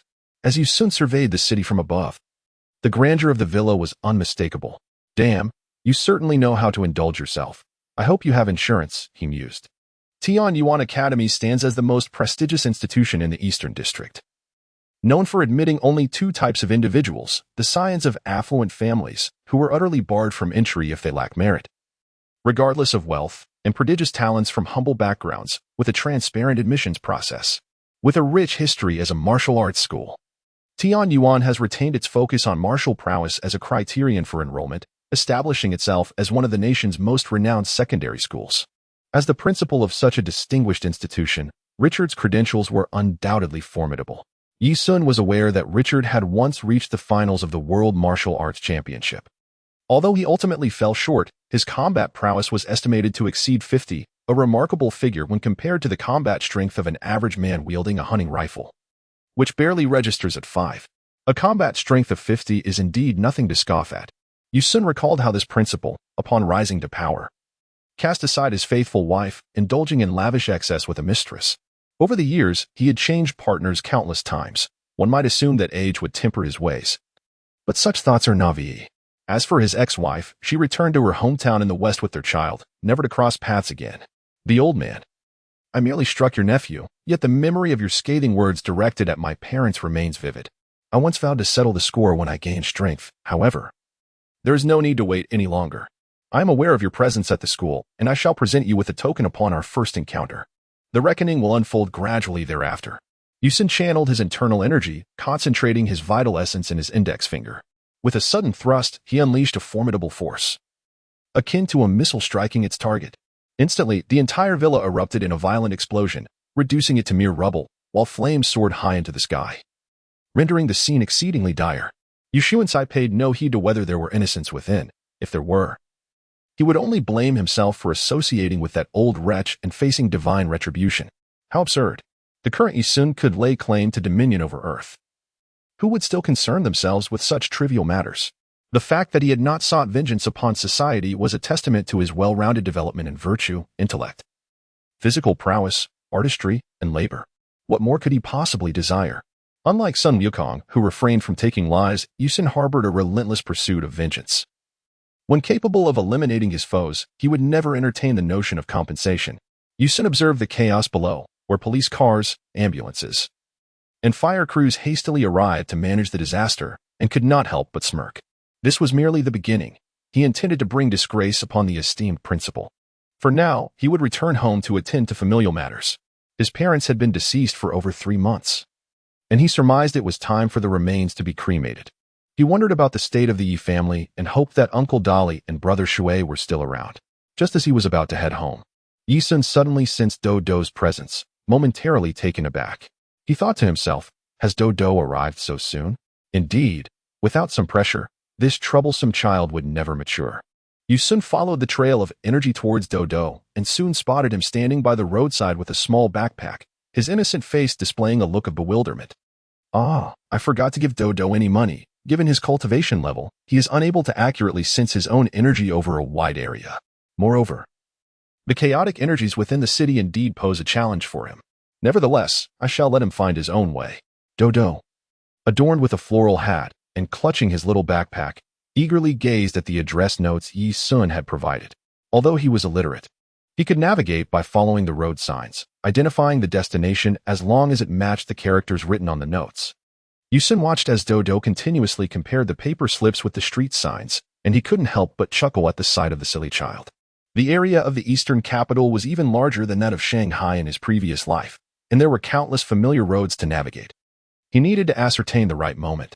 However, Yi-sun had no intention of intervening. After all, no one could harm Dodo. At that moment, Yi-sun suddenly spotted a figure in the air, a girl, whose attractiveness he would rate around 6 out of 10. He recognized her as Chio, a good friend and senior, as well as the girlfriend of Ike's. Yet, she was currently linked arm in arm with another man, which piqued Yi-sun's curiosity. Had they broken up? Was this a scene of betrayal? Nonetheless, Yi-sun had no interest in following them, if they were headed to a hotel. Did that mean he should accompany them as well? These middle school students were indeed quite naive and reckless. With a profound sigh, Yi-sun turned towards his home, realizing that his return to the eastern capital heralded the onset of a grand spectacle. Chapter 34. Yi-sun traversed a pathway of, his gaze fixed upon the exquisite structures embodying Eastern architectural elegance. A complex sentiment swelled within him. On one hand, he felt the poignant yearning of a traveler returned to his homeland, and on the other, as a former Chinese soul, he experienced a profound familiarity with these edifices steeped in Chinese aesthetics. It is widely acknowledged that Akira Toriyama himself has declared that the creation of Dragon Ball drew inspiration from the classic Journey to the West. Almost everyone can discern the archetypes within this timeless tale. The parallels between Sun Wukong and Oolong are particularly conspicuous. However, it is noteworthy that the Japanese adaptations of Journey to the West consistently portray Tang Xing as a female character. This gender-swapping approach has, to some degree, influenced the Japanese public's immediate perception of the narrative. Many might remain oblivious, without prompting, to the fact that both in the novel and in historical accounts, Xuanzang was, indeed, an unequivocally masculine figure. Thus, it is quite straightforward to deduce that Bulma corresponds to the character of Tang Xing while Yamcha naturally embodies the role of Sha Xing. The rationale is simple. When introduced, Yamcha refers to himself as a desert bandit, and the territory of the old sand is the river of flowing sand, making their connection unmistakable. The true departure of Dragon Ball from the shadow of Journey to the West commenced with Dragon Ball Z, yet, in Yi Sun's perspective, this divergence truly began with the emergence of Demon King Piccolo. Prior to this, the turtle hermit residing on the oceanic island in the southern district clearly mirrors the bodhisattva of compassion, Kuan Yin. One might find this assertion ludicrous, as many may deem the turtle hermit as parallel to Kuan Yin absurd.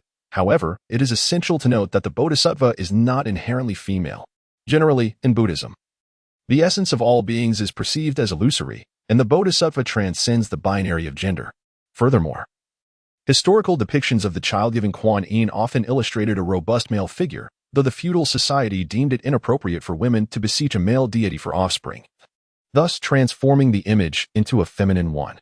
This locale represents one of the earlier ancient districts of the eastern metropolis, where the majority of the structures are grand courtyard residences belonging to affluent families. Those homes that have withstood the relentless tide of urban development, remaining unscathed by demolition, are predominantly the abodes of the upper class. The Yi family, once the esteemed officials of the previous dynasty, has seen their influence wane with the advent of the current kingdom, which has now entered a high-tech era, rendering the archaic feudal systems of the past obsolete. The ancestral legacy bequeathed to the Yi family primarily revolved around handicrafts. However, over the course of the past century, the members of the Yi family have demonstrated considerable ambition, achieving significant advancements in both light industry and finance. As a result, the Yi family, as an esteemed lineage, has managed to maintain a steadfast presence in the grand expanse of the eastern capital. As he turned the corner and approached an imposing mansion, he noticed the familiar sight of white lanterns still adorning its entrance, with the main gate firmly shut, clearly indicating that the period of mourning had not yet concluded. Oh, how the once vibrant threshold now seems forlorn. It is a tragic reality that, following calamity, relatives and friends dissipate. In merely 3 months, everything has transformed. None have erred, save for the harshness of society itself. Yi Sun stepped forward, intending to knock on the door, but for some inexplicable reason, his hand hovered midway, unable to descend. Was his hesitation a consequence of memories from a previous life? At that moment, the door swung open from the inside, revealing a young man with a classic pipe clenched between his teeth, his face contorted with fury. Their eyes met, and both were momentarily taken aback. Regaining his composure, Yi Sun chuckled. "Ah, Sailor Brother, it seems you are here. Young master?" The young man, known as Sailor Brother, appeared to witness an incomprehensible sight, rubbing his eyes vigorously. Once he confirmed it was indeed Yi Sun, he erupted with joy, exclaiming, "Ha ha ha, you are alive. They said you, like the master and madam, were slain by Tao Bai Bai. I never imagined you had survived. Ha ha." The commotion at the door attracted the attention of those within the estate. Shortly thereafter, a burly man emerged, and upon seeing Yi Sun, his reaction was even more intense than Sailor Brother's. He embraced Yi Sun and wept uncontrollably, tears and snot flowing freely. After approximately 5 minutes, the two finally managed to compose themselves. The burly man was Uncle Dolly, the housekeeper and enforcer of the Yi family, a former world-class fighter, while the young man with the pipe was Sailor Brother, a genuine sailor with considerable combat skills. Together, they formed a formidable duo, akin to Popeye the Sailor. Once their emotions had settled, Yi Sun remarked, "I initially believed I was doomed, yet Tao Bai Bai, in his arrogance, spared my life and has extended an invitation for me to seek vengeance. I have been granted a second chance at life. Why has the young master returned now? Yi-sun could only offer a wry smile as he explained, I had my leg and arm bones broken by Tao Bai, which is why I have been recuperating in a remote mountain village for the past 3 months. I returned only after I had nearly recovered. Uncle Dolly immediately responded with anger, that despicable Tao Bai, that scoundrel. I regret not having the power to eliminate him. However, Sailor Brother hastily interjected. That is not the crux of the matter. The essential point is that the young master is alive, which means there is no need to discuss the inheritance rights. Uncle Dolly quickly regained his composure, recalling the most critical issue, and urged, son, listen closely. You are aware of the succession of the inheritance rights, correct? Yi-sun furrowed his brows in deep contemplation, and then his expression changed dramatically. What on earth is happening? Your uncle, Yi-jian, has eagerly submitted an application to the court, seeking to inherit your family's estate, given that your parents have passed away and you are their only son, currently unaccounted for. Consequently, the court has already accepted this matter, since Yi-jian is the biological brother of Yi-sun's father. If Yi-sun's entire family were to perish without any heirs, Yi-jian would be entitled to apply for the inheritance of Yi-sun's family estate. Now that I have returned, everything should be fine, right? Uncle Dolly and Brother Shui looked at each other with peculiar expressions, and Yi-sun, taken aback, inquired, is there something amiss?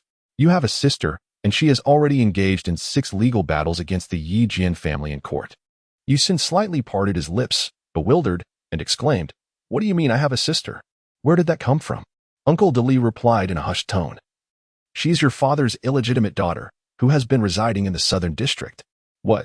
Yi-sun felt as though he had been struck by lightning. His father held such a high status. What is this sister's name? Yi Xiaodao, 12 years old.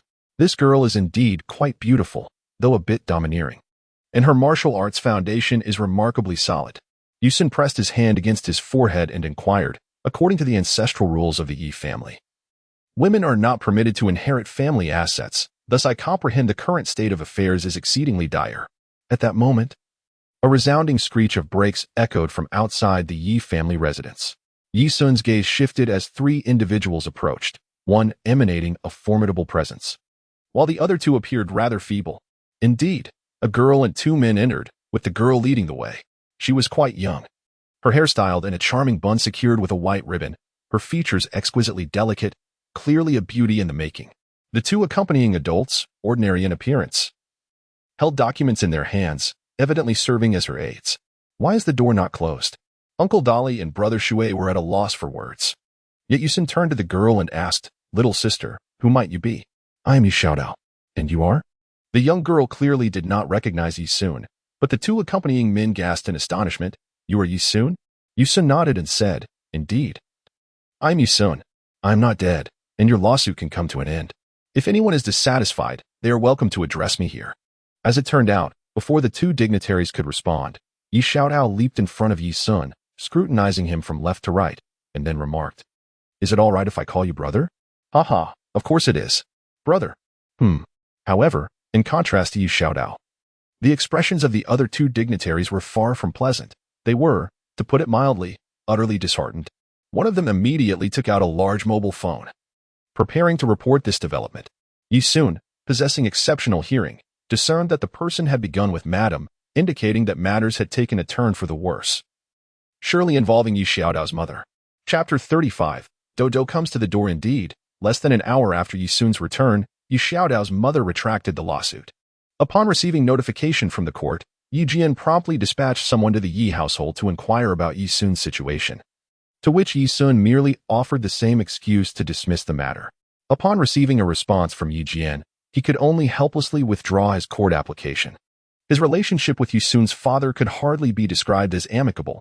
They had once engaged in fierce confrontations over family inheritance, resulting in a bitter estrangement between the 2 brothers that lasted for decades, with no communication whatsoever. However, in light of the current situation, even if Yi-jian wished to resolve matters, it was no longer feasible. If only the young girl were involved, it might have been manageable. But with the nephew still alive, further contention seemed devoid of purpose. Yi-jian felt quite helpless. His son Yi-sun had always been astute and headstrong, undoubtedly unwilling to suffer any losses. Despite being merely a child, Yi-jian anticipated that he would fiercely cling to the family inheritance. This matter could be discussed later. As for the little peach, it seemed rather unimpressive, unable to even eliminate a mere child. Humph. The scene shifted. And the figure clad in black spoke, "This is the lady's directive. Since both heads of the Yi family are no longer present, the family fortune naturally falls to young Master Yi Sun. However, little Tao shall reside at the Yi household for the time being, as she is, after all, your biological sister, though not of the same mother. At the very least, you share the same father." Yi Xiaotao had just graduated from elementary school, utterly naive. Sitting on the chair and gazing at the crowd, Yi Sun squinted slightly and glanced at Yi Xiaotao before saying, "My dear friend, I kindly ask you to convey to Xiaotao's mother that as long as Xiaotao is willing, it shall be so. However, if she finds herself unwilling, I beseech you, as a mother, to refrain from pressuring the child." The listener was momentarily taken aback, struggling to fathom that such words could emanate from the lips of a mere 13-year-old. It was indeed exceedingly mature. The call remained connected, and after reiterating Yi Sun's words, the individual turned to inquire, "Xiaotao, do you wish to stay here to study and live?" Yi Xiaotao's sparkling eyes brimmed with confusion. "Isn't mother coming along?"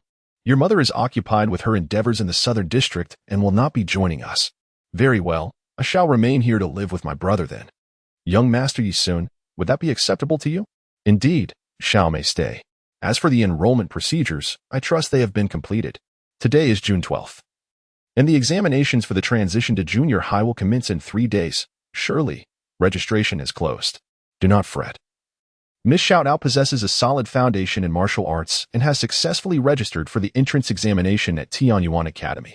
The outcome is inconsequential, for she is certain to be accepted."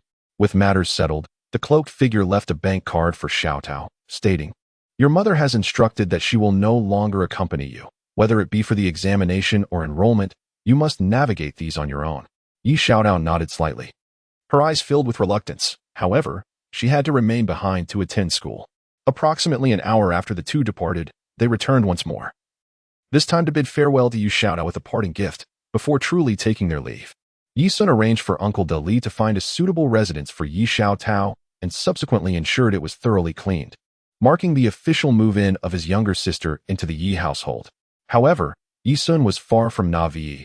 He was acutely aware of his sister's mother's intentions. With the primary assets of the Yi family having been seized by Tao and subsequently liquidated for cash on the stock market, the family found itself burdened with substantial debts from commercial contracts. This left the Yi family in a precarious state, essentially a hollow shell. To settle these debts, the only recourse would be to liquidate their remaining properties, leaving only their ancestral home. Consequently, Yi Sun would inevitably have to seek assistance from Yi Xiaotao's mother, who, in a manner of speaking, was the only one capable of preserving the family wealth. It seemed that Xiaotao's mother wielded considerable influence in the southern district, far from being an ordinary figure.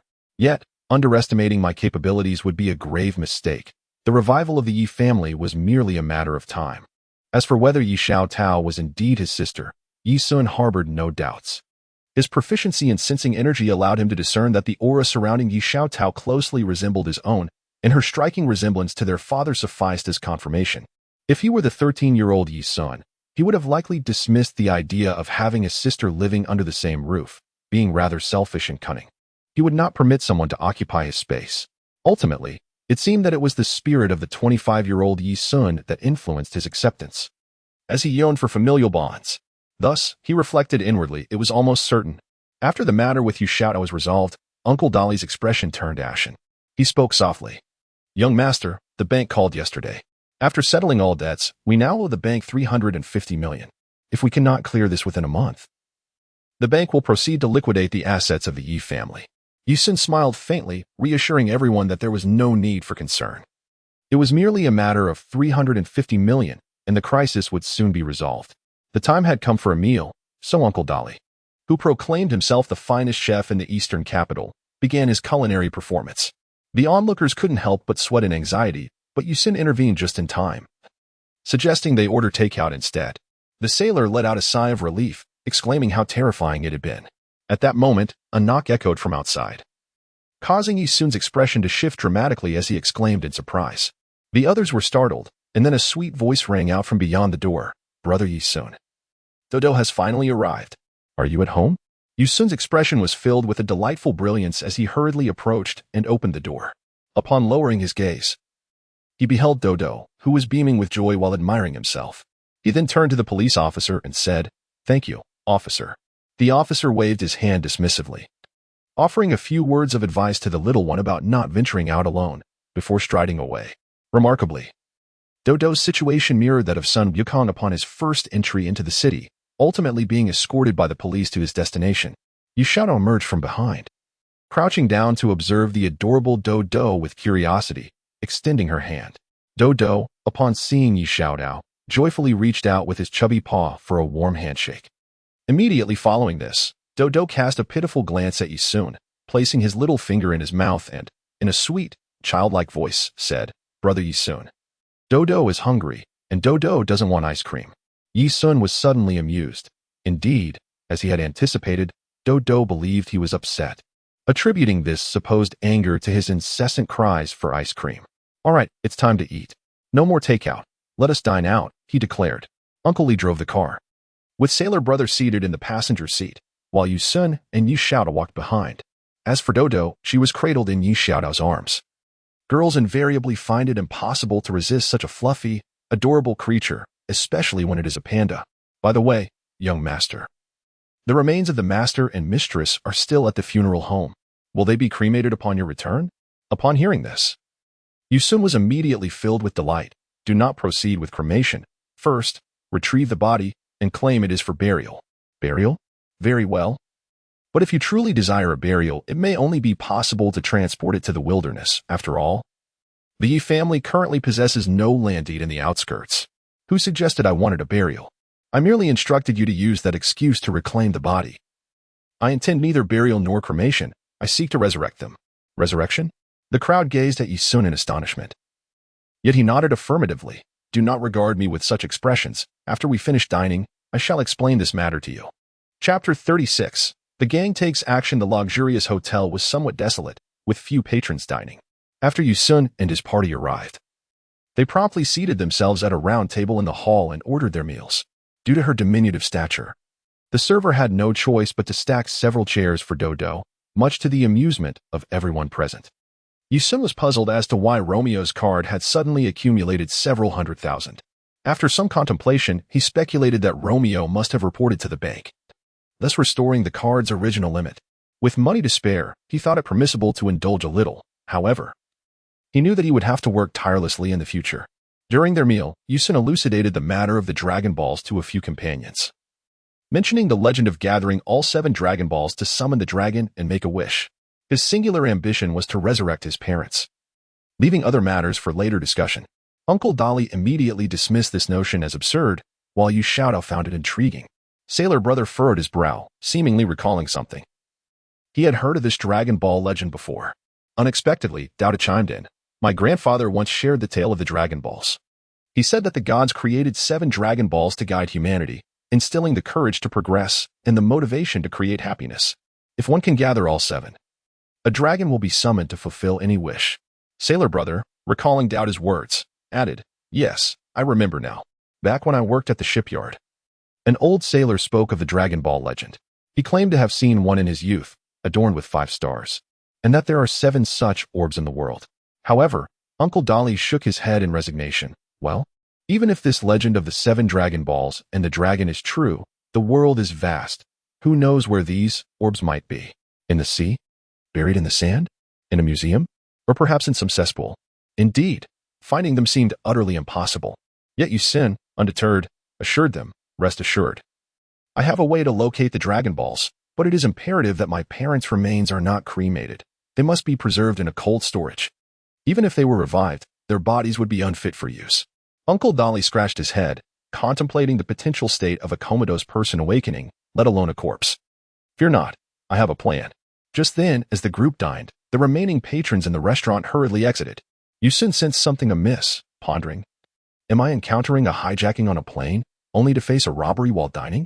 Suddenly, 2 groups entered, one clad in black trench coats and sunglasses, the other in white suits. They promptly split to the sides as 2 formidable figures strode in. The leader in black was bald, his head marred by several scars, while the one in white donned a traditional tunic, casually rubbing 2 iron balls in his hands, exuding an air of leisure. Yet, A keen observer would note the bulging temples and the cold detachment in his gaze, unmistakably signaling a ruthless disposition. Having seen much in his life, Uncle Dolly whispered, "Young master, this is dire. The gang has taken over the place. We should leave." "But we haven't finished our meal," protested the young master. You shout out also snorted coldly, questioning why they should leave. Indeed, at that moment, the hotel owner approached, expressing sincere apologies and explaining the situation. In essence, two business owners had reserved the entire establishment for a meeting and requested that everyone kindly accommodate their needs. The meal for the day would be on the house. Courtesy of the owner. Yi Sun, with a smile that did not reach his eyes, remarked, "Oh, if the two gentlemen are conducting business here, should we not take our leave?" Yet I find it curious that in this instance, the two gentlemen do not extend the courtesy of retreating while I dine. The hotel owner's expression shifted dramatically, and he patiently advised, "Young man, such words are ill-advised. The man in black represents the Jiaolong group, while the one in white is from the Zhongquan sect. Both are formidable figures in the East." The two magnates had already ascended to the main hall on the second floor to negotiate, leaving their subordinates to occupy all spaces from the first to the second floor. Yi Sun felt increasingly agitated, pondering whether he had unwittingly activated some misfortune, as it seemed absurd to encounter trouble merely while attempting to enjoy a meal. Seeing that Yi Sun was unyielding, the owner approached a man clad in black to explain the situation, initially hoping that the two factions would show some leniency and allow the family to finish their meal before departing. Instead, this only served to provoke them further. A man with distinctive hair stepped forward to Yi Sun's table and loudly inquired, "Does this imply that you are unable to accommodate a few esteemed guests?" Uncle Dolly and Brother Shui's expressions soured. To be candid, they felt quite intimidated. Although we live in a society governed by law, it often feels like mere rhetoric.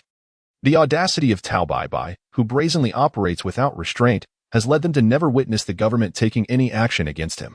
Yi Sun gestured for the two to remain silent, lifting his gaze to the man before him, and disdainfully remarked, "What are you to summon my presence?" The man, a faint smile gracing his lips, responded with an air of admiration, "Truly, a hero emerges from youth, though perhaps you have met your end a tad prematurely." As his words fell, he swiftly drew a handgun from the side of his attire and aimed it at Yi Sun, firing without hesitation, ruthlessly decisive, showing no mercy, and utterly disregarding the possibility that this young man might be of significant stature.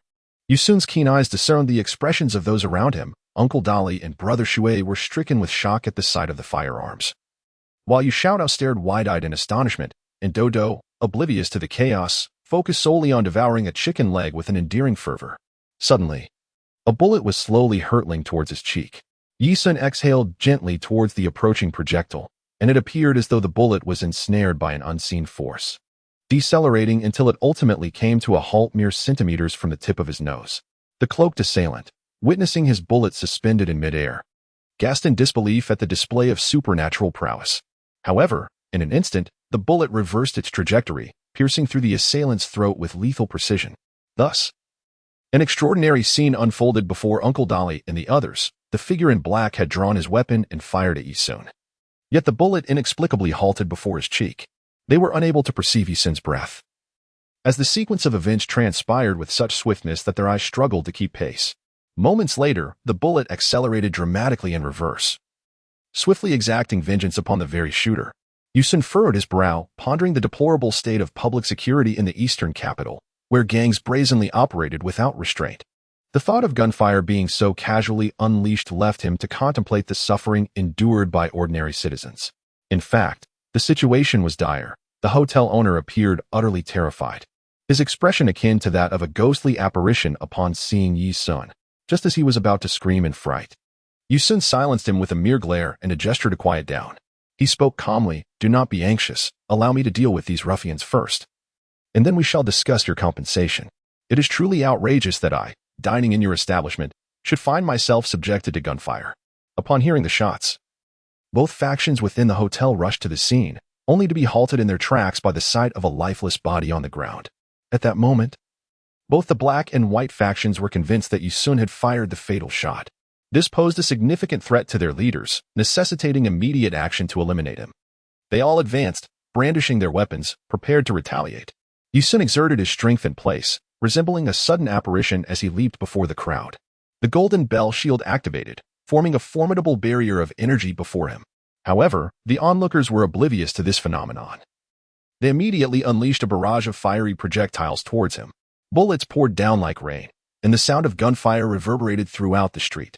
Everyone realized something was amiss. Yet no one dared to call the authorities. The pedestrians believed it was undoubtedly a gang conflict, leaving the police to handle it, as it had nothing to do with ordinary citizens. The rampant lawlessness of the underworld was, after all, a consequence of collusion between the police and criminals. Approximately several seconds later, the spectators stood in stunned silence, gazing at Yi-sun. A dense cloud of bullets floated before the young boy, obscuring the figures of those behind. One among the crowd gasped in astonishment, declaring, "This boy possesses superpowers. He is a superhuman." A D-grade mission had been detected to eradicate the Dragon Group and the Heavy Fist sect, thus benefiting the populace. This truly was unfortunate. It was the system that sought your annihilation. It is not my concern. Chapter 37. The martial artist in society. Upon witnessing the wall of bullets before Yi-sun, the gang members exchanged glances, their eyes reflecting indescribable shock. The bullets seemed to be drawn by an unseen force, slowly gliding apart, revealing Yi-sun's figure. The young man faced the multitude of armed gangsters with a calm smile. As if to inquire, "Do you possess any other methods?" Before the gangsters could respond, a figure with a Qing dynasty braid, yet unshaven, rushed down from the second floor, shouting, "Hold on! Hold on! Hold on!" He repeated this thrice, then approached the crowd, assessing the situation before turning back to behold the wall of bullets that loomed before Yi-sun. He could not help but draw a sharp breath. Gazing at the young man's refined features, pondering in his heart, is this a superpower? No, this is evidently an immensely powerful aura. Yi-sun sensed that the aura emanating from this individual was significantly more potent than that of an ordinary person.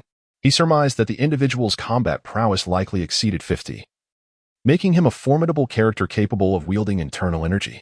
However, whether he could unleash a powerful energy wave remained uncertain. The man bowed to Yi-sun in a gesture of apology, then clasped his fists respectfully and said, "Master, might I implore you to show mercy? Begone. I can see you possess some discernment. I shall spare your life." The expression on the braided man's face soured. He was renowned as one of the top fighters in the eastern capital, yet he could distinctly perceive the vast chasm between himself and the youth before him. At that moment, he felt as though he stood before a colossal primordial beast, its overwhelming presence rendering him incapable of lifting his gaze. Unbeknownst to him, cold sweat began to dampen his back. Then, a slight smile graced Yi-sun's lips as he snapped his fingers, producing a crisp, melodious sound. Following this, a barrage of gunfire erupted, accompanied by a cacophony of anguished cries. The braided man was taken aback. Upon turning around, he was met with a gruesome sight, bodies strewn across the ground. Among them, gang members who witnessed the bullets ricocheting back in a deadly arc immediately fled. But their desperate attempts to escape only resulted in further demise. Paralyzed by fear, they halted in their tracks, their eyes wide with terror as they gazed upon the boy. Yi-sun cruelly laughed. "What's the matter? Not running anymore? Keep running." He continued, "I implore you, master, to show mercy. It is our ignorance that has led us to this predicament." "Ignorance? You wretched scoundrels, I merely took my family out for a meal, and yet you dared to fire upon me. If I do not eliminate you, I would be betraying the mastery I have cultivated within myself." In the blink of an eye, the man with the braid realized that Yi-sun had vanished. Suddenly, he was startled by the sickening sound of bone snapping. When he turned around, he found all of his remaining subordinates had their necks violently twisted, lifeless upon the ground. In an instant, he had broken the necks of over 20 men, an act so swift it was beyond comprehension. Is this the speed of a mere mortal? The man with the braid stumbled, collapsing to the ground. They had provoked a formidable powerhouse, one whose strength undoubtedly reached at least level 9. Such an individual requires no supernatural abilities to deflect bullets. Their very physique can withstand gunfire. The ability to project one's vital energy to form a protective barrier against bullets is nothing short of extraordinary. A mastery that defies the heavens. Hey, lead the way. Your boss carries such an imposing presence. I am eager to witness it for myself." The man with the braid, coming to his senses, quickly rose to his feet, trembling as he nodded and gestured respectfully. Yi-sun's body gently floated upwards, prompting the man with the braid to scream in astonishment. "Sky dance technique. You are of the crane immortal lineage." A glint of cold light flashed in Yi-sun's eyes, prompting the man to hastily fall silent and obediently lead the way ahead. Yi-sun then turned to address the others, urging, "Do not dawdle. Come up with me." Uncle Dolly and the other two, as if awakening from a dream, exchanged glances filled with profound astonishment. Only Dodo remained composed, sipping her porridge and, with her mouth full, mumbled indistinctly, "Finding someone so exhausting is quite something. Even shivering seems rather taxing." Although Yu Xiaodao is young, her thoughts are intricate and astute. She possesses a depth of perception that surpasses her peers. If her memory serves her right, her mother once remarked that this seemingly ineffectual brother is merely a pampered Saiyan. How could he be so formidable? Is it possible that he truly intends to seek the Dragon Balls? Do they truly exist? For reasons unknown, this thought suddenly flickered across Yu Xiaodao's mind. She could not comprehend why her first reaction upon witnessing Yi Sun's display of prowess was the notion of the Dragon Balls. A warrior of such remarkable strength would not just about fairy tales. Yi Sun must have acquired some concrete information to boldly utter the mention of the Dragon Balls. Unfazed by the derision of others, Yi Xiaodao turned around to find Dodo still voraciously devouring the glutinous rice balls, his face smeared with the sweet syrup. Anger welled up within her. How could this little glutton not lend a hand? With that thought, Yu Xiaodao seized Dodo with determination. However, Dodo clung desperately to the table, his bear-like face a picture of defiance, for his grandfather had taught him that wasting food was a disgrace. And he had yet to finish his meal. This mischievous child possessed remarkable strength. Yu Xiaodao, with a mischievous glint in her eyes, promptly tickled Dodo's armpit, causing him to surrender immediately. In that fleeting moment of release, he adeptly seized a chicken leg. Thus, Yu Xiaodao cradled Dodo as one would a small puppy and ascended the staircase to the second floor, while Dodo busily gnawed on his chicken leg. Meanwhile, the two formidable figures anxiously awaited developments. They were acutely aware that the conflict had erupted on the first floor, where the cacophony of gunfire had given way to anguished cries. With Snake Wing having descended into the fray, they were left in suspense regarding the outcome. Just then, a knock at the door startled them both. Their cadre of elite subordinates stood ready, and soon the door swung open to reveal Snake Wing, prompting a collective sigh of relief. This was indeed a reassuring sign, with Snake Wing joining the fray alongside over 100 armed underlings on the first floor. It would be utterly absurd if they could not subdue the troublemakers. However, what followed was a startling sight. Snake Wing entered, his complexion ashen and body trembling slightly, trailed by an unfamiliar young man floating behind him. The bald boss gasped, "Who are you?" "I am the one whose meal you so rudely interrupted," came the reply. The elder in the white gown, a master of martial arts himself, immediately discerned the fearful expression on Snake Wing's face and caught a whiff of blood in the air, which led him to realize that the young man had dispatched everyone below. In a hurry, the elder exclaimed, "My young brother, this is all a misunderstanding. Please, take a seat." The two leaders quickly pulled out a chair, respectfully inviting Yi Sun to sit down. Yi Sun's demeanor remained defiant, exuding an air of disregard for authority. The two leaders, possessing keen insight, understood that this boy was undoubtedly at least a ninth-tier warrior, a figure of formidable strength in the world of martial arts. One who spoke little but commanded great respect. Yi Sun simply took a seat as well. The formidable warriors behind the two prominent figures possessed combat abilities around 15, which were utterly insufficient to pose any threat to Yi Sun. Meanwhile, behind Yi Sun stood three individuals and a bear, reminiscent of negotiations taking place in the Pentagon. Yi Sun smiled and said, "Now it is your choice, life or death." Chapter 38, Buying Life with Money. Confronted with Yi Sun's direct interrogation, the two prominent figures immediately straightened in their seats, expressing their desire to live, certainly wishing to survive. "Oh, so you are not merely reckless youths who would throw away their lives at the slightest disagreement? But what if I truly wish to end your lives?" Yi Sun's voice carried a chilling coldness. "In all my years, I have never encountered anyone who dared to fire a gun at me while I was dining. Is it that I, Yi Sun, have not been ruthless enough, or have you both simply grown too arrogant?"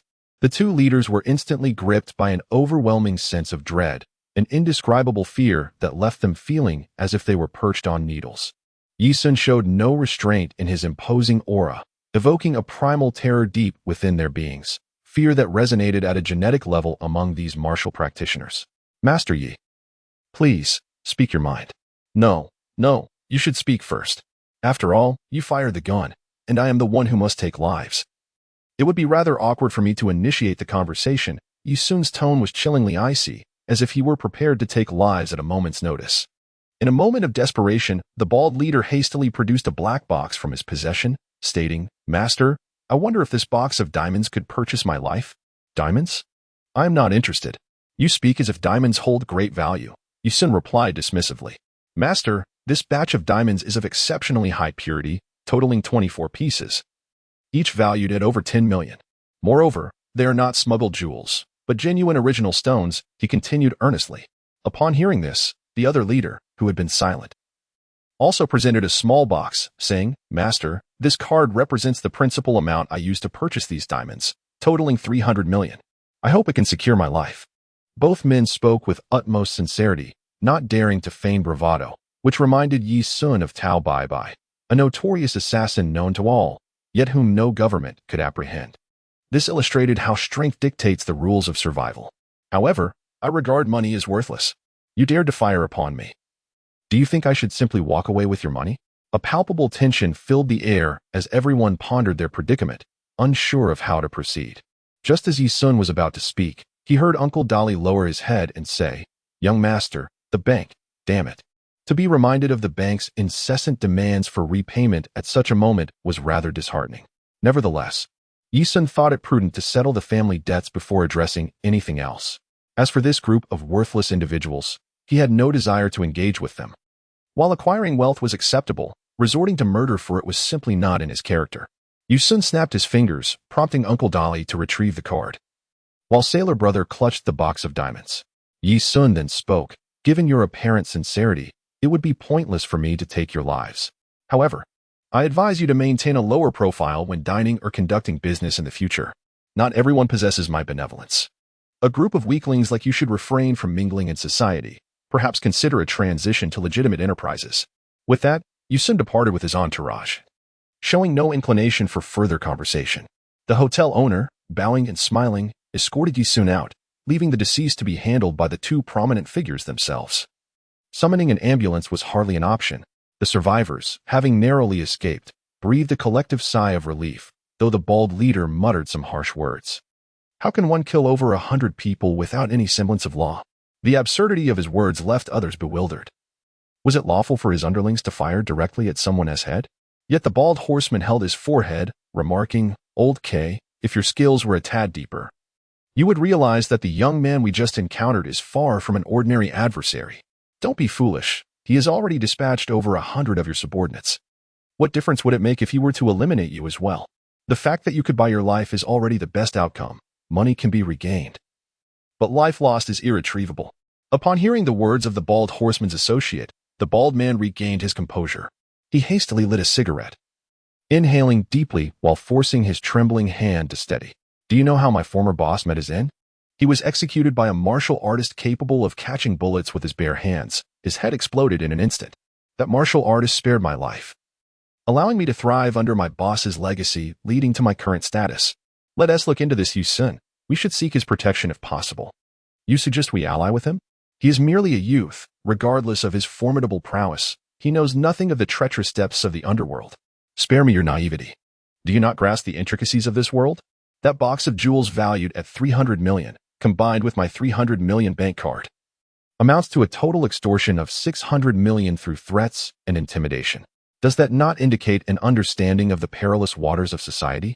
Old K felt a wave of embarrassment wash over him as he touched his scarred head, sighing heavily.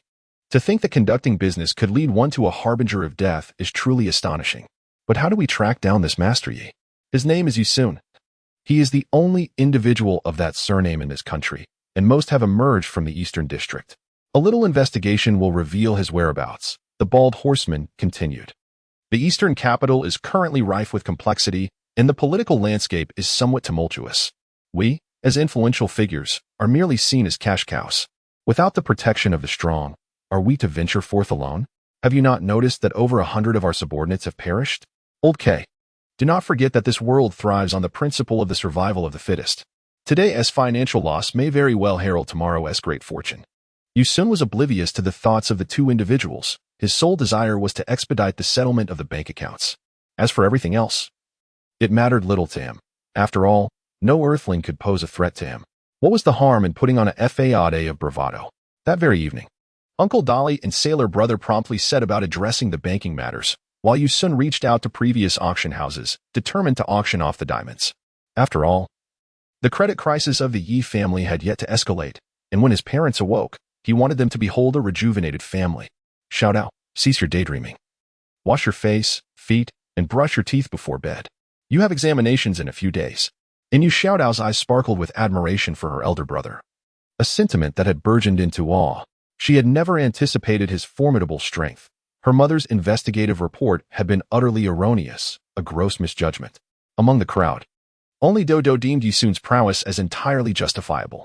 During his secluded training in the remote mountains, Yisun had often felled pterosaurs with a mere pebble, roasting them for sustenance. The fact that he had taken lives seemed inconsequential to many, yet this peculiar detail went unnoticed. It was baffling that Dodo, seemingly innocent and naive, felt no trepidation at the sight of Yisun's merciless actions. As the others succumbed to slumber, Yisun quietly contemplated his next course of action. In a few days, he would seek the Dragon Balls, as returning to school was currently out of the question. According to the words of that old rascal Richard, he was obliged to return for the third year, as it was crucial for his academic progression. Thus, in the coming months, he resolved to engage in various endeavors, starting with reviving his parents. Once they were restored, he would entrust them with the expansion of their business, for upon reaching level 20, acquiring items from the marketplace would necessitate financial resources. It is worth noting that as a game programmer, Yisun had once again salvaged his circumstances. He had previously established a marketplace system wherein transactions required world currency from the Dragon Ball realm. There were 3 ways to acquire this currency: earning it through quests, obtaining it from dungeons, or converting RMB into it. In essence, if Yisun desired to procure unlimited goods from the marketplace, he would need substantial wealth. This presented a considerable challenge for him, to construct a commercial empire to generate infinite wealth, which could then be utilized to purchase marketplace items. The following day unfolded uneventfully. Yisun reached out to his former connections and visited the largest auction house in the eastern capital. This endeavor was best left to Uncle Dolly, who was well versed in the process. To everyone's astonishment, he successfully sold the diamonds for 400 million, transferring the entire sum into the Yi family's finances, thereby alleviating their crisis instantaneously. In the ensuing days, Uncle Dolly and Brother Shui were truly exhausted, as the Yi family's assets had been devoured and sold off by Tao Bai, leaving them with little recourse. The only remnants of their fortune were the luxurious mansion and their financial credibility, a considerable achievement in itself. Time was of the essence. Yisun would set forth the next day. However, to locate the Dragon Balls, he required a dragon radar. He was uncertain whether Bulma's family had developed one yet. Moreover, there was another individual of great concern. Sun Wukong possessed the 4-star ball, which meant Yisun must engage with him beforehand, for reasons unbeknownst to him. The thought of meeting Sun Wukong filled Yisun's heart with anticipation. Chapter 39, The Search for Sun Wukong on the day of the examination at Tianyuan Academy. Yisun instructed Brother Shui to drive Yu Xiao out of the test, opting not to accompany her. To be honest, his desire to return to school stemmed from the passionate, rebellious spirit of his 13-year-old self, eager to prove his worth.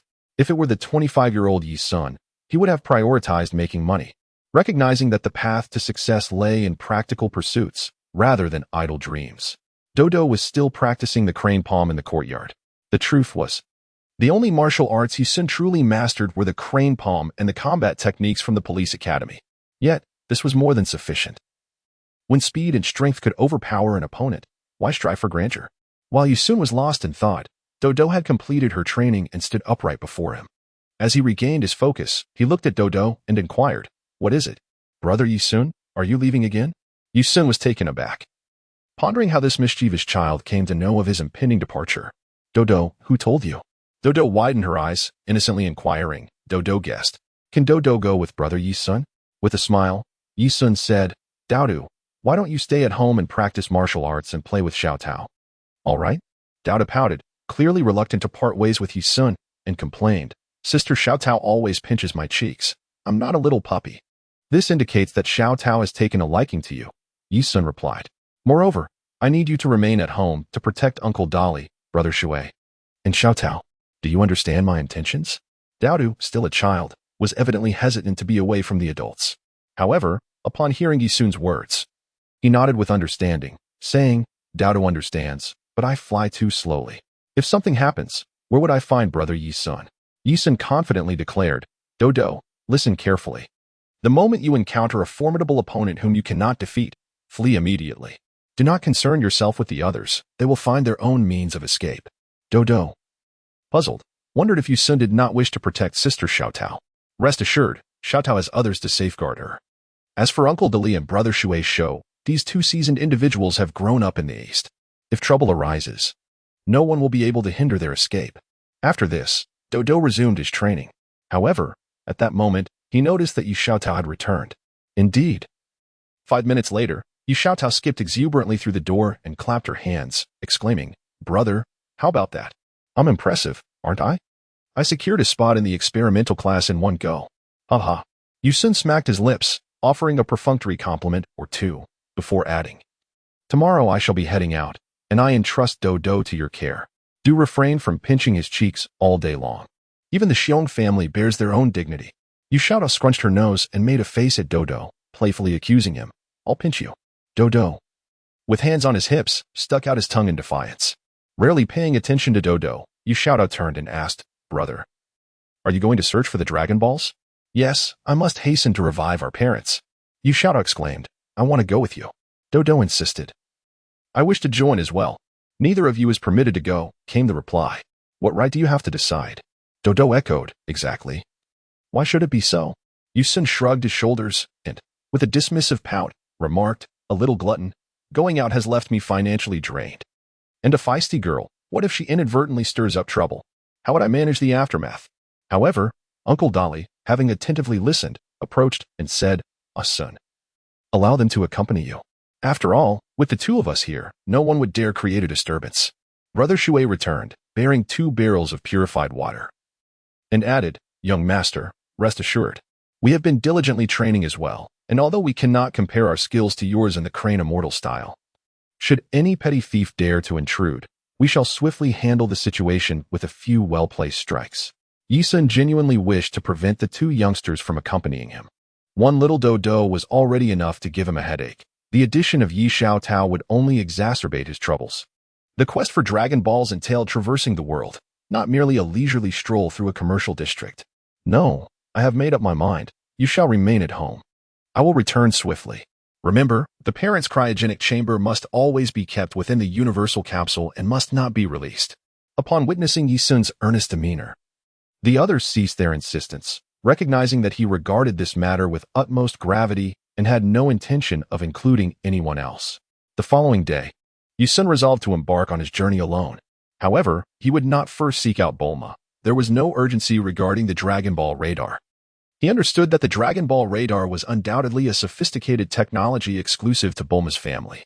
After all, how else could the Universal Capsule Company have risen to become a global leader? The Universal Capsule is their proprietary innovation. There was no need to rush for the Dragon Ball radar. First, he would locate Sun Wukong. If memory served correctly, Sun Wukong's residence should be in East District 439 or perhaps East District 436. Yi Sun vaguely recalled that when the android was searching for Sun Wukong, No. 16 had mentioned the address of Sun Wukong's residence, which was likely situated in the Eastern District. After Yi Sun stepped outside, he purchased a comprehensive map of the Eastern District from a bookstore. He then elegantly allowed the system to scan it, and indeed, a more detailed and precise navigation map appeared on the system panel. There it is. Whether it's 439 or 436, it's certainly not far. As Yi Sun observed, his surroundings were devoid of company. He, akin to Keanu Reeves in The Matrix, slightly hunched his body before launching into the sky like a bullet expelled from a cannon, instantly stirring a cloud of dust. Presently, Sun Wukong possesses a formidable combat power of 30, and even so, his aura surpasses that of an ordinary individual. By merely seeking out a corresponding powerful presence in the vicinity, I will swiftly locate Sun Wukong. Yi Sun's speed was astonishing, akin to that of a rocket. As he reached the designated coordinates in less than 10 minutes, this was indeed the location. Sun Wukong had never relocated, even after his marriage. He remained in the home left by his grandfather. However, Chi-Chi had constructed a new house nearby, albeit in a rather remote area. Observing the mountainous terrain, lush green hills, and even a verdant bamboo grove in sight, Yi soon surmised that he must be in the vicinity. The area was sparsely populated, prompting Yi Sun to begin his search for human presence, which was distinctly different from that of certain raptors. Although Sun Wukong's aura might not be particularly strong, it certainly should not be weak. Yet, to his dismay, Yi Sun found himself frowning in frustration, as he could not detect even a slightly stronger presence. Just then, he suddenly spotted a quaint little house, and a wave of joy washed over him. Its appearance was inexplicably familiar. A large character for fortune was affixed at the entrance. This was the old residence of Sun Wukong's grandfather, Sun Wufan, where Sun Wukong had lived alone since his grandfather's passing. After Yi Sun descended rapidly, he sensed his surroundings and confirmed that there was no one inside. He was well aware that Sun Wukong's 4-star ball was within, yet he had no intention of taking it. Just then, he heard some unusual sounds coming from behind. Turning around, he beheld a small boy, bare-skinned, dragging a large fish as he made his way toward the front of the house. Yi Sun's eyes sparkled with intrigue as he beheld the child, who sported a small tail and possessed an adorably naive demeanor, watching him with a vigilant expression. "Who are you? Are you here to steal something?" As little Wukong spoke, he had already drawn his Rui Jingu bang from behind. Yi Sun's expression was somewhat peculiar. After all, this was indeed Sun Wukong. As an ardent admirer of Dragon Ball, who could have imagined that he would one day encounter Sun Wukong in the flesh? Yi Sun's memories and emotions are intricately woven. He is both Yi Sun and Yi Sun. The sense of familiarity he experiences upon encountering Uncle Dolly and Sailor Brother is not something a mere time traveler could possess. Yet, every recollection from his past life remains vividly clear, were it not for the additional system residing within his mind. He might even believe himself to be a mere dreamer, having been struck by Tao Bai Bai and falling into a coma, only to awaken from a dream where he imagined himself as a developer of Dragon Ball in an alternate realm, only to find the dreamscape distorted upon his awakening. Yi Sun gradually composed himself and grinned, saying, "Indeed, I have come to pilfer, young one. Kindly present any valuables from your abode, or I shall not hesitate to act otherwise." Chapter 40. Encounter with Sun Wukong. Initially, Yi Sun anticipated that upon uttering this declaration, the young Wukong would erupt in fury and charge at him. To his surprise, the child instead appeared bewildered and queried. "But grandfather said that stealing occurs when the owner is unaware, allowing one to enter and take their belongings. Now that I am aware, does this still count as stealing?" Wukong's innocent naivety left Yi Sun momentarily flustered, but he soon burst into hearty laughter, saying, "I was merely jesting. In truth, I am merely a traveler. And upon feeling famished, I stumbled upon your home and dared to intrude. Young one, would you be so kind as to share a morsel of your food with me?" After a moment of contemplation, the young Wukong beamed with a charmingly foolish grin and replied, "Certainly. However, I must first kindle the fire to prepare a meal. I am Sun Wukong. May I inquire your name?" "Yi Sun, but you may call me Ah Sun." "Very well, Mr. Ah Sun. I shall tend to the fire now." Yi Sun's face was adorned with a broad smile. To be honest, he still felt a tinge of disbelief. He had never imagined that finding Sun Wukong would be so effortless. Yet, Sun Wukong was indeed just as depicted in the comics, when treated with kindness. He reciprocated in kind, and when met with courtesy, he responded with politeness. "Wukong, let us roast this fish directly," Yi Sun suggested.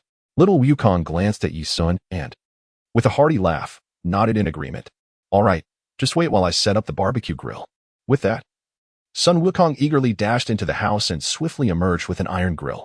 With remarkable agility, he placed the entire fish onto the grill in no time, and then, wielding a metal saw, he expertly stripped the scales from the fish at an astonishing speed, demonstrating his industriousness.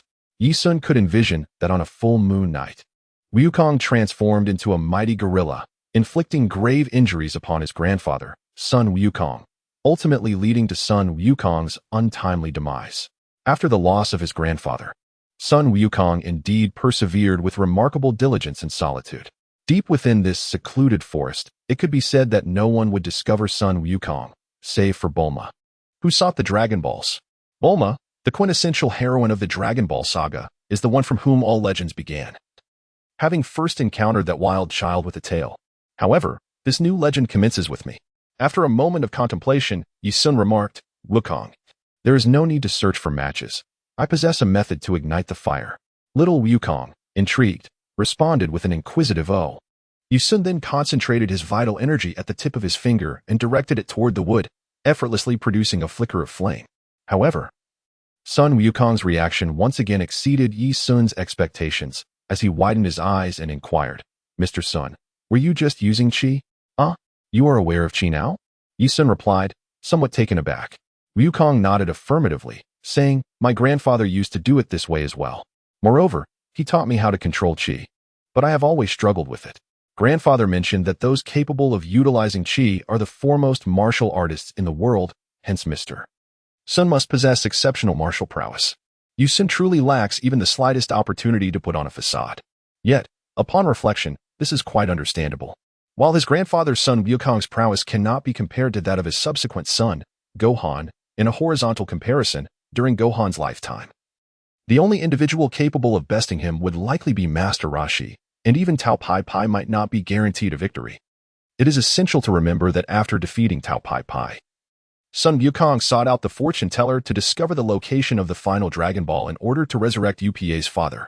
The fortune teller stipulated that they must first triumph over her formidable martial arts disciples. Consequently, Sun Wukong engaged in a duel with his grandfather, Gohan. Strictly speaking, Wukong did surpass Gohan in strength, however, he did not demonstrate overwhelming superiority. That contest was significantly more arduous than his encounter with Tao Pai Pai. Is your grandfather Gohan? Sun Wukong inquired, astonished. How does Mr. Asen know my grandfather's name is Gohan? Just call me his son. Referring to me as Mr. feels rather awkward. I am only 13 this year. Sun Wukong chuckled heartily. You are 2 years my junior. In truth, I am the heir of a martial arts lineage. My family possesses extensive knowledge about numerous masters, including your grandfather Gohan. It took me quite some time to locate your grandfather's residence, but I only encountered you. Where is your grandfather? Sun Wukong's expression dimmed with sorrow. My grandfather has passed away. I now reside here alone. If Mr. Asun seeks to learn martial arts from him, I regret to inform you that you will be disappointed. Yi Sun was undoubtedly aware of Sun Wukong's demise. He was merely seeking an excuse to draw closer to Sun Wukong. One should not presume that sharing a meal with him would foster a bond. Such a Navi and benevolent soul treats everyone alike, unless they are companions like Krillin, Bulma, Yamcha, and Oolong, who have shared countless adventures since childhood. Or mentors like Master Roshi, who have guided him. To Sun Wukong, they are akin to family, should any of them fall victim to violence. He would be consumed by uncontrollable rage. Conversely, there exists another scenario. Those formidable adversaries who have clashed with Sun Wukong might also forge a mutual respect and camaraderie, such as Tien Shin-on, Piccolo, and Vegeta. In essence, unless one has endured trials alongside Sun Wukong, he is unlikely to regard them as kin. Recalling something, Sun Wukong cheerfully declared, Mr. Yi Sun, I wish to spar with you. Truly, a Saiyans' indomitable spirit cannot be suppressed, regardless of their innocent optimism. After the defeat of Cell, Sun Wukong remarked, Bulma is right. Perhaps it is because of me that these villains target Earth. Yet, from another perspective, it is precisely Sun Wukong's unwavering resolve and refusal to succumb to adversity that has attracted a multitude of foes, particularly the artificial beings from the Red Ribbon Army, including androids 16, 17, and 18, all tasked with eliminating him. His remarkable ability to confront formidable opponents head-on is a commendable trait of Sun Wukong. Yi Sun harbored no valid reason to confront or suppress him. In terms of values, Sun Wukong embodies no elements of enmity, unless Yi Sun were truly twisted in spirit. Seeking to unjustly undermine him, it would merely reflect an idle disposition. Well then, this is a rare opportunity.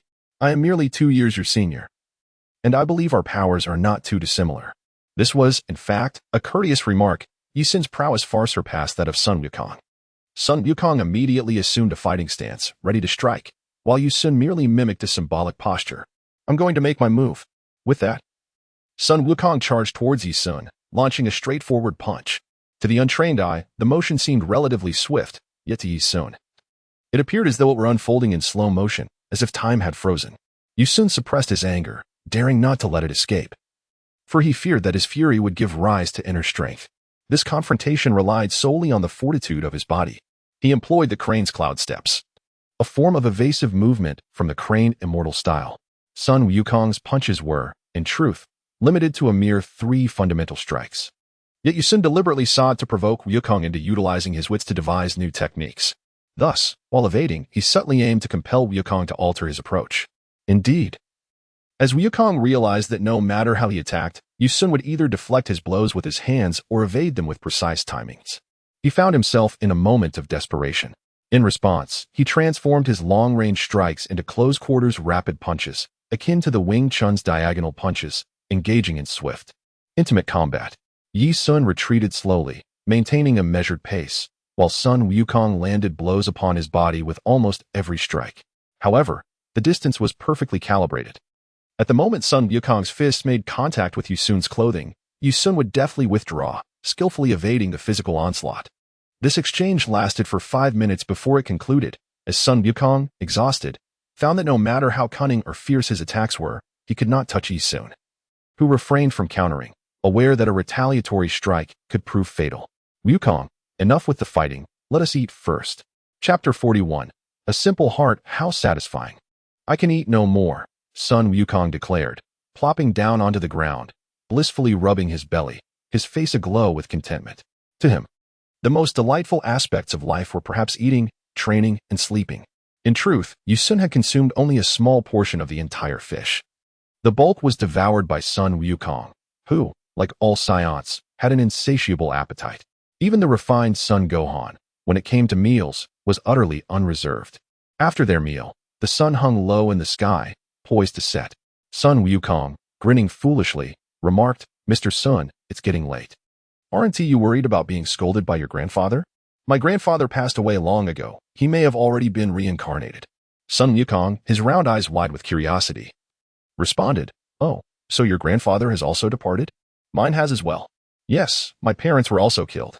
Now, my home consists of just my younger sister and a panda that spends all day eating ice cream."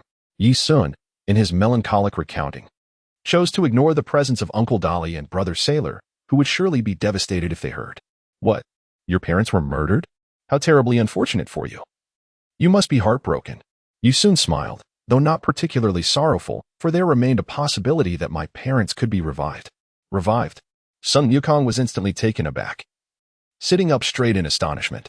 Grandfather says that once a person dies, they cannot return to life. How can revival be possible? Yi Sun's lips curled into a meaningful smile. At last, the topic had been broached. In this world, there exist 7 Dragon Balls. According to legend, anyone who gathers all 7 Dragon Balls can summon the Eternal Dragon, who will grant their every wish, including the resurrection of deceased loved ones. Upon hearing this, Sun Wukong exclaimed in astonishment, "Dragon Balls? What do these Dragon Balls look like?" Yi Sun discreetly acknowledged the truth of the situation. When Bulma initially approached Sun Wukong and mentioned that the dragon could grant wishes, she inadvertently neglected to highlight the pivotal notion of resurrecting Sun Wukong's son, Gohan. One must not dismiss this as trivial. Sun Wukong is, by nature, an innocent and straightforward individual, incapable of conjuring thoughts of resurrecting the deceased without explicit mention. It was only later, amidst the turmoil surrounding the Dragon Balls and his fierce confrontation with Tao Pai Pai, that he made the connection to the possibility of wishing for the return of the dead, spurred by the tragic demise of Upa's father. Had it not been for the clear declaration of Sun Wukong's grandfather, who, upon returning to the mortal realm to spar with him, expressed a desire to remain in the underworld, Sun Wukong would have undoubtedly pursued the notion of resurrecting his grandfather. Otherwise, after bringing Upa's father back to life, he would have diligently gathered the Dragon Balls the following year to resurrect his grandfather, and he would have certainly followed through. I am uncertain of the hue. Yet those orbs should possess a transparent quality, adorned with stars, totaling 7 in number, varying from a single star motif to that of 7 stars. As anticipated, after his astonishment, Sun Wukong promptly dashed into the room, retrieved the 4-star ball left by his grandfather, and presented it to Yi Sun, inquiring, "Is this the one?" Yi Sun feigned surprise, exclaiming, "Is this truly it? I never anticipated you possessed a Dragon Ball."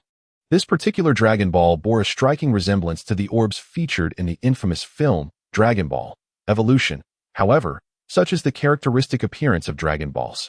Following this revelation, a myriad of exchanges ensued between Sun Wukong and Yi Sun regarding the Dragon Balls, the content being rather unremarkable, yet undoubtedly extraordinary for Sun Wukong. "Wukong, should I manage to locate all 7 Dragon Balls, not only can I resurrect my parents, but I can also bring your grandfather back to life." At this juncture, even Sun Wukong felt a surge of excitement. His greatest longing was for his grandfather. How wonderful it would be if his grandfather were still alive, sharing warmth by the hearth in the cold, and seeking solace outdoors in the heat, indulging in daily hunting and training amidst the mountains. One can now comprehend Sun Wukong's emotions. He was devoid of friendships, the bonds of a master and disciple, and the yearnings of a spouse and children. Presently, the sole cherished connection he yearned for was his only remaining family member, Sun Gohan. Upon reaching this realization, Sun Wukong dashed back to his room, fervently preparing his belongings. Yi Sun was taken aback and inquired, "Wukong, what are you planning to do?" I must swiftly locate the 7 Dragon Balls and summon the Eternal Dragon to resurrect my grandfather. Yi Sun's lips parted slightly as he beheld Sun Wukong, exclaiming Jin Tua Yun. At that moment, a fluffy, cotton candy-like yellow cloud came soaring towards them. Without hesitation, Sun Wukong leapt onto it and declared, Jin Tua Yun, let us seek the Dragon Balls. Jin Tua Yun, what is happening? Yi Sun was taken aback. Did Sun Wukong already possess the Flying Nimbus? This contradicted the narrative of the manga entirely. The Flying Nimbus was supposed to be a gift from Master Roshi to Sun Wukong as a token of gratitude. As the immortal Karen would succinctly put it, it was something Master Roshi had shamelessly requested from me. Could it be that the main storyline of the manga had truly been altered? Regardless of Yi Sun's thoughts at that moment, the Flying Nimbus remained still. Sun Wukong queried in confusion, what is the matter, Flying Nimbus? I have already instructed you to seek out the Dragon Balls. Yi Sun was at a loss. His head filled with dark lines of frustration, and he exclaimed, Wukong, where do you expect the Flying Nimbus to find the Dragon Balls? Do you have any idea how vast the world is and how minuscule the Dragon Balls are? No matter how swift the Nimbus may be, it cannot discern the whereabouts of the Dragon Balls. Sun Wukong stood in a daze, questioning, is it truly so, Nimbus? The Nimbus wavered slightly, evidently affirming Wukong's inquiry. Wukong's face was etched with worry. If even the Nimbus could not locate them, what were they to do now? Ahem, with a cough. Yi Sun roused the despondent Wukong from his gloomy reverie, saying, Wukong, do not be anxious. I possess a means to locate the Dragon Balls, but before that, we must first find the Dragon Ball radar. What is the Dragon Ball radar, you may ask? It is a type of detector that can sense the faint electromagnetic waves emitted by the Dragon Balls. And what, you might wonder, is a detector? Yi Sun immediately covered his face, realizing that explaining this to a naive child from the deep mountains was a sheer waste of time. Alas, the explanation is rather cumbersome. In essence, it is quite intricate. Ah, that seems to encapsulate it. Oh, now I comprehend. Yi Sun once again covered his face, marveling at Sun Wukong's simplicity of thought. A trait that was almost shocking. He understood that the matter at hand was intricate and challenging to elucidate, yet he recognized it as something inherently good. After releasing the Nimbus cloud, Sun Wukong waved goodbye to it. As Yi Sun observed the cloud vanish into the sky, his thoughts began to drift. Given that the main storyline had shifted, should he invite Sun Wukong to accompany him in the quest for the Dragon Balls? Furthermore, knowing Sun Wukong's unwavering determination, it was clear that he would not relent until his objectives were achieved. I had spoken too freely. Sun Wukong was likely eager to join me in the search for the Dragon Balls. Indeed, Sun Wukong sincerely inquired, Mr. Sun, may I accompany you in the search for the Dragon Balls? A prompt from Little Dragon appeared, presenting a selectable sea-level quest to seek the Dragon Balls alongside Sun Wukong. This quest might influence the forthcoming narrative trajectory. Accept or decline. Narrative trajectory? Yi Sun found himself momentarily bewildered. What narrative trajectory? Was it the direction of the Dragon Ball manga? Or did it imply that Yi Sun's own experiences would be altered due to Sun Wukong's involvement? To accept or to decline? Yi Sun found himself engulfed in a tumult of conflicting thoughts. As a devoted Dragon Ball fan, his instinctive reaction was to embrace the adventure. Yet he recognized that he was not merely playing a game, he was making a pivotal choice in his life. No. He could not join Son Goku in the quest for the Dragon Balls. His greatest advantage lay in his knowledge of the main storyline. As long as the narrative remained intact, his plans would not falter. Involving Goku would inevitably disrupt the plot, leading to unforeseen alterations. However, a seemingly viable idea suddenly sparked in Yi Sun's mind, transforming his expression from one of contemplation to one of delight. He immediately opted to accept this new course of action and smiled as he said, Goku, let's take a rest tonight. Tomorrow, I will accompany you back to East City, and then we can devise a plan to search for the Dragon Balls. All right, then I'll head to bed, Goku exclaimed before dashing off to his room. Swiftly removing his shoes and collapsing onto his bed, where he promptly fell into a deep slumber. Yi Sun nearly stumbled at the sight. He swore Goku must have thought, with his eyes closed and reopened, that the day had vanished, and that by falling asleep immediately, he would awaken to embark on the quest for the Dragon Balls. Feeling no sense of waiting whatsoever. Ah, what a simple-hearted and earnest child he is. Such innocence is truly a rare gem. Chapter 42, The Butterfly Effect. Yi Sun did not enter Sun Wukong's chamber. Instead, he sat cross-legged outside the door, seemingly in a state of meditation and focus. Both Dodo and Xiao Tao exuded a calm aura, indicating their safety. However, The eerie sounds of the wilderness during a summer night were quite unsettling. It remained uncertain whether Sun Wukong's habit of leaving his door open while sleeping was an anomaly or a regular occurrence. At present, Yi Sun's level had yet to reach LV-15, limiting his opportunities for advancement, as large-scale quests were likely rare in the depths of the mountains. This thought led him to ponder that once he attained LV-15, he could purchase quests from Xiaolong. In this context, Yi Sun recalled the existence of a system-issued bank card within his spatial repository. This card was not a conventional bank card from the Dragon Ball universe, but rather a wealth accumulation card granted by the system. Its specific function was that any money Yi Sun earned in this world, recognized by the system as rightfully his, would be reflected in equal amounts on the card. For instance, if Yi Sun bent down and picked up $5, the card would instantly credit him with that amount, even if he later returned it to its rightful owner.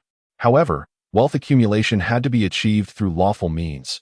Theft, robbery, and deceit were strictly prohibited.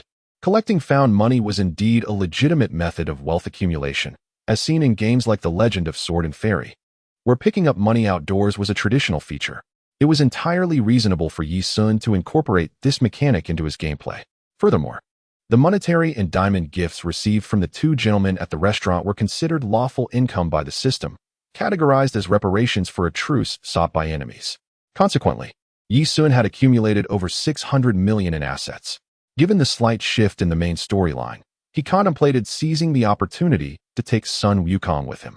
Logically, Sun Wukong should not possess the Nimbus Cloud at this juncture, yet Yi Sun harbored suspicions regarding Bulma's family, suspecting they were not as straightforward as they appeared.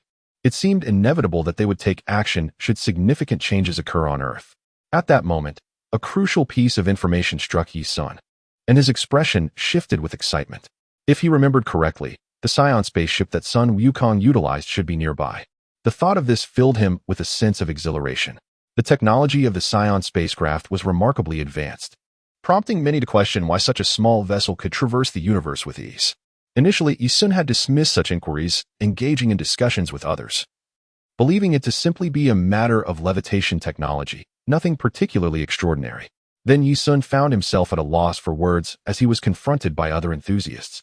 For the hovercrafts constructed with the known hovering technology were, in fact, not particularly swift. In contrast, the Saiyans' ability to traverse planets with their advanced hovering technology was truly impressive. This matter involved intricate curve technology and spatial transmission techniques, which contributed to the widespread perception of the Bulma family as rather enigmatic.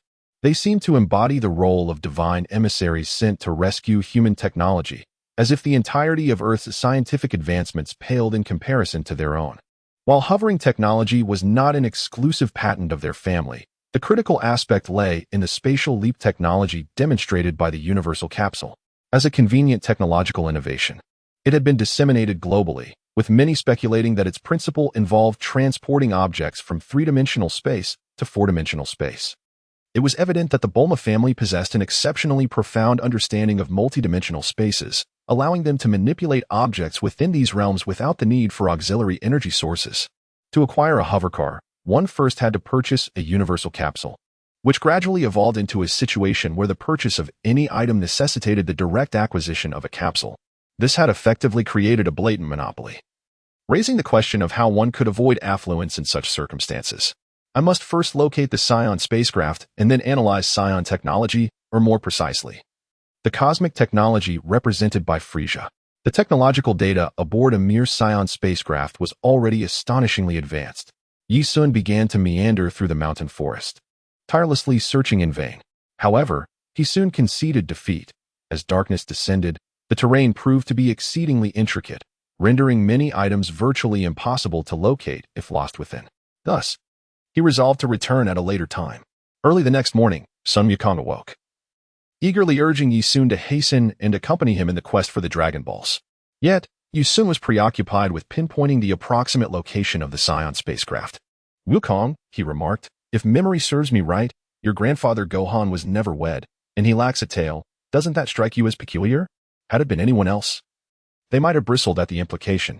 However, Sun Wukong, with his innocent and straightforward nature, inquired with a curious tilt of his head. Grandfather said I was found in the mountains. If that's the case, do none of you possess tails? How refreshingly candid. What grandfather would so bluntly inform his grandson of such an origin? Only someone with Wukong's pure heart would remain untroubled by such revelations. Contemplating this, Yi Sun, intrigued, responded, "Well, we truly do not have tails. Where exactly did your grandfather find you?" Sun Wukong pointed towards a lush expanse of bamboo forest, saying, "Grandfather indicated it was in that direction, though it seems somewhat distant. Do you wish to venture there?" Yi Sun grinned and said, "All right, I'm merely asking out of curiosity. Wukong, come with me. Let us first journey to the eastern capital to prepare for matters pertaining to the Dragon Balls." In truth, Yi Sun was aware that Sun Wukong sought to utilize his abilities to locate the Dragon Balls. However, he certainly would not demand that Yi Sun resurrect his grandfather beforehand. Rather, he wished to lend a helping hand and subsequently revive his grandfather. Yi Sun, at his core, harbored a reluctance to forge too deep a connection with Sun Wukong. After all, as the indomitable protagonist of the Dragon Ball series, Sun Wukong cast an unassailable shadow, making it all too easy for others to dwell within its confines. Furthermore, when this fellow sought assistance, he did so without the slightest hesitation, driven by his innocent and unpretentious nature, devoid of any sense of embarrassment. The flying Nimbus. Observing the reappearance of the Nimbus, which had no business being present at that moment, instilled a subtle unease within Yi Sun. It was evident that the narrative of this world was poised for a seismic shift, though the specifics remained elusive. A staff member from the underworld had once mentioned to him that his traversal would inevitably trigger a butterfly effect. Perhaps Sun Wukong's premature acquisition of the Nimbus was but a harbinger of what was to come. "Wukong, your Nimbus is truly remarkable. Who bestowed it upon you?" "Ah, it was given to me by my grandfather." Yi Sun let out an exclamation, inwardly concluding, as expected, it must have been Sun Wukong who requested it from Master Roshi. At that moment, however, Sun Wukong exclaimed in astonishment, "Ah, you can fly." Yi Sun gazed at his levitating form, a wave of confusion washing over him. "Ah, Wukong, I shall teach you to fly another day, follow me." With that, Yi Sun transformed into a missile and shot into the sky. Sun Wukong promptly urged the Nimbus Cloud to pursue. The speed of Nimbus Cloud far surpassed that of ordinary jet planes, however. It still paled in comparison to the authentic Nimbus Cloud utilized by the legendary Monkey King from Journey to the West. In this instance, Wukong's Nimbus Cloud served merely as a mode of transportation, while the one wielded by the great sage was an art of cloud summoning, a form of magical prowess. In essence, it allowed him to traverse vast distances in the blink of an eye, akin to instantaneous teleportation. The fact that Yi Sun had whisked away Sun Wukong would inevitably disrupt the primary narrative of the Dragon Ball saga. Yet for Yi Sun, the original storyline was merely a reference point, as his arrival was destined to alter the course of events. Even with the impending arrival of the Saiyans, he felt no fear. If need be, he would simply allocate all his attribute points and eliminate those troublesome monkeys. Yi Sun silently proclaimed his arrogance, having thoroughly prepared himself to confront any challenges that may arise. Chapter 43, Great Exchange. Yi Sun swiftly arrived in the eastern capital with Sun Wukong. However, Sun Wukong appeared rather unfazed by the city's grandeur. Initially, Yi Sun found this peculiar, but upon witnessing Sun Wukong's Nimbus Cloud, he understood. After all, Sun Wukong was still a child. It was only natural for him to frolic about in the skies. This led to the conclusion that Sun Wukong must have encountered the eastern capital before, although he likely had never set foot within its confines. While soaring above, Yi Sun glimpsed Dodo practicing the crane palm in the courtyard, displaying remarkable diligence. This was one of the qualities Yi Sun admired most about Dodo. The child was incredibly responsible, aware that the household would depend on him in Yi Sun's absence, and thus refrained from neglecting his martial arts training. Dodo. Upon hearing the familiar voice, Dodo quickly looked up to see Yi Sun gently descending. Overjoyed, Dodo dashed towards him, circling around several times before exuberantly exclaiming, "Brother Yi Sun is back! Brother Yi Sun is back!" Dodo is so happy. Yi Sun felt a warm sensation in his heart as he bent down and gently pressed his hand upon Dodo's head. With a hint of irritation, he remarked, "I haven't even gone to look for the Dragon Balls yet. Today, I brought back a new companion for you to meet." As soon as he finished speaking, Sun Wukong's Nimbus Cloud descended gracefully into the courtyard. Dodo shifted slightly, and upon seeing a child seated upon a cloud, his curiosity was piqued. He immediately trotted over to the Nimbus, placing his finger in his mouth and gazing up at Sun Wukong with wide, innocent eyes, asking sweetly, "Can I eat this cotton candy?" Yi Sun suddenly fell, and Sun Wukong quickly gestured that it was not safe to eat. This was the cloud. Dodo also wished to climb up. Sun Wukong nodded and remarked, "Indeed, It is possible. But grandfather has mentioned that only those with pure hearts can sit upon the cloud of lifting. Suddenly, he was astonished to see Dodo leap up effortlessly. Yi Sun looked on, finding it hardly surprising. If Dodo were not pure of heart, then the inhabitants of this world would surely be doomed. Dodo bounced joyfully on the cloud of lifting, swiftly engaging in playful antics with Sun Wukong. Their delightful camaraderie was well within Yi Sun's expectations. When Uncle Dolly emerged and spotted a strange child with a tail, his curiosity was piqued. Yi Sun briefly elucidated the origins of Sun Wukong, then remarked, "This child possesses remarkable talent. I have resolved to cultivate a cordial relationship with him." "What?" Uncle Dolly responded, perplexed. "Young master, do you intend to foster a trusted confidant?" "No," Yi Sun replied. "Sun Wukong could never be my confidant. His independence is exceedingly pronounced. For now, I am merely collaborating with him. Once our partnership concludes, he will surely depart, and what he chooses to pursue thereafter is beyond my concern." Yi Sun continued to inquire, "Uncle Dolly, could you assist me in purchasing 4 airplane tickets to the West City? I wish to bring Dodo, Xiao Tao, and Wukong along. However, where has Xiao Tao gone?" "Ah, young master, you may not be aware, but Miss Xiao Tao has gone to school today. It appears there has been an issue with her entrance examination results. The school has stated that her scores do not meet the required standards." "What does not meeting the standards mean? Did Xiao Tao not mention that she had been assigned to the experimental class?" Uncle Dolly shook his head, indicating his lack of knowledge on the matter. Nonetheless, it was certain that Xiao Tao was facing difficulties with her admission. Yi Sun furrowed his brow, a sense of foreboding creeping in. Could it be that she was being subjected to unfair treatment? However, he decided not to dwell on this issue for the moment, as Xiao Tao's mother possessed considerable influence, and it was expected that any real problems could be effectively resolved. Indeed, an hour later, Brother Shui drove Xiao Tao back, her delicate, rosy face suffused with indignation. Upon inquiry, it became clear that the so-called failure to meet standards referred specifically to her scores for the experimental class. Yet Xiao Tao vehemently asserted that she had indeed met the requirements. Yi Sun sighed and remarked, "I understand now. Xiao Tao's spot was purchased by someone else, resulting in a swap of grades. Xiao Tao's scores have been impersonated, and her current marks are likely a reflection of that individual's true performance." Upon hearing this, Xiao Tao instantly shattered a chair in her home, leaping to her feet, determined to rush to school. "I will not rest until I tear them apart." Uncle Dolly and Sailor Brother attempted to restrain her, but the petite girl effortlessly dragged them towards the door. Yi Sun, amused, chuckled, "Xiao Tao, don't you find this quite intriguing? Hey, are you my brother? In this situation, you should be helping me vent my frustration. With your strength, those teachers at school wouldn't dare to speak against you. Didn't your mother tell you? I am currently under probation at school, one misstep, and I could be expelled entirely. How can I assist you? Should I demolish the school's entrance and send the admissions office to the hospital? What should we do then? Let it be just an ordinary class. Skill is what truly matters. Just think about it.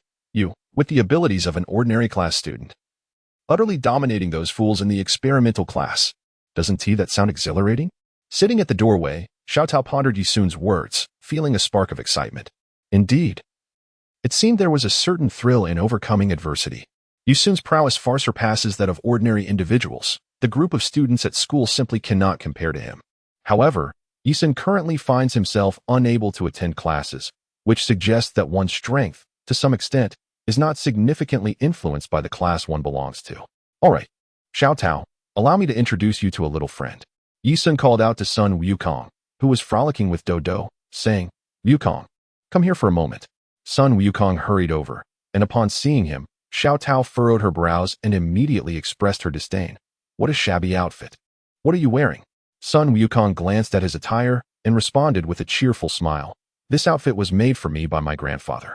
Xiao Tao disregarded Sun Wukong and raised her head to inquire, "Brother, where did you find this wild child? He still has a tail on his backside. Is he a beastly creature?"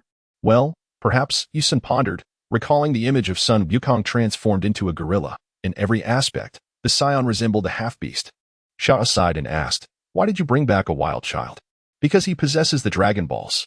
Upon hearing this, Xiao Tao immediately expressed a desire to see the Dragon Balls, and soon she was engrossed in conversation with Sun Wukong. Meanwhile, Yi Sun contemplated a pressing matter. Should he grant this wish to Sun Wukong?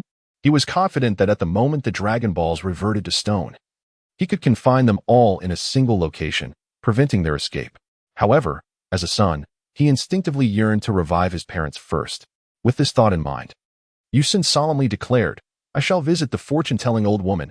I need her assistance in conveying my intentions." With that, he activated his flight technique and vanished into the sky. Yushaodo gazed longingly at the spot where Yusun had disappeared and remarked, "I wish I could learn the flight technique."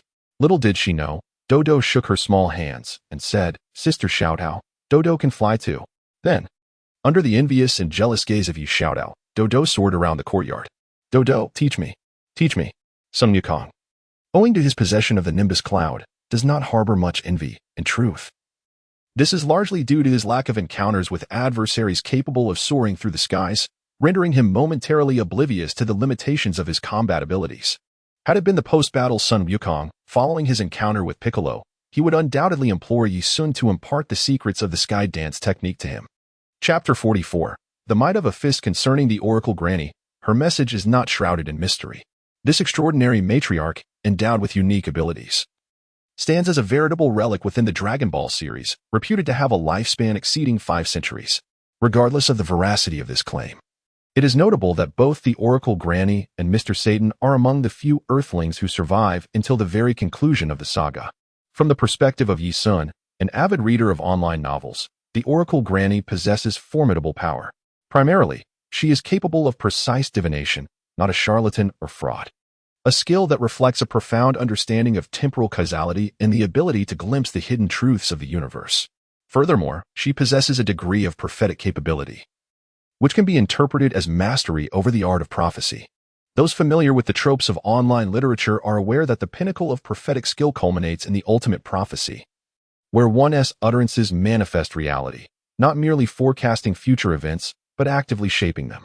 Naturally, such a capacity to alter or dictate the rules of causality has yet to manifest in Dragon Ball, as it would be exceedingly overwhelming. Lastly, the Oracle Granny's status within the Dragon Ball universe appears remarkably singular. Although she does not belong to the celestial hierarchy, she traverses the realms of life and death at will, capable of returning the deceased from the afterlife for a span of 24 hours, an ability seemingly beyond the reach of even the gods and Kais. While this has not been explicitly referenced in the manga or anime, as divine beings and Kais have never performed such acts, it is conceivable that the Supreme Kai, as the highest echelon of deities, possesses this capability. As for the Omni King, he transcends discussion, as he embodies a creator-level figure, rendering any discourse on him superfluous. The deities of Earth show utmost reverence towards King Enma and the various Kais. Yet, the Oracle Granny addresses them with nonchalance in both tone and demeanor. Moreover, in Yi Sun's recollections, even the Grand Kai in the animation seems to harbor a modicum of trepidation towards her. Her abilities to delve into causality and traverse the realms of life and death set the Oracle Granny apart within the Dragon Ball narrative. One ought not to underestimate this elderly woman, who evokes a sense of transcending the mundane realms. Indeed, the Oracle Granny is a well-known figure in this world. According to Yi Sun's memories, she has even appeared on television programs, driven by her penchant for profit, as advertisements are the lifeblood for attracting clientele. If memory serves correctly, her abode is located in a conspicuous palace atop a desert oasis, a striking edifice built upon water. Yi Sun followed the directions inscribed in the magazine and, indeed, discovered an immense water palace amidst the desert. Surrounding the palace were several individuals, presumably gathered to seek the divinations of the fortune-telling matriarch. In order to avoid attracting attention, Yi Sun descended from a considerable distance and swiftly made his way towards the palace. Hardly anyone noticed his arrival, as each person was preoccupied with their own thoughts. Those lacking funds were preparing for the impending battle, while the affluent were filled with anxiety, questioning whether the matters at hand would unfold as anticipated. Yi Sun found himself compelled to wait outside, all the while observing those emerging from within. Among those who had paid for divination, some wore expressions of joy, while others were utterly disheartened, yet clung to a glimmer of hope. As for those without money, they emerged battered and bruised, wrapped in bandages, which was to be expected. Ordinary individuals were certainly no match for the monstrous competitors inside. At that moment, a figure cloaked in a conical hat, resembling a specter, addressed Yi Sun from behind, saying, "Young sir, it is your turn." Upon following the staff member, Yi Sun traversed through 2 rooms before arriving at the Grand Hall. There, he beheld a remarkably familiar figure, a diminutive old woman seated cross-legged atop a floating crystal orb, her gaze fixed upon him. Fortune teller. It is a pleasure to meet you for the first time, he greeted. The fortune teller responded with delight. Ah, young one, welcome to my domain of divination. You have two options. You may either pay 10 million for my services or defeat my 5 warriors, and I shall assist you in your quest for insight. Yu Sun stroked his chin, his eyes filled with contemplation, and then replied, I do not possess 10 million, yet I am a practitioner of martial arts. I shall choose to engage in combat. The fortune-telling matron chuckled eerily, her expression decidedly unsettling. She relished two things above all, wealth and martial contests. Regardless of the choice made by those who approached her, she would invariably find delight. The young boy, possessing a delicate demeanor, turned out to be a martial artist as well. Very well, follow me, she said. But are you certain you do not wish to summon assistance? It must be noted that you must single-handedly defeat 5 of my champions to claim victory. No problem, I am confident. As long as your martial experts are not extraterrestrials, I shall prevail. The fortune-telling matron regarded Yu Sun with a contemplative gaze, uncertain whether his comment was deliberate or incidental. Having traversed the realms of the yin and yang, she was acquainted with many formidable figures from the underworld, including those from various planets. Thus, she was well versed in the prowess of martial artists from alien civilizations, which accounted for her habitual lack of deference towards her brother. The so-called gods of martial arts were merely indulging in self-entertainment on Earth. Come along, young boy. Yu Sun stood upon a circular arena surrounded by water, awaiting the arrival of the formidable expert summoned by the diviner. The diviner called out towards the door, Step forth, vampire. From the entrance emerged a man embodying the classic European vampire archetype. His complexion was pale, his features sharp and austere, resembling a statue hewn from marble. Yet, the chilling aura that enveloped him sent shivers down one's spine. The vampire regarded Yu Sun with a sinister smile, his fangs glinting in the sunlight.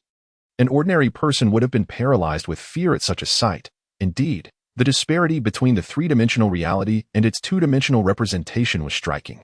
Yu Sun faintly sensed the presence of this vampire. Indeed, his aura was formidable, with a predicted combat strength of approximately 80. It was hardly surprising that Klin, having just participated in the world's greatest martial arts tournament, could not defeat him, as Klin's own power was merely around 60 at that time. Ha ha ha. The blood of this young lad must be extraordinarily delectable, the vampire remarked ominously. Yu Sun stifled a yawn, urging for haste as he was pressed for time. The fortune-telling matron paused, pondering how utterly oblivious this young boy was. He would soon learn a lesson in humility. Let the contest commence, she declared. Indeed, at her command. The vampire figure suddenly lifted its toes from the ground, gliding towards Yu Sun in a swift, almost horizontal drift. Its once noble, aristocratic demeanor had vanished as it bared its fangs. Yu Sun felt a wave of revulsion wash over him. In the split second before capture, he seized the moment, stepping forward without hesitation to deliver a powerful punch to the vampire's abdomen. Time seemed to freeze. The vampire's eyes widened in shock, its face contorted in agony, drool spilling from its mouth, while it emitted a sound reminiscent of flies and mosquitoes, an expression of sheer torment. The fortune-telling matron gazed at the two in astonishment, bewildered by the unfolding scene. In truth, Yu Sun's punch was not particularly remarkable. It was merely a matter of timing. Seizing the opportunity just before the vampire could ensnare him, executing a preemptive strike with precision. Yu Sun gazed at the vampire's twisted and grotesque expression, a wave of revulsion washing over him. He retracted his fist and stepped back a few paces, yet the vampire remained in the position as if struck, his body beginning to tremble violently. Hey, vampire, what has befallen you? Noticing the vampire's lack of response, Yu Sun turned to the fortune-teller, offering an apologetic smile. I beg your pardon, dear lady. I was quite startled by this gentleman's ghastly appearance, which led me to strike a bit too forcefully. It seems his body, in an instinctive effort to protect him, has rendered him unconscious, depriving him of awareness, while the pain has yet to register, resulting in his current state. Please, you must take him for treatment at once. Chapter 45. The fortune-teller chuckled amiably, saying, no matter how formidable you may be, it is exceedingly challenging to overcome the second expert. You may be unaware, but the second expert is already standing upon the arena. No sooner had she spoken than Yu Sun felt a sudden assault on his back. Curiously, he remained utterly motionless, while a voice echoed from the empty space, exclaiming, That hurts terribly. Yu Sun emitted a disdainful snort, channeling the energy from his entire body into a radar-like sensing field. Regardless of the prowess of the invisible master, Any movement would disrupt the sensing aura he projected. In an instant, Yisun became aware of an intruder on the stage, poised to launch a surprise attack against him. Rather than attempting to thwart the assault, he simply retracted his energy and activated the Golden Bell Shield. A formidable aura coalesced into a nearly imperceptible barrier, awaiting the enemy's strike. The invisible assailant, in a desperate attempt to strike Yisun, inadvertently harmed himself against the protective shield, likely rendering his hand useless. Invisible One. Do you still wish to continue? Yisun calmly inquired, prompting a look of astonishment from the fortune-telling matriarch. Have you, young man, sensed the presence of the invisible man? Waiting for him to make a move? Madam, he replied, this invisible gentleman is incapable of breaching my protective aura. Should his whereabouts be discovered, his sole advantage would vanish entirely. Is this truly wise? I refer to the case of the vampire, which stands as a testament. The fortune-telling matriarch promptly halted the combat, declaring, very well, you have triumphed in the second round, but 3 more contests remain. Do not become overly confident. Follow me. Under her guidance, Yisun entered a peculiar arena, resembling a precarious bridge suspended over a sea of molten lava below. A fall would spell disaster. It's not too late to surrender. Should you plummet, I shall not be held accountable. Let the contest commence. I am truly pressed for time. Humph, you little rascal. Do you think you're invincible after winning 2 matches? Be wary of missteps. Arise, Mr. Mummy. With her command, a hulking figure swathed in bandages emerged from the chamber opposite the bridge, unmistakably resembling a mummy rather than a mere human in a bandage costume. Young man, allow me to caution you, she warned. Mr. Mummy possesses no sense of pain. Once the battle begins, it will be a fight to the finish. I ask you once more, will you surrender? Yisun chuckled, expressing his eagerness to witness the true essence of an unrelenting battle, which sounded quite formidable, and indeed, he had been nurtured in fear. Let the combat commence, he declared. The colossal form of the mummy advanced slowly, exuding an undeniably terrifying aura. According to the rules, retreating to the narrow bridge would signify defeat, and the mummy's presence on such a constricted path was certainly a disadvantage, making it understandable that Yamucha had succumbed to him. Ha ha ha, young man. Reaching this point is commendable. However, alas, this is where your journey ends. Do you see the molten lava below? That is your final resting place. As the words fell, the mummy suddenly realized Yisun had vanished. Startled, he scanned his surroundings. Meanwhile, the fortune-teller, who had been watching intently, was nearly left speechless, for she had clearly observed Yisun's movements. He flitted about like a shadow, perpetually eluding the mummy's line of sight. No matter how the mummy twisted and turned, he could not ascertain Yisun's whereabouts. With a single blow, he had incapacitated Mr. Vampire, and with mere protective energy, he had wounded the invisible man.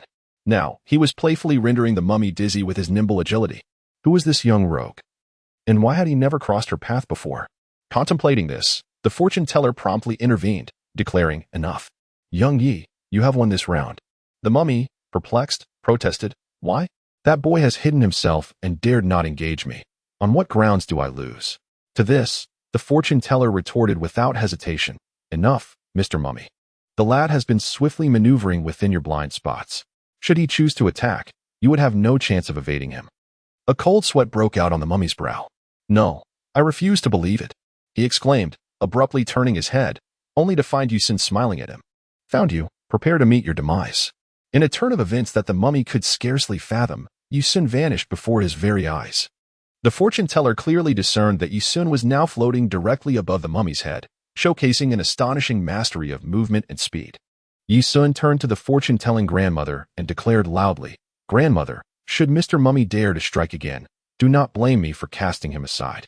In a moment of urgency, the fortune-telling grandmother began to chant a spell, fully aware that this mummy was an arrogant being. If Yisun did not take decisive action, it was likely that the mummy would not relent. Indeed, as soon as the spell was uttered, the mummy became rigid and slowly shuffled back to his room. After all, the fortune-telling grandmother had no desire to lose such a formidable ally. Turning to the towering figure beside her, who resembled a fierce demon, she inquired, Mr. Demon Man, what is your opinion?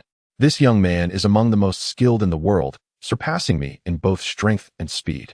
Although I have won the championship of the World Martial Arts Tournament 3 times consecutively, I truly lack confidence in overcoming him, particularly in terms of power and swiftness. At that moment, the Demon Man, with an ominous smile, replied, I can perceive the darkness that resides deep within him. If there exists but a trace of malevolence in his heart, I can obliterate him. The demon man possessed a formidable technique known as the demon ray, which would mercilessly turn the wicked into ashes if they harbored any evil within.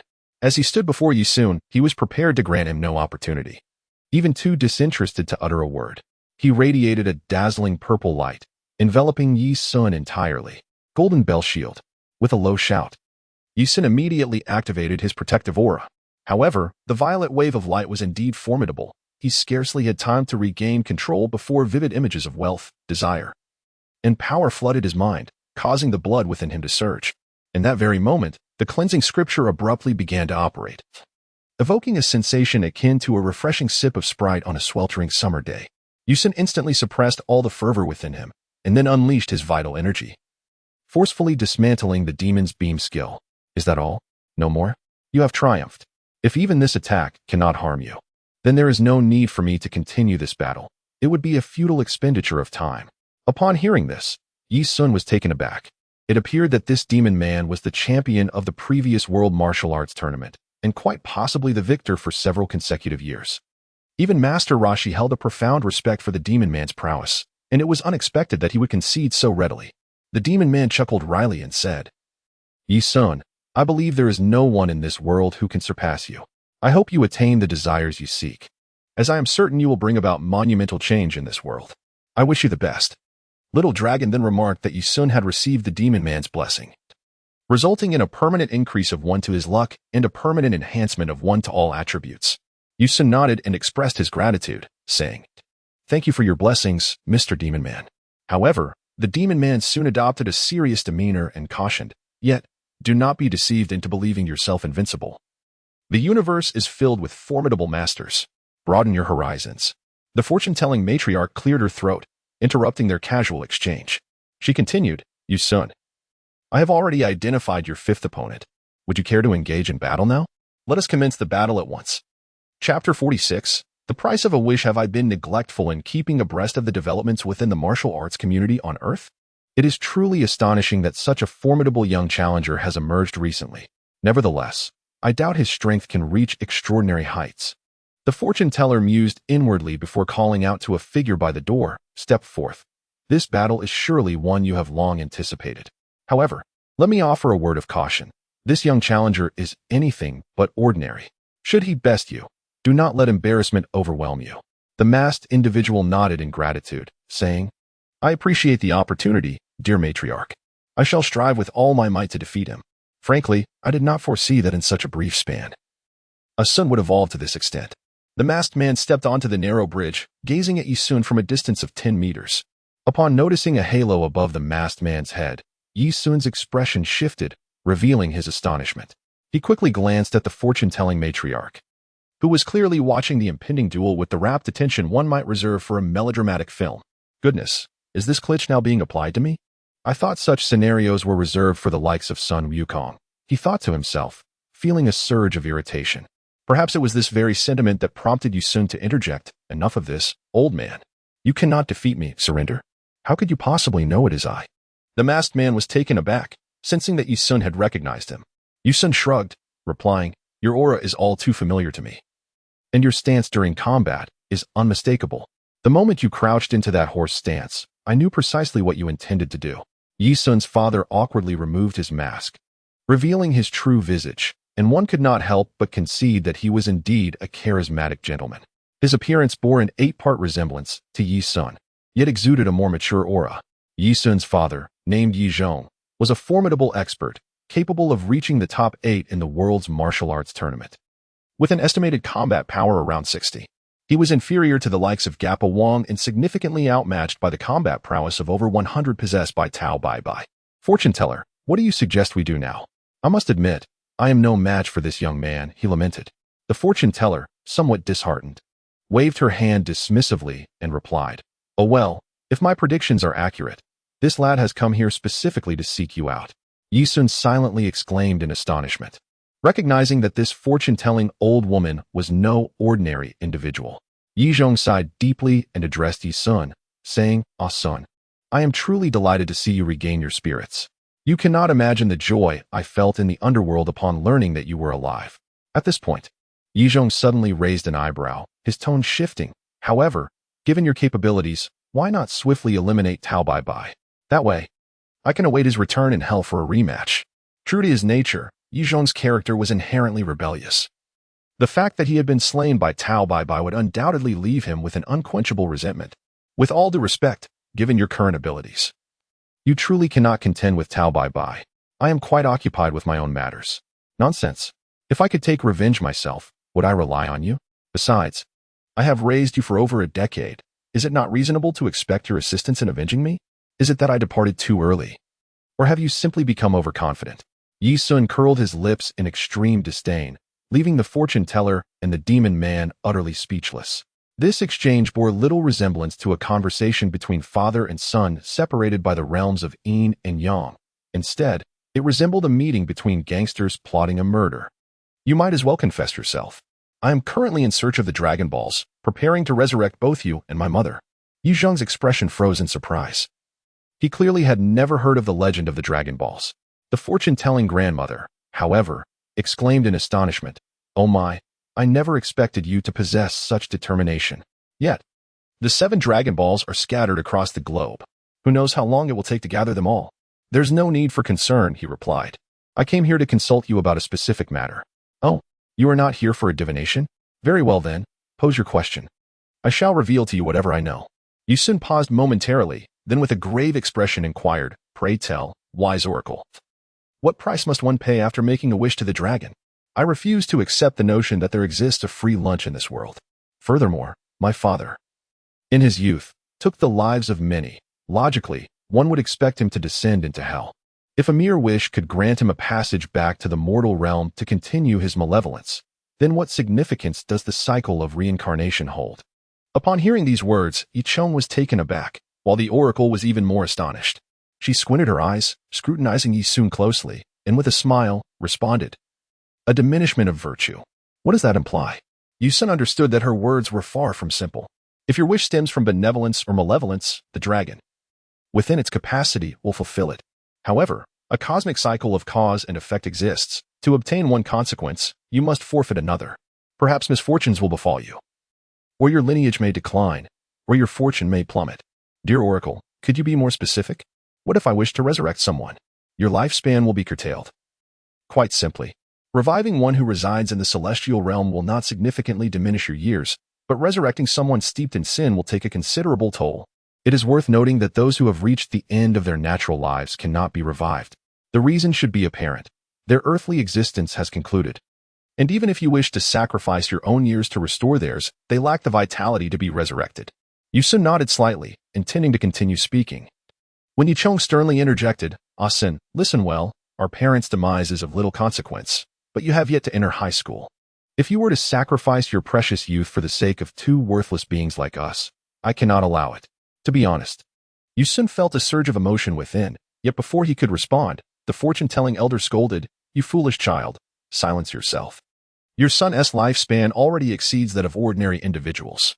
Even if he were to shorten it, he would still surpass the norm. Do not take advantage of the situation and pretend to be virtuous. The cost of a wish for an ordinary person is far too great, whereas your son's price is minimal." "Really? I was just about to suggest, dear father, that you convey to mother my intention to resurrect you both. Moreover, regarding the grudge against Tao Bai Bai, why not take it upon yourself to seek revenge?" "Very well. It is settled then. However, since your mother resides in the realm of the departed and I am in the underworld, had it not been for the fortune-telling elder seeking me, I might have remained in the underworld until the end of my allotted time on the life ledger, only to be cast into reincarnation." Yi Zhong was utterly elated. Who could have anticipated that his son would not only turn over a new leaf but also experience a meteoric rise in his cultivation? Even the fortune-telling matriarch had confirmed the veracity of the Dragon Ball legend. As time pressed on, it was time to return. Bringing spirits forth from the depths of hell was indeed a troublesome affair. As Yu Zhong's figure gradually faded, Yu Sun let out a sigh, feeling an absence of any profound emotions associated with life and death. The world of Dragon Ball truly provides immense benefits to those of them who possess extraordinary abilities. "Thank you, grandmother," he expressed. The fortune-telling grandmother smiled gently, her words laden with meaning. "I foresee that you will one day alter this world and the destinies of countless individuals within it. I wish you the best of luck." A notification from Little Long appeared, indicating that Yi Sun had received the fortune-telling grandmother's prophecy, resulting in a permanent increase of 3 to his basic attributes. Furthermore, he was granted a permanent increase of 2 to his luck value. Chapter 47. Assume a horse stance. As Yi Sun joyfully embarked on his journey to the eastern capital, a lingering sensation of having overlooked some vital matter nagged at him, yet he could not recall what it was. Resolving to dismiss it for the time being, he chose to focus on the present. Upon his return, he promptly summoned Yi Xiaodao, Dodo, and Sun Wukong to embark on a quest for the Dragon Balls. Yi Sun's willingness to ally with Sun Wukong stemmed solely from the latter's protagonist aura. After all, in this realm of Dragon Balls, forging a friendship with Sun Wukong seemed both advantageous and prudent, rendering any pretense unnecessary. Yi Sun suddenly slapped his forehead. Realizing the matter he had neglected, he had forgotten to inform his father about the existence of this illegitimate sister. This was going to be quite the spectacle, without prior communication. It would be even more interesting once their mother was revived. Nevertheless, he thought to himself that he would confront whatever came his way. The consequences of his actions were his to bear. Resolving to act, Yi Sun accelerated with the speed of an intercontinental missile, hurtling toward the eastern capital. The clouds in the sky seemed to part in his wake, and the farmers looked up, mistaking him for a jet plane. They removed their hats to fan themselves, exclaiming, "What a fast aircraft! If only I could afford one." Meanwhile, the scene shifted to Yi Xiaodao, who was blushing in the courtyard, desperately attempting to levitate her body.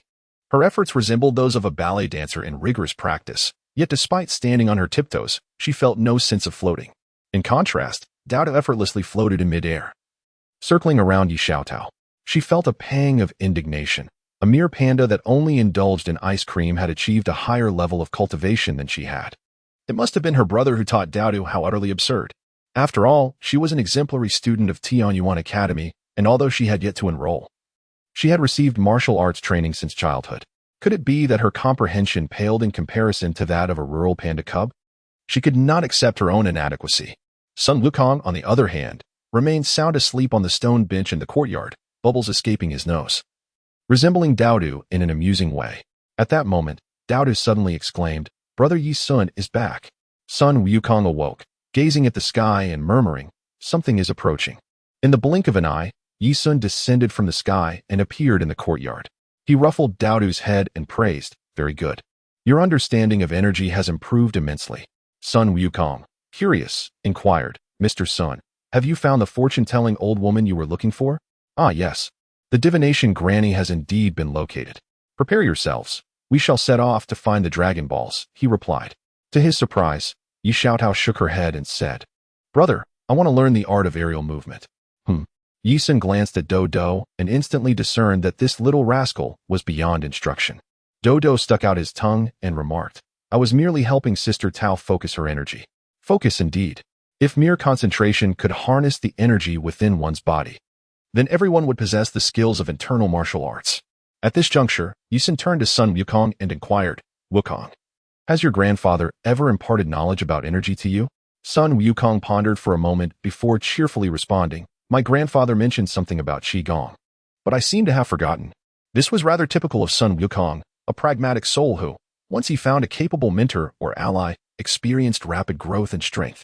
"Very well, little Tao, do not fret. I shall now enlighten you on the matter of Qi." Yi Sun instructed Yi Xiaodao to assume a horse stance. Without hesitation, Yi Xiaodao complied. An expert observing her immediately discerned that her waist, legs, and feet were exceedingly unsteady, indicating that she had only undergone the most rudimentary and superficial combat training, without any exposure to profound levels of cultivation. Yi Xiaodao remained in a horse stance for an extended period, and soon her knees began to ache. After a while, her legs started to tremble, her waist ached, and a wave of heat enveloped her entire body, causing beads of sweat to form on her forehead. Within merely 10 minutes, Yi Xiaodao found herself unable to continue and promptly ceased her efforts. She rubbed her knees, pondering what significance the horse stance held. In this modern age of martial arts, training is invariably accompanied by advanced technological equipment. The primitive and outdated methods fail to unlock the body's potential. Yi Sun shook his head and remarked, "You do not comprehend. Modern training is of paramount importance. However, merely standing in horse stance does not constitute martial arts training. To stand in horse stance is akin to embodying a horse.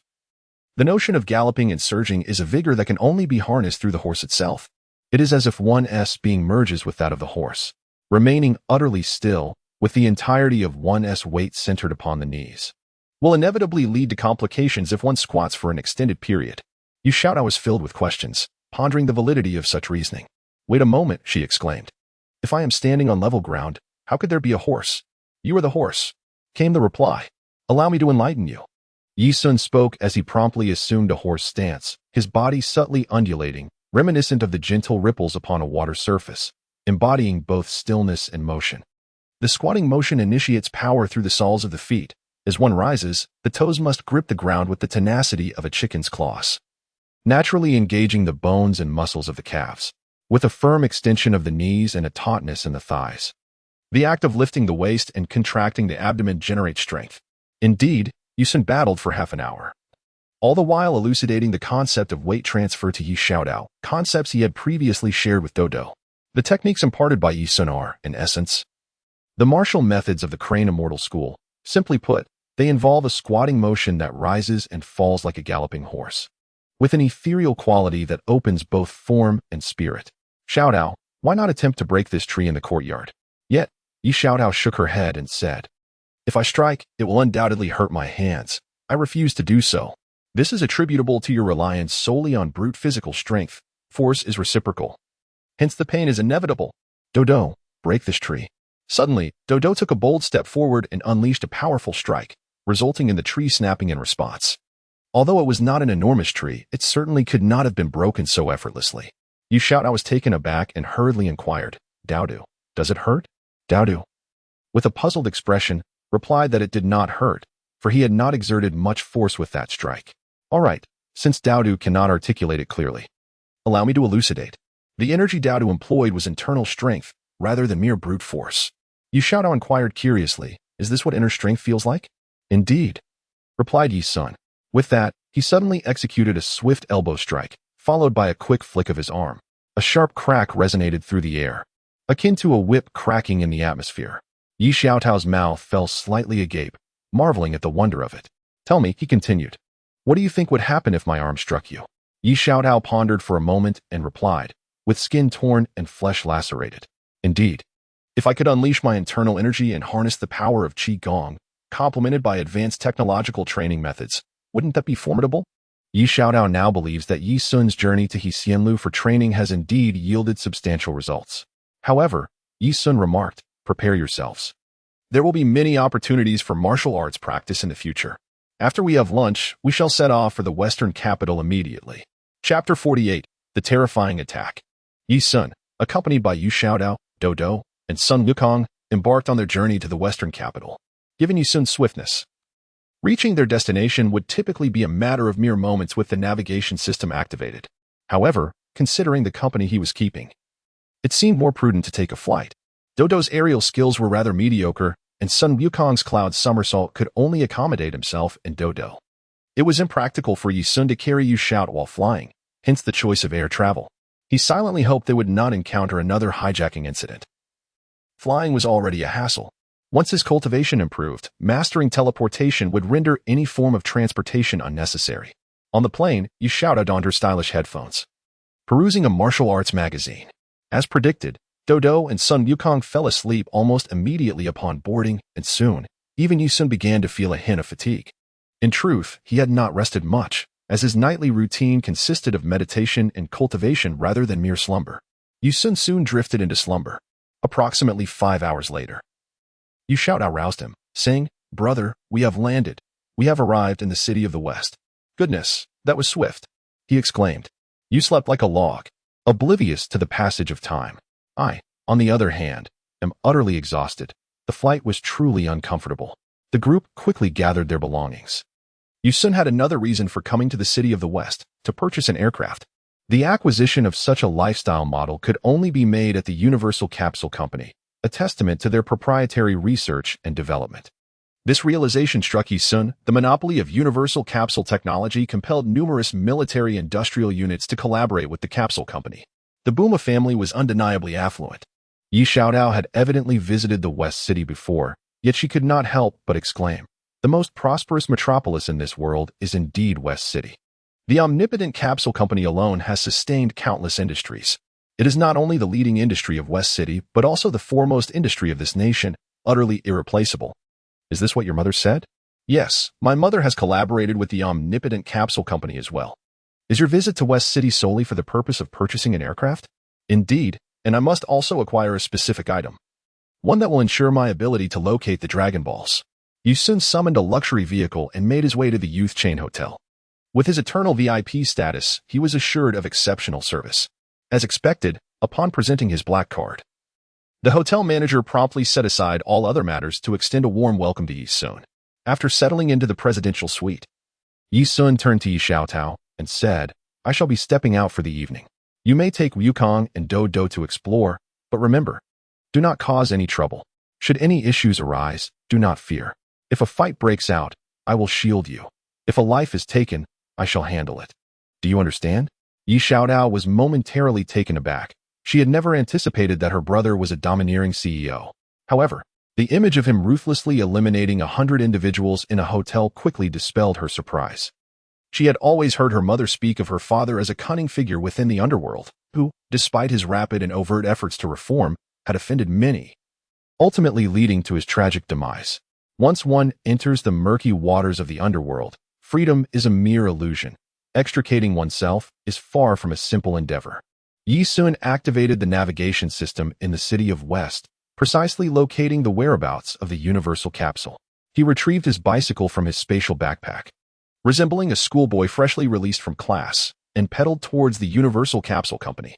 Approximately an hour later, he arrived beside an overpass, where he beheld the grand emblem of the Universal Capsule Company. However, to his surprise, he was soon halted as he advanced. A man clad in the company's uniform elucidated, "This is your first visit to West City, isn't it? This area is entirely owned by the Universal Capsule Company. Unless you are an employee or a guest with a scheduled business appointment, entry is prohibited." With this understanding, Yi Sun graciously turned away, recognizing the rationale behind such restrictions. It is only natural that a realm belonging to a global tycoon would impose limitations. The Universal Capsule Company stands as the preeminent enterprise in the nation. Any heavy, medium, or light industrial entity seeking to swiftly penetrate the market would inevitably seek collaboration with the Universal Capsule Company. Once a partnership deepens, the company may proceed with acquisitions, thereby taking control of technology and engaging in independent research and production, as seen in industries such as aviation and automotive manufacturing.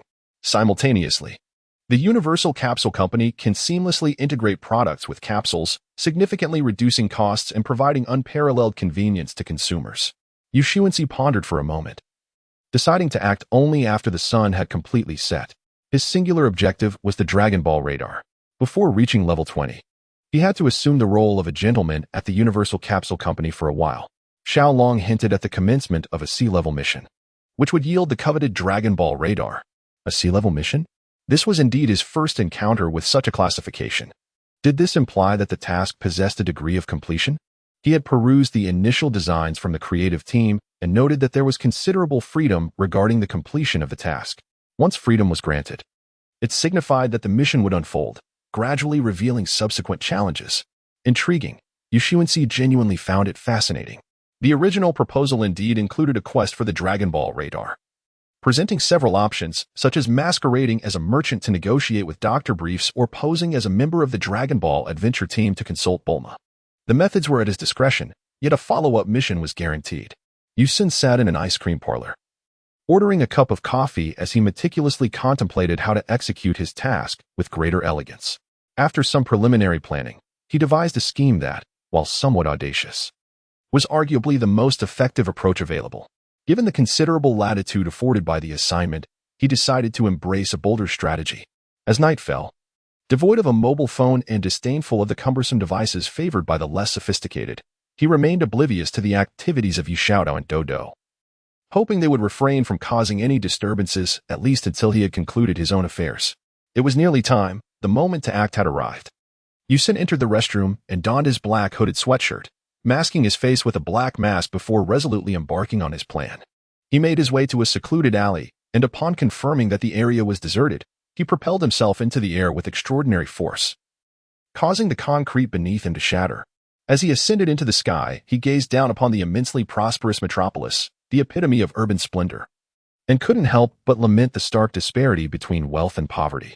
Should he attain the status of the world's richest individual, he vowed to take action for the benefit of the impoverished. This intention, of course, was a part of Yusun's preordained mission to perform good deeds. Why not embrace the opportunity? It was time to embrace the role of a thorough villain.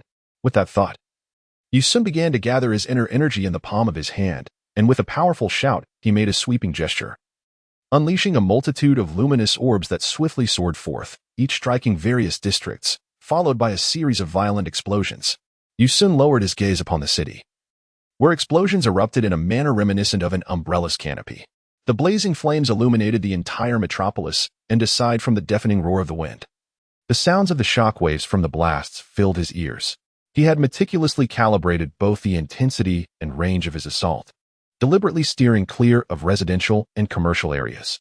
The targeted locations were primarily expansive streets. While unfortunate casualties were inevitable, he believed the toll would not be excessively high. He harbored no concerns for Do and the others, for their presence was not felt in this vicinity, thus allowing Yi Sun to proceed with his offensive. Indeed, several districts in the western capital were subjected to an unprecedented barrage of explosions, sending tremors throughout the nation. Firefighters, ambulances, and police rushed to the various sites of the incidents. Yi Sun swiftly pointed, unleashing a powerful blast that obliterated the upper section of the prominent 100-story coordinate building. Before the crowd could recover from the recent series of explosions, they looked up to witness yet another detonation of this landmark structure. What on earth is happening? Why is this occurring? Someone shouted in alarm. It must be a terrorist attack.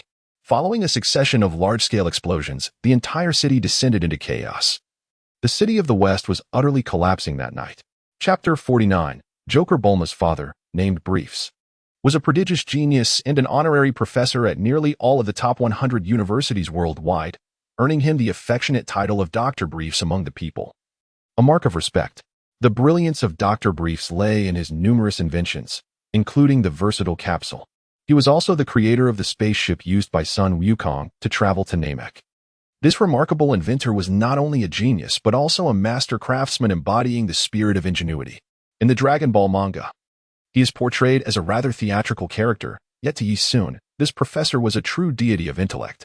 From his father, Yu Chongth, Yi Sun received the invaluable life lesson. Those who love to smile may not be formidable, but those who are formidable invariably wear a smile. Initially, many were puzzled as to how Bulma invented the Dragon Radar. Even if she was aware of the legend of the Dragon Balls, could she truly create a device capable of precisely locating the faint signals of the Dragon Balls? It was well known that the Dragon Balls emitted a unique frequency, an elusive hertz that had not been claimed by any military or communication entity. Should it be occupied, the Dragon Radar would surely face interference. This extraordinary frequency was unparalleled, and Bulma must have been fortunate enough to acquire a Dragon Ball, coincidentally aware of its legend. Through her research with her father, she discovered that the Dragon Balls possessed a specific frequency spectrum, prompting her to invest time in developing a radar to detect this frequency. This family was indeed composed of geniuses. Truly, competition amongst them was daunting. As Yu Sun pondered this while floating in the air, alarms began to sound throughout the city. The air raid sirens, typically reserved for times of war, inevitably instigated widespread panic. Yu Sun waited for approximately 10 minutes before dashing towards the Universal Capsule Company. A terrorist attack would compel the company to activate all its defense systems, thus sparing him from potential setbacks. At this moment, he could only fervently hope that the 15-year-old Bulma had indeed completed the Dragon Radar. Otherwise, his efforts would be in vain. If all else fails, he could consult the fortune-telling old woman, certain that she would no longer refuse him, for the favors I have bestowed are not easily granted to just anyone. Yu Sun hovered above the Universal Capsule Company, astonished to discover that even the skies were guarded by hovering machines. Indeed, it was the wealthiest conglomerate in the world. He encircled his fingertips with vital energy and, with a gentle touch, detonated the hovering machine. At that very moment, as the machine exploded, alarms blared throughout the Universal Capsule Company, and a mechanical voice echoed across the premises. An intruder has entered, an outsider has infiltrated, an external presence has breached our defenses. Yi Sun sought to incite alarm, desiring to engage in a grand spectacle. With a swift dive, he reached the ground and began to accelerate, his form transforming into a shadow amidst the night, moving with the swiftness of the wind, eluding the watchful gaze of surveillance cameras. The moment he breached the grand entrance of the Brief residence, He collided directly with Bulma's father. Dr. Brief adjusted his glasses, astonished, and inquired, "Who are you? And why have you intruded upon my home?" Yisun introduced himself. "My name is Joker, and I am here for a specific purpose, to obtain the Dragon Radar and the Dragon Balls." No sooner had he spoken than a young girl's voice pierced the air. "How do you know about the Dragon Radar?" Yisun turned his head, and his eyes instantly lit up upon catching sight of a beautiful young lady with a hint of bluish-green in her hair gracefully descending the staircase. He marveled at Bulma's undeniable beauty, which would undoubtedly earn her the title of school belle in any institution. However, Yisun had no time to appreciate Bulma's allure at that moment. "You should leave quickly. We have already called the police," Dr. Briefs urged. "I'm sorry, but the police are quite busy tonight. Haven't you noticed the city is filled with sirens?" Bulma exclaimed in shock. "Could it be that you're responsible for all this?" "One could say so," he replied nonchalantly. "Hey, you still haven't answered my earlier question.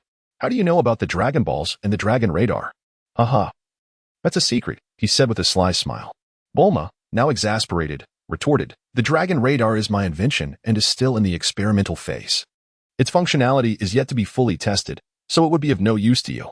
"Then hand over the Dragon Balls to me," Yisun demanded. His face obscured by a black mask, making it impossible for Bulma to discern his features. "Not a chance," Bulma exclaimed, clearly agitated. "Don't provoke him." Yisun let out a sigh. Naturally, he had no intention of harming the foremost heroine of Dragon Ball. However, he was not one to be trifled with. Lacking in patience, he approached and picked up the ashtray belonging to Bulma's father, cradling it in his palms. Almost immediately, the ashtray began to warm and exhibited signs of softening in his grasp. Bulma's father and Bulma were both taken aback. Bulma's father exclaimed, "How can this be? This ashtray is made of quartz glass, which requires at least 1,600 degrees to soften. Are you performing some kind of magic? If you do not hand over the Dragon Ball, the next thing to soften will be your father." Bulma, frightened, understood that despite her fiery temperament, she was quite pragmatic and knew when to yield. Realizing the gravity of the situation, she capitulated swiftly. Thus, Bulma reluctantly handed over the Dragon Ball to him. Yisun smirked and said, "The Dragon Ball Radar, I have yet to complete it. If you attempt to deceive me, I shall take your father's life first." No, I truly have not finished it. It will likely take me another month to finalize the last step. The Dragon Ball Radar is exceedingly complex. I spent a full 3 months merely drafting the design." Upon witnessing Bulma's anxious demeanor, Yisun realized that the girl was not deceiving him. He returned the Dragon Ball to Bulma and continued, "You may proceed with your research. Are you no longer intent on seizing the Dragon Balls?" "Of course I still intend to," she replied, "but I require Dr. Briefs to construct a training pod capable of withstanding 300 times Earth's gravity." Dr. Briefs, with unwavering conviction, interjected, "I must apologize. I shall never yield to terrorists. Furthermore, if you desire my assistance, why resort to instigating panic in West City?" Yisun smirked slightly and replied nonchalantly, "I merely desire the world to recognize my prowess as a joker. You shall soon comprehend my methods. Today's events in West City are merely the beginning." With that, Yisun levitated, casting a disdainful gaze upon Bulma and her father, and with a playful tone proclaimed, "Dr. Briefs, I require 2 items from you. The first is a portable training chamber adjustable to 300 times gravity. And the second is a Dragon Ball radar along with the Dragon Balls. We shall reconvene in 3 days." Before the father and daughter could respond, Yisun ascended slowly into the night sky, vanishing from their astonished sight. "Dad, he actually flew away?" Bulma exclaimed, gazing into the night, her eyes narrowing slightly. This jovial technological savant was not as naive as he appeared. He sighed and remarked, "The world is soon to descend into chaos. This individual's objective is not merely to threaten us with mischief. He intends to establish his notoriety with utmost swiftness, regardless of our compliance. The entire world will suffer." "Joker, does that mean clown?" Bulma pondered. "Yes, but this clown is no jester." Chapter 50, The Wanted Notice following the departure of the self-proclaimed terrorist known as Joker. Professor Briefs promptly opted to alert the authorities. The call from the world's wealthiest individual is no ordinary report. It necessitates the establishment of a distinct criminal investigation file. Do not question why, such is the privilege of the world's foremost tycoon. To their astonishment, when the police began to inquire about the specifics of the incident, they were utterly astounded, for this intruder who identified himself as Joker had boldly claimed responsibility for the recent terror attacks that had engulfed the city. The situation escalated dramatically. The police immediately reported this to the West City Police Department, which unhesitatingly escalated the matter to the capital. Initially, the government classified the incident as a terrorist attack, akin to the hijacking event in East City, with suspicions that it might be retaliation from the Red Ribbon Army. However, the circumstances took a sudden turn. According to the report from the world's wealthiest individual, it was revealed that all the chaos was orchestrated by a terrorist named Joker. This was no trifling matter. The government promptly commissioned a sketch of Joker's likeness. Yet, it proved futile, as the description was merely of a figure clad in black canvas shoes, black cropped jeans, a black hoodie, and a black mask. Who could possibly identify such an individual? Nevertheless, the notoriety of Joker spread like wildfire. Upon returning to his hotel, Yu-sun observed the television predominantly featuring reports on this enigmatic figure. Dowda, visibly irked, complained, "Why is there nothing but this Joker? Not even a cartoon to watch? So annoying." Yi Xiaodao remained steadfast in practicing the horse stance as instructed by Yi-sun, wholeheartedly immersed in martial arts. Meanwhile, Sun Wukong, clad in the suspenders and t-shirt gifted by Yi-sun, sat obediently, engrossed in the news. Upon seeing the image of Joker, Sun Wukong turned curiously to ask, "Mr. Sun, is that you?" "No," Yi-sun shamelessly denied, as it was certainly not him. "I merely thought it bore a resemblance." Let's not dwell on it. However, Yi-sun was profoundly astonished by Sun Wukong's instinctive response, as if he possessed an innate discernment. Yet, Sun Wukong seemed unfazed, as if nothing in this world could truly concern him. The chief of police, Amon, promptly convened an emergency meeting to gather all available information regarding the recent terrorist attack in Joker. He began to feel a wave of apprehension. This Joker was a lawless individual, having not only perpetrated terror in the Western capital but also attempted to kidnap the world's richest individual for ransom, an act utterly intolerable. However, after a thorough analysis, he discerned contradictions within the situation. "Wait a moment, I wish to inquire about the connection between Joker's terrorist attack and the threats against Dr. Boo." As soon as he posed the question, his subordinates began to clamor with their opinions, infuriating Amon. The Western capital, unlike the Eastern capital, was the lifeblood of the nation, boasting a security force far superior to any other region, ensuring that its public safety was exemplary. Furthermore, due to the so-called class solidification and elimination, those who managed to establish themselves in the Western capital, even if not particularly talented, undoubtedly possessed a certain level of refinement and insight. This represents the essence of a city. Why do major cities implement talent acquisition strategies? The evolution of society entails the continuous elimination of the poor and the retention of the good. Naturally, the exceptional are rewarded with superior resources. The rapid economic development of the Western capital has also resulted in high compensation across various sectors, with police salaries ranking among the best worldwide, which in turn has led to some negative repercussions, such as complacency among officers. Enough. I did not come here to listen to your idle chatter. I simply wish to ask you, what is the connection between Joker's attack on the city and his visit to Dr. Boo's residence? The discussions resumed, with various opinions being voiced. Amon, now exasperated, interjected, "Let me attempt to view this from Joker's perspective. Regardless of whether I genuinely intend for Dr. Boo to create some nonsensical gravity chamber, the most effective way to gain notoriety would be to orchestrate a terrorist attack and subsequently reveal one's identity. He would certainly not approach the police station or broadcast station to declare himself. Hence, there remains but one venue, the home of the influential Dr. Boo, where he could also make an appearance. Although masked, the Boo family indeed encountered this Joker, thus eliminating any possibility of confusion. Do you understand my reasoning now?" Then came a chorus of flattery, extolling the virtues of the illustrious directors, with phrases like "wonderful director" and "my idol." I must concede that the atmosphere in the police departments of the Western and Wind cities is indeed markedly different. I pay little heed to such trivialities. This Joker undoubtedly seeks to exploit our Western city for his own notoriety. Such individuals are exceedingly perilous terrorists and should be placed on a national, nay, global wanted list. The scene shifts to the distant Wind City, where Director Rod has received news from both the Western City and the National Police Department. Without hesitation, Rod promptly issued a wanted notice for the Joker. However, upon receiving the sketch of the Joker, an unsettling realization dawned upon him. Furrowing his brow, he observed that the likeness bore an uncanny resemblance to the enigmatic figure in black who had aided the police in apprehending the rampaging gang. He was acutely aware that this mysterious individual was none other than Yi-sun. Could it truly be Master Yi? What could his intentions possibly be? Returning the focus to the western city, the city's tranquility was shattered by a violent explosion the previous night, prompting the police to seal off several streets and commence widespread patrols. Additionally, Director Amon issued a wanted notice for this incident. Greetings, citizens. I am Director Amon.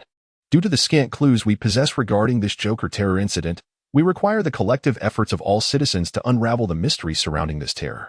Today, nearly all businesses have closed their doors, allowing citizens to remain at home, captivated by the live television broadcasts covering the Joker incident. Reports have been incessant, featuring a parade of criminal investigation experts, all regurgitating the same theories. Is it the moral decay of Joker, or the loss of his humanity? The press conference held by Director Amon is poised to shatter this year's ratings for news programs. Below is the A-level wanted notice issued by the National Police Department. Should anyone provide accurate new information regarding the Joker that is verified by the police, a reward of 1 million will be granted. For critical leads that are confirmed, a reward of 5 million will be bestowed. Furthermore, any martial arts expert or bounty hunter who successfully captures the Joker will receive a staggering reward of 50 million. Upon the issuance of this wanted notice, it undoubtedly sparked an explosive reaction in public discourse. Countless detectives sprang into action, driven by the desire to uncover even the slightest clue that could assist the police. Their objective was the bounty of 1 million for information and 5 million for leads, while the staggering 50 million was momentarily disregarded. After all, the Joker was presumed to be an exceedingly perilous figure, and instinctively, both detectives and police concluded that Joker must be the moniker of a terrorist organization rather than a solitary individual.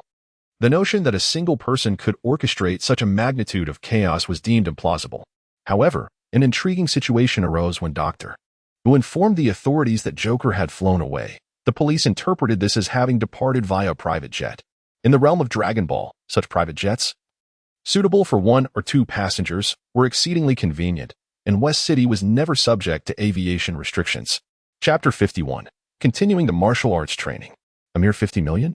It seems the National Police Department holds me in rather low esteem. Yi-sun stroked his chin, his gaze laden with intrigue. In truth, 50 million is indeed a substantial sum. However, Yi-sun aspires to become an unprecedented terrorist. Thus, assigning himself such an identity for merely this amount is utterly implausible. Due to a recent setback, Yi Xiaodao spends her days practicing her horse stance, while Sun Wukong and Dodo indulge in playful escapades. The staff at the Youth Chain Hotel are well aware that the child with the tail and the little panda are under their care, allowing Sun Wukong and Dodo to come and go without a hint of restraint. Brother, please teach me, she implores. I can now maintain the horse stance for an hour. What should I do next to control my breath?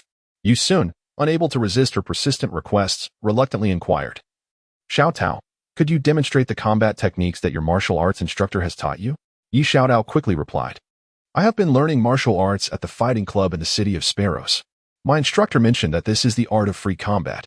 Following that, Yi Xiaodao demonstrated the various techniques she had been taught, including punches, palm strikes, elbow strikes, and knee strikes. Subsequently, she showcased a complete routine. Yi-sun, observing her performance, nodded in approval, acknowledging that Yi Xiaodao's mother had indeed found an excellent place for her daughter to train in martial arts.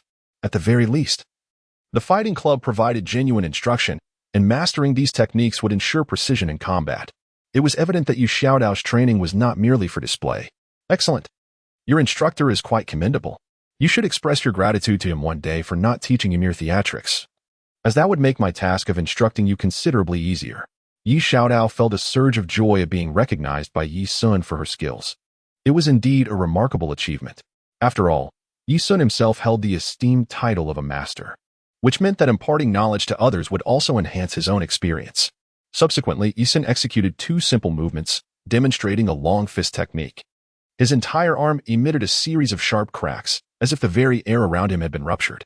Upon witnessing this, Yi Xiaodao's heart raced with trepidation, contemplating the potential devastation such striking power could inflict upon a human body. Yi-sun chuckled and said, I shall now impart to you the Crane Immortal and Tao Bai Bai's teachings of the Crane style. Let us see how they fare.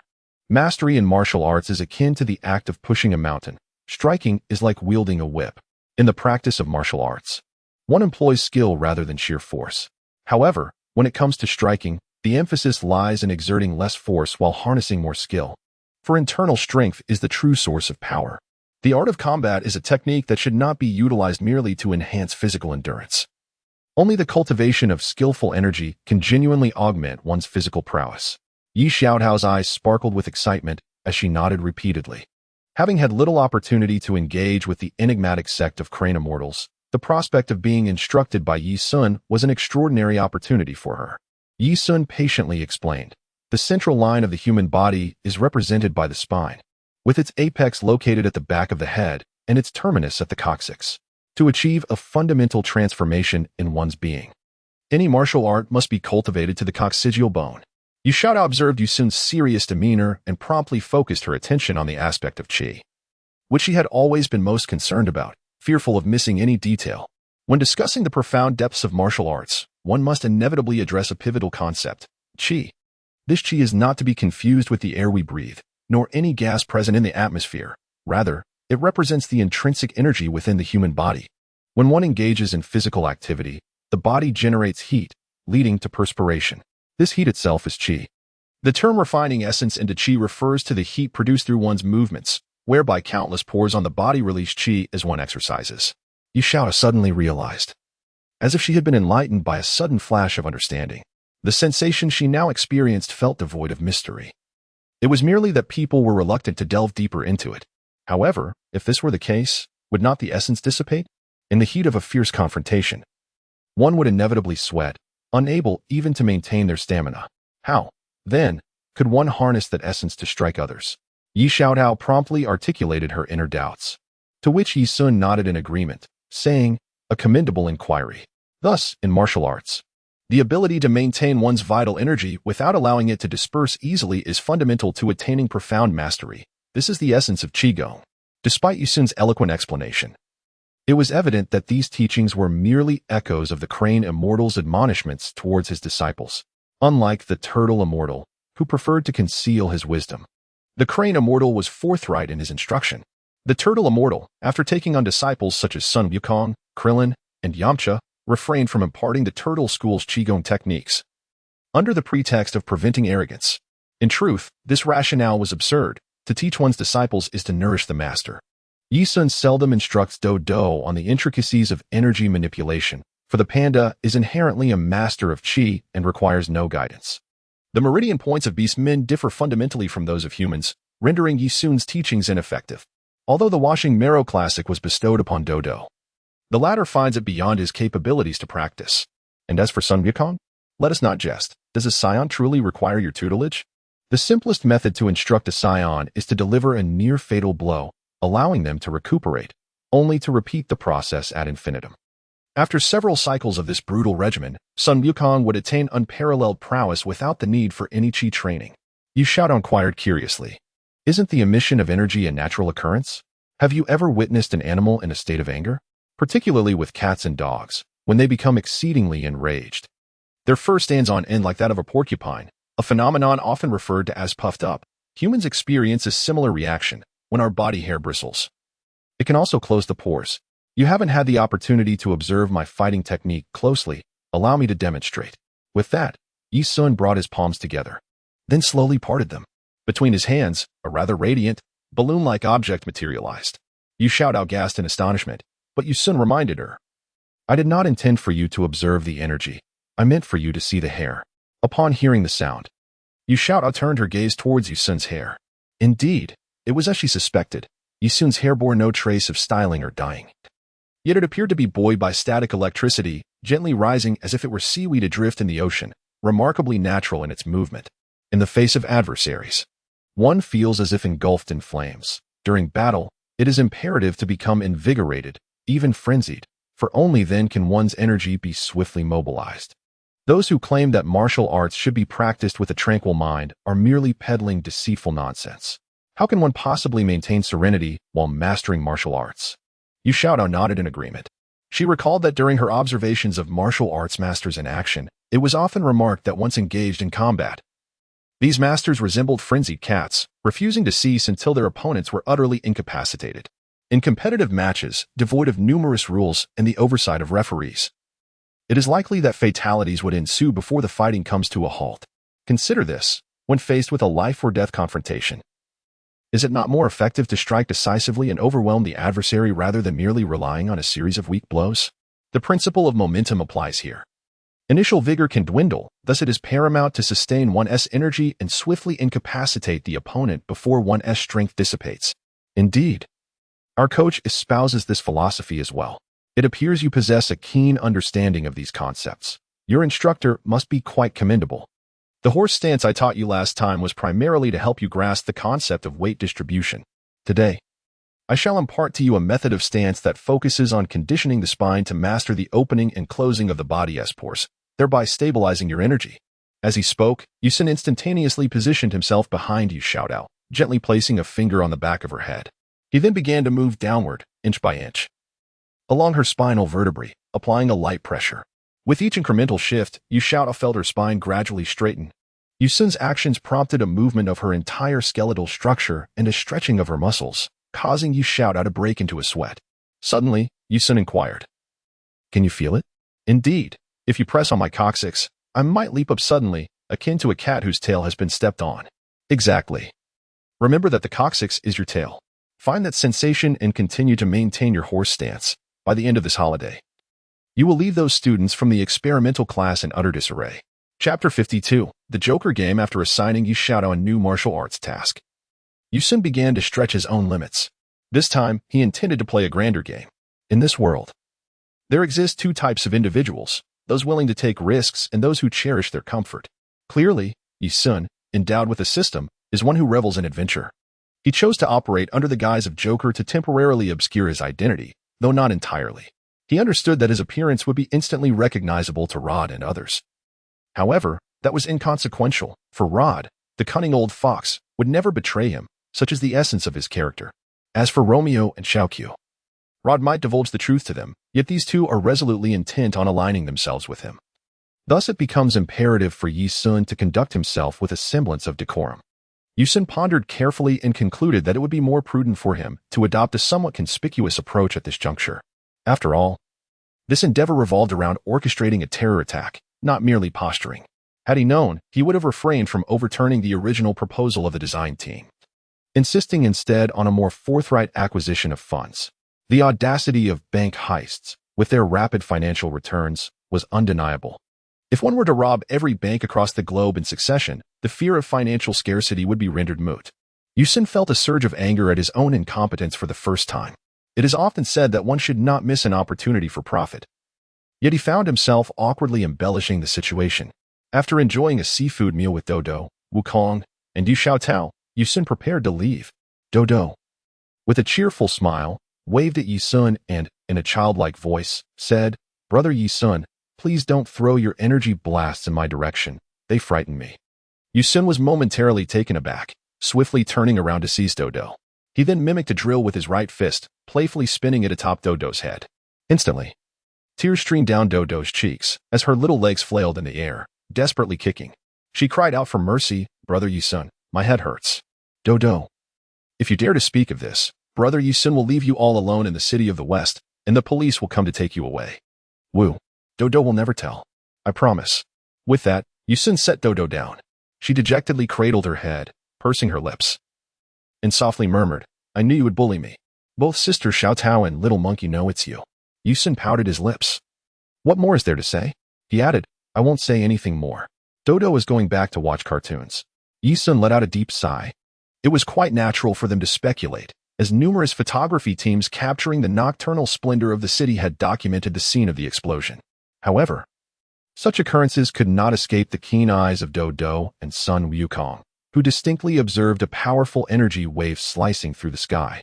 Unmistakably the manifestation of an extraordinarily formidable individual wielding a ki blast. Who else could it be but Yusun? Sun Wukong understood that Yusun's actions were driven by a desire to acquire the Dragon Balls, thus he chose to remain silent. In truth, Wukong was a perceptive child. He regarded Yusun as a remarkably dependable older brother. Consequently, he refrained from voicing his opinions on Yusun's actions, remaining taciturn unless directly questioned. This was largely due to Wukong's limited exposure to the world, as he lacked a profound understanding of the destructive nature of such explosions. Had it been a later version of Sun Wukong, he would have exerted every effort to dissuade Yusun, even if it meant confronting him. At this moment, Yusun soared through the night sky, making his way towards the television station, intent on accomplishing a monumental task, one that could be etched into the annals of history. This undertaking was of a magnitude comparable to the subsequent resurgence of the Demon King Piccolo, the Saiyan invasion, and the Cell Games. Meanwhile, the news station in West City continued its coverage of the terror attack, with various guests expounding on their theories with alarming seriousness. One moment, it was a doctor from a remote forest plotting another act of terror. The next, a terrorist organization declaring its ambition to conquer the world. Soon, another voice emerged, claiming that the Red Ribbon Army intended to wage war against the kingdom. Yisun was initially unaware of the location of the broadcasting studio.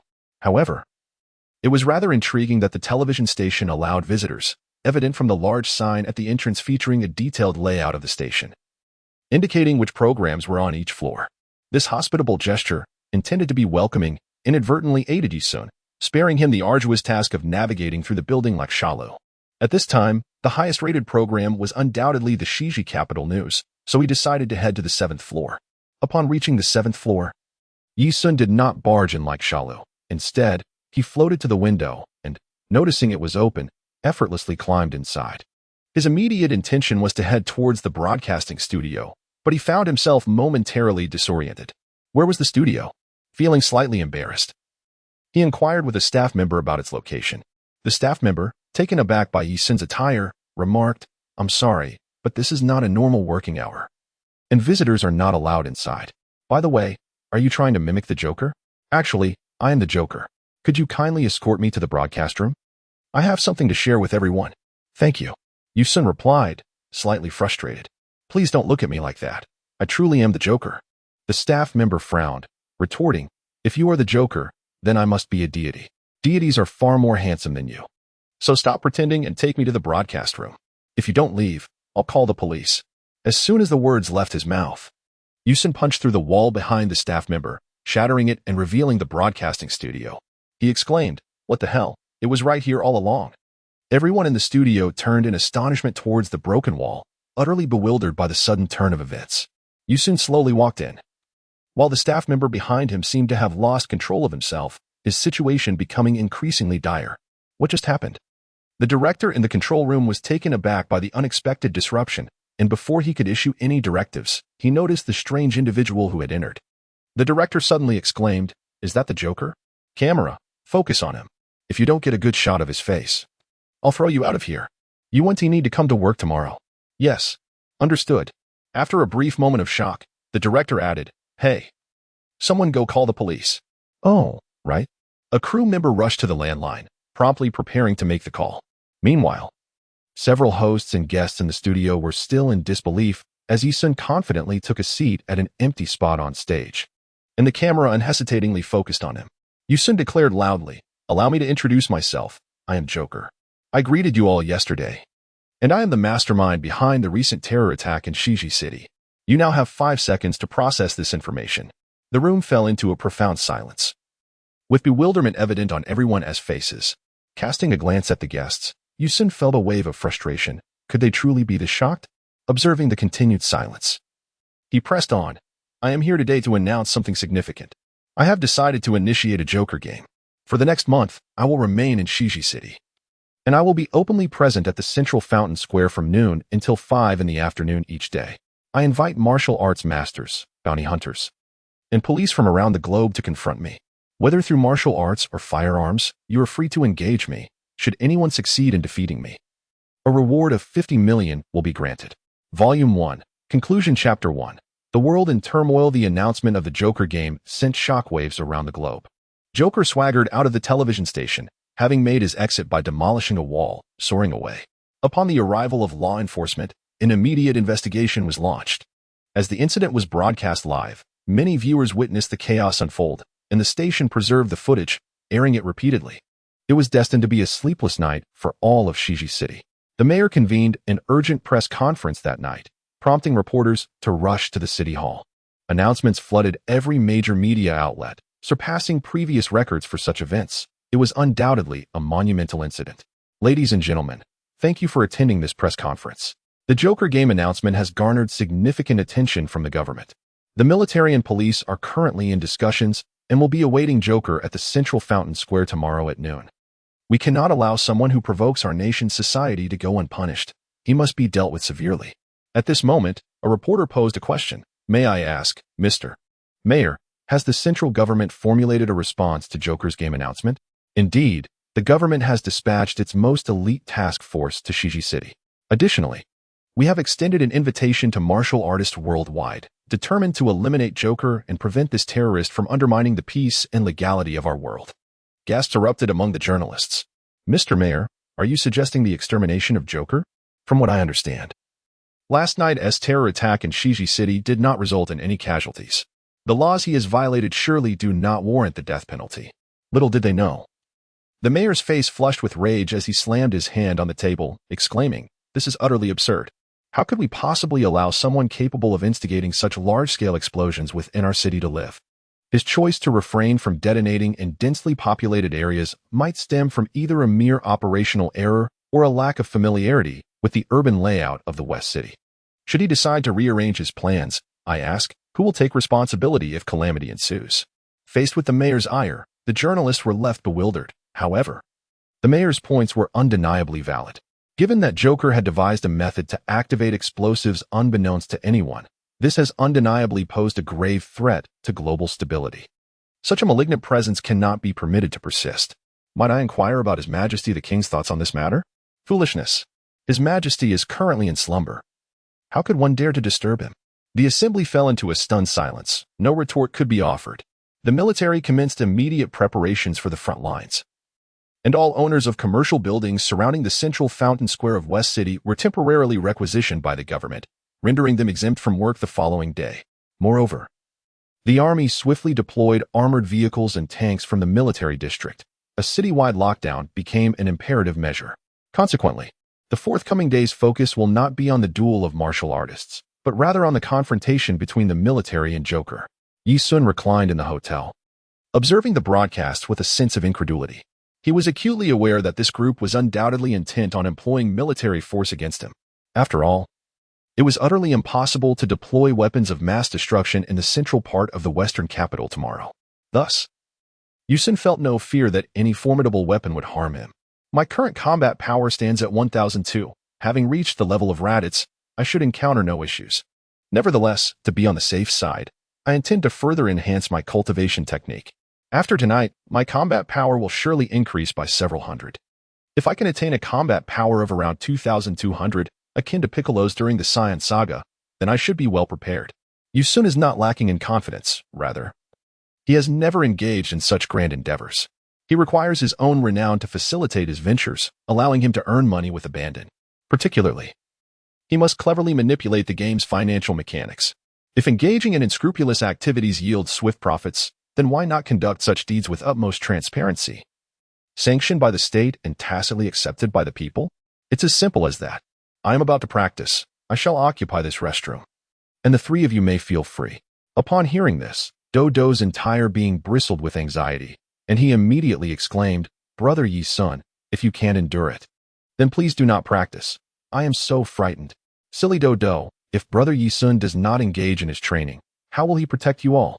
Yi Xiaodao blinked her bright, sparkling eyes and curiously inquired, "Brother, is the martial art you practice particularly strange?" "Indeed, it is a technique of my own creation, known as the Heavenly Path Technique.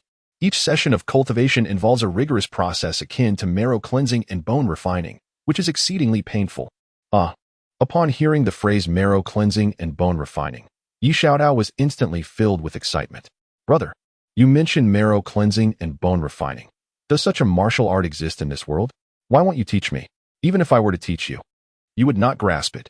You have been raised in comfort and luxury, and even the slightest exertion, such as holding a horse stance, feels burdensome to you. The pain involved in marrow cleansing and bone refining is akin to having one's skin flayed, tendons pulled, and bones broken, something you would be unable to endure." Yi Xiaodao was unwilling to accept the situation, while Yi Sun remained silent. As for Sun Wukong, he was engrossed in watching animated cartoons, laughing heartily. Indeed, Sun Wukong had no intention of following others in their cultivation. His sole desire was to await the revival of his grandfather, so that they could cultivate and live together. Yi Xiaodao, feeling quite aggrieved, pinched Dodo's face, regardless of Dodo's cries of pain. With a sense of indignation, she inquired, "Speak. Is your strength as a panda due to my brother imparting the heavenly Tao technique to you? Dodo, genuinely feeling wronged, replied with gratitude. Sister shout out. Please don't pinch me. I have not learned the heavenly Tao technique. Brother Yeshuan has never taught it to me. I truly fear that method. After repeating her question several times and receiving the same response, she resigned herself to the situation and hurried off to continue her neck exercises. It was precisely because Yushaodo believed in their efficacy that she persisted in her practice. Perhaps in the future, Brother Yeshuan would teach her the heavenly Tao technique. But the moment was not yet ripe. After reaching the restroom, she, as per her usual habit, removed all her clothing to avoid any potential mess. With the enhancement of the Golden Bell Shield to level 2, her physical resilience had significantly increased, allowing her to endure greater pain. Furthermore, the agony brought on by the bone-cleansing scripture served to refine her Golden Bell Shield. Thus, whenever Yi Sun was willing, each session of cultivation could substantially elevate her combat prowess. In the realm of the law, the 4 lives and 3 realms are prepared. The 6 roots and 6 dusts are interconnected, while the 5 aggregates traverse the 3 paths. Celestial beings and Azuras. Each of the 6 realms has its distinctions. The 2 truths remain unmerged, and the 6 perfections are yet to be realized. Seeing is not merely seeing, and ignorance has not yet ceased. The eye of the path is not yet discerning, and the brow has not yet touched the earth. Yu Sun silently recited the mantra of the Washing Marrow Sutra, and then began to circulate his energy throughout the meridians. Indeed, a powerful sensation of the 4 categories swiftly spread to every acupoint, as if an unseen magnetic force from the cosmos were acting upon each mitochondrion. Thus, the cries of anguish and despair once more echoed through the air. Chapter 2.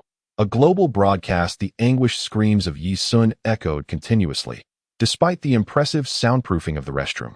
It was impossible for those within the presidential suite to remain oblivious.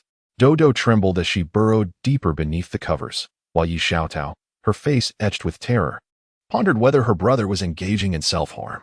Sun Wukong stood with his tail erect, every hair bristling, encapsulating the sheer horror of the situation. It was only at this moment that Yi Xiaotao grasped why Yi Sun had refrained from teaching her the heavenly Tao technique. Perhaps it truly required self-infliction. Could the process of cleansing marrow and refining bones be this excruciating? Such thoughts raced through her mind. Yet, despite the agony, Yi Sun endured for a solid half-hour without losing consciousness, marveling at the protective efficacy of the Golden Bell Shield. Upon examining his progress, he was astounded to find that the 2nd level of the Golden Bell Shield was already 86 complete, a remarkable advancement. However, the progress of the Cleansing Marrow Sutra was dishearteningly slow, rising only from 36 to 43, proving that bloodline evolution was indeed an arduous endeavor. Just as Yi Sun resolved to take a respite, a notification resounded in his mind. Ding. Congratulations, you have reached level 15. Excellent. Yi Sun could not help but exclaim in admiration. Following the upgrade, he was able to resurrect in full health, causing the fatigue that had plagued both his body and mind to dissipate in an instant. Simultaneously, his attribute points continued to accumulate significantly. However, Yi Sun resolved to refrain from allocating these points until his lineage level increased further. His perfectionist tendencies dictated such restraint. He opened the data panel to examine his current statistics and was astonished to discover that his combat power had reached an impressive 1762. Indeed, after acquiring the Cleansing Sutra, the surge in his combat abilities far exceeded his expectations. With a combat power of 1762, he was undoubtedly invincible on Earth. Yet, he was acutely aware that this level paled in comparison to the combat prowess of warriors like Tian Shinhan, who had surpassed the 2,000 mark after their training in the otherworld. This duality of excitement and concern filled Yi Sun. With the main storyline of Dragon Ball already experiencing some alterations, he fervently hoped that no overwhelming monsters with astronomical combat power would emerge at this juncture, for that would indeed be quite awkward. Yi Sun exhaled a breath of murky air, his eyes shimmering with a flash of electricity. He indulged in a delightful bath, cleansing his body of impurities and stagnation. Upon opening the bathroom door, he was met with the astonished gazes of 3 individuals who stared at him in bewilderment. Yi Sun chuckled heartily. What are you all staring at? Is this how you cultivate? One inquired. Well, to some extent. There will be other methods of cultivation in the future, but that is a matter for another time. Tomorrow, I must attend to that particular issue. Yi Xiaotao chuckled mischievously. Shall we indulge in a game of Joker? I mean, brother, are you planning to become part of the underworld? Of course not. I aspire to be a man of greatness. You all should take a rest. There is a splendid spectacle to behold tomorrow at noon. With that, Yu-Sin retreated to his solitary chamber to rest. He slept soundly, his newly acquired prowess instilling him with immense confidence. In this round of the Joker game, he intended to profoundly alter the perceptions of people worldwide. The reason Yu-Sin deliberately chose the central square was that it was typically bustling with crowds, rendering any foul play virtually impossible. Furthermore, after a night had passed, the area within several kilometers surrounding the square had undoubtedly been thoroughly inspected by the military and government, ensuring no deceptive practices could occur. Those familiar with Dragon Ball can surely empathize with Yu-Sun's sentiments. He truly detested how Mr. Satan could, with a mere illusion, deceive the intellect of humanity. Otherwise, why would one argue that Dragon Ball contains numerous plot holes, with the general populace's lack of intelligence being the most significant flaw? The following day, Yu-Sun awoke to find it was already 10 in the morning. Daodu and the others had refrained from disturbing his slumber, perhaps believing that after such arduous training, he deserved a restorative sleep. The group ventured to the dining hall for lunch, and Yu-Sun noted that it was nearly time to set out. Indeed, the guests at the hotel had not ventured outside. Instead, they opted to remain in their rooms, engrossed in the live broadcast of the operation to eliminate Joker. This broadcast was intended for a global audience, and the national television station was poised to shatter viewership records that had stood since the inception of television. This caused discontent among many other networks, as the government's decree permitted only the national station to film the event live, leaving other networks without any entry rights.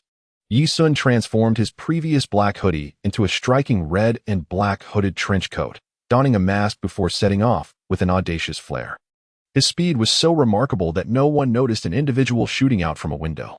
At that moment, whether among politicians, ordinary citizens, or even within the ranks of gangsters, everyone had collectively taken the day off solely to witness the clash between Joker and the might of the world's military forces. In the Wind City Police Department, although every officer was attending to their duties, they were secretly watching the live broadcast from their offices. Rod sat in his elegantly adorned office, his expression grave as he fixated on the images flickering across the screen.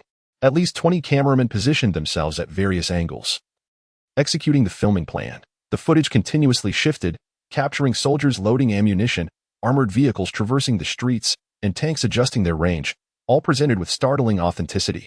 Everyone believed that if Joker dared to appear, he would undoubtedly meet a gruesome end. However, the crux of the matter was that Joker would never have the audacity to show up. Only a fool would walk willingly into death. "Father, do you think Joker will come?"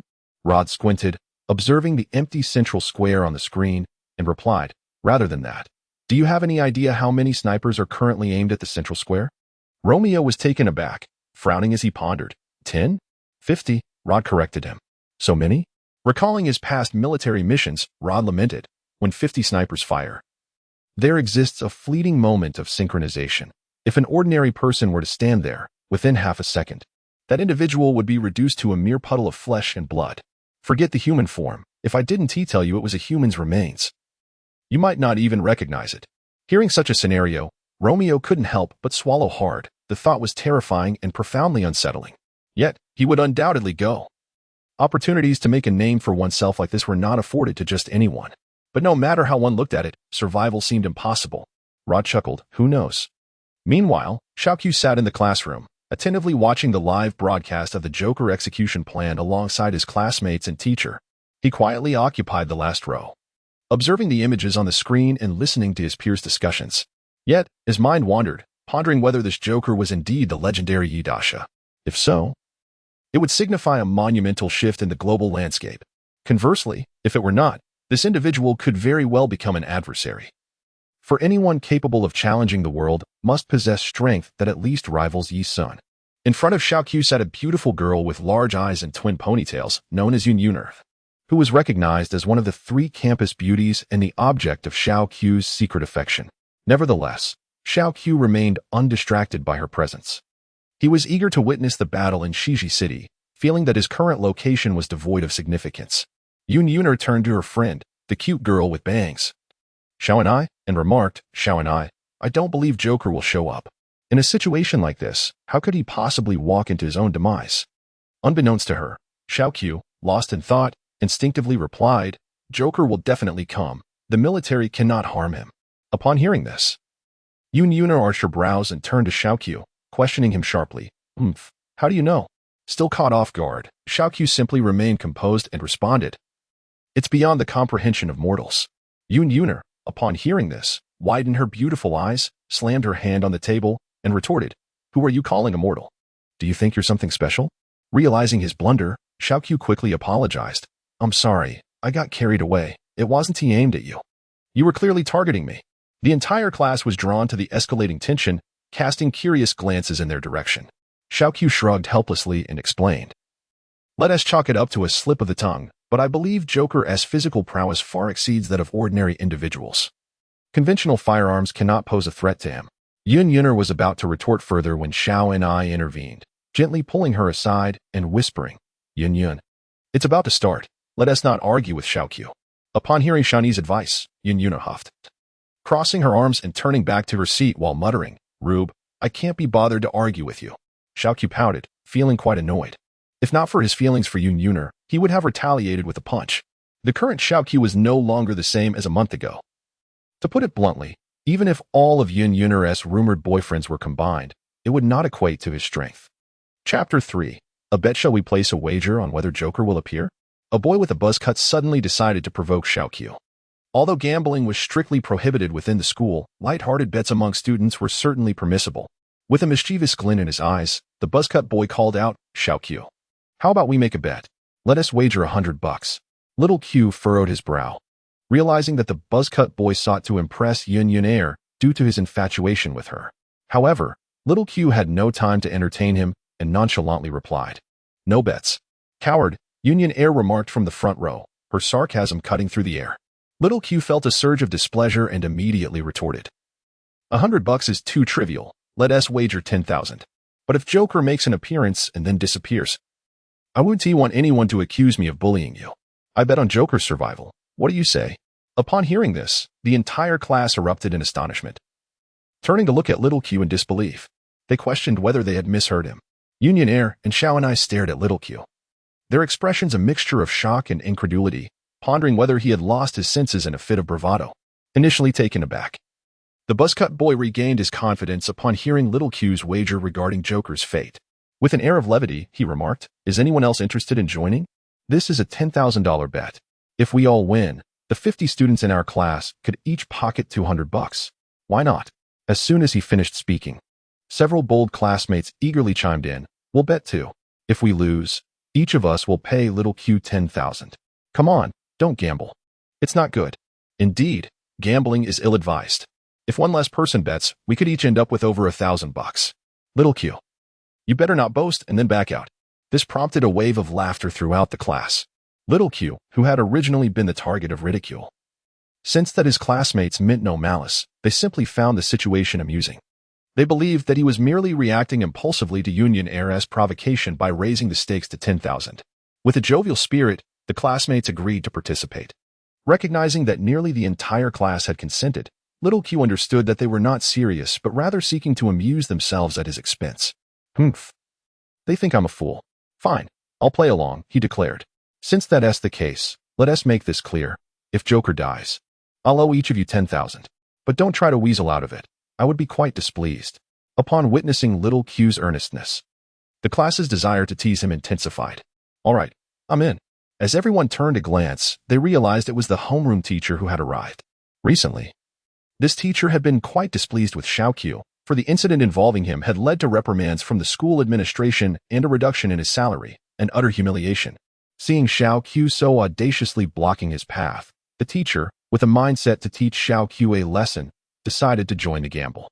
His intention was twofold: to embarrass Xiaoqiu and to seize the opportunity to admonish him about the folly of gambling and the importance of humility. When the students noticed their teacher leading the charge against Xiaoqiu, they naturally felt emboldened and readily agreed to the wager. Even those who typically focus solely on their studies. Yuner's disdain for Xiaoqiu deepened. She had learned that the previous incident where Xiaoqiu had harmed someone's wrist was actually aided by a passing expert, not a result of Xiaoqiu's own actions. Moreover, the incident where Xiaoqiu was doused with urine had, whether intentionally or not, been exaggerated into a narrative that he had been forced to drink it, further tainting his reputation among his peers. Yuner's revulsion towards Xiaoqiu reached an unbearable level. The thought of being liked by a cowardly fool sent shivers down her spine. "I'll bet too," Hoping you can afford to settle this debt, she quipped. Yet before she could finish her taunt, Xiao Qiu interjected, I hope everyone can afford to settle this debt. I am quite serious. His serious demeanor prompted the classmates to quietly murmur their thoughts about his foolishness. Who would take him seriously? How could he possibly come up with 490,000? The homeroom teacher scoffed derisively. You've really grown bold. I'll have a word with your parents about this. Let us see if they'll be proud of you. To which Xiao Qiu retorted, no need for your concern. If I were to win 490,000, they would likely be overjoyed. The teacher dismissed his comment as mere bravado, unaware that Xiao Qiu was speaking from the heart. With this in mind, the teacher smirked and said, all right then, I'll act as a witness. Let us ensure no one shirks their responsibility. Since Xiao Qiu intends to gift everyone money, let us express our gratitude. Did Xiao Qiu possess any wealth? Certainly not. He subsisted on a meager monthly allowance of 2,000 yuan from his benefactor, Lord, which was hardly enough to sustain him. Thank you, Xiao Qiu. The students chimed in cheerfully. This, alas, is the tragedy of education. The joy of the entire class is built upon the discomfort of a few. Such scenes are commonplace in every student's life. Many who joined in the jesting likely never realized how mortifying it was for the targeted classmate. Yet, Xiao Qiu still muttered under his breath, foolish mortals. The words were clearly captured by Yun Yuner and Xiao Enai in the front row. Their expressions a blend of disdain and wry amusement. How foolish of Xiao Qiu. One could hardly fathom how easily he became the target of jest. Could he truly take this seriously?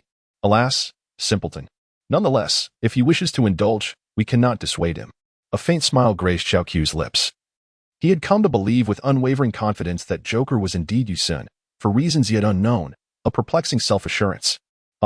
Esteemed audience. A figure has appeared in the sky. Could this be Joker? Strange, why does Joker descend from above? Might it be some form of extraordinary stunt? Reporters and hosts in the live broadcast took turns sharing their thoughts, while viewers at home were left in utter astonishment. Is this a superhero? Surely. It cannot be a mere film production. I wager this is undoubtedly part of a variety show. I heard that the explosion in the West City was so intense yet resulted in no casualties, which strongly suggests this is merely a publicity stunt. I concur with that sentiment. Could this be a national anti-terrorism drill, orchestrated to create an authentic effect by fabricating a character like Joker? Indeed, I believe so. Reports indicated that Joker had even visited the home of the world's wealthiest individual, yet he neither harmed anyone nor stole. Merely requesting Professor Bu to construct some gravity chamber. How absurd. In that moment, upon seeing Joker's silhouette on the screen, Xiao Qiu felt an overwhelming sense of reassurance. It was undeniably Yi Sun. This deity was not ordinary. He truly dared to play with fire. Chapter 4. Negotiation and Declaration. The imposing figure of Joker descended majestically from the heavens, leaving even the snipers momentarily dumbfounded, their focus entirely shattered. However, not everyone was captivated by the spectacle of a superhero descending from the sky, among the viewers in front of their screens. Some immediately recognized this as the art of flight. On a small island not far from the southern coast, there resided a peculiar old man in a turtle house. A pervert by some accounts. Those well-versed in Dragon Ball lore would quickly identify him as Master Roshi, donning his signature sunglasses. The old man appeared far from relaxed as he gazed at the figure standing in the central square on the television. His thoughts were tumultuous. While he instantly recognized the flight technique as belonging to the Crane School, he was perplexed by the audacity of this individual. The Crane School typically operated with discretion, valuing their anonymity and would never expose themselves to the scrutiny of the world. This person possesses the art of flight, undoubtedly linked to the Crane School. Yet, I find myself curious. Why would Joker choose to oppose the world, openly challenging all martial artists with his words? This seems most unwise. What could his true intention be? Master Roshi, lost in deep contemplation, inadvertently crushed the soda can in his hand, splattering soda all over his face. He hastily wiped his face and the floor, then cast a glance at the police on the television who were addressing Joker. With a sigh, he mused to himself about the futility of the situation. This individual could unleash key attacks, at least on par with a martial artist of my caliber. If he wishes to escape, not even a sharpshooter with eagle-eyed precision could hope to harm him. Meanwhile, in a quaint rural tavern, Master Crane was preparing to venture out with Tien and Kaiatsu for training. Upon witnessing Joker performing the sky dance technique, Master Crane was momentarily taken aback, though he soon regained his composure. When he developed the sky dance, it was merely a clever improvisation. The technique itself is not particularly difficult to master. As long as one can project their energy outward, lifting the body becomes a trivial task. With some additional finesse, it can be executed effortlessly. Who, then, is this enigmatic Joker? From which sect does he hail? It is truly puzzling. Unbeknownst to Master Crane, Tien and Kaiatsu, standing nearby, wore equally perplexed expressions. Nevertheless, they were filled with anticipation, eager to discover what abilities this Joker possessed that emboldened him to challenge the entire world. Yi Sun stood at the center of the square, surveying his surroundings. He discerned a palpable tension in the air, unmistakably indicating that soldiers were advancing with weapons drawn. The cacophony of their hurried footsteps soon ceased, culminating in the encirclement of infantry. Above him, helicopters sliced through the sky, while armored tanks rumbled down the expansive streets. And hidden among the towering business edifices lurked an unknown number of snipers. Such a display was indeed impressive, yet ultimately inconsequential.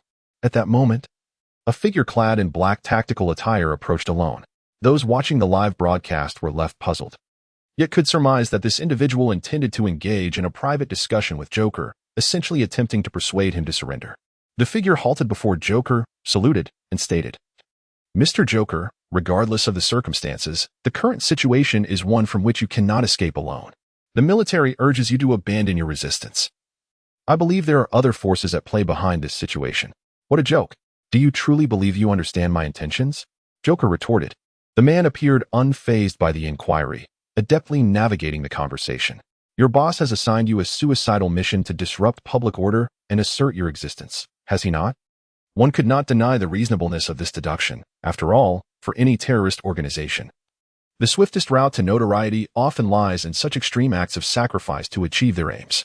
However, it was regrettable that Yi Sun did not fit this mold. Yi Sun did not respond to him, but calmly inquired, "Are you not also a casualty of the military? Among all the simulated scenarios I have envisioned for my arrival today, you must have anticipated that I would be harboring a deadly bomb. The moment I detonate it, this place will be reduced to a desolate wasteland. Yet, despite this, they still sent you to your demise." The military negotiation expert's expression turned grave as he attempted to reason. "It is my duty to uphold national stability and societal tranquility. Likewise, I aspire to transform the world. Your attire likely conceals audio equipment. Our dialogue will undoubtedly be broadcasted live on television. Therefore, I shall seize this opportunity to express that you do not comprehend my motives, and I harbor no resentment towards you for this ignorance. However, I wish for you to grasp that the absence of casualties during last night's extensive explosion was no mere coincidence. It was simply that I refrained from indiscriminate slaughter. As long as the explosion serves my purpose, an empty street is of no consequence. Yet, should you choose to retaliate against me, I assure you that the next incident will not involve mere streets." The audience erupted in a flurry of discussions, remarking on the unwavering intensity of Joker's words, which left no room for negotiation. The negotiation expert revealed a faint smile, appearing fatigued yet maintaining a composed demeanor as he counseled, "Mr. Joker, all buildings, parks, and sewers within a 10-kilometer radius of the central square have been thoroughly inspected, revealing no suspected explosives. Although the entire city of Shiji has not lifted the threat of explosion, it is certain that within several miles surrounding the central square, you will find no opportunity to execute your plans." Yi Sun could not help but applaud. He had always believed that the military and police in the Dragon Ball world were rather foolish. However, it now appeared that was not the case. Akira Toriyama's whimsical, fairy tale style of humor was evidently ill-suited for the three-dimensional realm. "You have made 3 mistakes, Yi Sun proclaimed, extending 3 fingers with great satisfaction. The negotiation expert furrowed his brow, signaling for guidance. "Firstly, I do not bomb cities with explosives. I utilize key blasts. Secondly, I am not affiliated with any organization. I currently represent only myself, Joker, as I declare my existence to the entire world. Thirdly, and most crucially, the Joker game will not be influenced in the slightest by the number of troops that arrive or the extermination tactics they devise. I have stated it will last a month, and I shall be here every day. Today is merely the first day. Your display is truly unremarkable. I am here to show you what the world has to offer." The negotiation expert's expression darkened, not out of anger, but from the realization that communication was impossible. The person before him was clearly not in a stable state of mind. "I recognize that you are employing the technique of flight, which fundamentally requires precise control over one S key. Thus, it is not surprising that you can wield key blasts. However, only the legendary martial arts master, Master Rashi, is rumored to possess the ability to inflict such extensive destruction with ki blasts. Pray, do not tell me you are connected to Master Roshi. Upon hearing this during the live broadcast, Master Roshi felt a swell of pride. Indeed, only his Kamehameha, when fully unleashed, could wreak such havoc upon a city, albeit with limitations due to energy constraints. It was hardly surprising, considering this was a national-level counterterrorism operation. If they could not even investigate knowledge regarding flight techniques and ki, it would be utterly pathetic. Thus, the numerous inconsistencies in the Dragon Ball manga were glaring, suggesting that apart from Goku and his companions, others were depicted as entirely ignorant. The era of Master Roshi is past. Now it is my time, Joker's time. There is no point in explaining anything to you foolish mortals. Upon uttering these words, both Yun Yuner and Xiao and I were momentarily taken aback, instinctively glancing at Xiaoqiu, who had just mocked them all with a similar tone and content. Chapter 5. Futility. Realizing that communication with Joker had become impossible, the negotiation expert sighed deeply and turned to say, Mr. Joker, ideals must be supported by strength. I hope to see you again in 5 minutes. Joker replied nonchalantly, rest assured, you will see me again. As the negotiation expert departed, it became apparent to all that the talks had collapsed and battle was imminent. The sniper took position, commencing a 10-second countdown to eliminate the target. Subsequently, a 10-second countdown echoed through the headsets of each sniper, prompting them to hold their breath and steady their pulses as they positioned their fingers on the triggers. The moment the countdown concluded, they would unhesitatingly pull the trigger to eliminate Joker.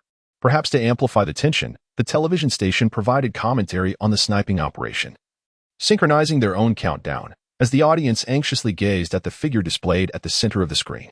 As the countdown reached 4, 3, 2, 1, and the final one resonated, the snipers decisively squeezed the triggers. An exceedingly bizarre scene unfolded. The on-site commanders exchanged bewildered glances at Joker's unmoving figure, using their radios to inquire, why haven't you fired? In response, the officer affirmed that the shots had indeed been fired. The astonishment in the responders' tone mirrored that of the snipers, all collectively puzzled by the situation. Shots had been fired, yet Joker remained alive. Could it be that they had missed their target? Upon uttering these words, even the commander found them absurd. He composed himself, recognizing that it was inconceivable for snipers to miss their target under such conditions, let alone for multiple snipers to air simultaneously. Such a notion was sheer folly. Snipers, continue the assault. With the command, the snipers promptly unleashed a barrage of precision shots at Yi Sun. Strangely, no matter how they adjusted their aim, the target remained utterly still.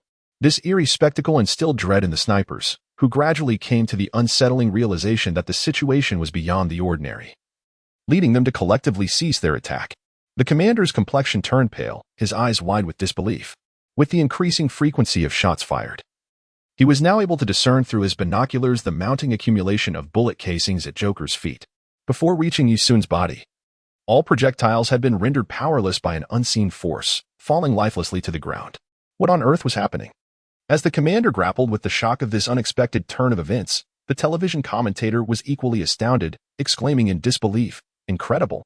The bullets fired by the snipers have all landed at Joker's feet. What could possibly explain this? Are these bullets made of cotton? The audience, filled with confusion, struggled to reconcile this phenomenon with their understanding of reality. It was a foregone conclusion that being struck by a sniper's bullet would result in death, if he had survived. The only logical conclusion beyond conspiracy theories was that perhaps the military was engaging in some form of deception. Master Roshi, eyes filled with profound astonishment, could hardly believe what he was witnessing. The bullets had not even grazed Joker's clothing, indicating that he had successfully defended against all attacks using his internal energy. Unbelievable! Had he truly attained such a level of mastery? Had this individual surpassed him? The turtle hermit had already arrived at a conclusion. Yet he found it difficult to accept this reality. Although his state of mind was commendable, it did not imply that he was devoid of competitive spirit or vanity. In stark contrast, the crane hermit was truly seething with rage at that moment. His body trembled slightly as he instinctively clenched his fists. With his exceptional perception, he understood all too well that the Joker had mastered the art of controlling his energy with such precision that he could achieve perfect defense without even a scratch on his clothing. Tianjin Fan and Jiaozi, take heed and remember not to provoke this individual known as the Joker. His prowess is simply too formidable. Both Tianjin Fan and Jiaozi nodded gravely. Yet Jiaozi cast a glance at Tianjin Fan, secretly pondering that he would inevitably challenge the Joker, for the reason was simple. He was Tianjin Fan. The infantry advanced. Soldiers armed with automatic rifles surged forward like a tide, encircling the central square where the Joker stood, leaving no avenue of escape.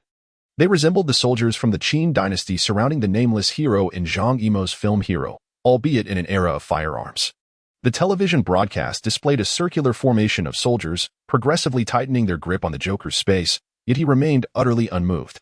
The commanding officer raised his hand in signal, and the tightly knit circular perimeter immediately transformed into a fan-shaped formation, creating an approximate 45-degree gap behind Ensue. Fire.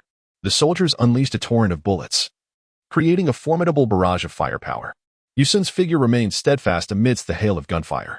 Once the soldiers emptied a magazine, they swiftly reloaded. As long as their commander did not call for a ceasefire, they would not relent.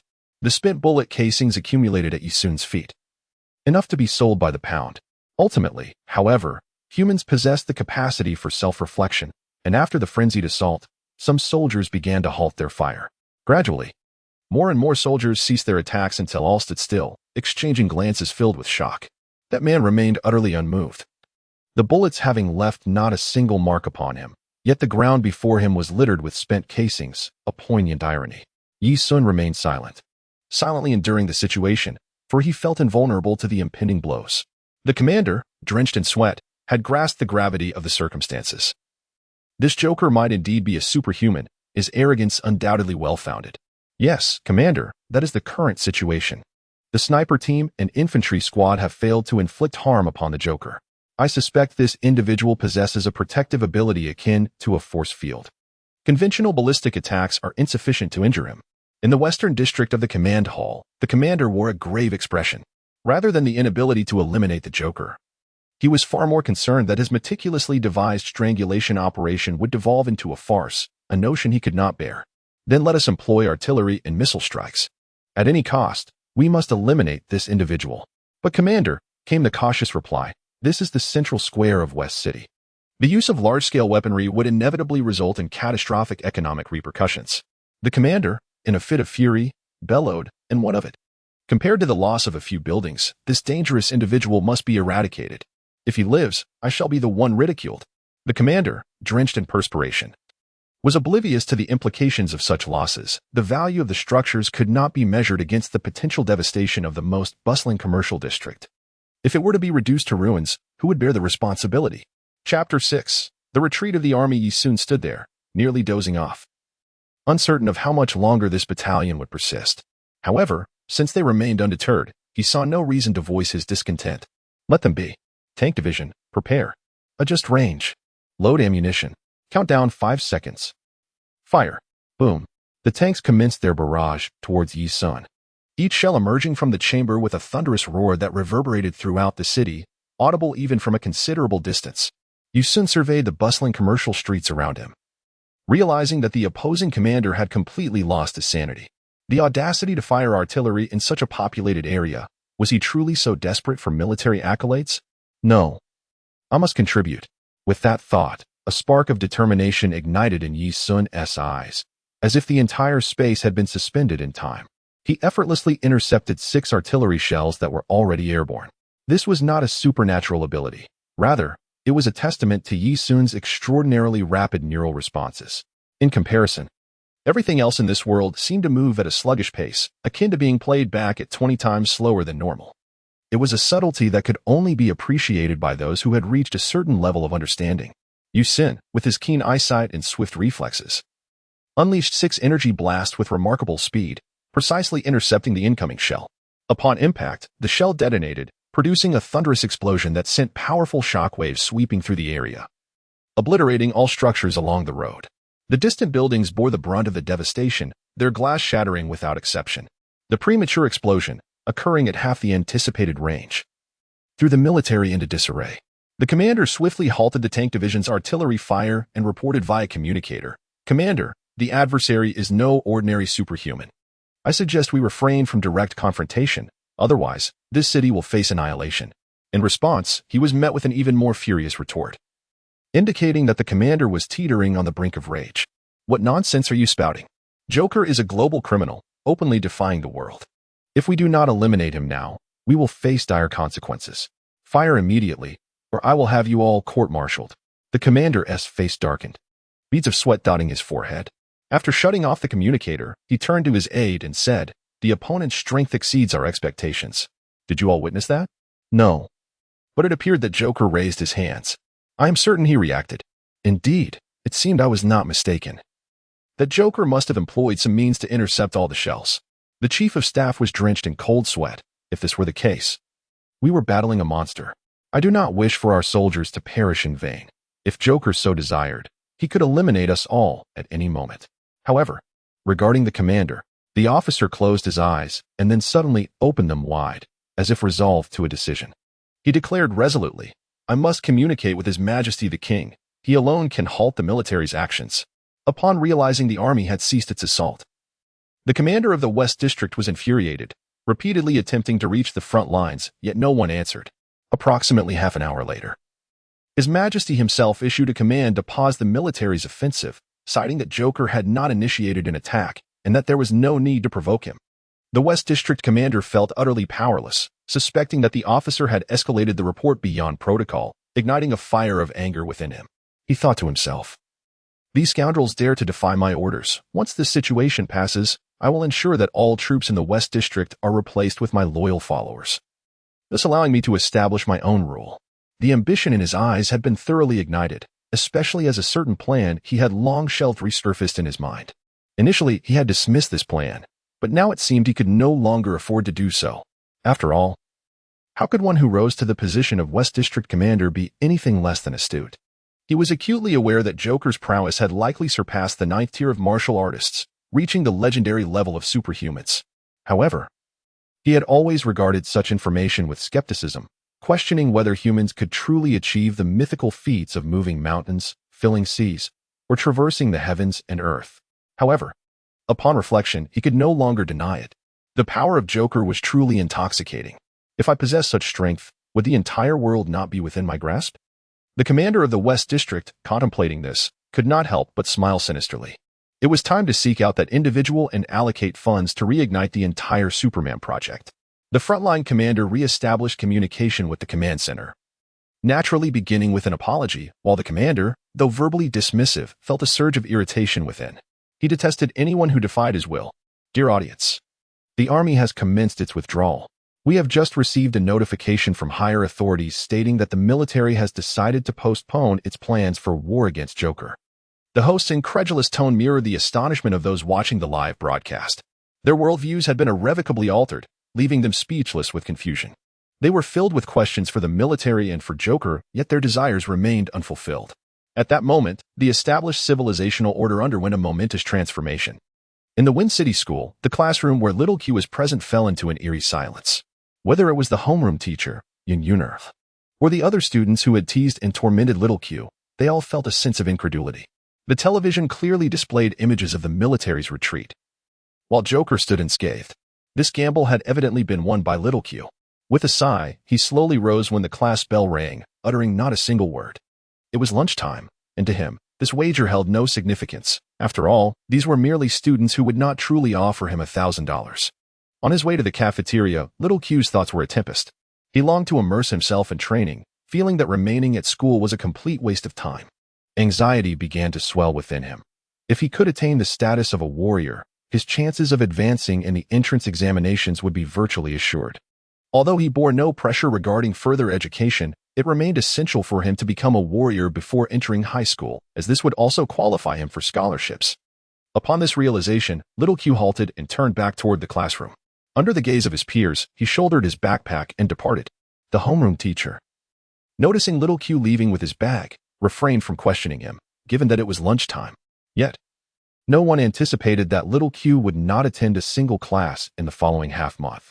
Indeed, during lunchtime, nearly all the students at the school engaged in discussions about Joker. It was likely that throughout the day, no one would focus on their studies. Such a significant event had diverted everyone's attention.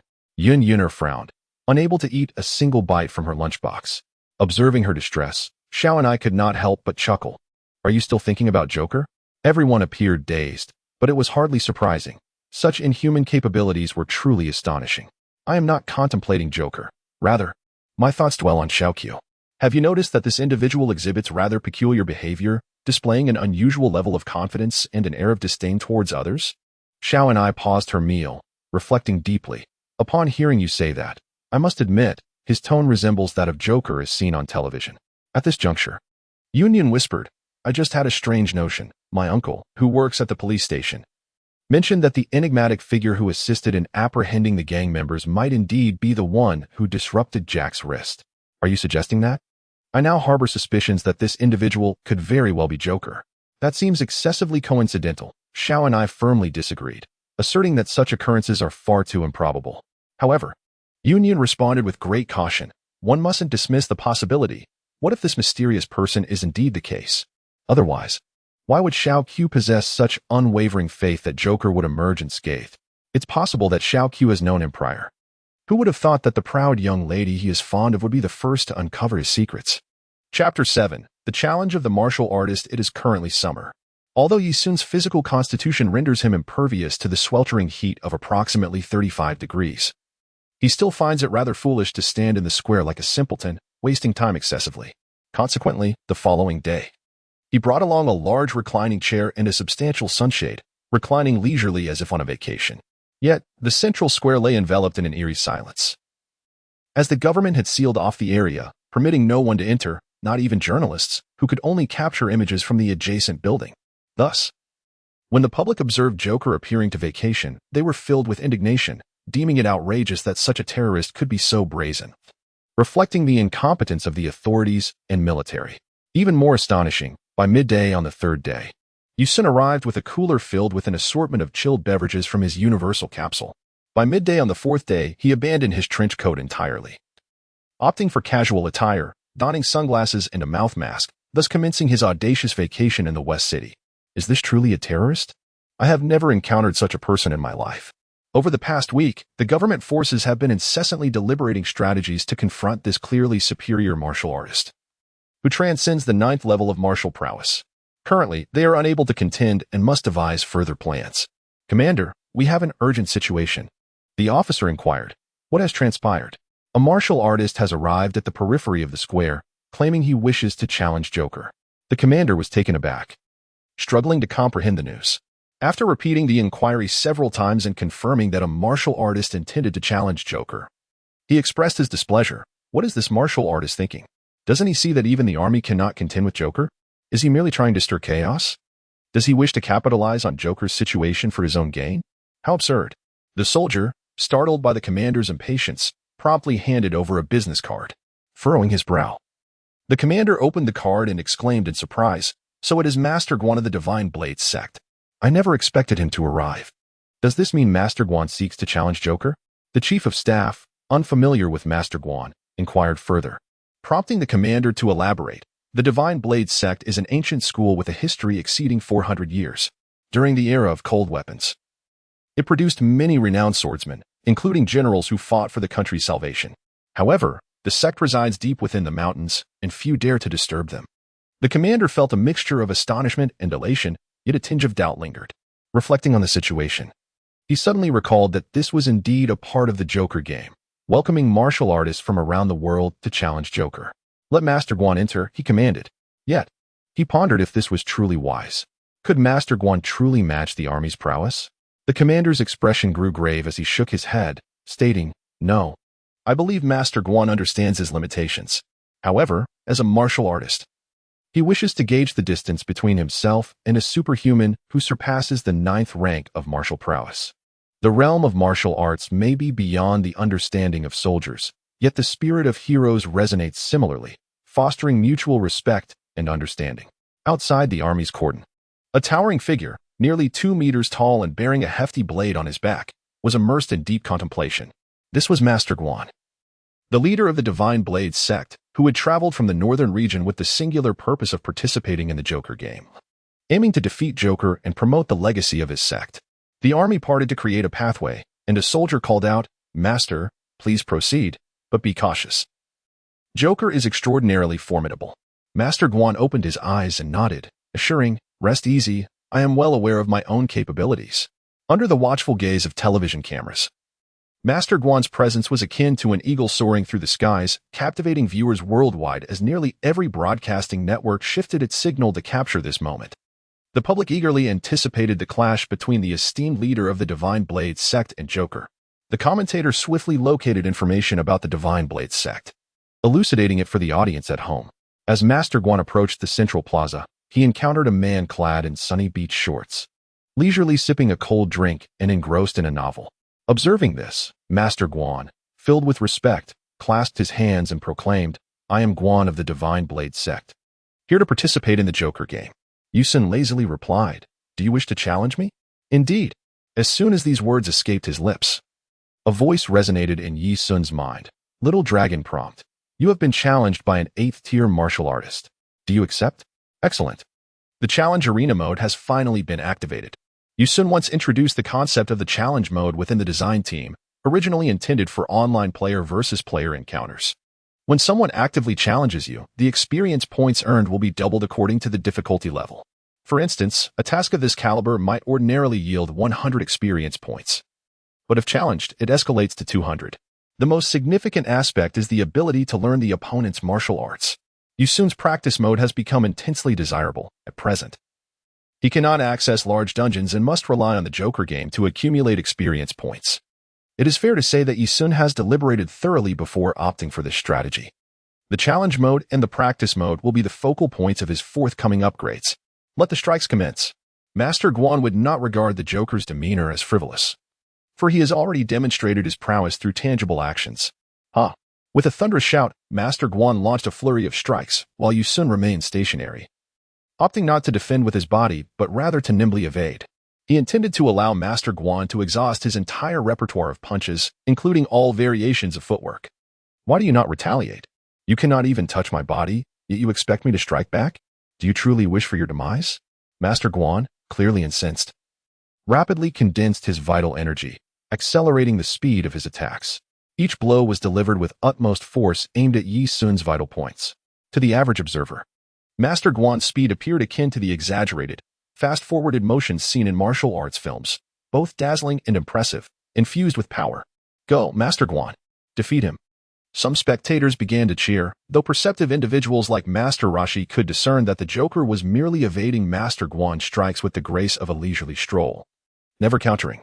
However, Master Guan's momentum was waning, and his fighting spirit was on the verge of extinguishing. Realizing the precariousness of his situation, Master Guan swiftly retracted his strikes, executing several backflips to distance himself from the Joker. His movements were remarkably fluid, showcasing his solid foundational skills without a hint of hesitation. Ensue, naturally disinclined to pursue further, felt his temper rising. After both parties had created a little distance, Master Guan, panting heavily, fixed his gaze upon Joker. He took a moment to regulate his internal energy. After all, in a duel between masters, victory or defeat is determined in an instant. The notion of exchanges lasting hundreds of rounds, as often depicted in novels, is rather unrealistic.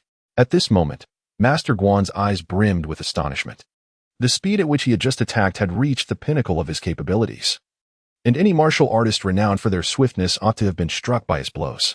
Moreover, his Plum Blossom Fist and Plum Blossom Leg were replete with numerous unexpected variations. Yet, astonishingly, Joker had evaded every single attack. Joker's evasion speed was extraordinarily rapid. It became evident to me that he was deliberately testing my limits. With every increment in my speed, he matched it, remaining just a fraction quicker. Truly, he was deserving of the title of a martial artist capable of contending with the military.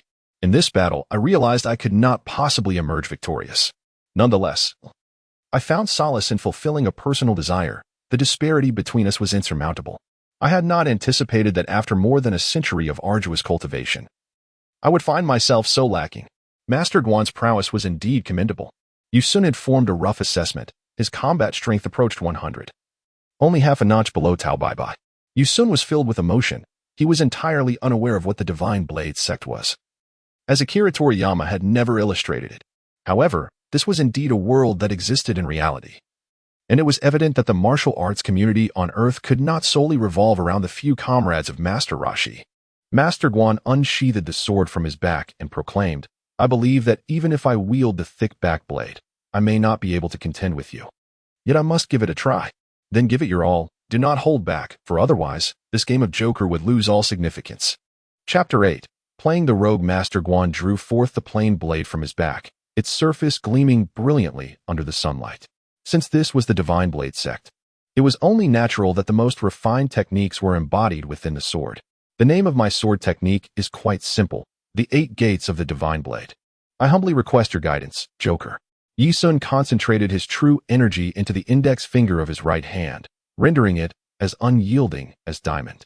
With an air of provocation, he declared, "Against your Divine Blade 8 gates, I need but a single finger. You would do well to unleash your full strength in one breath, otherwise, I shall not grant you the opportunity for a second attempt." Had it been anyone else uttering such words to Master Guan, they would surely have been met with a furious display of bulging veins. Yet, the individual before him, this Joker, possessed an astonishing prowess. Every utterance he made was far from mere jest. Come forth. The Divine Blade 8 gates consisted of 8 forms, each intricately interconnected, seamlessly flowing into one another. Master Guan stepped forward, unleashing a torrent of blades, each strike reminiscent of rivers in reverse, imbued with an unparalleled momentum aimed directly at Yi Sun. Yi Sun's index finger deftly deflected Master Guan's blade, regardless of how he wielded it.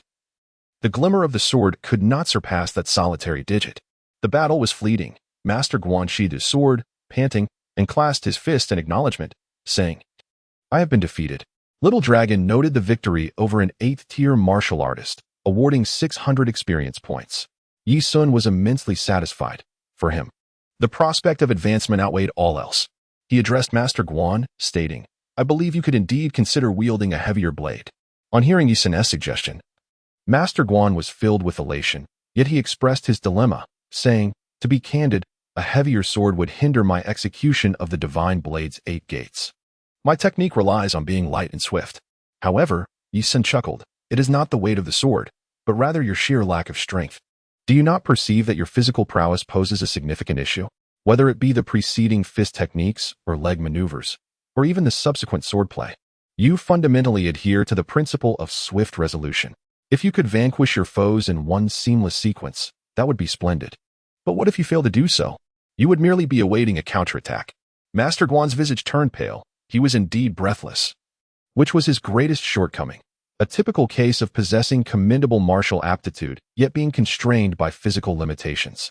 Yi Sun unreservedly pinpointed this issue, striking at the heart of the matter. This aspect cannot be forced. Some individuals, no matter how diligently they train, cannot enhance their physical constitution due to inherent factors. Yet, there remains hope for you. Your martial prowess is not far from that of Master Wu Tian. With effort, you can certainly reach that level. Now, you may take your leave." Master Guan was deeply appreciative of Joker's insights. Upon departing, he promptly devised a plan to elevate his abilities. This challenge against Joker was indeed worthwhile. Although the Turtle Sage was unaware of the specifics of the conversation between Joker and Master Guan, he had witnessed the entire battle unfold live. Afterward, a heavy weight settled in his heart. He had indeed been surpassed. This young man, known as Joker, surpassed him in both martial cultivation and skill, which was quite perplexing.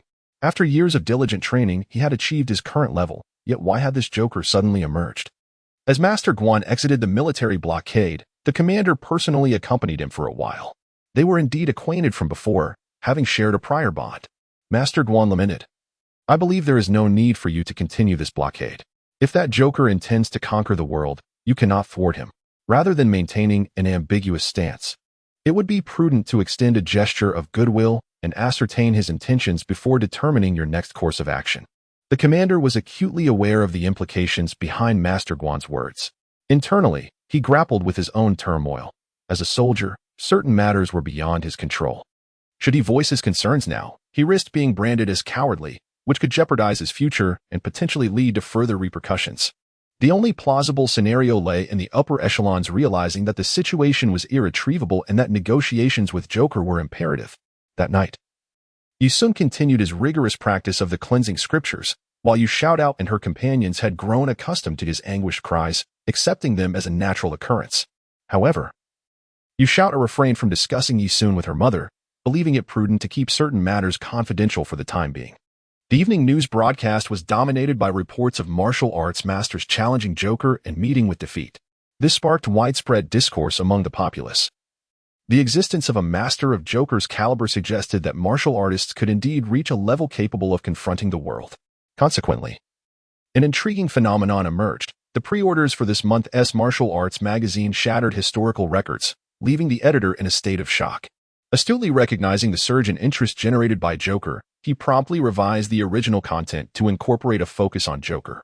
The cover featured Joker's wanted poster, and as anticipated, 3 days later, the magazine's sales skyrocketed, eclipsing all others and securing the title of the week's bestseller. This issue also highlighted various renowned and lesser-known martial artists, rekindling societal interest in martial practitioners.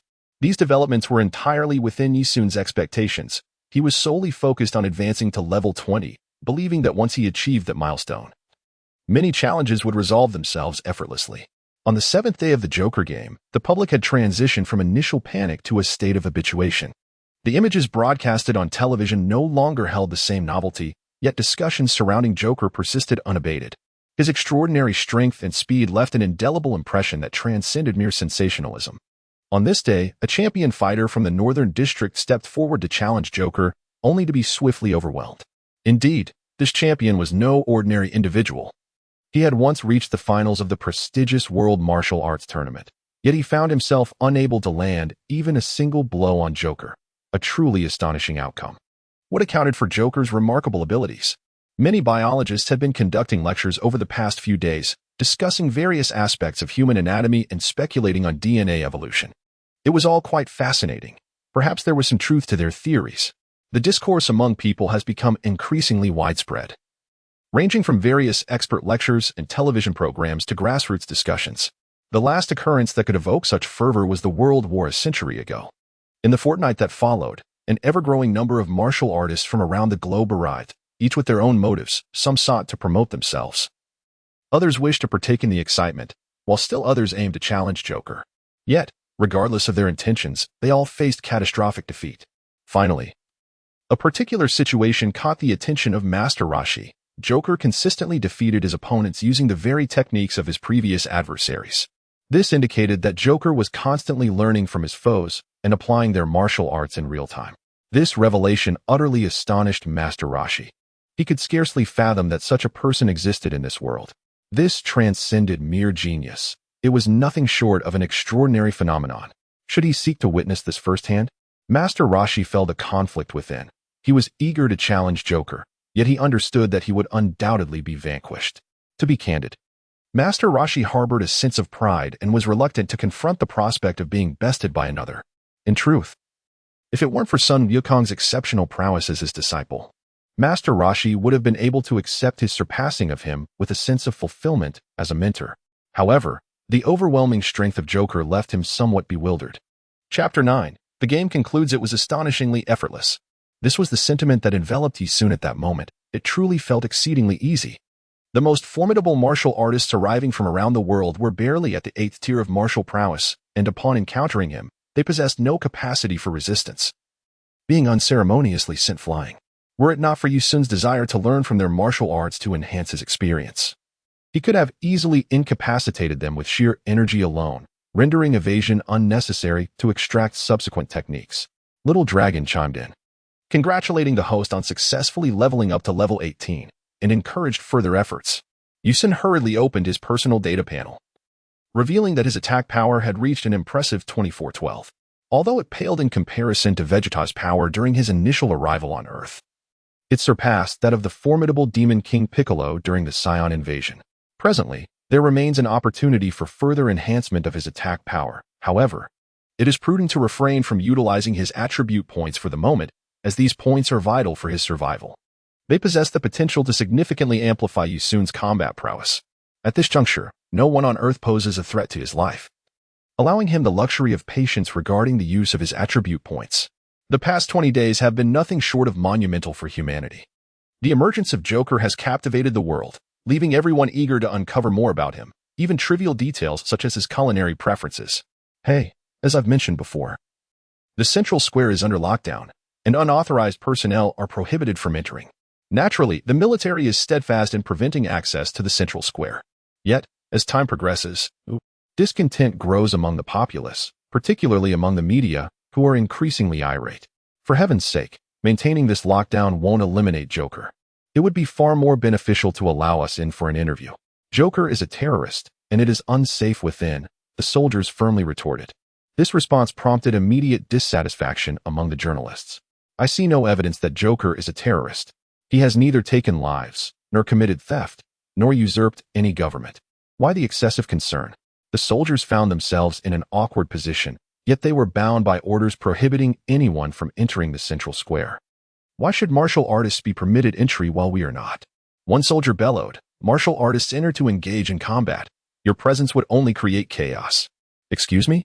Are you implying we are jesters? The media's integrity plummeted as they launched into a barrage of criticism against the military's inaction, with many voices rising in support of Joker.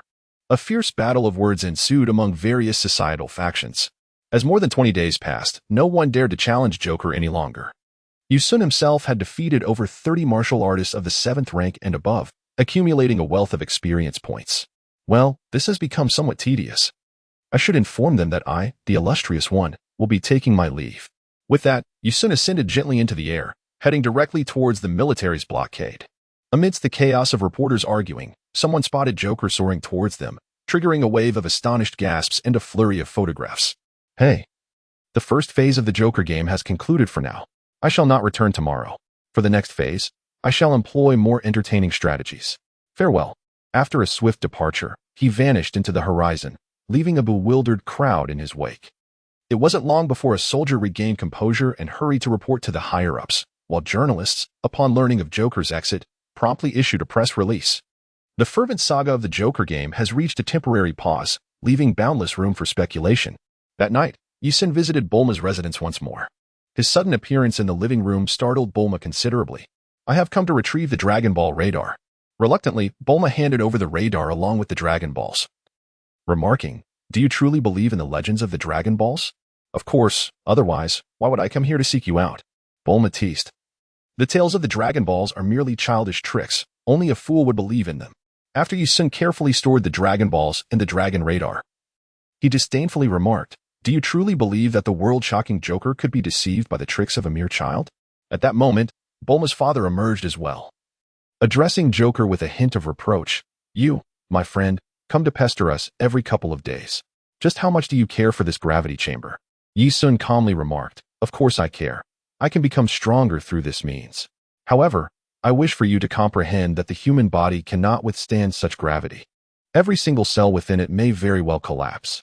You speak of ordinary individuals, but that does not apply to me." Dr. Boo, visibly troubled, responded, "I will retain the data for now. The gravity chamber we are currently working on occupies an area of merely 20 square meters, capable of generating a maximum gravity of 100 times. Any greater gravitational force would necessitate overcoming several technical challenges." Ensue accompanied Dr. Boo to the research warehouse, where he indeed encountered a substantial prototype gravity chamber. As he ascended, he observed his surroundings, noting the remarkable spaciousness of the facility. Professor Boo's research capabilities undoubtedly exceeded the technological prowess of this world by leaps and bounds. I have long contemplated placing a speaker above, although the issue of sound quality remains to be addressed. Ensue, with a head full of black lines, politely replied, "No need, Professor Boo. I have no aspirations for the trumpet. A reasonable approximation suffices. Merely adding a bathroom will do." After saying this, Professor Boo transformed the gravity chamber into a versatile capsule and presented it to Ensue, adding, "I still advise against using such equipment for training. The human body's structure dictates that it is not suitable for enhancing physical strength in this manner. The burden is simply too great." Ensue was about to express his gratitude to Dr. Boo for his kindness when he suddenly sensed a hint of unusual information. He inquired, "Could it be that Professor Boo has also delved into the realm of biological genetics?" Dr. Boo lit another cigarette and replied, "Indeed. I have conducted some research in that area, but the one who has delved deepest into this field is Dr. X. X-Men? Wait, he is not a policeman. He is merely a PhD in genetics, a fervent devotee to the development of human genes. I have heard that he once sought to conduct experiments on soldiers to create genetically enhanced warriors, which led to his censure by the higher-ups, labeling him as anti-human. I wonder what that fellow is up to now." "Oh, I see. By the way, Dr. Boo, if I never mind, we shall discuss that another time." Noticing Ensue's hesitation, Dr. Boo was intrigued but chose not to press further. Instead, he said, By the way, consider this gravity chamber as a gift from me. A celebration of your newfound fame. If you ever require assistance in refining or developing any peculiar scientific technology, feel free to approach me, and I shall assist you free of charge. However, I will need to retain 10 of the patent rights. How does that sound? Not a problem. I will definitely seek your expertise. After Yi Sun's departure, Bulma expressed her discontent. Father, that fellow is a terrorist. Why do you support him? Well, how should I put it? I find him quite admirable, he replied. Oh, by the way, Bulma, if you are searching for a boyfriend, I believe he would be a splendid choice. Father, what nonsense are you spouting now? Forget I said anything. Disregard my words, he chuckled. Upon returning to the hotel, Yi Sun did not continue his training as usual. Instead, he informed them that they would embark on a quest for the Dragon Balls early the next morning. Chapter 10. The search for the Dragon Balls inside a private jet. Yi Sun occupied the captain's seat, skillfully maneuvering the aircraft. It must be said that while the world of Dragon Balls is rife with technological inconsistencies, its advancements in transportation are remarkable. This private jet, for instance, features merely 2 pilot seats, with a small lounge area resembling a cozy mobile home situated directly behind. Traveling in such a craft alleviates any concerns regarding accommodation. Seated in the co-pilot's position was Yu Xiaodao, who held the Dragon Ball radar in her hands. The Dragon Ball should be nearby, she remarked. However, with these towering mountains surrounding us, knowing its location does not guarantee we will find it. All right, it should be right here. We can land the plane now. After the aircraft touched down, they disembarked and transformed the jet back into its capsule form. Yet, as they surveyed the surroundings, it was evident they were enveloped by dense forest. Where on earth could they possibly locate the Dragon Ball? Brother, it's right here. Yi Sun stood in place, glancing left and right. The undergrowth was thick, the forest dense, and the landscape rugged, making the search for the Dragon Ball quite futile. However, the Dragon Ball radar pinpointed this very location, which, unlike the legendary GPS satellite navigation, could not precisely identify an IP address. Sigh, I suppose I must search slowly. I found it. What? The crowd turned to see Sun Wukong emerging triumphantly from a bird's nest, clutching a Dragon Ball. Yu Sun, drenched in sweat, inwardly lamented, indeed. He is the protagonist of the Dragon Ball saga. Amidst this vast expanse of forest and countless nests, he has accurately located the one with the Dragon Ball. Impressive. A 5-star ball? Quite splendid. At this moment, Yi Sun possessed the 2-star ball, the 4-star ball, and now the 5-star ball. The 2-star ball was discovered by Bulma in her own warehouse, the very one used to create the Dragon Ball radar, while the 4-star ball belonged to Sun Wukong. Sun Wukong, seated behind, gazed at the Dragon Ball with delight and exclaimed, I never anticipated that Grandpa's ball had 6 others, all looking alike. Fool. Just look at the stars on top. How can they be the same? Yi Xiaodao retorted sharply. Sun Wukong examined the ball earnestly and, once again, expressed his astonishment. Ah? Indeed, they are not the same. Honestly, what a fool, unable to discern such an obvious detail. Yi Sun said with a faint smile, Xiaotao. Your relationship with Wukong seems to be blossoming quite well. Who is developing feelings for him? Yu Xiaodao blushed, her saliva splattering across Yi Sun's face. Yi Sun chuckled heartily and said, There's no need to be shy. I wholeheartedly support your future marriage with Wukong. Yu Xiaodao believed that Yi Sun was merely teasing her for no reason. However, she could never have imagined that Yi Sun's initial intention to persuade her to accompany him was to facilitate her early acquaintance with Sun Wukong. This, he thought, was a strategic investment. After expressing this, Yi Sun turned to Sun Wukong and declared, Wukong, I have made a decision. From now on, I shall betroth Xiaotao to you. What do you think? Sun Wukong was utterly perplexed, unable to comprehend the meaning behind this proclamation. In stark contrast, Yu Xiaodao erupted in anger, exclaiming, How could I ever have feelings for such a rustic fool? Don't even entertain the thought. With that, she shot a glare at Sun Wukong. Her emotions surging as she continued, You, a mere country bumpkin, should stop dreaming. The notion of me becoming your bride is utterly out of the question. Before Yi Sun could utter a word, Sun Wukong, with a gaze full of confusion, inquired, What is a bride? Is it something delicious? Ah, you truly are innocent. Upon hearing such a question from Sun Wukong, Yi Xiaodao's earlier irritation dissipated in an instant, as she inwardly lamented her own childishness.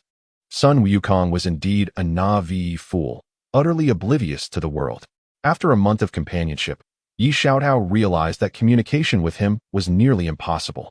Dodo, in his own blissful ignorance, was sound asleep. Even her earlier outburst had failed to rouse him. Truly, he was a little foolish bear, beyond saving. Yusung nonchalantly remarked. Xiao Tao, it is destined that Wukong will become a wealthy and handsome man. Do not regret it later. Hey, brother. You didn't summon me just to arrange a marriage, did you? Indeed, you were quite perceptive, as expected of my sister. See how much I care for you. Even assisting in the selection of your future husband. Xiao let out a disdainful snort and remarked, he is merely a wild boy, rustic and unsophisticated, still possessing a tail. Please, a girl raised in the city like myself would never be fond of such a country bumpkin. TSK, how boastful. How many city children can actually best Wukong? Apart from myself. Yi Xiaodao suddenly found it amusing. Do you truly believe that Sun Wukong could compare to you? Well, of course he can. I say, Xiaodao, do you think that is the Joker? I would misjudge someone? Who knows what might be amiss with your reasoning? Yi Sun was disinclined to elaborate further. It was evident that Yi Xiaodao was proud and aloof, and it was only natural for her to look down upon Sun Wukong. The mere thought of having a future brother-in-law and nephew who were Super Saiyans sent a thrill through him. He mused internally without a shred of restraint. The quest for the Dragon Balls unfolded with remarkable swiftness, encountering little resistance. The most troublesome moment arose when one fell into the sea. Yi Sun held his breath and searched tirelessly beneath the waves, ultimately discovering a one-star ball nestled among the rocks. With this, the group had acquired 4 Dragon Balls, leaving 3 yet to be found. Surprisingly, the subsequent search proceeded with unexpected ease, albeit not without minor incidents. Upon arriving at a small town guided by the Dragon Radar, they found a 6-star ball in the hands of a kindly old woman, who insisted that they assist her with a task in return. Expecting a significant request, they were instead asked to help her move bricks. Goodness, it was a case of putting everyone's talents to use. Among those present, most were practically divine brick movers. Dodo, begrudgingly, was dragged to the construction site by Yi Sun, who sternly informed him that if they did not finish the task, they would go without dinner, instilling a sense of dread in Dodo, who could only work fervently. Naturally, Yi Sun would not allow Sun Wukong to rest either. The lad was born for such labor. Encouraged by Yi Sun, Sun Wukong mistook the endeavor for training and set to work with all his might. Brother, is it truly so cruel to deceive child laborers? No, this is training. It's merely a rigorous test, and future promotions to CEO are all but guaranteed. After about 3 hours, Dodo and Sun Wukong lay exhausted on the ground, resembling weary hounds. Ultimately, Yi Sun hoisted one under each arm and tossed them into the aircraft, securing the Dragon Balls. With 5 now in their possession, only 2 remained. They decided to rest that night, planning to set out again in the morning. If all went well, they would soon gather all 7 Dragon Balls. The following day, the group continued towards the location indicated by the Dragon Radar, primarily due to Yi Sun's formidable strength, which rendered the collection of the Dragon Balls a tranquil endeavor, smoothly progressing as anticipated. Chapter 11, Master Roshi Brother, we are nearing the next Dragon Ball. Indeed, it seems so, and we shall encounter someone quite remarkable. Who is it? An old man.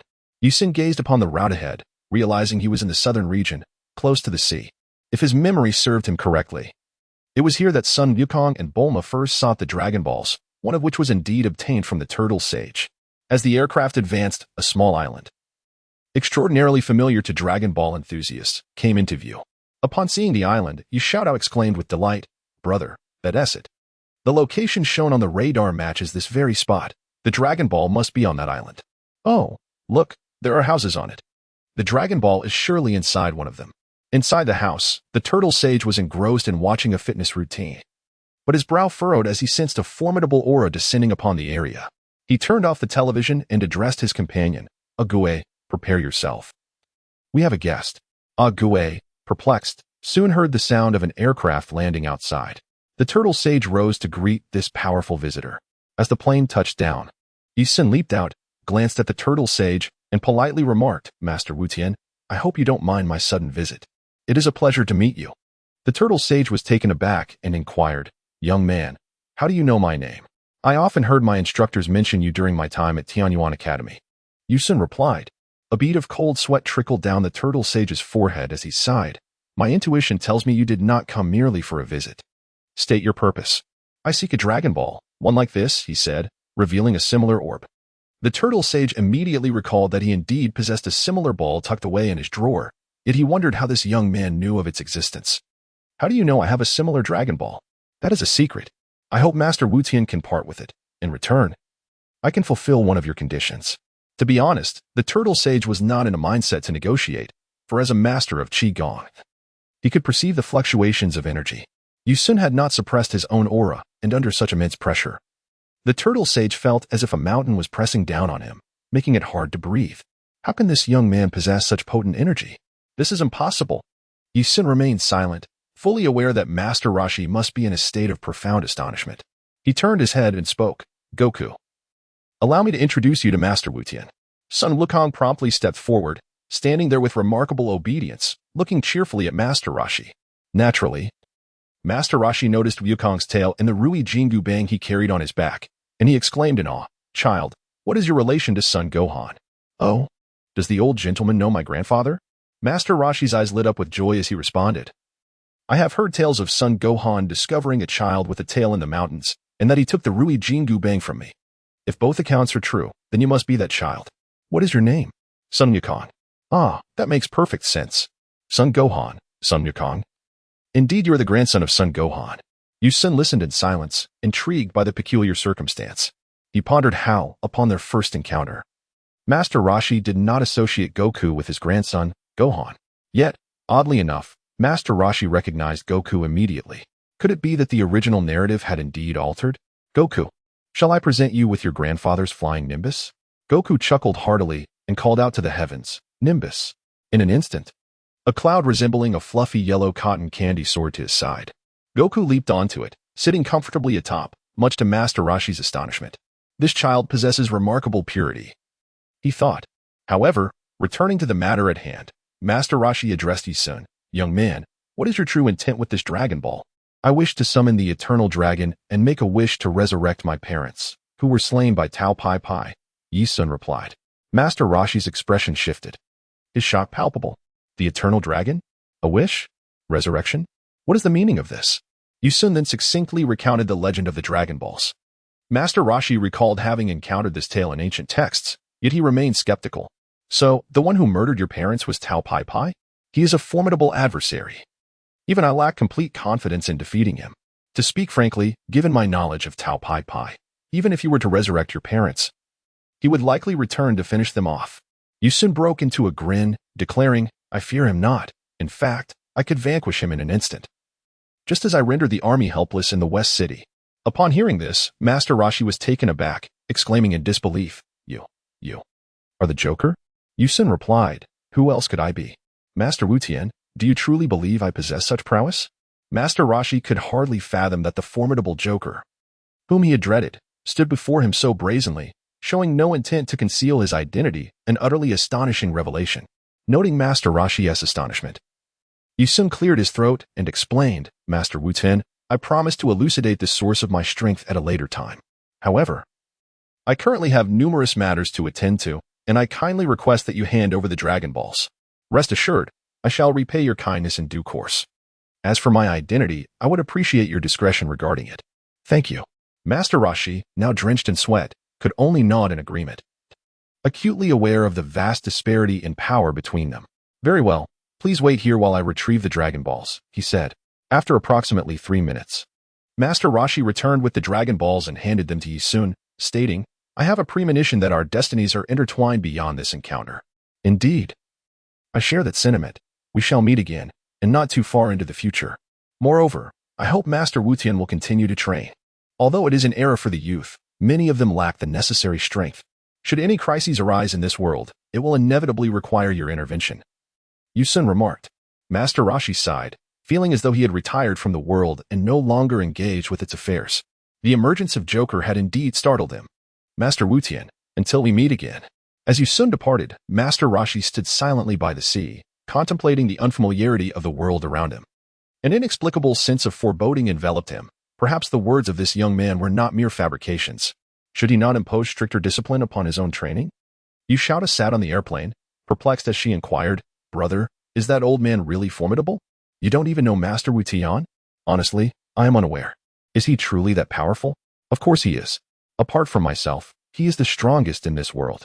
Once you officially enter Tianyuan Academy, your instructor will frequently mention Master Wutian, and then you will comprehend just how formidable this old man truly is." Chapter 12. The location of the 7th Dragon Ball. We are still missing the 7-star ball. Once found, we can summon the Divine Dragon. To be honest, I am quite looking forward to it. However, as Yu Xiaotao spoke, her expression suddenly changed. She furrowed her brows, repeatedly expressing her confusion. Yu Sun asked, "What is the matter? Strange, is the Dragon Ball radar malfunctioning? Why is there no reaction from the Dragon Balls?" Yu Sun was taken aback upon hearing this, and immediately sought answers through the memories depicted in the comic. It was highly likely that the signal had been obstructed. He recalled that Sun Wukong's initial quest to find the Dragon Balls was prompted by his inability to locate them. The fortune teller had informed him that the Dragon Balls were ensconced within a box capable of shielding the emitted waves of the Dragon Balls. Could it be that someone had interfered with the signal of the Dragon Balls? Yu Sun exclaimed in astonishment. What a surprise. He then addressed Xiao Tao, saying, "Let us take a respite in the nearest water city. I must consult the fortune teller, for I suspect that someone has obstructed the Dragon Pearl signal." Is it truly possible for the Dragon Pearl to be obstructed? Yu Sun shook his head in resignation. He could hardly confess that it was due to his prior acquaintance with the script. Soon, the group arrived at a water city reminiscent of Venice. Following the usual course of action, Yu Sun decisively sought out a youth chain hotel, utilizing his VIP privileges for a complimentary stay.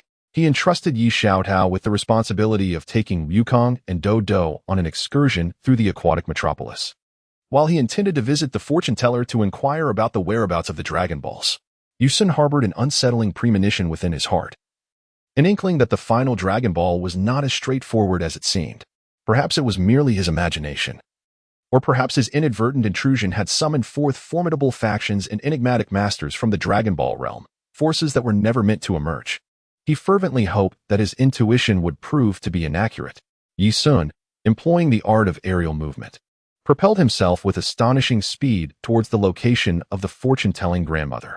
Due to the enhancement of his cultivation, his velocity had markedly increased, allowing him to reach the desert palace in a fraction of the time compared to before.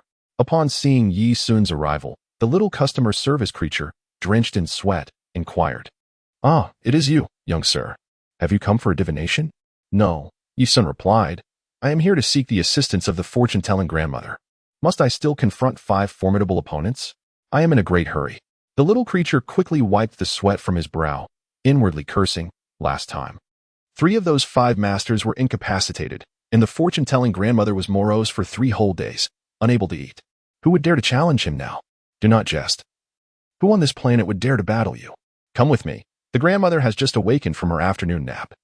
Yu Sun blinked innocently as he followed the monster into the palace. He felt a need for introspection. Was he truly being so excessive? Nevertheless, he resolved to avoid conflict on Earth whenever possible. His mastery over power had yet to reach a refined level, and a momentary lapse could result in dire consequences. Lost in these thoughts, he found himself before the fortune-telling matron. Upon seeing Yu Sun's return, she sighed in exasperation. "Oh, it's you again. Please refrain from fighting. If you continue, all the skilled practitioners here will be forced into retirement. You've come to inquire about the Dragon Balls, haven't you?" Yu Sun broke into a broad smile, revealing his pearly whites, and innocently remarked, "Nothing can be concealed from you, dear Granny. I humbly ask you to exert a little effort to help me locate the last Dragon Ball." The fortune-telling grandmother sighed deeply, her voice laden with earnestness as she replied, "Only a peculiar being like you can truly benefit from the blessings of the Dragon Balls. If it were an ordinary person with a slightly unfavorable fate, a single wish could cost them the fortune of 3 generations. Nonetheless, since you indeed share a connection with the Dragon Balls, I shall assist you. If my predictions are accurate, you are still in need of the 7-star ball." Yes. Yu Sun nodded eagerly, his eyes brimming with anticipation. The fortune-telling grandmother moved her hands around the crystal ball, murmuring indistinct incantations. However, at that moment, a sudden crack appeared in the crystal ball, startling both of them. The fortune-telling grandmother exclaimed, "This is impossible. How could the Dragon Balls on Earth cause my crystal ball to malfunction? Is it that the location of the Dragon Ball is beyond my reach?" Yu Sun was momentarily bewildered by this statement, as it seemed quite momentous. He hastily inquired, "Grandmother, where exactly is this Dragon Ball? It surely cannot be on Earth. Otherwise, even the most sophisticated instruments would not be able to thwart my crystal ball's probing. The only plausible explanation is that this Dragon Ball has been removed from the earthly realm, which presents quite a dilemma." Yu Sun was taken aback. The Dragon Ball had been removed from the mortal realm. Wait a moment, I shall consult another crystal ball to ascertain the truth. However, this time you must refrain from observing. I require my full concentration for the divination. Please step outside and wait. Yi-sun hurriedly stepped outside, standing beside the water basin. His expression tinged with anxiety. He had thought that the search for the Dragon Balls would be a straightforward endeavor. However, it seemed that the final one had indeed presented a challenge. After approximately 5 minutes, the fortune-telling old woman called from within, "Come in." Yi-sun hurriedly entered and found the fortune-telling grandmother panting heavily, her face pale, as if she had exerted herself greatly. Just as Yi-sun was about to inquire, the grandmother raised her hand to signal him to wait. "I have a question for you. If the location of this Dragon Ball is a place where death could occur at any moment, would you still venture there?" "Of course," he replied. "Ah, I can see your determination. However, I must remind you that even as a joker, you are only temporarily invincible among mortals on Earth. This does not signify much. A general among dwarfs remains a dwarf when taken out of the crowd. Do you grasp my meaning? Grandmother, please speak plainly." "I can confront any adversity," Yi-sun asserted, well aware that his identity as a joker could not be concealed from the fortune-telling grandmother. With a sigh, she continued, "This time, the location of the 7-star ball may possess some peculiarities. I need to explain this to you. First, do you understand the concept of parallel spaces?" "Yes." "Does it mean that this Dragon Ball has been transported to another parallel space?" "No, rather.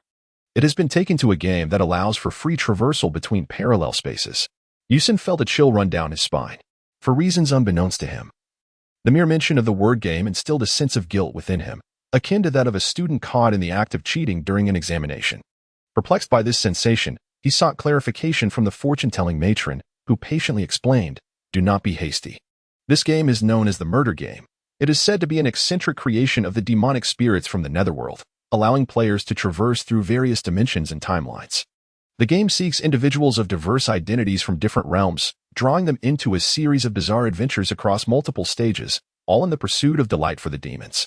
However, it is essential to note that this delight is rooted in bloodshed and carnage. Hence the name murder game. I wonder if you possess the courage to partake in such an endeavor." Yi-sun was perplexed, his mind filled with questions. Why would the Dragon Balls be present in that deadly game? This eludes my understanding, as I cannot penetrate the mysteries of the killer game. However, I can provide you with the means to enter this perilous realm. You may assess it for yourself. Oh, and one more suggestion. If you truly wish to venture inside, it would be prudent to bring along the Dragon Ball radar. This way, you can accurately locate the Dragon Balls within that treacherous environment. Yi-sun's expression grew grave as he inquired, "Might I ask, dear elder, what is the likelihood of my survival in this game? Considering my prowess is such that I could vanquish your brother, the turtle sage, with but a single finger? Perhaps, merely, 30%? Very well." He continued, "I have one more question for you. Could you kindly direct Corinta on her path? Upon exiting through the front gate, proceed in a straight line towards the northeast. At your pace, you should swiftly encounter Corinta." As the 13th reminder, the turtle sage cautioned, "Bear in mind, the elements within this deadly game may surpass your wildest imaginings. Do not naively apply your earthly knowledge to interpret the circumstances there. It could very well cost you your life." This was a solemn warning from the divining elder as Yi-sun departed. He understood that this old woman would not express concern without reason. Her care indicated a true peril, and one must tread carefully. "Ah, I have arrived." From a distance, Yi-sun beheld a towering pillar piercing the heavens, an unmistakable sight. This was none other than the illustrious Korin Tower from Dragon Ball, the very location where Sun Wukong first experienced a transformation in his combat prowess, marking a significant milestone in the early narrative of Dragon Ball. Naturally, given Yi-sun's formidable strength, there was no need for him to ascend the tower. He simply soared upwards, following the straight path of Korin Tower. He reached the summit in less than 2 minutes. Gazing upon the familiar scenery, Yi-sun could not help but marvel at his timing in arriving here, a testament to the unpredictable nature of plans. Upon landing, he confidently approached the steps and called out, "Is Master Karen present?" To his surprise, a sharp voice responded immediately. "Is someone here?"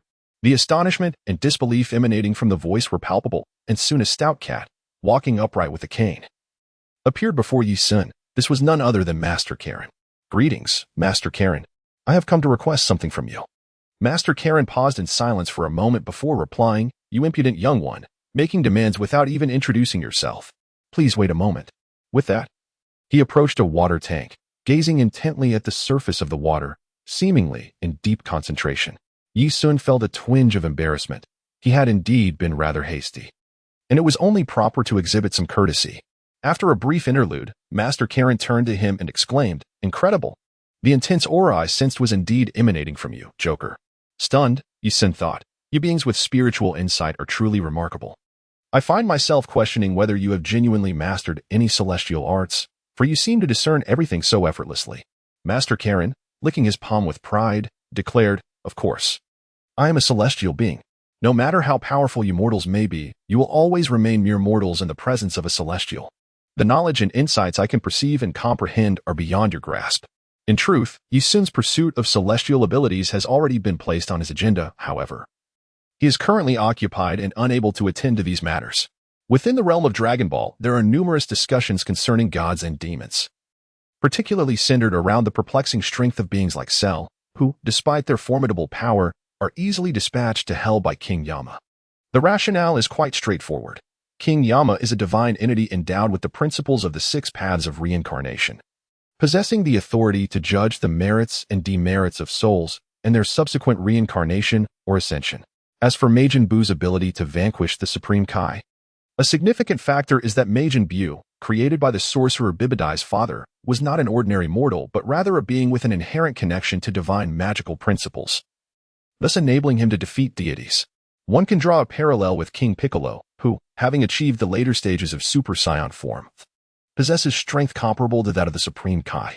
Even if he cannot claim victory, he would at least have a fair chance.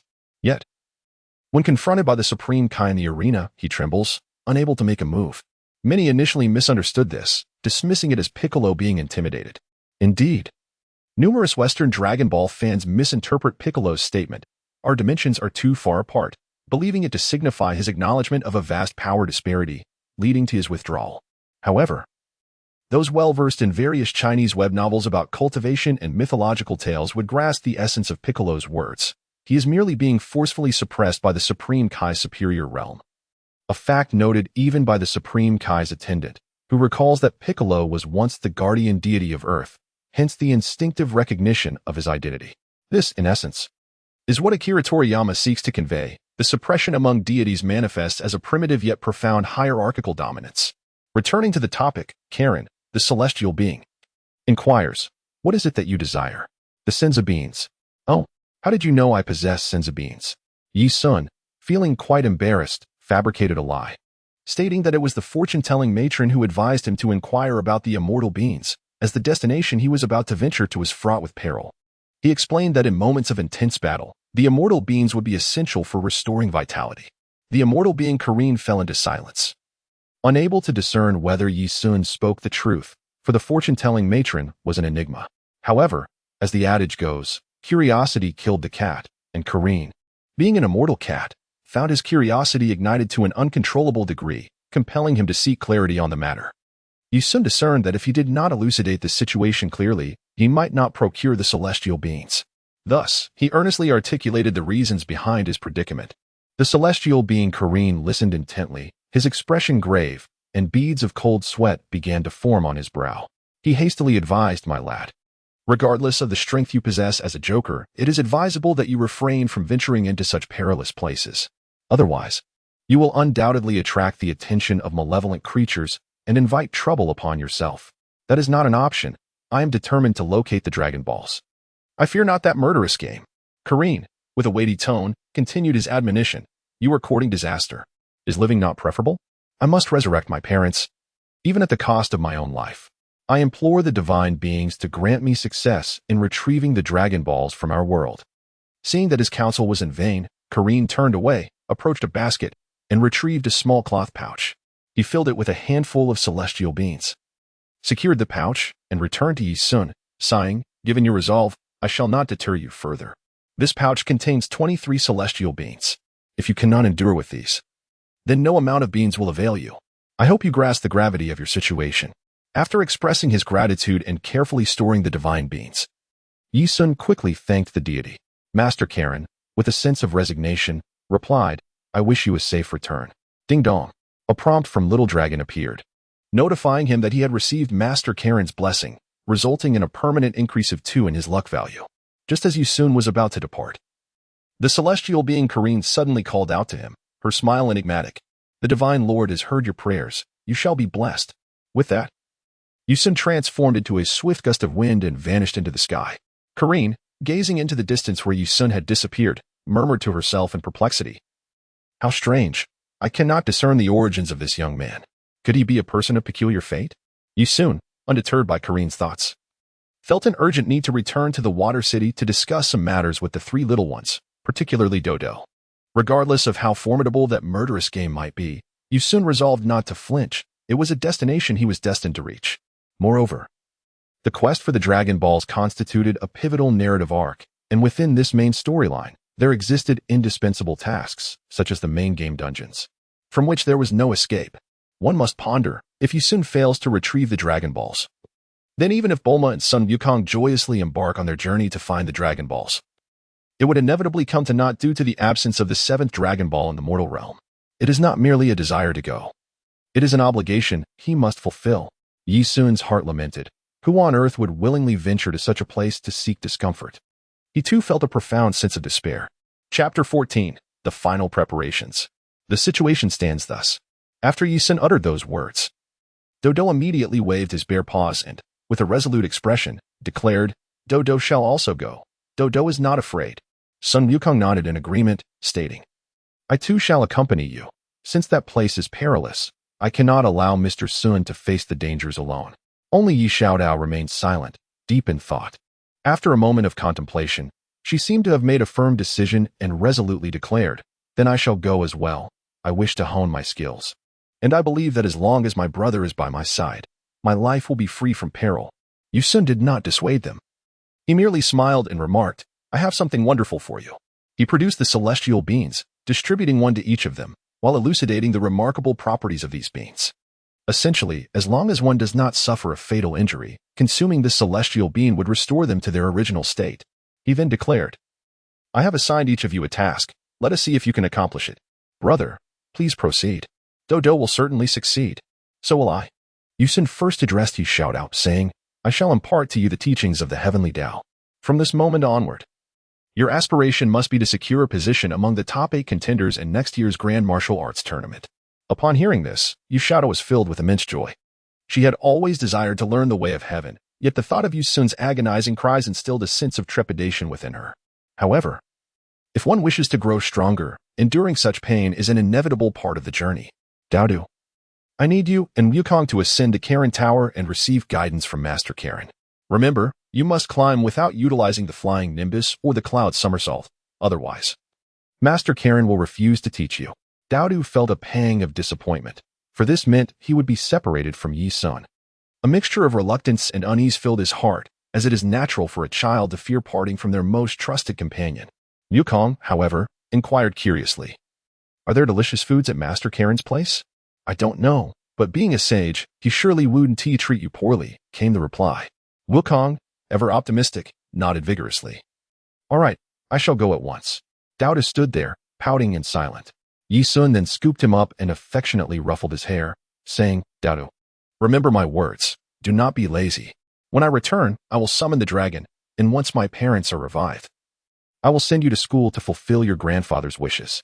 All right, I'll be obedient, Daodu acquiesced. After releasing Daodu, Yi-sun turned to Sun Wukong with a serious tone, saying, Wukong, your potential is boundless. Do not squander your martial arts talent. Should this world encounter a crisis in the future, it will rely on you to confront it. Sun Wukong did not fully grasp Yi-sun's meaning, prompting Yi-sun to continue. Do you remember that Master Wu Tian? Ah, the kind old gentleman? Of course, I remember him. He was your grandfather's master. If you seek him as your teacher, he would be more than willing to instruct you. Wukong then curiously asked, Can Mr. Sun teach me as well? Certainly, though I feel inadequate as a teacher. Trust my guidance. Pursue training under Master Karen, then go to Master Wu Tian to learn Qigong. When your grandfather is revived, he will surely be astonished by your newfound strength, and you will be able to protect him. Indeed.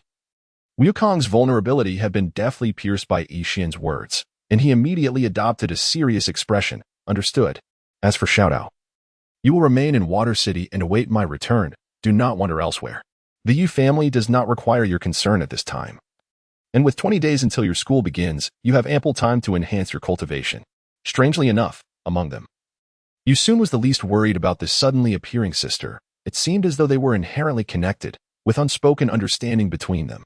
Yi Xiaotao comprehended Yu Sun's thoughts remarkably well, thus she readily agreed to his request. Yi Sun then stated, according to the fortune teller, "The next killing game will commence in 5 days. I shall devote this time entirely to cultivation. You may enjoy yourselves in the meantime. For my ghostly howls can be rather unpleasant." The three stood upright, nodding eagerly. Suddenly, Dodo lifted her head defiantly and declared, "Dodo has made up her mind. She will go to Kalinta now. Brother Yi Sun, you must return quickly. Dodo wants ice cream." 10 minutes later, Dodo, with her small backpack and floral hat, waved goodbye to Yi Sun at the hotel entrance before resolutely turning and dashing out. Witnessing this, Sun Wukong hurriedly followed, pondering why Dodo was running off without waiting for him. Only Yi Sun understood that Dodo would inevitably burst into tears once she left. He was all too familiar with her temperament. However, he couldn't help but feel a pang of sympathy. It could be said that Yi Sun was a blend of two distinct souls, the emotions of his youthful self and the sentiments of his mature self. Thus, Dodo was truly the closest companion to Yi Sun, akin to a beloved younger brother. Upon catching up to Dodo, Sun Wukong saw her running and weeping. Her tears stirred a wave of emotion within him, and he couldn't help but think, when my grandfather passed away, I too cried with such sorrow. It seems that Mr. Yi Sun is venturing into a perilous place this time. I hope he returns safely. Just then, a notification resonated in Yi Sun's mind. Ding dong. Received Sun Wukong's blessing, permanent luck value increased by 10. What? Is the protagonist treated this well? Yi Sun took a moment to regain his composure, feeling reassured that his luck might just spare his life. After all, luck, as an element not originally defined in the game, must possess an extraordinary uniqueness since it had manifested. Having spent an entire day assisting Yi Xiaotao in commencing her cultivation of the first layer of the Washing Marrow Sutra, Yi Sun was finally poised for the ultimate sprint. Given Yi Xiaotao's current aptitude, it would likely take her several years to fully penetrate the first layer of the sutra. With Daodu and Sun Wukong together, they should encounter minimal danger, as Daodu's strength currently surpassed that of Sun Wukong by a margin. The two mischievous spirits, embarking on their journey, were unlikely to face significant errors. One person and one bear ascended on the Nimbus cloud toward the Tower of Karen. For Yi Sun had instructed them to scale the tower, without mandating a pedestrian approach. Subsequently, Yi Xiaotao inquired, "Brother, why can't I accompany them to that Tower of Karen?" Rest assured, you would struggle immensely. To speak frankly, without the ability to manipulate the void or the Nimbus cloud, a fall would spell disaster for you. Humph. Do you look down on me? Indeed, I do. Given Daodu's current prowess, it would take her approximately 3 days to ascend the Tower of Karen. Otherwise, why do you think I provided them with the magical beans? Their endurance simply cannot sustain them for 3 days. 3 days. I suppose I shall focus on cultivating the heavenly Dao technique instead. At least if I falter, I can manage a makeshift bath in the bathroom. Thus, in the ensuing days, Yi Sun devoted himself wholeheartedly to the cultivation of the Golden Bell Shield and the Washing Marrow Sutra, striving to elevate his combat prowess to its utmost limit. Chapter 15. Urban Legends. After nearly 5 days of relentless and fervent training, Yi Sun achieved a completion rate of 97 for the Golden Bell Shield, while the second layer of the Washing Marrow Sutra reached 51. This remarkable speed in cultivation was attributable to Yi Sun's deliberate allocation of additional attribute points to his foundational data. There was no alternative. With only a few hours remaining before the deadly game in the Steel City commenced anew, he could only halt his training at this juncture, leaving the remainder to be determined by circumstance.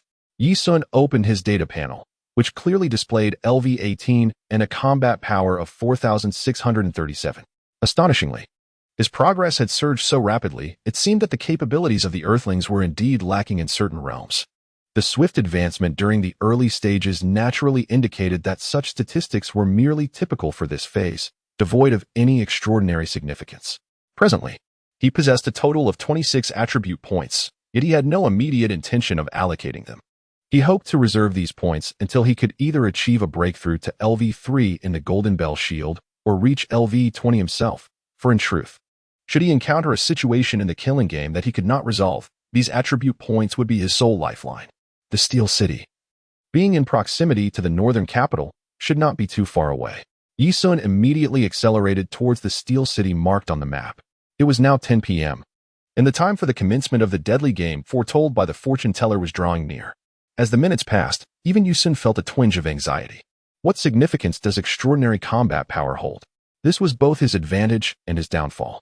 Those who had perused the script possessed the greatest edge, having an intimate understanding of its nuances. However, the greatest disadvantage arose when the script faltered, triggering a series of unforeseen events, for which there was no contingency plan in place.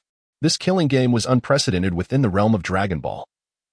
The theory of parallel dimensions had been broached during the Android saga, yet Yusun found himself confronted with an anomalous situation that had never been addressed in the manga. He could not confidently assert that his combat power, barely reaching 5,000, would suffice in this game. What if he encountered adversaries of the caliber of the Ginyu Force? What then? The Steel City was also known as the City of Oblivion. In its nascent stages of rapid development, high-quality mineral veins were discovered by exploration teams in this region, prompting the nation, eager to advance its heavy industry, to designate the area for such growth. Being adjacent to the northern city allowed for a swift mobilization of resources and manpower, and over time, it evolved into a city reminiscent of Beijing and Tianjin, yet not entirely analogous. The city earned its illustrious moniker due to its heavy industrial advancements. However, circumstances took a turn for the worse. Due to the inadequacies of construction teams and the imperfections in heavy industry, numerous accidents plagued the locality, leading to dire consequences. The most troubling aspect, however, lay in the insufficient exploration and excavation techniques, which rendered many mineral deposits unviable. Once a mineral vein was rendered useless, an entire mine became defunct. Not only were resources squandered, but commercial investments were also irrevocably damaged. Developers began to withdraw, and the government found itself incapable of shouldering the entire burden. Over the decades, this city gradually fell into desolation, with law and order deteriorating. The northern city, for various reasons, intensified its isolation of the Steel City, unwilling to intertwine the futures of the two cities. Thus, the Steel City gradually transformed into the City of Oblivion, where those who remained were driven by nostalgia, as well as a sense of decline and a lack of ambition. Yisun walked along the streets of the Steel City, observing the inebriated youth sprawled along the sidewalks and the chaotic graffiti adorning the walls of the shops, his eyes filled with disdain. These scenes unmistakably exuded an air of decadence. The young individuals, upon noticing Yisun pass by, greeted him with a barrage of profanities, indifferent to any past grievances, as their sole intent was to unleash their frustrations. Yisun did not engage in their trivialities, much like a billionaire would not stoop to pick up a $10 bill. It would merely be a waste of time. After Yisun stepped outside the subway station, he carefully examined the address provided by the fortune teller, which indicated Nanfeng Station. He lifted his gaze to the sign and confirmed that he was indeed at Nanfeng Station. Thus, he merely needed to wait until midnight to board the train destined for the deadly game. However, upon entering the subway station, Yisun clearly noted that the last train was scheduled for 11 p.m., and this station was situated precisely between the starting and terminating points. It appeared that no trains would pass through here at midnight, due to the absence of trains after midnight. Subway personnel typically did not prevent homeless individuals from entering the station to sleep, as there was little of value to steal, and the presence of public restrooms alleviated concerns about sanitation. However, early the following morning, staff would arrive to evict the homeless, lest they tarnish the station's appearance. Just before 11 p.m., the last train S arrival at Nanfeng Station signified the conclusion of the evening S service, and half of the lights in the station dimmed. After a thorough inspection, the staff departed swiftly, not only to conclude their duties, but also due to the unsettling urban legends associated with the place. It was rumored that after midnight, one could hear the sounds of trains passing through, yet no one had ever substantiated these claims. There was a belief that the subway at midnight could transport individuals to the realm of the dead, never to return. Of course, for many rational thinkers, this was mere nonsense, and none would be foolish enough to wait at the subway station until midnight to test the veracity of such urban myths. Previously, enthusiasts of the supernatural had investigated these tales, but they found nothing, leading them to dismiss the legends as nothing more than idle gossip disseminated by those with too much time on their hands. Almost every city harbored its own terrifying urban legends, and various horror films had depicted different types of urban terror, yet no one truly paid them any heed. Yisun sat calmly on the waiting bench at the subway station, holding a can of soda, as he observed the seconds slip away, his mind gradually finding tranquility. Notably, a scruffy bearded homeless man sat beside the vending machine, showing no intention of leaving. As the time approached, Yisun turned to the man and called out loudly, "You should leave. The subway to hell will arrive shortly, and if you're late, you may not get the chance to escape." The homeless man glanced up at Yisun and replied, If you know that the subway to hell is coming tonight, why don't you leave? Yu-sun responded. I have matters to attend to in hell.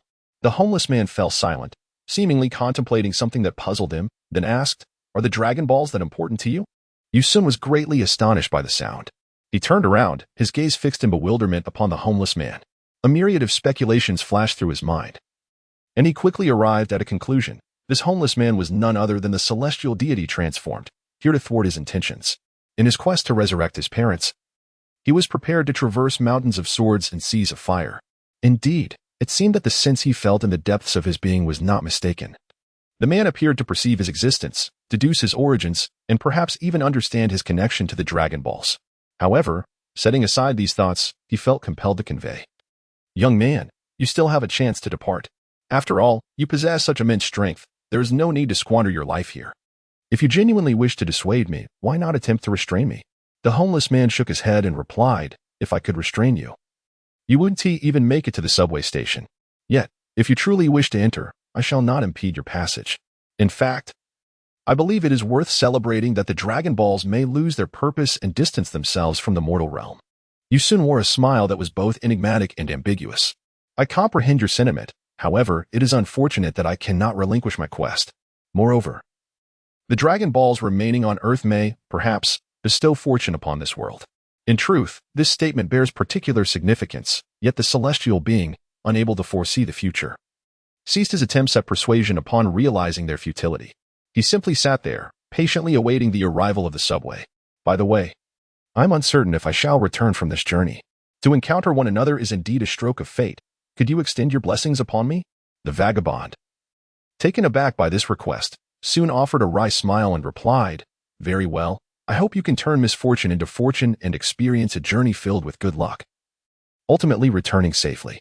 A notification from Little Dragon chimed in. Received blessings from the earthly celestial being, permanent luck value increased by 5. I knew it was the celestial being. Do you think I wouldn't recognize you just because you changed your guise? I have read the script. Yu-sun silently lamented within himself. Chapter 16, The Murderous Train. Yu-sun's ears distinctly captured the sound of the subway arriving at the station. Indeed, the train of the deadly game was slowly approaching. And the fortune-telling grandmother's predictions had never erred.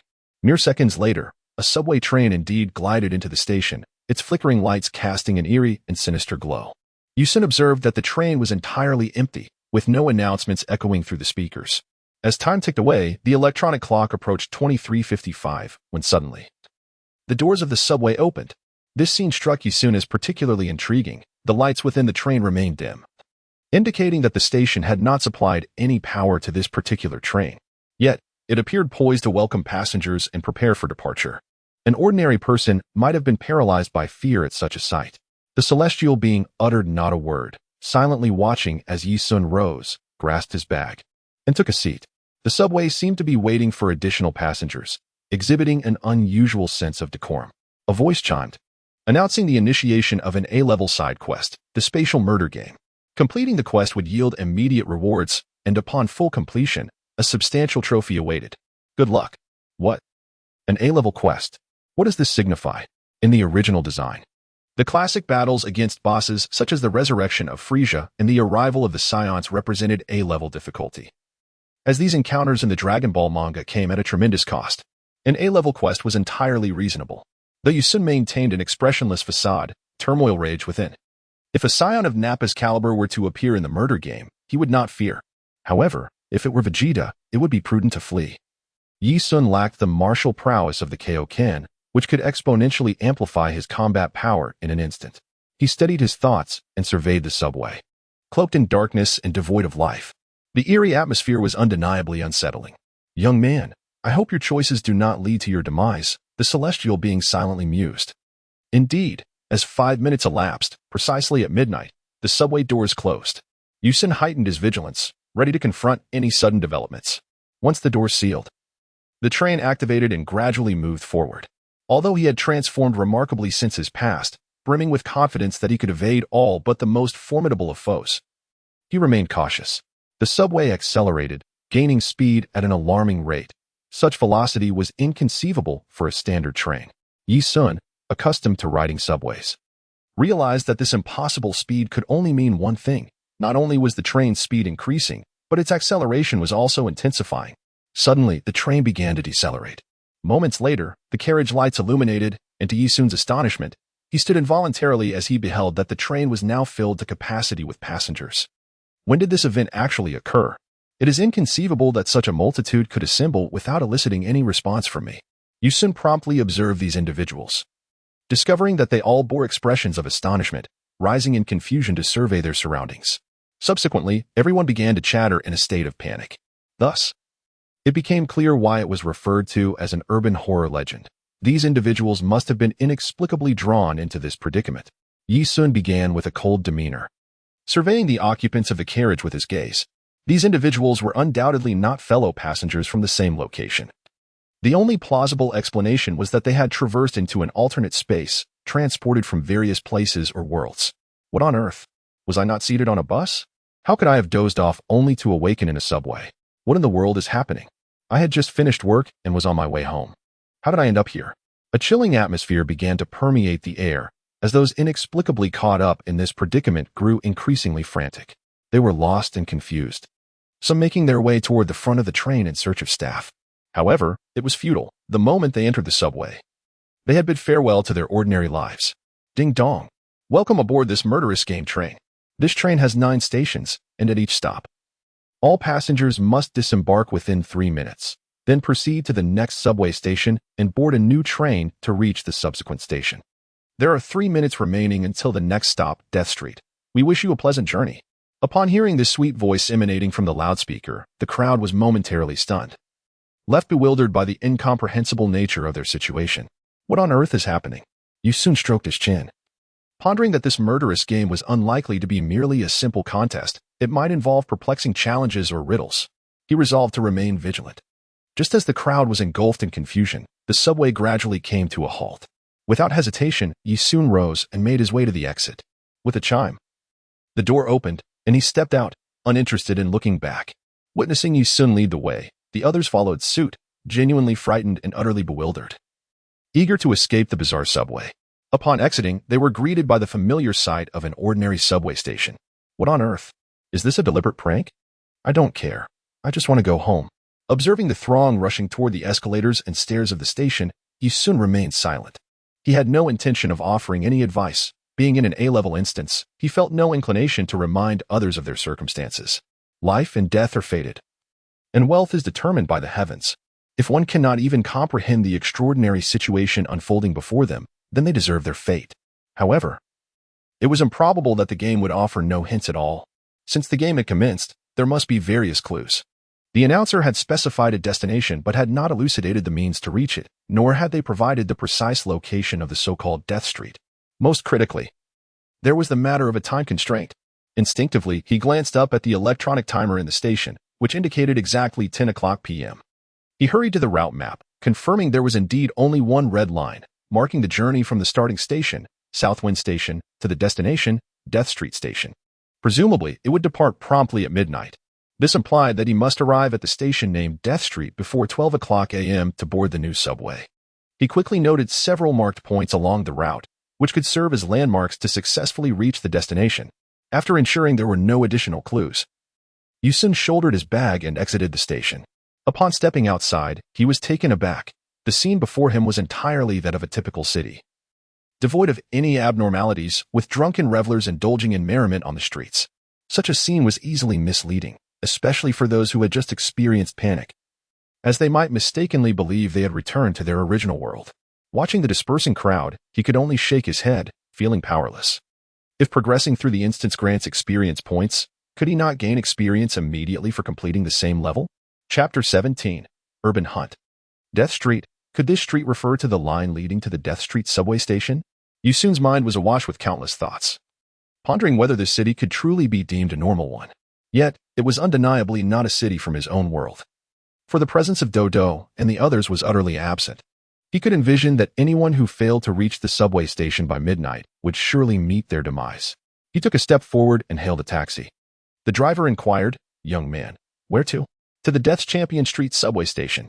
The driver immediately turned his head in bewilderment and asked, "What?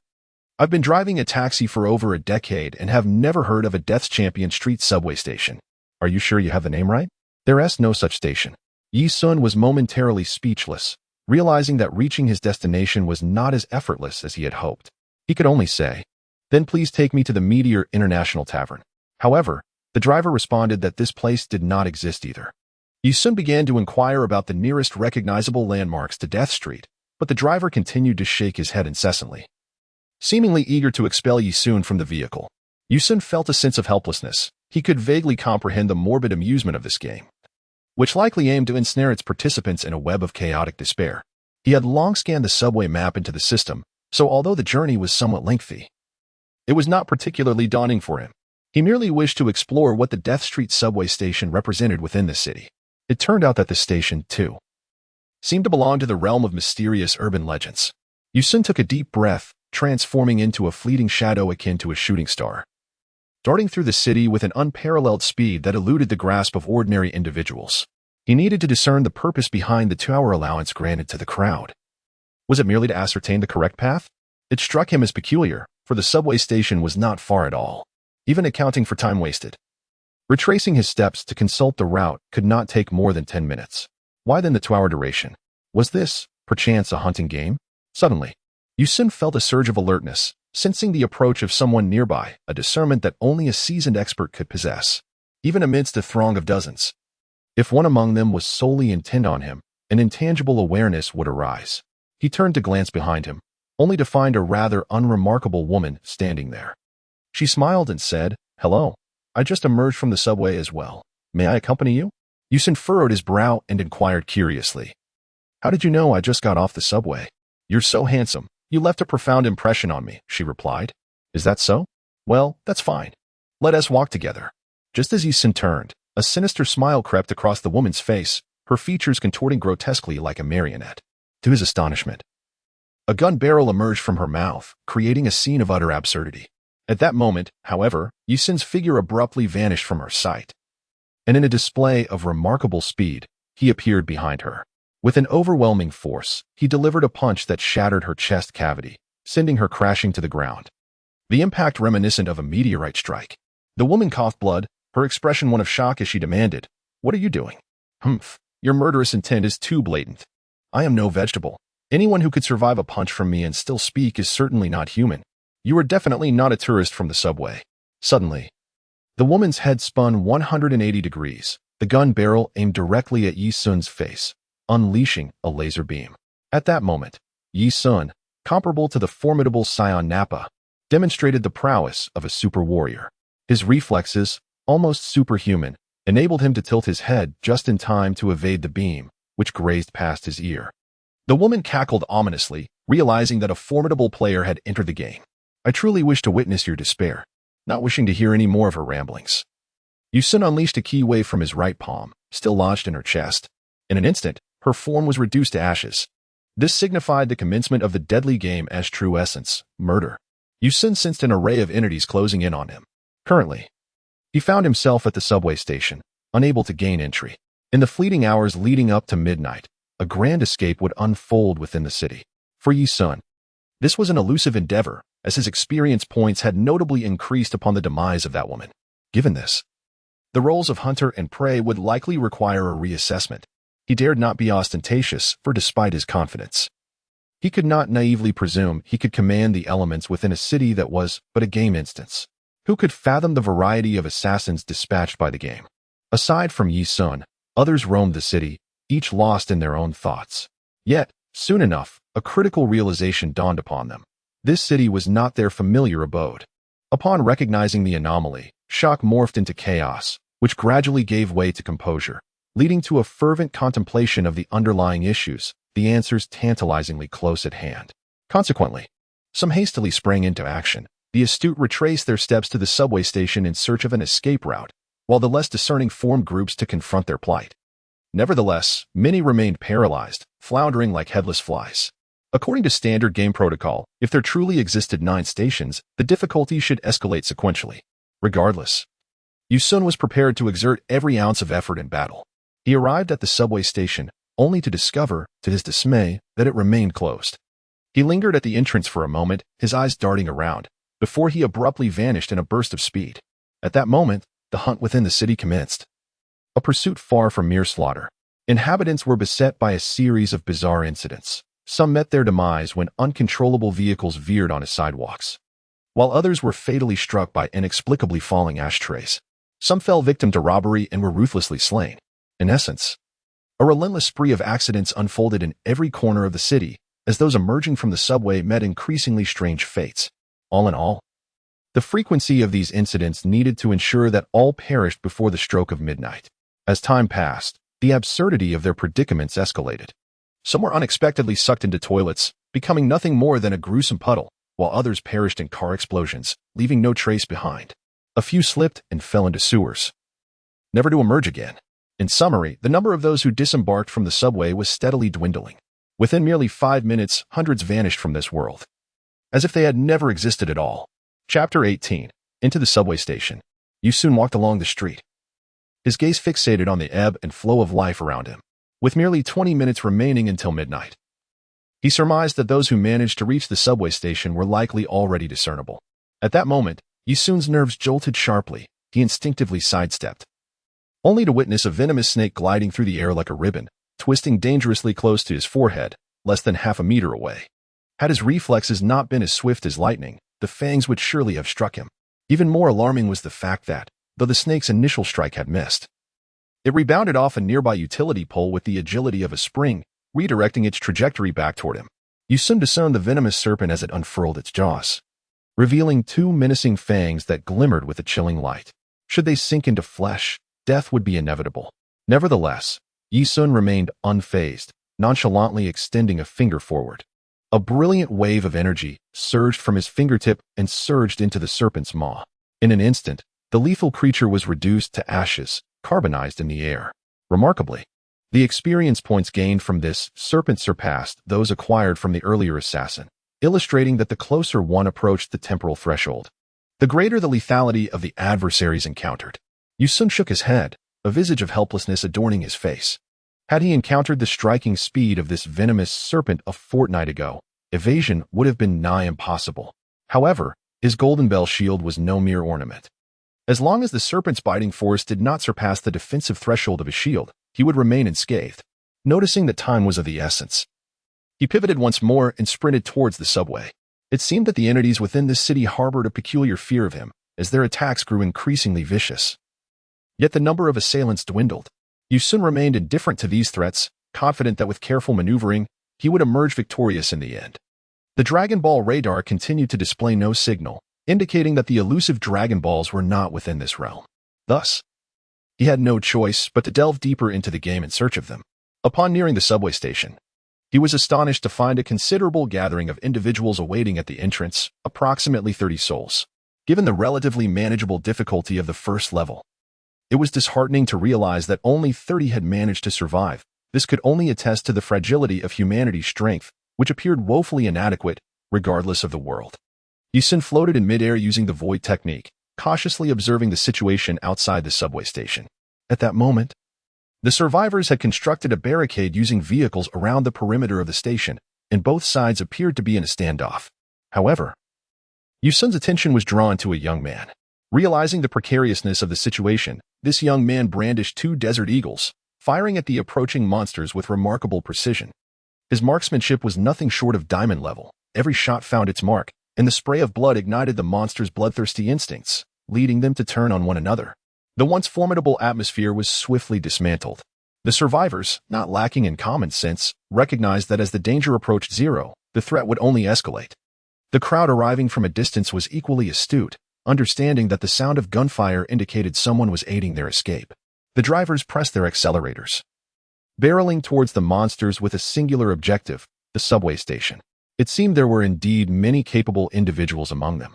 The recoil of a desert eagle could dislocate the shoulder of an untrained individual, yet this young man managed to wield dual pistols simultaneously, demonstrating physical prowess far beyond the average person, with muscle density comparable to elite athletes. The 3 vehicles that charged forward had already sent countless monsters flying before crashing through the outer cars and racing towards the subway station entrance, showing no signs of stopping. The survivors waiting at the station exclaimed in surprise, quickly clearing the way as the vehicles barbarically drove into the subway station. Upon witnessing the doors to the subway station swing open, Yi-sun had no choice but to follow suit and dash inside.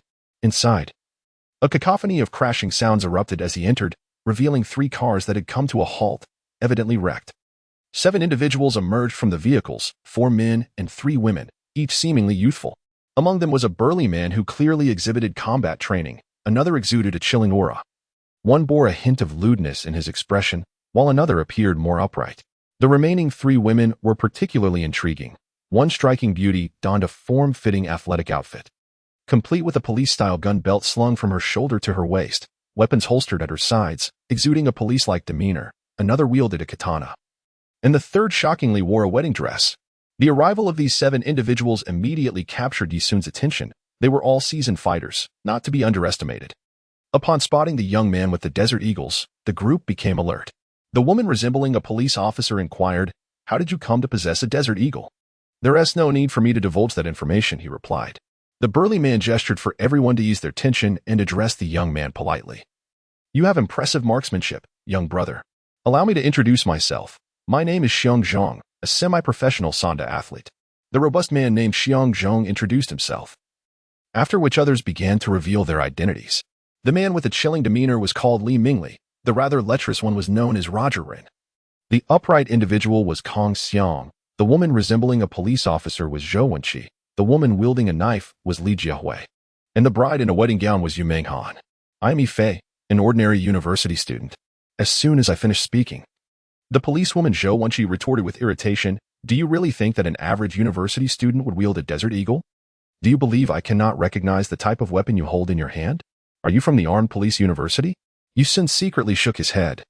These 7 individuals were far from ordinary. Their sole focus was on greeting the young man named Yi-fei, completely disregarding the others, indicating their clear understanding that Yi-fei, armed with a Desert Eagle, was the one worth courting. How pragmatic these individuals were. The slightly lecherous Roger scoffed disdainfully, remarking, "What does attending a military academy matter? Now that we have entered this wretched place, who knows if we will even survive?" Though his words were coarse, they held a kernel of truth. In such an environment, even the son of a president would find himself powerless. Xiong Zhong sighed, feeling dejected as he lamented, "What on earth is going on? This is all so baffling." Yi-fei noticed that everyone was still entangled in their predicament and promptly turned to address them all, stating, "All right, allow me to clarify.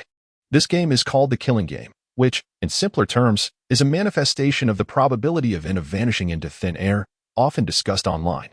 "How do you know this?" Faced with the inquiries of the group, Yi-fei remained tight-lipped. In a hurry, Roger interjected, "Can we return?" "As I mentioned, this is a game. There must be a way to escape," Yi-fei replied.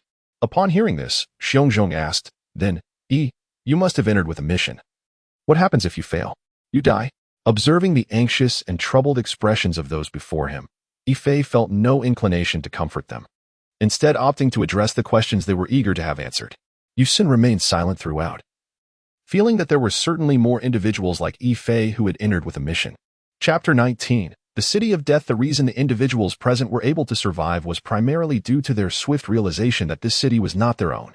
A group of those who sensed the abnormality quickly united. None of them were fools. After returning to the subway station to check the route and time, they deduced that they needed to reach the Death Street subway station before midnight. When they inquired about the location, the responses were uniformly negative, leading them to commit the route to memory and hastily make their way there. Initially tranquil, it was only when they suddenly spotted humanoid creatures grotesquely pursuing them that they comprehended the terror of this game world. The remaining task was simply to accelerate. Why were there only a few dozen of them? Where were the others? What would happen if the departure time arrived and they had not yet arrived? Yi-fei, observing the anxious expressions of a few, sneered, "It's simple. Death." "Surely not. There must be at least a few hundred people on the subway, all of them dead?" "I fear that might indeed be the case. Recently, there was a report of over 300 people missing from a hotel, and nearly half a month had passed without a trace, likely all victims." Xiong Zhong sighed in resignation, shaking his head. Such inexplicable disappearances were becoming increasingly rampant. Encountering it himself was indeed unfortunate. Listening to their conversation, Yi-sun quickly surmised that this murderous game must have permeated every world, though some worlds had been exposed while others had not. For instance, the world of Dragon Ball might be less affected due to the discreet influence of the deities. The group fell silent, understanding that inquiries were futile. Yi-sun inwardly lamented, finally grasping why the deities guarded the subway station to prevent ordinary people from entering the supernatural subway. Just imagine if the supernatural subway departed punctually every night. Would it not imply that hundreds of individuals were sent into the murderous game each night, becoming yet another statistic in the urban legends of horror? In a world where such occurrences happen once or twice, it may be bearable. However, if it were to transpire every night, the truth would inevitably come to light, inciting tremendous panic. To illustrate with a starkly realistic example, no matter how populous the area, it cannot withstand the terrifying surge in missing persons, particularly after overhearing discussions. You soon realize the vast array of murder games, each with its own unique mechanics. Today, it is the haunted hospital. Tomorrow, the vanishing hotel. The day after, the eerie underground subway. Should this phenomenon escalate into a full-blown crisis, where the rate of disappearances surpasses that of births, it would herald the end of days. Many oblivious to the truth might perceive the divine as idly watching. Yet Yi Sun had already grasped the reality when the deity obstructed his entry into the subway. Throughout human history, numerous pivotal moments may have been influenced by these celestial beings.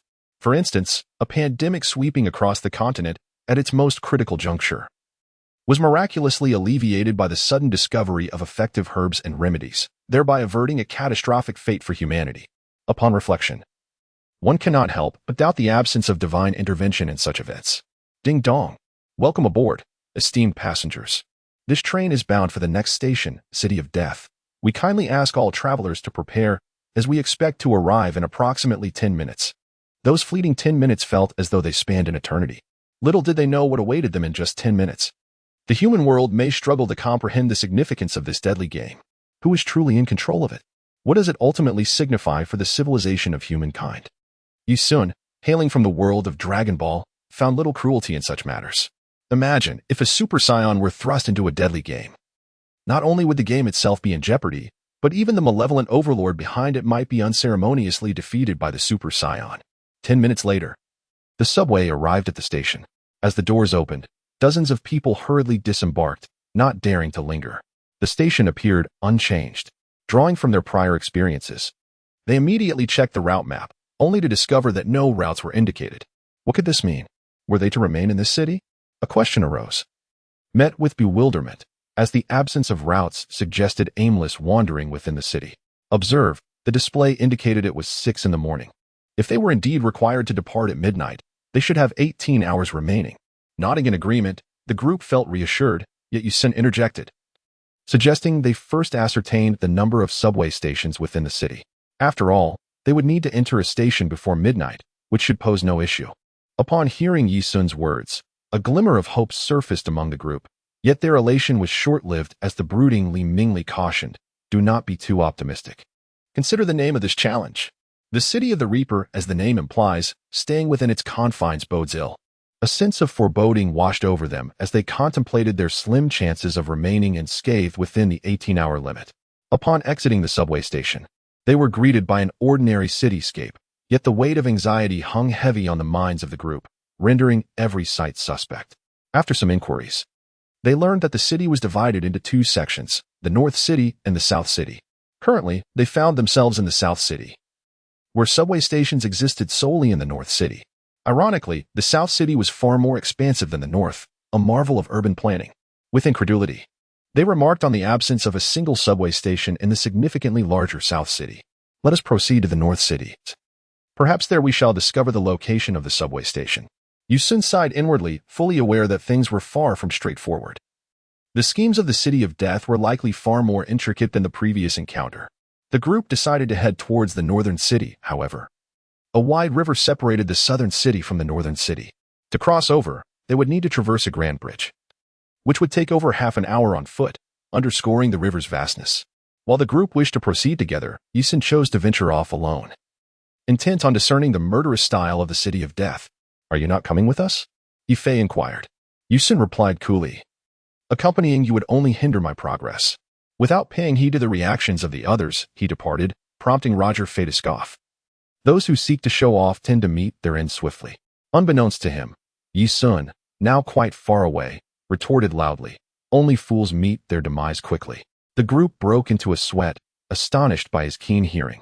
Soon, they discovered an idle bus, evidently not yet in operation for the day.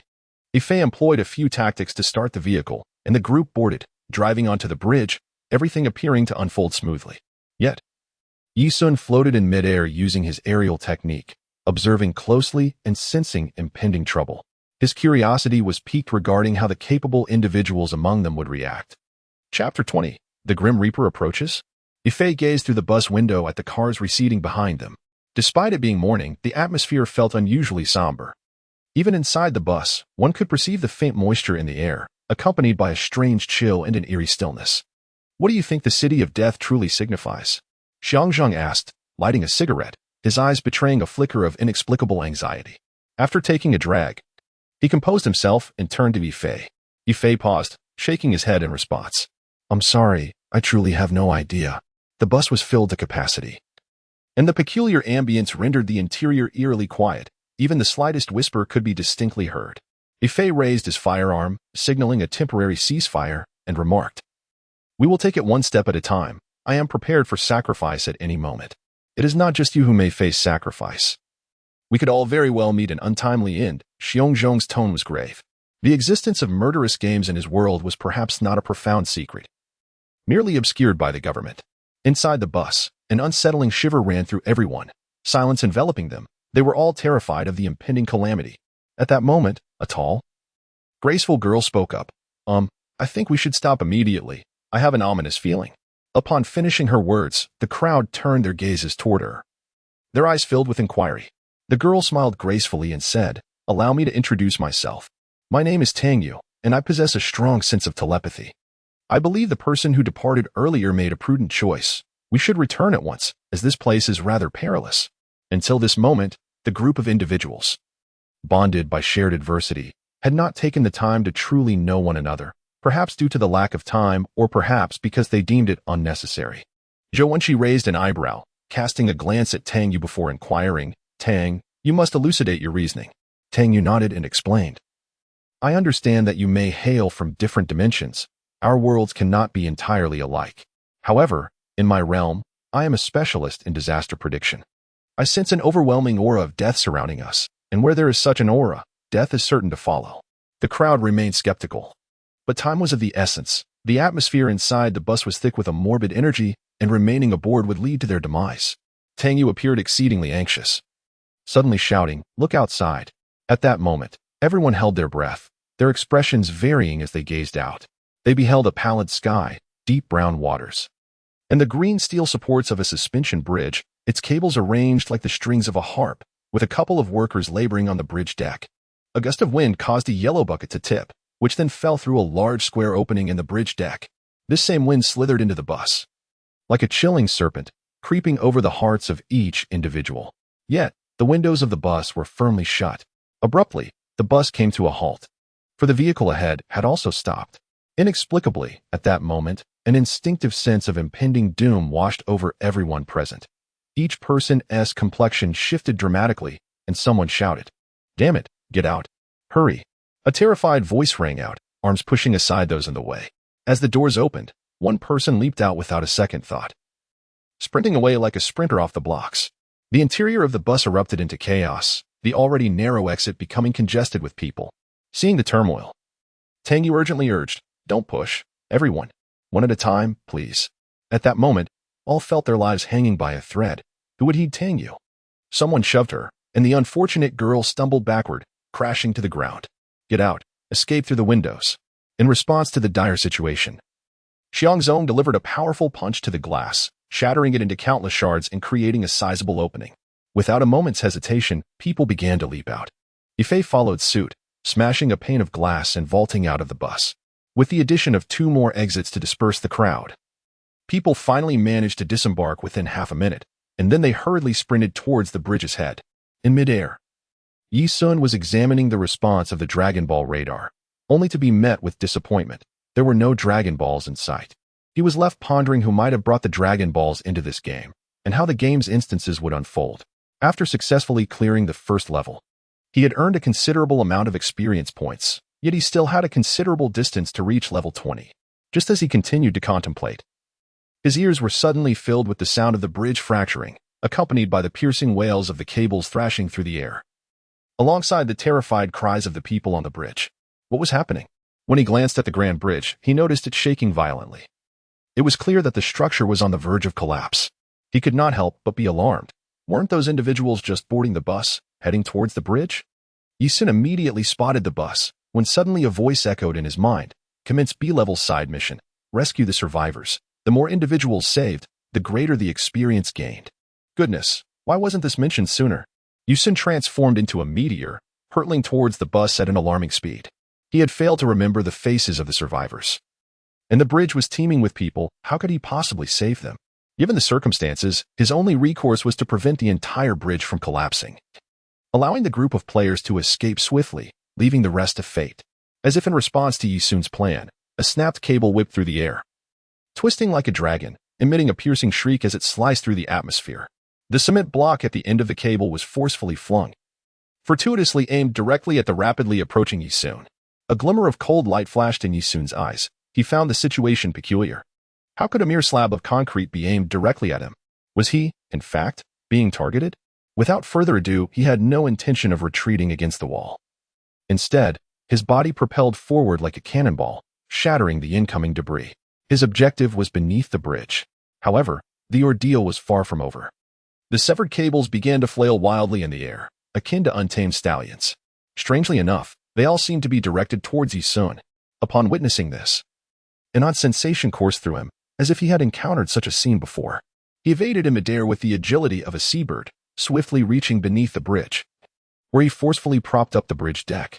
With a combat power nearing 5,000, Yisun's strength was nothing short of monstrous. Under his formidable support, the bridge, which was on the verge of collapse, miraculously stabilized. Yet, the stabilization of the bridge did not signify the end of the chaos. In the midst of a frantic escape, a player was suddenly pierced through by steel rebar that had been ejected from a vehicle involved in a timely collision. His gruesome demise startled the drivers behind him, triggering a chain reaction of accidents, resulting in the immediate deaths of several more players. Yisun sensed that the situation was far from over. He felt like a living target in this precarious scenario. Before he could ponder further, a shadow loomed above him. He quickly looked up to see a sharp steel plate piercing through the fractured bridge deck at a 30-degree angle, slicing through the air with a deafening shriek. Not only was there the steel plate, but also the rebar that had previously impaled the players, trailing closely behind, all hurtling towards Yisun. Were an ordinary person in his position, they would surely be reduced to a mere mass of punctured flesh. Looking higher, he observed chunks of the broken bridge, falling vehicles, and panicked individuals, all plummeting towards him. How intriguing, how utterly fascinating. To suggest this was accidental would be a blatant lie. Was this not the familiar motif of the Grim Reaper arriving? If it sought my demise, then let it come. If I manage to evade it, then it is I who will triumph. Chapter 21. The rescue of the weak Tangyu, having struggled to escape from the vehicle, began to frantically flee towards safety, feeling an overwhelming sense of doom, as if her life was hanging by a thread. In that critical moment, the rear-ended cars on the bridge suddenly erupted in a series of explosions, tragically including 3 large fuel tankers that detonated in close proximity. The ferocity of the blast caused the already unstable bridge deck to tear apart even further. While Yisun possessed the strength to prevent the bridge from collapsing, he was merely a point in relation to the vast structure. A single nail, no matter how resilient, can only support its own weight. It cannot uphold an entire plank. Excessive pressure could expedite the collapse of the bridge ahead. Moreover, due to the design and construction flaws, combined with the chaos of the explosions, Yisun realized that no matter how formidable he was, the situation had spiraled beyond recovery. He refrained from exerting any excess energy, fearing that it might exacerbate the already compromised structure. As the saying goes, when a great edifice begins to fall, the other parts of the bridge also began to crumble. At that moment, the bridge tilted due to the lack of balance at its support points, causing vehicles and those who had yet to escape to slide towards the crevice. Logically, as the bridge spanned over water, one might presume that as long as they entered the water correctly, survival was likely. Yet, the very spot corresponding to the fracture revealed a platform of bridge piers above the water surface. According to the laws of inertia, anyone sliding from that point would inevitably land directly on the bridge pier. Sure enough, the vehicles that had previously fallen landed squarely on the pier's platform, resulting in a catastrophic fate for those who had fallen. They were essentially turned to pulp. Even if one were still clinging to life, the subsequent vehicles, motorcycles, and debris raining down would surely deliver a fatal blow. Yisun bared his teeth in frustration, feeling utterly powerless in this moment. Just then, Tang Yu was on the verge of plummeting into the abyss, her complexion pale and her heart in turmoil. She desperately sought to grasp onto anything that could offer her support. Unfortunately, a vehicle's handbrake had failed, causing it to recklessly collide and striking Tang Yu, rendering her unconscious but not immediately lifeless.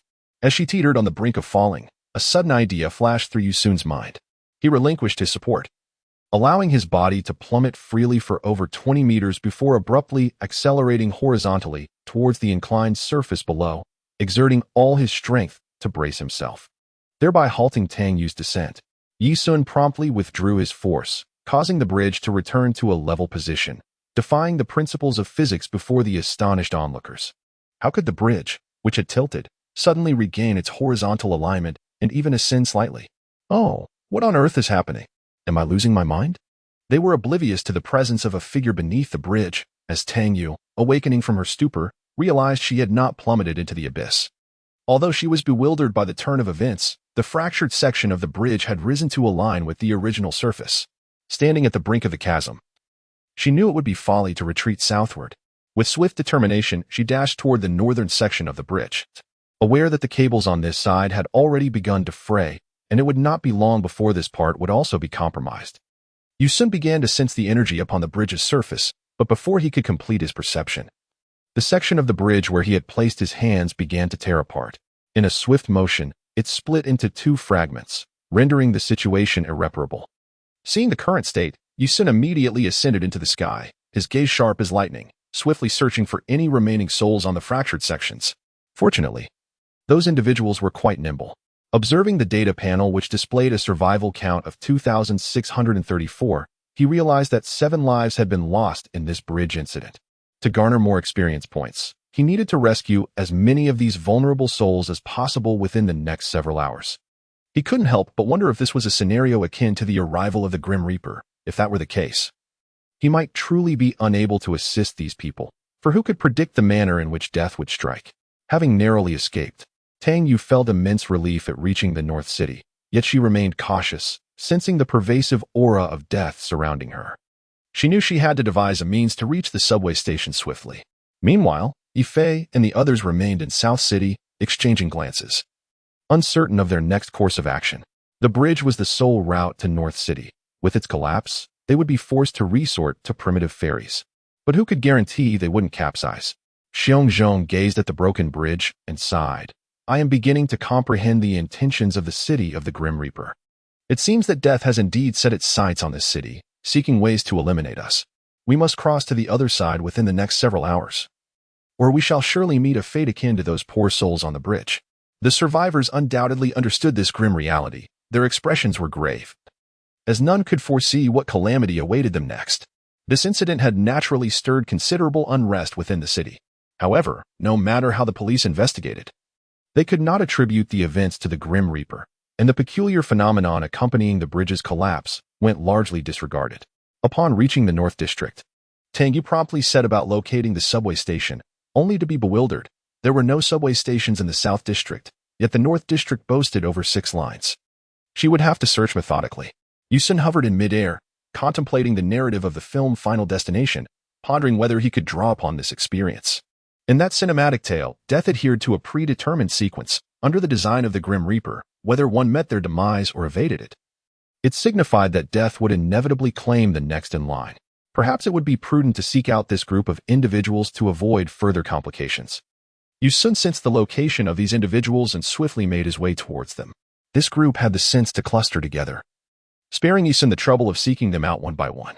Just as these 20 or so individuals stood there in a state of confusion, Yusun emerged from behind the park and proclaimed, "Now do you understand why I chose not to cross that bridge?" The crowd was taken aback. Turning to face Yusun, his memories flooded back of him being the member who departed early. Kong Xiang, visibly displeased, exclaimed, "Since you were already aware of the truth behind Death God City, why didn't you warn us? If you had given us a heads up, we could have at least been mentally prepared." Yusun disdainfully exclaimed, "Silence. I am under no obligation to remind you. Are you not curious to hear my speculations regarding certain strategies?" While some attempted to retort, Yifei and Xiongzhong swiftly intervened, politely inquiring, "May we know how to address you?" "I am called Asun," he replied. "Very well, Asun. Please share your insights with us. Yu soon was acutely aware that this group of individuals remained agitated. However, you perceived their situation as merely a matter of experience. Absent this side quest, he would possess no inclination to rescue them from peril. Death God's city was indeed intriguing. This city was manipulated by the Grim Reaper, and regardless of one's identity. Entering its confines would render one a target for the Reaper. It would employ various methods to torment its victims, all of which appeared to be mere accidents. Yet, upon reconstructing the process of demise, one would realize that it constituted a flawlessly orchestrated death protocol, meticulously tailored. Zhou Wenqi furrowed her brow, incredulous. How do you know? The bridge serves as the most compelling evidence. But we are not dead yet. He chuckled. Had it not been for my intervention, you would all be deceased by now.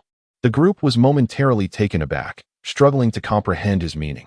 Yi Sun gestured toward the broken bridge, stating, I held it together for a few minutes. Without my support, the initial collapse would have triggered a catastrophic chain reaction that would have claimed your lives in an instant. Chapter 22. Dragging a plane hot. Ha. What a joke. You claim you held up the bridge? Who the hell believes that? Kong Xiang scoffed. This is absurd. Roger merely shrugged. Come on, even if we are comrades. You fled the scene earlier. Can you refrain from this pretense? It's exhausting. Xiang Zhong and Yi Fei remained silent. Both were martial artists, and their respective worlds were home to formidable warriors. Thus, they withheld their opinions, although instinctively, they found Yi Sun's assertions implausible. Yi Sun spread his palm, revealing a luminous sphere nestled in his palm. The onlookers were taken aback, with Yi Fei exclaiming, You are manifesting your true energy. Could you be a warrior of the Radiant Sun realm? Xiang Zhong gasped in astonishment. My dear brother, we have truly been remiss. I did not realize you were an S-rank warrior. I beg your forgiveness for any offense. The others, though uncertain of the situation, were aware that their world was not devoid of warriors. However, they had never encountered the concept of true energy manifestation, leading them to perceive it as nothing short of miraculous. It is no wonder, as the denizens of the Dragon Ball universe were equally astonished upon witnessing techniques such as the instant transmission and Kamehameha, entirely bewildered by their nature. A fleeting look of confusion flashed in Yi Sun's eyes. He pondered that the term stronger than the sun and S-rank warrior likely referred to the same notion as a 9th-tier warrior, albeit with different nomenclature across worlds. Since there was someone knowledgeable present, the path ahead seemed considerably simpler. Listen closely, he declared. It is evident that the Grim Reaper intends to trap us all here. However, to advance, we must cross the river. My suggestion is to transport you one by one, provided that you refrain from reckless actions. Yi Fei inquired. May I ask how you intend to ferry us to the other side? Of course, by flying, Yu Sun replied. Roger scratched his head in bewilderment, asking, Could it be that you plan to hijack an airplane? Do not be absurd. I assure you that even if we summoned an aircraft carrier, it would likely capsize under the Grim Reaper's influence. His methods are beyond your imagination. And how do you propose to fly? A hot air balloon? Sighing, Yi Sun turned to the young lady standing at the edge and called out, Miss, I shall take you across first. But remember, once we arrive, do not wander off, lest the Grim Reaper claim you. Without waiting for a response, Yi Sun stepped forward, wrapping an arm around her waist while supporting her head with the other. The young lady froze, and as she attempted to cry out, an overwhelming gust of wind struck her face, rendering her unable to see. Her eyes were forced shut by the force of the wind, and all she could hear was the deafening roar surrounding her. Moments later, the wind ceased, and she opened her eyes to find herself on the opposite bank of the river, dazed and bewildered by the abrupt transition. Before she could comprehend the situation, she heard Yi Sun admonishing her, Remember, do not stray. The Grim Reaper can strike at any moment. Upon delivering his warning, Yi Sun soared skyward, tracing a graceful arc before gradually diminishing into a small dot on the far shore. Is he a superhero? She gasped, her worldview utterly transformed in an instant. As the scene shifted, those on the opposite bank stared in awe at Yi Sun, who descended like a missile, yet left no sign of disturbance upon landing. Yi Fei was the first to regain his composure, exclaiming with fervor, Indeed, he is a powerful warrior of the sun. I never imagined I would encounter such a true master. What a fortunate encounter. Meanwhile, Xiong Zhong hastily bowed, feeling that witnessing the prowess of an S-rank warrior rendered his life complete. Yi Sun relished the flattery of others. One must ask, who in this world would be indifferent to the praise of their peers? Enough of idle chatter. Gunner, allow me to escort you. Yi Fei, filled with confusion, pointed at himself. Yi Sun nodded affirmatively, seizing him with a firm grip and soaring into the sky. Moments later, they returned. Yi Sun urged, "Hurry. I fear that the Grim Reaper may stir up trouble. Do you not see that the weather has shifted?" The group looked up and beheld a distant sky, now shrouded in ominous clouds, the cumulonimbus rolling in like formidable waves, inching closer. Without further ado, Yi Sun cradled one individual in each arm, repeatedly traversing between the two banks. Yi Sun moved with remarkable swiftness, and before long, he had managed to transfer most of the individuals. Just as he was about to escort Xiongzhong to safety, a sudden thunderclap echoed through the sky. In that instant, vivid scenes from the Reaper is coming flashed through Yi Sun's mind. He could confidently assert that if he ascended into the air again, he would undoubtedly be struck by lightning. However, at that moment, Xiongzhong pointed at the sky and exclaimed loudly, "What on earth is that?" Yi Sun quickly turned his gaze towards the direction he indicated, and his expression changed instantly. In the sky, an aircraft was plummeting towards the crowd, seemingly struck by lightning, rendering the situation exceedingly awkward. "Brother Yi, I truly believe in the Grim Reaper now." Yi Sun initially intended to tell him to stop rambling and find a place to hide. Yet an insistent voice echoed in his mind. Sea-level mission triggered. Save the impending plummeting aircraft. "Brother Xiong, you should find a place to conceal yourself. Remember, the Grim Reaper lurks everywhere. Remain vigilant of any disturbances around you. Even a sip of water could be fatal at times. I must go and secure the aircraft." Xiongzhong was momentarily taken aback, perplexed. "Secure what aircraft? I'm heading off now. I shall return shortly." With that, Yi Sun propelled himself into the sky, soaring towards the falling plane. As he drew closer, he realized that it was not a commercial passenger jet. He exhaled a sigh of relief. Had it been a large airliner, the situation would have been far more dire than mere endurance. He first circled around, aligning his trajectory with that of the aircraft, and then positioned himself beneath it. With great exertion, he plunged his hands into the fuselage, and the plane's rapid descent began to decelerate. Subsequently, he forcibly guided it to a halt upon a plaza. Xiongzhong watched the entire spectacle, rendered speechless for quite some time. Before the onlookers could register their astonishment, Yi Sun had transformed into a fleeting shadow and vanished. The crew members were left in a state of bewilderment, and the passengers were filled with questions. The advantage of speed is remarkable, allowing one to perform heroic deeds anonymously. Upon completing the sea-level mission, he was rewarded with 500 experience points and acquired a manual on piloting aircraft. Yi Sun couldn't help but smirk. Indeed, there were rewards involved. "Brother Yi, shall we seek shelter from the rain?" inquired Mr. Xiong, his curiosity piqued. "I doubt I would perish from a lightning strike, but I wonder if you can withstand it," replied Xiongzhong, his expression fraught with concern. "Let us take cover from the rain, then." Chapter 23. The Reaper disdains deception. The very matter that troubled Yi Sun came to pass. The recent tempest had, as anticipated, claimed the life of a participant in the game. By the time Yi Sun and Xiongzhong arrived on the opposite bank, that individual had been reduced to cinders. In the face of such a grim reality, Yi Sun felt only a sense of resignation, devoid of any other emotion. It was not merely that Yi Sun could not see it. Even had he witnessed it, it would have been futile. With the swiftness of lightning, should it target a person, no one could intervene. Observing the change in Yi Sun's demeanor, the onlookers understood that there existed a formidable presence among them. Their survival hinged significantly on whether that individual would choose to act. Thus it would be prudent to adopt a more amiable approach. "Do you wish for my assistance in your survival?" Yi Sun questioned. "Do not be foolish. The Reaper seeks your lives, and it will employ every means to claim them. Merely relying on my protection is of no avail. Those destined to perish shall meet their fate." Hearing Yi Sun's sardonic remarks, the gathered crowd felt a twinge of despair. Yet, Yi Fei maintained that a formidable warrior of the daylight realm could not be so easily ensnared by the game. Suspecting there was more to the story, he inquired, "Might I ask, Brother Sun, how did you come to enter this game?" Yi Sun glanced up at the sky, lost in contemplation. "I came here in search of something. Yet regrettably, I have yet to find it. To be frank, I possess no desire to save you. Rescuing you brings me no tangible benefit." The others remained silent, their faces pale. They were all ordinary individuals, thrust into this game against their will, completely unaware of the circumstances that led them here. Take, for instance, the woman in the wedding dress, who was abruptly transported into this game while trying on gowns at a bridal shop. Similarly, Zhou Wenqi, dressed like a police officer, found herself ensnared in this ordeal while on a mission, only to be swept into the subway and consequently into the game. However, it is not entirely impossible to aid you. I can only do my utmost. The ways of the Grim Reaper elude my understanding.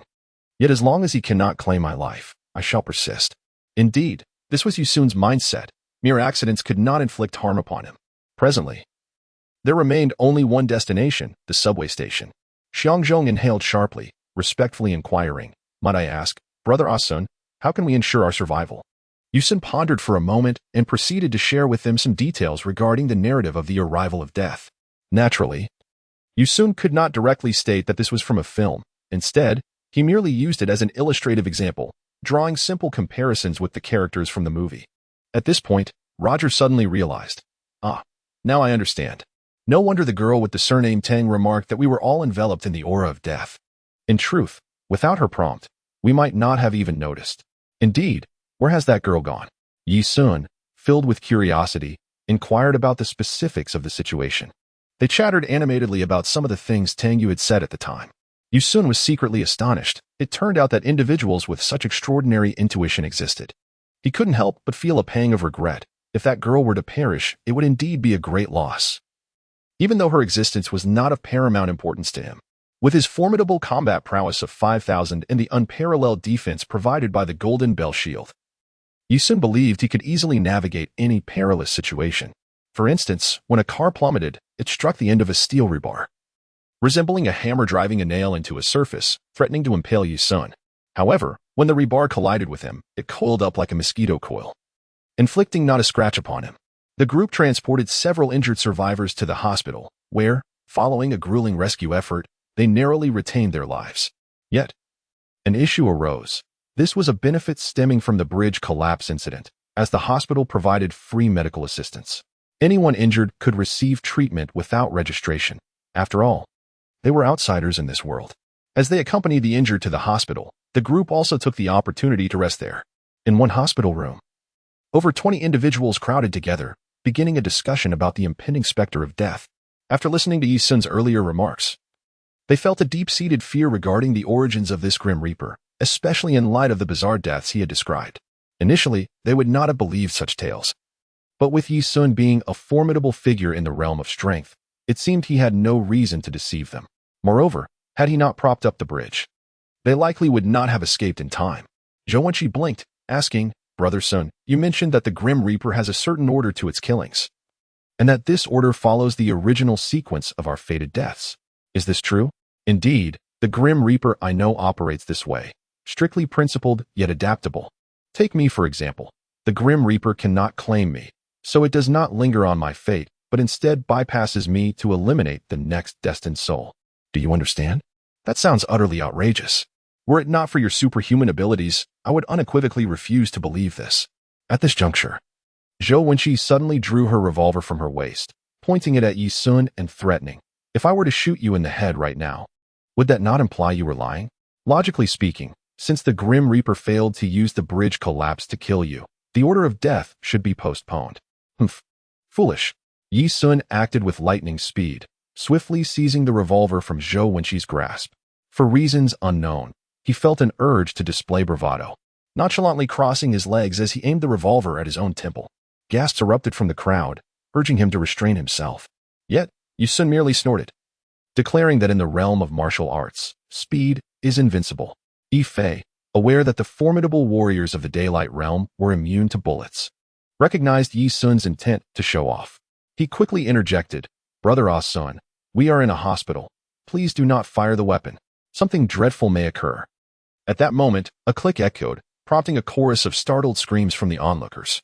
However, upon closer inspection, they discovered Yi Sun grinning at them, with no sound of a gunshot. To their astonishment, the revolver had jammed, producing no sound whatsoever. Zhou Wenqi's eyes brimmed with confusion. Something was amiss. "But my revolver was fully loaded. How could it jam? Don't believe me? Let me fire a few more shots," Yi Sun said, pulling the trigger several times against his temple, yet each attempt ended in failure, the revolver jamming once again. This surreal display sent a chill through the hearts of all present, as even a fool would grasp the implications of such a situation. Roger's expression turned peculiar as he questioned, "Is there something wrong with that gun? You're the one with the problem." "This is a brand new firearm issued by the police department. Why don't you give it a try?" Yu Sun's expression was a peculiar blend of amusement and seriousness as he handed the gun to Roger, remarking, "I commend your courage. Now, dare to fire a shot at your own forehead." After all, what if the next to perish is not you? Upon hearing this, Roger hesitated, his courage wavering. However, Zhou Wenqi seized the revolver back disdainfully, stating, "What a jest! Are the police firearms something mere mortals can wield?" Following this, Xiongzhong sighed. It is utterly implausible for a revolver to jam repeatedly. Even a toy gun would not fail so. This can only affirm the existence of death. I certainly do not wish to test this theory by firing a shot at my own head. As each individual conjured their own image of the Grim Reaper in their minds, Yusun suddenly broke into a smile, addressing them. The Reaper does not take kindly to deception. Unbeknownst to him, his words sent a shiver down their spines. The woman clad in a wedding dress timidly inquired, "Could you please refrain from being so frightening?" Yusun merely cast a casual glance at her and then spoke. "The reason I do not shy away from the methods of death is that I refuse to be one who deceives the Grim Reaper. I abide by the rules of the Grim Reaper, accepting my demise where it is due and in the manner prescribed. Yet, these methods and means have failed to extinguish my life. I have resolutely persisted. In other words, I have not deceived the Grim Reaper. My survival is a flaw in the rules of death, and the responsibility lies with the Grim Reaper. Not with me. Heh, do you not comprehend?" At this moment, a somewhat frail young man could no longer contain himself, pulling out a pack of cigarettes.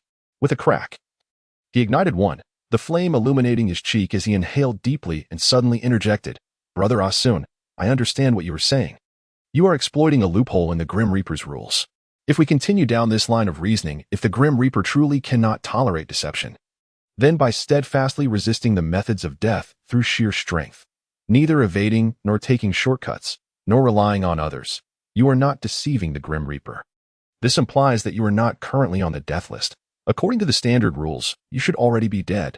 "What?" Upon hearing the words of this young man, the rest of the group was taken aback, including Yisun himself, who hastily inquired, "What is your name?" "Fulmo," came the reply. "I am a detective."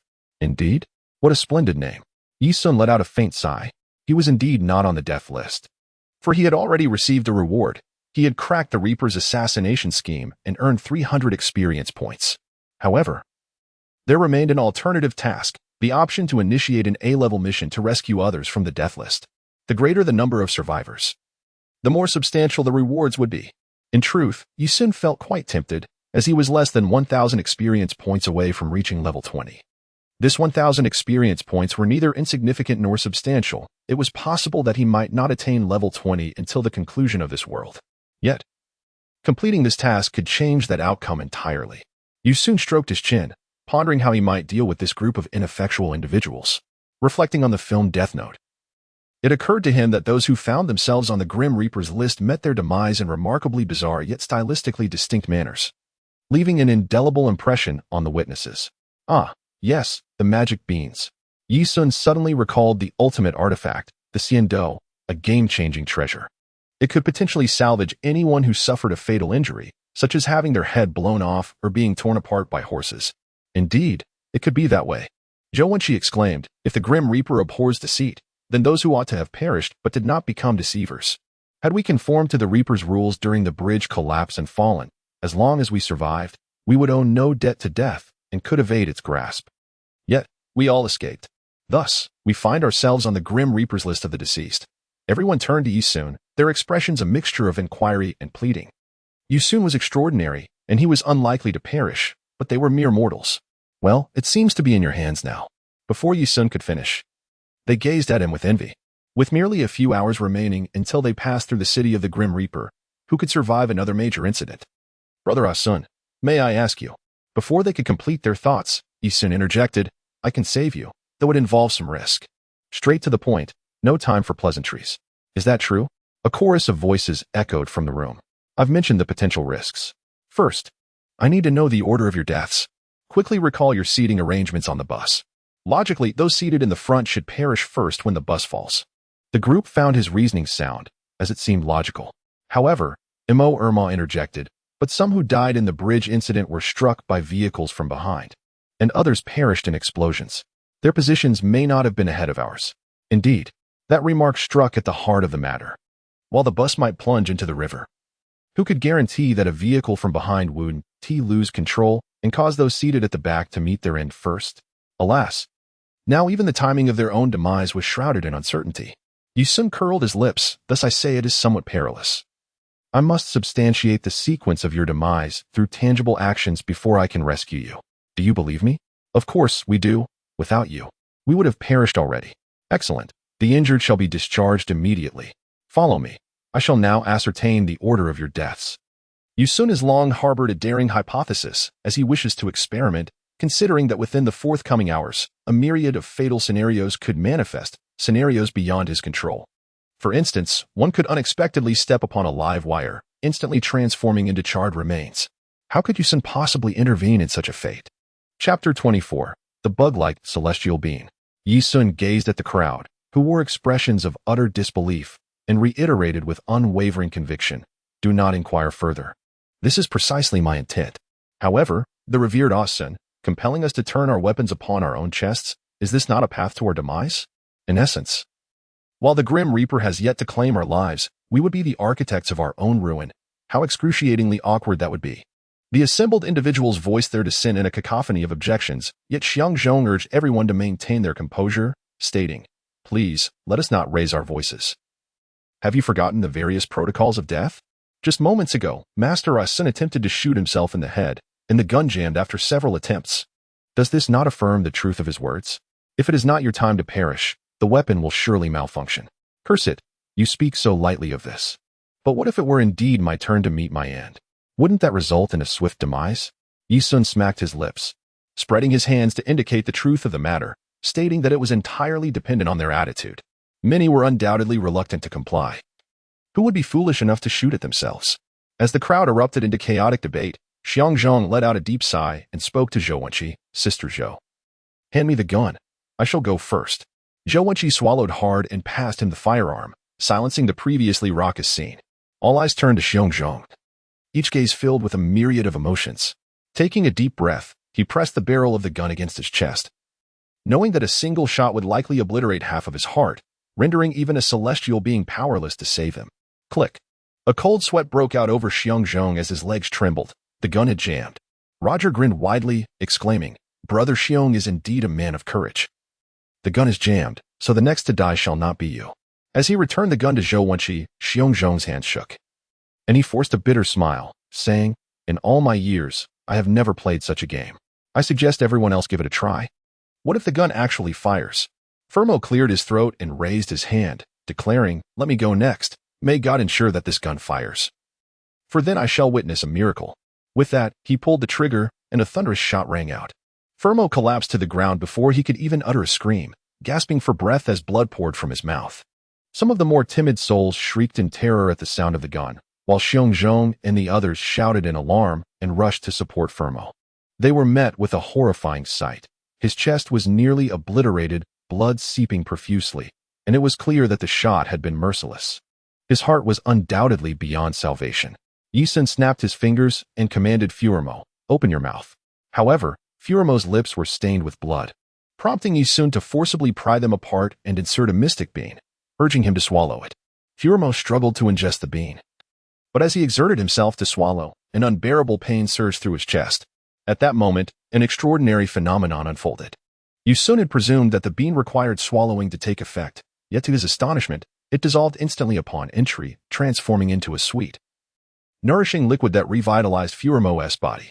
A delightful sensation of tingling coolness enveloped him, erasing all traces of pain, while the congealed blood within him was expelled entirely.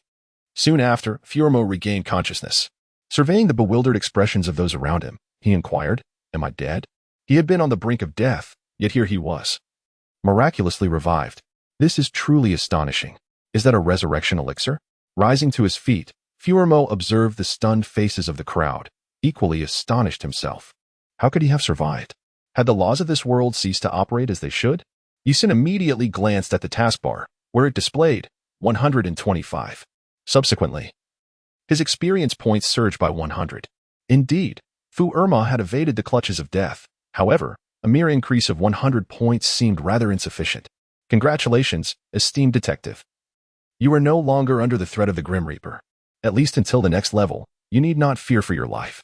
Fu Erma was uncertain whether he remained on the death list, yet being revived was a miracle in itself. Suddenly, the blaring sirens pierced the air, as the gunshot had alerted the police.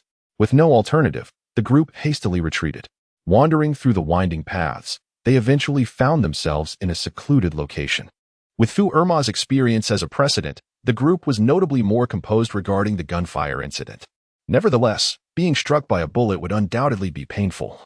Not everyone possessed the fortitude of Xiongzhong, nor the audacity of Fu Erma to risk it all and validate their hypotheses. "Allow me," Yifei declared resolutely as he brandished his Desert Eagle and fired a shot directly into his chest, only to be met with a malfunction. "It appears it is not my fate," Yusin retorted sharply. "Fortunately, it is not you. Otherwise, I would scarcely have time to save you. Do not jest. If you were to take your own life with the Desert Eagle, you would feel no pain in your demise. What help could I possibly offer?" At this point, Yifei felt a cold sweat break out and an involuntary shiver ran down his spine as he recalled the formidable power of the Desert Eagle, leaving him with a sense of dread. Yusin observed the crowd bustling about with palpable dissatisfaction. He remarked, "If that is the case, let it be. It seems none of you possess the courage to shoot yourselves. Therefore, let us huddle closely together. Do not blame me for failing to rescue you should calamity befall us." "Where should we stand?" "Right here," he replied, "for this place is relatively sparse in both people and vehicles, allowing for the swiftest possible response in the event of an incident." At that moment, Yusin abruptly pointed, unleashing a burst of energy that incinerated a venomous cobra in an instant, a speed imperceptible to the naked eye. The crowd finally comprehended that a poisonous serpent had invaded their space. However, it was already too late. One individual suddenly experienced a torrent of nasal hemorrhage, and a chilling sensation coursed through his body, clearly a victim of the snake's bite. The toxin acted with alarming swiftness, threatening to claim his life within mere seconds. Yusin hurriedly placed a miraculous bean into the man's mouth, and under the anxious gaze of the onlookers, the individual's body autonomously expelled the venom, restoring his faculties. Yusin looked at the individual and said, "Do not worry. You have evaded the clutches of death." "Why?" "Because my experience points have surged by 200, now totaling 225. The person exclaimed in delight. "Am I truly not on the death list?" "Indeed," Yusin replied. "Thus I implore you to endure. As long as you do not meet an immediate demise, there is hope for salvation. Do you understand?" The crowd nodded in acknowledgement. Earlier, Yi Sun had noticed the venomous snake, but he deemed that even the swiftest of serpents could grant a moment's respite, allowing him to let the snake bite without defying death directly, thus avoiding demise. Half an hour later, a jet plane soared overhead, and by mere coincidence, an object plummeted towards them. Just as it was about to strike the heads of the crowd, Yi Sun's energy instantaneously shielded them, saving their lives. Witnessing such peril, everyone felt a chill. The thought of an object falling from the sky was terrifying. If it were to land upon them, it would surely be devastating, rendering any rescue futile. Death was indeed merciless. 10 minutes later, a fire erupted at a restaurant down the street, igniting the methane from the sewer below, which triggered a series of explosions. Amidst the chaos, a small car was hurled into the air, only to explode again mid-flight. Shards of glass from the vehicle were propelled in all directions, and with uncanny precision, a fragment pierced the heart of an unsuspecting individual. To make matters worse, the hood of the exploded car descended upon another, like the weight of a mountain. As if that were not enough, a tire shot forth like a cannonball, striking Yifei. 3 consecutive attacks, each lethal and forceful, sent the crowd into a state of utter panic. In Yi Sun's eyes, a spark of electricity seemed to flash. He keenly discerned the sequence of events and instantly deduced that further transformations were imminent. Without hesitation, he swiftly moved towards the individual whose heart had been pierced by glass, directly forcing a healing bean into his mouth. Almost simultaneously, he extracted the shard of glass, causing blood to erupt forth. Yet the man had not even comprehended the severity of his injury before Yi Sun had already saved him. The individual struck by the car had suffered shattered bones in his hands and fatal trauma to his head, with his skull fractured. Death was merely a heartbeat away. And just as he teetered on the brink of unconsciousness, Yi Sun arrived at his side, once more placing a healing bean into his mouth. Lastly was Yifei, who had been struck in the chest by a tire, leaving his torso completely caved in. Blood poured uncontrollably from his mouth and nose, rendering it impossible to insert anything. Yi Sun cursed fate, exclaiming in frustration. Resolutely, he targeted the area of Yifei's abdomen, wielding a precise cut to forcefully open it. The sudden surge of pain briefly revived Yifei's consciousness, and with a fierce determination, Yi Sun barbarically shoved a healing bean into his stomach, where the escaping gastric acid swiftly dissolved it. Moments later, Yifei awakened, restored to his former self. Yi Sun wiped the sweat from his forehead, relieved that all three individuals had been saved. The celestial beings truly possessed an almost supernatural ability to heal. Just a mere 100 experience points remained. Soon, his marketplace would be activated. Grim Reaper, when that time comes, I shall procure as many celestial beings as I desire. Let us see how you will respond. Chapter 25. The Black Uncle. Currently at 625, there are still 19 souls in need of rescue. However, Yi Sun had an ominous premonition that things might escalate dramatically. Just moments ago, the Grim Reaper demanded the lives of 3 individuals in one go, indicating that the challenges had indeed intensified. The methods employed would undoubtedly grow more ruthless, perhaps even contriving ways to thwart Yi Sun's timely interventions. Despite this ominous outlook, Yi Sun maintained his belief in the Grim Reaper's underlying principles. As long as one did not deceive the Grim Reaper, those who survived would not find themselves ensnared in his game again. This conviction emboldened Yi Sun to openly assist them, for he intervened in the Grim Reaper's game as an outsider. In the films, those who aided one another were typically listed among the Grim Reaper's targets, and most met their demise. Yi Sun, however, was different. The Grim Reaper, unable to eliminate him, had activated the clause allowing survival for the honest. Thus, everything unfolded naturally. If the Grim Reaper possessed any sense of ethics, he would refrain from targeting these 6 individuals. Subsequently, Yi Sun took the 6 individuals to purchase food and beverages, only to discover they were entirely devoid of funds. It then dawned on him that, in the absence of money, theft became their only option. He promptly ventured out for a brief excursion. Yi Sun had been vigilantly monitoring the fluctuations in the taskbar's numbers, and until his return, the Grim Reaper had not claimed another life. You 6 should go procure supplies. Do take care. I shall see if I can save the others. Ife and the other 5, having escaped the Reaper's list, felt compelled to shoulder additional responsibility. Once they acquired the necessary items, they set out to locate the subway station. With 6 subway lines at their disposal, they found themselves momentarily lost, uncertain of which line to take. Upon exiting the subway, the announcement failed to specify the next station, which left them in a quandary. At that moment, a coarse yet somewhat mocking voice resounded in their ears. Do you really believe you can survive long enough to reach the subway station? The group was taken aback, collectively turning to gaze in a particular direction, where stood a man in a black suit, an imposing figure. This gentleman, embodying a classic archetype, was bald, hands tucked in his pockets, shoulders relaxed, and wore a sardonic smile. His eyes, fixed on Yi Sun and the others, held an inscrutable depth. The man in black seemed enveloped in a thick shroud of darkness. None had noticed when he had appeared behind them. They had looked back earlier and seen no one. Yet now, he seemed to have materialized out of thin air. The atmosphere grew tense, the only constant being the man's mocking grin. You, a band of outcasts cast into this world by the devil, are destined to fall to the Grim Reaper. His gaze swept over the group, chilling the hearts of those he met. His eyes lingered on Yi Sun for a moment longer before he continued. You should not be here, yet here you are. You have defied the Reaper's rules. Mid-sentence, he broke into a smile, shaking his head and adding, you have deceived not only the Grim Reaper, you cannot escape. Zhou Wenqi, desperate and candid, interjected, Sir, you must understand that our arrival here was not by choice. Can you assist us? What significance would my assistance hold? The man in black paused, scrutinizing the group with a leisurely demeanor before elaborating. Even if I help you, you will merely proceed to the next station. Hence, I reiterate, you should not have come here. Those who arrive in this realm are castaways of the devil. Your only options are to either end the devil's game or perish within it. At this point, the man revealed a set of pristine white teeth and chuckled. I wish you luck. We need not meet again. With that, he swayed as he whistled, gliding past them, seemingly set to depart. However, as he brushed past Yi Sun, he paused, turned, and remarked, Young man, you are quite peculiar. Naturally, Yi Sun replied, Have you seen this film? I have, though I am uncertain of the exact number of sequels. The black man paused for a moment, then let out a bitter smile and shook his head. In truth, we are all characters within a film. It is merely the audience that differs. His words, profound in nature, left Yi Sun, the time traveler, in a state of astonishment. Curiously, Yi Sun inquired, Do you believe I will survive until the conclusion of the game? I have already mentioned that your deceptions extend beyond merely the Grim Reaper. There is no escape for you. Although I have never encountered Yin Luo Wang, I have visited the offices of the 10 halls of Yin Luo. I doubt the Grim Reaper you speak of is the true harbinger of death.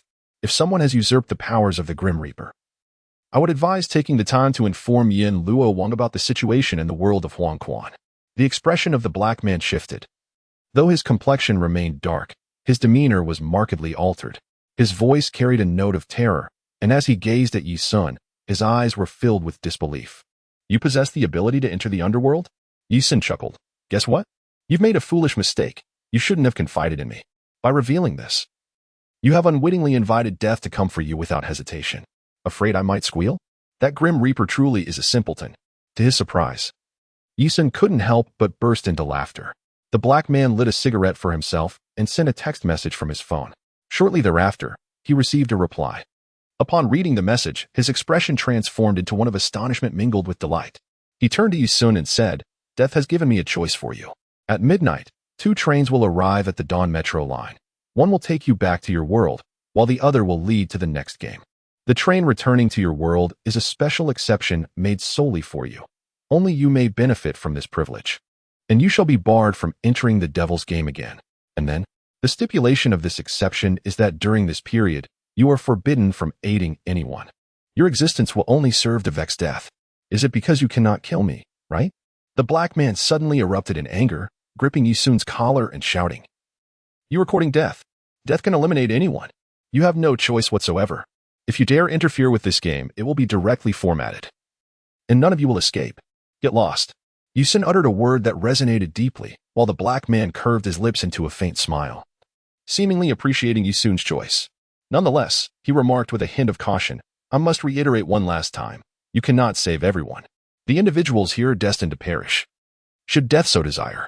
With that, the black man sauntered away, vanishing into the crowd, leaving the remaining 20 or so individuals in utter bewilderment. However, it was soon after that Xiong Zhong, brimming with enthusiasm, exclaimed, The Dawn Metro line. We must investigate it at once. As everyone hurried to uncover information about the Metro line, Yi Sun sensed an ominous turn of events. What could his words truly signify? Kong Xiong gazed at Yi Sun, perplexed, and inquired. Yi Sun sighed, a look of helplessness crossing his face as he remarked, I cannot say for certain. But I am convinced that this African gentleman possesses formidable strength. Formidable? Xiong Zhong pointed at the man, unable to discern any remarkable difference, and inquired. Isn't he merely a Grim Reaper-S agent? No. I sense that I would likely be bested in a duel against him. The Reaper has dispatched him as a warning. There are many skilled combatants within the ranks of the Devil's Game whose prowess matches mine. If I do not take my leave, I shall face dire consequences. Chapter 79. A decade of slaughter. As afternoon gradually unfolded, the preceding hours had been eerily calm. However, Yi Sun understood that the Reaper was merely biding time to orchestrate a more intricate scheme of assassination. The longer this went on, the more his anticipation grew. He was curious to see how this omnipotent Reaper would contend with someone who seemed to embody a flaw in the system, as long as he remained amidst the crowd. Even if numerous explosives were to detonate simultaneously, Yi Sun could unleash his true chi to form a protective barrier, enduring the blast's impact. The sun began its descent, signaling the onset of the evening rush hour, with an increasing number of vehicles and pedestrians populating the streets. Yi Sun and his companions found themselves near the Shuguang subway station. Yet, the Reaper's slaughter had already commenced. On the street, a red light suddenly illuminated, causing 2 sleek sports cars to halt at the intersection, their engines roaring restlessly. It was clear that as soon as the light turned green, they would charge forward like predatory beasts, a common occurrence among reckless street racers. The window of the red sports car lowered, revealing a trendily dressed youth adorned with an array of metal rings, who provocatively taunted the occupants of the blue car. These foolishly affluent heirs often found themselves seeking trouble out of sheer boredom. The window of the blue sports car also descended, revealing a strikingly handsome young man reclining comfortably, emitting contented sighs. A blonde woman lay across his lap, her flowing hair swaying gently, making their activity all too apparent. The trendsetter's eyes widened momentarily, and he exclaimed, What a fine specimen! The young man, with his eyes glazed in delight as he savored the exquisite delicacies, caught sight of the red light across the street seemingly flickering.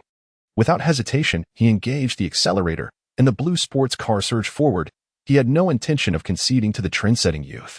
It was evident that the 2 individuals were previously acquainted, albeit with a strained relationship, and their encounter on the street had sparked a competitive spirit. Not far off, at a construction site, workers were diligently completing their final task of the day, carefully securing the last pane of glass into place. Shortly thereafter, the workers, filled with laughter and camaraderie, departed, leaving the remaining tasks to be resumed the following day. However, an unforeseen incident unfolded. The corner of the newly affixed glass wall unexpectedly lifted, while an unnoticed gash appeared in the protective netting outside. A gust of wind rushed through the opening, causing the glass wall to tremble ominously. Meanwhile, the participants of the game emerged from the alley, heading towards the vicinity of the subway station in search of a suitable place to enjoy a meal. Just as the group was about to cross the street, the blue sports car, without warning, barreled towards them. Ensue naturally noticed the situation but chose not to intervene. As he was but a hair's breadth away from leveling up, he could only hope that his brothers would not succumb. Thud. 3 individuals were abruptly knocked to the ground. Yet Ensue had miscalculated. The vehicle, having only just started, had not gained sufficient speed, rendering the impact insufficient to cause lethal harm. This implied that the incident was not a method employed by fate to eliminate the trio. Damn it! Can you even drive? The 3 men shouted from the ground, unable to rise due to their pain, as onlookers contemplated assisting them. However, before anyone could approach, a truck behind the blue sports car, mistaking the green light for an invitation to proceed, surged forward. The driver appeared flushed, one hand gripping a bottle, clearly under the influence. At that precise moment, as he ignited the engine, his phone rang, prompting him to lower his head to retrieve it. Consequently, he failed to notice the 3 individuals sprawled before him, and the roar of a passing red sports car drowned out the commotion ahead. Oh no! Ensue exclaimed in horror, realizing that a collision now seemed inevitable, and it would surely result in fatalities. As Ensue stepped forward, in that fleeting moment of activation, the massive red truck had already barreled to within a meter of the 3 individuals. With its immense weight, the vehicle was poised to crush the body entirely, and Ensue could almost envision the gruesome scene of blood splattering and viscera spilling forth. The driver of the truck, oblivious to the figure sprawled on the ground, felt an inexplicable sensation that someone was obstructing his path, prompting him to instinctively honk the horn. The sound of the horn was thunderous, a veritable cacophony that startled Ensue. However, what he could not anticipate was that, as his vision was drawn to the truck and his hearing overwhelmed by the blaring horn, a spinning shard of glass descended from the sky like a dart, cleaving through the gathered players with surgical precision. Their upper bodies were propelled far away by the glass wall, while their lower halves remained standing, blood gushing forth and entrails spilling out, only collapsing to the ground moments later. Kong Xiang's astonished head, along with the upper half of his body, shoulders, and part of an arm, traced a bloody parabola through the air before ultimately landing beneath the truck's tire. Ensue was momentarily taken aback as he witnessed a man's upper body suddenly fly beneath the wheels of a tire. Instinctively, he turned his head, only to be startled by a sharp crackling sound in his ears. The 3 individuals who had just been struck were now mercilessly crushed beneath the truck, and in the blink of an eye, death had claimed 10 lives, leaving Ensue with no chance to react. Everyone around him was frozen in shock, including Ensue himself. Suddenly, with a thunderous crash, he was violently thrown by the impact of the truck. The driver, realizing the gravity of his actions, hastily slammed on the brakes, leaving a gruesome trail of blood and entrails scattered along the road. Ensue was rendered motionless, experiencing for the first time the terrifying visage of death. This latest method of demise was once again cloaked in the guise of an accident, devoid of any innovation. Yet, the crux of the matter lay in the convergence of 2 accidents, coupled with the most objective temporal discrepancies that dulled his vigilance, culminating in a flawless execution of 10 fatalities.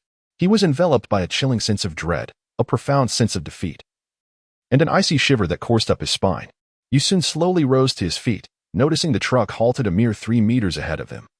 With the driver in the cab visibly shaken, the driver appeared astonished that this individual could still stand, oblivious to the 3 souls that had already perished beneath his wheels. "Hey, are you all right?" he exclaimed, hastily flinging open the door and rushing towards Ensue, reeking of alcohol. Upon catching a whiff, Ensue's brow furrowed, veins bulging in indignation. Just as the driver was about to speak, Ensue, filled with fury, unleashed a single punch. The driver's head exploded like a watermelon struck by a cannonball, showering the area with a gruesome mix of pulp and viscera, leaving behind a lifeless, headless corpse slumped on the ground. However, unforeseen circumstances continued to unfold. A police unit, heavily armed, was already on site addressing an anonymously reported terror incident. Suddenly, in the midst of a vehicular mishap, they sought to apprehend the truck driver and secure the crime scene, only to witness Ensue delivering a fatal blow to the driver. In that instant, the officers, jolted from their reverie, drew their weapons and aimed them at Ensue. shouting in unison, "Put your hands up. Place both hands on your head." Yisun was momentarily taken aback, and then cursed under his breath, realizing that this was likely a part of the Grim Reaper's sinister plan. The choice before him was crucial. If he resisted, this place would undoubtedly transform into a battlefield. And once chaos ensued, the remaining few would be doomed. It was essential to remember that the Grim Reaper was omnipresent, capable of orchestrating lethal scenarios with ease. Conversely, if he chose not to resist, he would surely be taken away by the police for interrogation, leaving the others without his protection, which would guarantee their demise. Damn it. This Grim Reaper was truly infuriating. The second update. Today's routine tasks are complete. Next, I will address the 2 chapters that were left unfinished the day before yesterday. Chapter 27. The mall opens. Aside from the 6 individuals who had already escaped the death list, 10 out of the remaining 19 had perished in an instant. Yisun had come to realize that the methods employed by the Grim Reaper were far beyond anything he could have anticipated. However, the current predicament needed to be resolved swiftly. The police had completely surrounded Yisun, and it was imperative that the 15 survivors did not scatter, otherwise the situation would become exceedingly precarious. What to do? Just as Yisun was grappling with this dilemma, a young officer, perhaps overwhelmed by nerves, accidentally discharged his weapon, sending a bullet hurtling towards Yisun's forehead. Yisun, too fatigued to evade, allowed the bullet to strike him, collapsing to the ground. Ife and the others, witnessing Yisun fall, were initially stunned, but quickly came to the realization that Yisun must have been signaling for them to escape while the scene remained relatively stable. They were not foolish. They promptly made their way towards the subway station, believing it wise to reach the station first, as it was unlikely that a catastrophic explosion would occur there. Yisun sensed that several individuals had distanced themselves, prompting his immediate awakening. Upon regaining consciousness, he discovered that the police merely surrounded him, showing no inclination to apprehend him. Rising to his feet, he beheld a black gentleman attired in a police uniform standing at the forefront of the officers, regarding Yisun with an enigmatic smile. At this moment, he comprehended that certain matters were beyond his capacity to resist. Yisun's complexion appeared rather grim. To be frank, he had previously exhibited a degree of arrogance. Transitioning into the Dragon Ball universe and subsequently awakening his system, he had swiftly ascended to become the strongest human on Earth within merely a few months, navigating his journey with remarkable ease and encountering no significant obstacles. Even when confronted with the bizarre game scenario involving the Grim Reaper, he felt no trepidation, convinced that physical harm could not possibly affect him. With his reflexes and agility, he believed rescuing others would be effortless. However, the Grim Reaper's relentless onslaught of 10 consecutive kills profoundly humbled him. "So, what do you intend to do?" "I have merely come to inform you that the Grim Reaper has had a change of heart. He wishes for you and the remaining individuals to advance to the next level, to observe how you fare in the face of even more despairing challenges." Yisun remained silent, his system currently devoid of the capability to measure combat prowess, leaving him uncertain of the battle strength possessed by the imposing African gentleman. Nevertheless, Yisun instinctively surmised that this man's fighting ability certainly surpassed his own. "Young man, good luck to you. But you must understand that the devil has set its sights upon you." With these parting words, the gentleman departed, adopting an air of authority, seemingly indifferent to the lifeless body on the ground. Upon reuniting with the surviving members at the subway station, Yisun encountered an unfamiliar face, none other than the remarkably perceptive young woman, Tangyu. While Tangyu could not recall everyone in the group, she distinctly remembered Zhou Wenqi, which allowed her to recognize her and seamlessly rejoin the team. Yisun elucidated the meaning of the Grim Reaper to the group, intending to encourage them to struggle amidst the forthcoming despair. At that moment, he was startled to discover that he had reached level 20.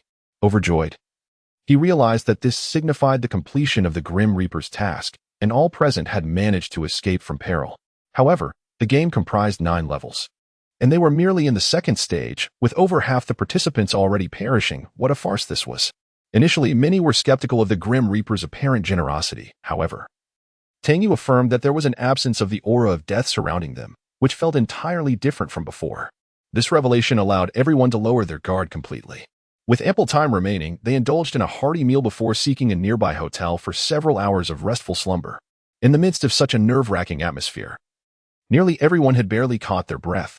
Once they relaxed, they fell into a deep sleep. Upon waking, they were summoned by Yisun into a room. Without hesitation, Yisun tossed 20 sets of firearms to them, stating, "We have 3 hours until the subway departs. There is still time." You cannot rely solely on me. The only ones who can save you are yourselves.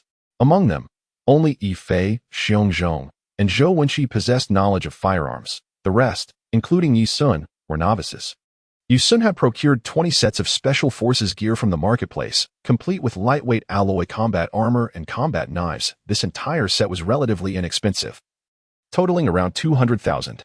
The trio recognized the value of such equipment, which was certainly not accessible to ordinary police or soldiers. They swiftly donned the gear and familiarized themselves with the firearms before passing them on to the others. Remember, he urged, even if you cannot shoot, you must learn. The city of the Grim Reaper is merely the second level. Should we proceed further, there will be no chance of survival. Just as the group was becoming accustomed to their weapons, Yi Sun suddenly brought in a box, instructing Roger to secure the door tightly. He opened the box to reveal 20 small glass tubes filled with a liquid substance. What is this, master? One inquired. You wish to know the source of my strength? Let me enlighten you. My prowess is entirely reliant on biochemical pharmaceuticals. Master, why didn't you provide us with this earlier? Am I indebted to you? Yi Sun let out a cold snort, causing the man to fall silent as if struck by frost. He inwardly cursed himself for being a fool, after all. The master could not guarantee the survival of everyone, and given their lack of familiarity, what justification was there for bestowing favors upon the multitude? Yet Yi Sun inwardly cursed. If I didn't suspect that the survival rate in each stage is undoubtedly linked to the rewards of the mission, I truly wouldn't care about your lives. The timid girl, who had been the first to be embraced by Yi Sun while soaring over rivers, timidly inquired, Master Yi Sun, can I use this too? Certainly, he replied, but I must clarify that this potion can alter your most primitive genetic state, enhancing your strength, speed, and neural responses. The potency of the drug will increase as you push the limits of your physical capabilities and vitality. In other words, if you can bravely fight in the face of danger, you will further develop your genetic strength. Upon hearing this, everyone was filled with joy and eagerly injected themselves with the substance, subsequently experiencing bodily pain, as genetic evolution inevitably entails some side effects. In truth, this batch of drugs was the most inexpensive genetic enhancement available for exchange in the marketplace. According to data analysis, this potion could elevate an ordinary person's combat power to around 100. Yet, this single vial had cost Yi Sun a staggering 1 million, while 20 vials amounted to 20 million. Spending money like water was indeed the reality. Following this, Yi Sun provided each person with a Saiyan combat power detector, which was also quite costly, priced at approximately 500,000 each. This is a power detector. Are you familiar with such devices? No, never seen one. Seeing the collective head shaking among the group, Yi Sun sighed in relief, fearing someone might suddenly exclaim, damn, isn't this the combat power detector from Dragon Ball? How embarrassing that would be. Once you wear it, observe the data response. After Yi Fei donned the detector and pressed the red button, an arrow suddenly appeared on the screen, pointing towards Yi Sun, displaying the number 4956. 4,956? Master, what is this power data? To be precise, it is combat power data. Or strength data. I am not concealing my aura. If I were to hide it, the combat power would surely decrease. The group found this to be incredibly intriguing and began testing each other's combat power. To their astonishment, the highest combat power recorded among them was only 37, belonging to Xiongzhong. I am the highest with merely 37, yet Master has nearly 5,000. Wow, I had no idea it would be such a stark difference. No wonder Master Yi possesses such abilities. Yi Fei was even more astonished, exclaiming, I can't believe the combat power in the Yaori realm can reach 5,000. It's hard to fathom. As a D-level warrior, Xiongzhong was astounded upon first encountering the revelation that an S-level warrior possessed a staggering combat power of 5,000. In Chapter 28, titled Temporal Arms Dealer, Zhou Wenqi, a graduate of a prestigious police academy, swiftly instructed everyone on the proper use of firearms.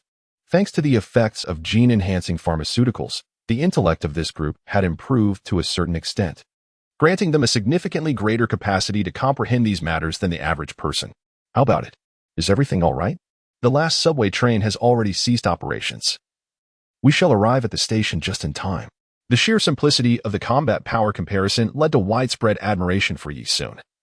As humanity has always revered the strong and unchanging truth throughout the ages, especially now, as everyone found themselves united in a precarious situation. Following Yi Sun was their only glimmer of hope. Are we truly going to leave dressed like this? Indeed, there are only 30 minutes left. The police are unlikely to pursue us. Consequently, the group, disinterested in vacating their hotel room, swaggered out of the establishment in full battle gear. Upon witnessing this, the staff promptly opted to alert the authorities, though it would prove futile, as the police were off duty. Upon entering the subway station, the dim, flickering lights created an unsettling atmosphere. Suddenly, a startled cry erupted from a timid girl, prompting the others to raise their weapons. In the shadows, a figure clad as a circus clown stood within the train, eliciting exclamations of disbelief from Roger and the others. What sort of madness is this? Who would dare to stand here dressed like that at this hour? Nonetheless, several individuals sensed that something was amiss. Yi-sun directly inquired, "Who are you? If this is merely a prank, there is no reason for you to remain so unfazed in our presence, armed as we are." Upon hearing this, the group silently acknowledged the truth of his words, their vigilance towards the clown intensifying. The clown responded in a distinctly theatrical tone, "Ha ha ha, you figured it out. I am here specifically to await your arrival. Since you are mere mortals, you shall undoubtedly perish upon entering the third stage. To enhance the excitement of this game, I am here to offer you an explanation. Follow me. The weapons await you over here." As he spoke, the clown ambled towards the side steps of the subway, producing a key to unlock a side room. Halfway through the threshold, he leaned back and gestured for the group to follow him inside. Xiongzhong muttered to the others, "This clown's combat power is merely 5. He poses no threat. There is no need for concern." However, upon entering the room, the group was utterly astonished by the sight before them. It was a vast armory. Judging by the dimensions within, it was inconceivable that this could simply be a resting area for subway staff. There was a glaring discrepancy between the exterior and the interior. The crowd gasped in wonder. Yet Yi-sun remained unfazed, reflecting that the spiritual time room of the celestial realm was quite similar, where a single chamber contained an expansive world. The jester clapped his hands, beckoning the group to regain their composure, and with a mischievous grin remarked, "Ladies and gentlemen, the sheer quantity, superior quality, and diverse types of weaponry here are difficult for any arms dealer outside to provide. This single warehouse is sufficient to equip an entire regiment. Feel free to take what you need. Although you already possess weapons, it is always prudent to acquire a bit more. Wouldn't you agree?" Witnessing the ambiguous expression on the jester's face, neither clearly mocking nor otherwise, sent a chill down the spines of the onlookers. Yi-sun did not feel he had suffered a loss. The equipment purchased from the marketplace was undoubtedly of superior quality. Furthermore, as one's weaponry level ascended, it transcended the realm of conventional arms. It can be stated that high-tier items from the marketplace would gradually unlock in accordance with Yi-sun's own level progression, including elite weaponry. Once he reached a higher tier, even interstellar fleets would seem trivial, let alone firearms. The Joker extended his right hand and glanced at the time on his watch, exclaiming, "You have 20 minutes. Make your selection swiftly, for I must close the door afterwards." Yet at that moment, the Joker found himself utterly dumbfounded, staring at the empty armory. All the weapons had vanished in the blink of an eye. What on earth was happening? However, he quickly noticed that others were also staring at Yi-sun with wide eyes. Realization dawned upon him, and he exclaimed, "You little rascal possess a spatial storage device. The world you hail from possesses such advanced technology." This was the space backpack allocated to Yi-sun by the system, and it was indeed no trouble to stow away these items. Yi-sun is certainly no fool. Weapons of this caliber should not be disregarded, especially an entire regiment's arsenal. It is evident that the multitude will not utilize such an abundance of armaments, and the surplus can be resold to the marketplace, thus recouping some of our investments. The Joker, realizing his previous lapse in composure, quickly cleared his throat and presented a business card to Yi-sun, elucidating, "I am but a temporal arms dealer. This shipment was procured by the Grim Reaper. However, I knew I would not have the opportunity to meet him directly, hence I have come here to deliver the goods. Should you require weaponry, please contact me using the information provided." After this, the Joker distributed a card to each individual present. Wait a moment. If this batch of arms was indeed purchased by the Grim Reaper, surely not all of these weapons will be at our disposal? Naturally not. After your departure, the Grim Reaper's subordinates will arrive to transport this shipment. However, this time, the Grim Reaper may incur a significant loss. Yi-sun glanced at the business card, which distinctly bore the name of the arms dealer, red hair, along with a telephone number. Yet, the transaction address was inscribed as any location within the myriad worlds, where one could access the other world. The card would automatically pinpoint your location to ensure the merchant could find you with utmost precision. Mr. Joker, if the Grim Reaper suffers a loss in this deal, will he seek retribution against you? In response to the inquiry, the Joker patted his chest with a smug expression, proclaiming, "You surely do not comprehend. Once we reach this temporal juncture, any subway station that allows entry into the Devil's game exists as an independent entity, free from the constraints of the local world.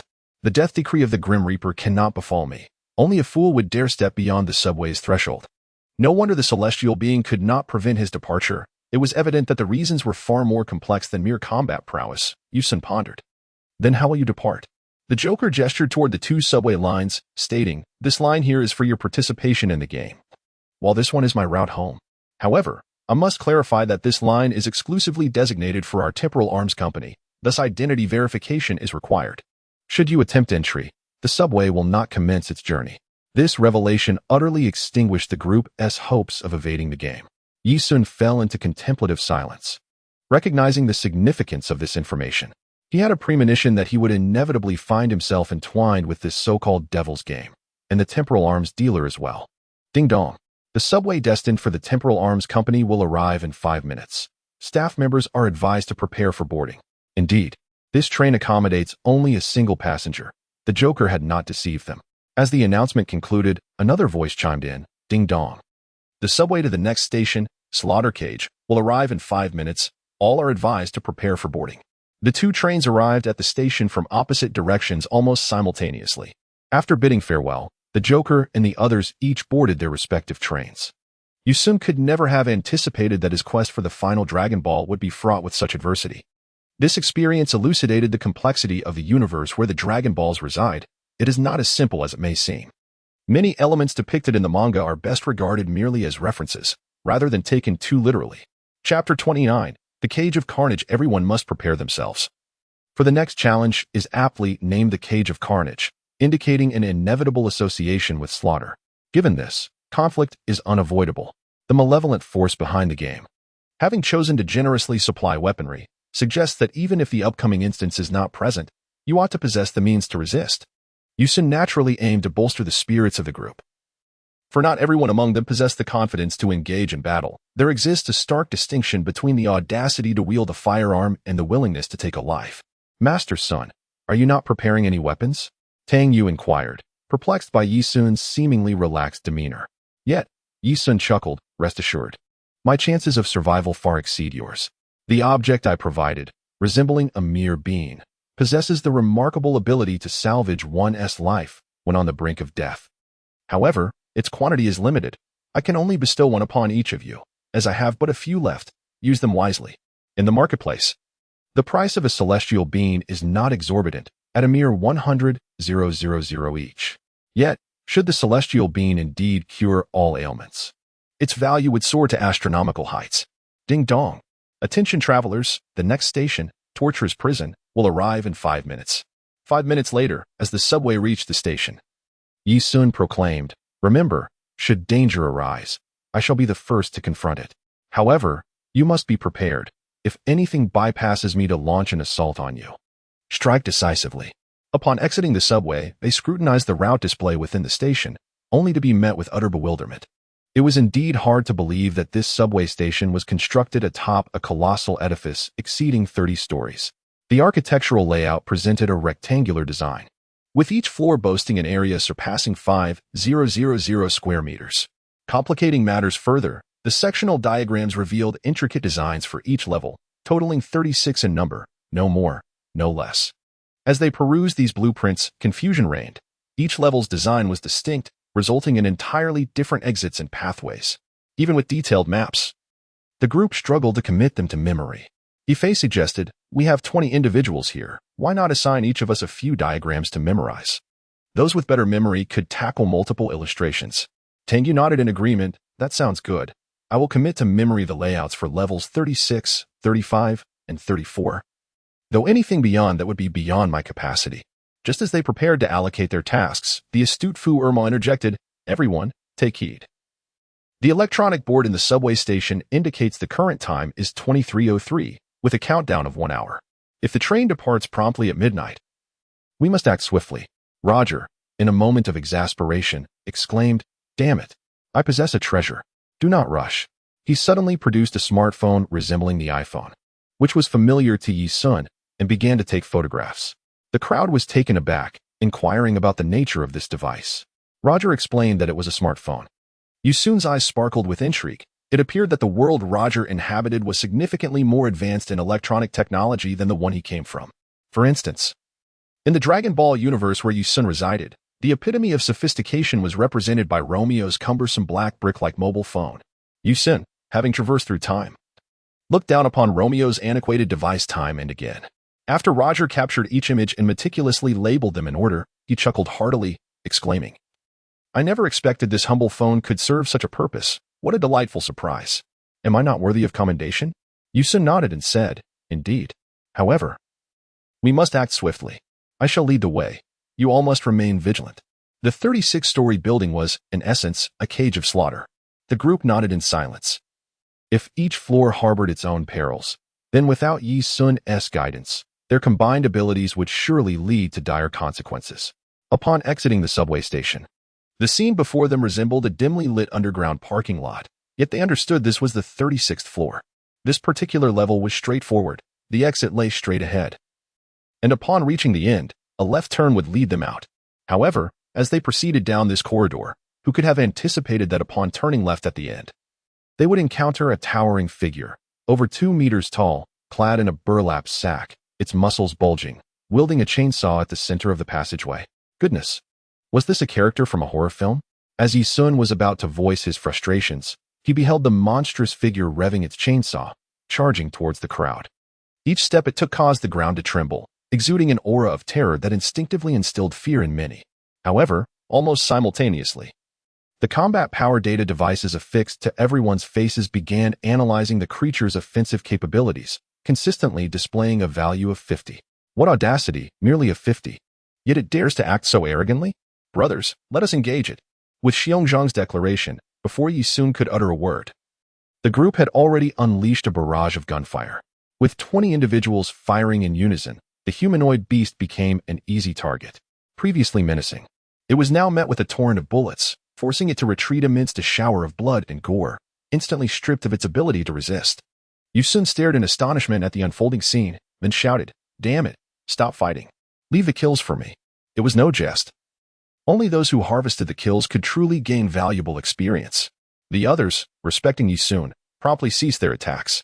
Without hesitation, he cast a spell, incinerating the monster into ashes. Yet to his dismay, he received a mere 50 experience points. Outrageous.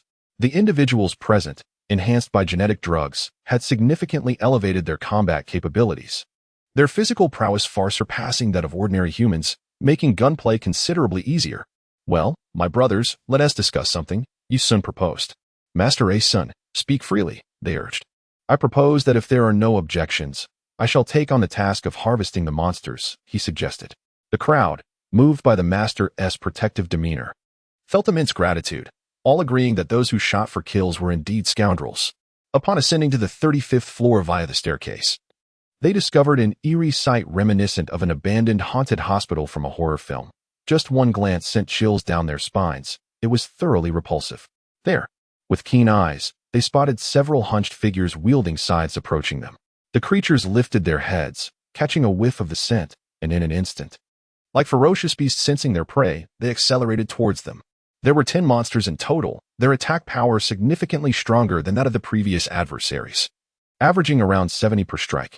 Yi-sun unleashed his powerful attack, the incinerating 10 monsters into ashes in an instant, clear and straightforward. "Let us descend to the lower floor." Roger, resembling a tour guide, led the way ahead of Yi-sun, doing nothing but checking the route on his phone, guiding the group swiftly to the staircase towards the 34th floor. What followed was intriguing. Yi-sun, in pursuit of experience points, denied others the chance to engage. There was nothing that a single could not resolve. If there were, he would simply amplify the energy output. Observing Yi-sun relentlessly hunting monsters throughout the floor, the group's initial excitement transformed into astonishment, which eventually gave way to a numbing indifference. A timid girl even felt the urge to sit down and do her homework. Chapter 30. The Illusory Maze Brothers. Do not let that serpent escape. Fire your weapons. A colossal 2-headed python, as thick as a barrel, was being mercilessly overwhelmed on the 12th floor. With a combat power of 120, its speed and strength were akin to that of a mythical beast. However, The serpent possessed an acute sense of awareness. It was meant to be the nightmare for players reaching this level. Yet, upon sensing Yisun's overwhelming power, it immediately fled. Inciting the group's ire. You dare to run when I arrive? Show some respect. Yisun struck the demon snake's body with a piercing blow. Yet the creature's vitality was astonishingly resilient. It stubbornly persisted in its escape, weaving through the intricate network of circular tunnels that resembled a spider's web on the 12th level. Were it not for the combat power detectors wielded by the group, which enabled them to continuously track the snake's fleeing position, they would have lost it long ago. The snake demon was inwardly cursing its misfortune, realizing that no matter how it tried to flee, its efforts were futile. It found the situation perplexing. Hadn't food arrived? Why were these morsels so formidable?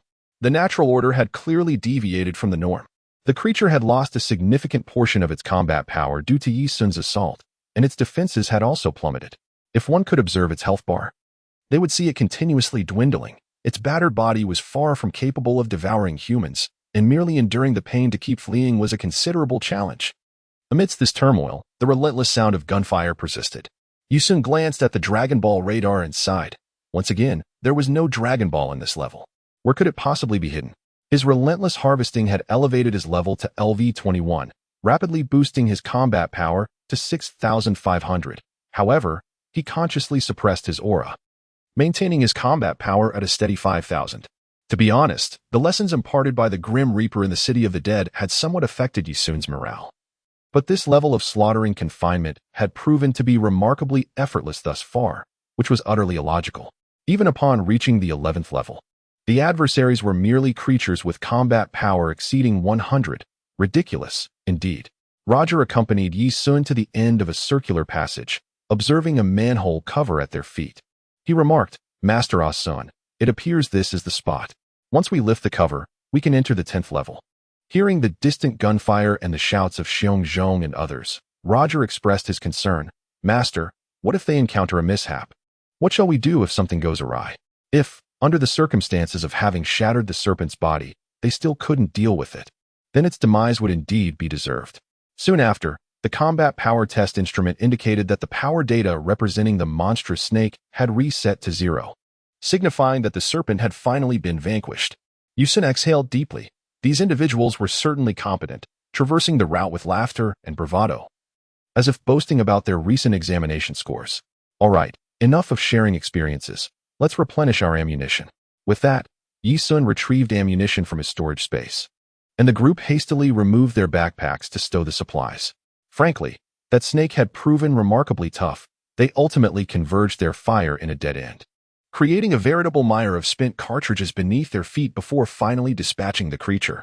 Have you all adapted to this gun-toting monster-slaying scenario? The group nodded confidently. Observing their demeanor, Yisun smiled and inquired, have you noticed the changes in your combat power? Upon hearing Yisun's reminder, the group hastily utilized their combat power detectors to test one another.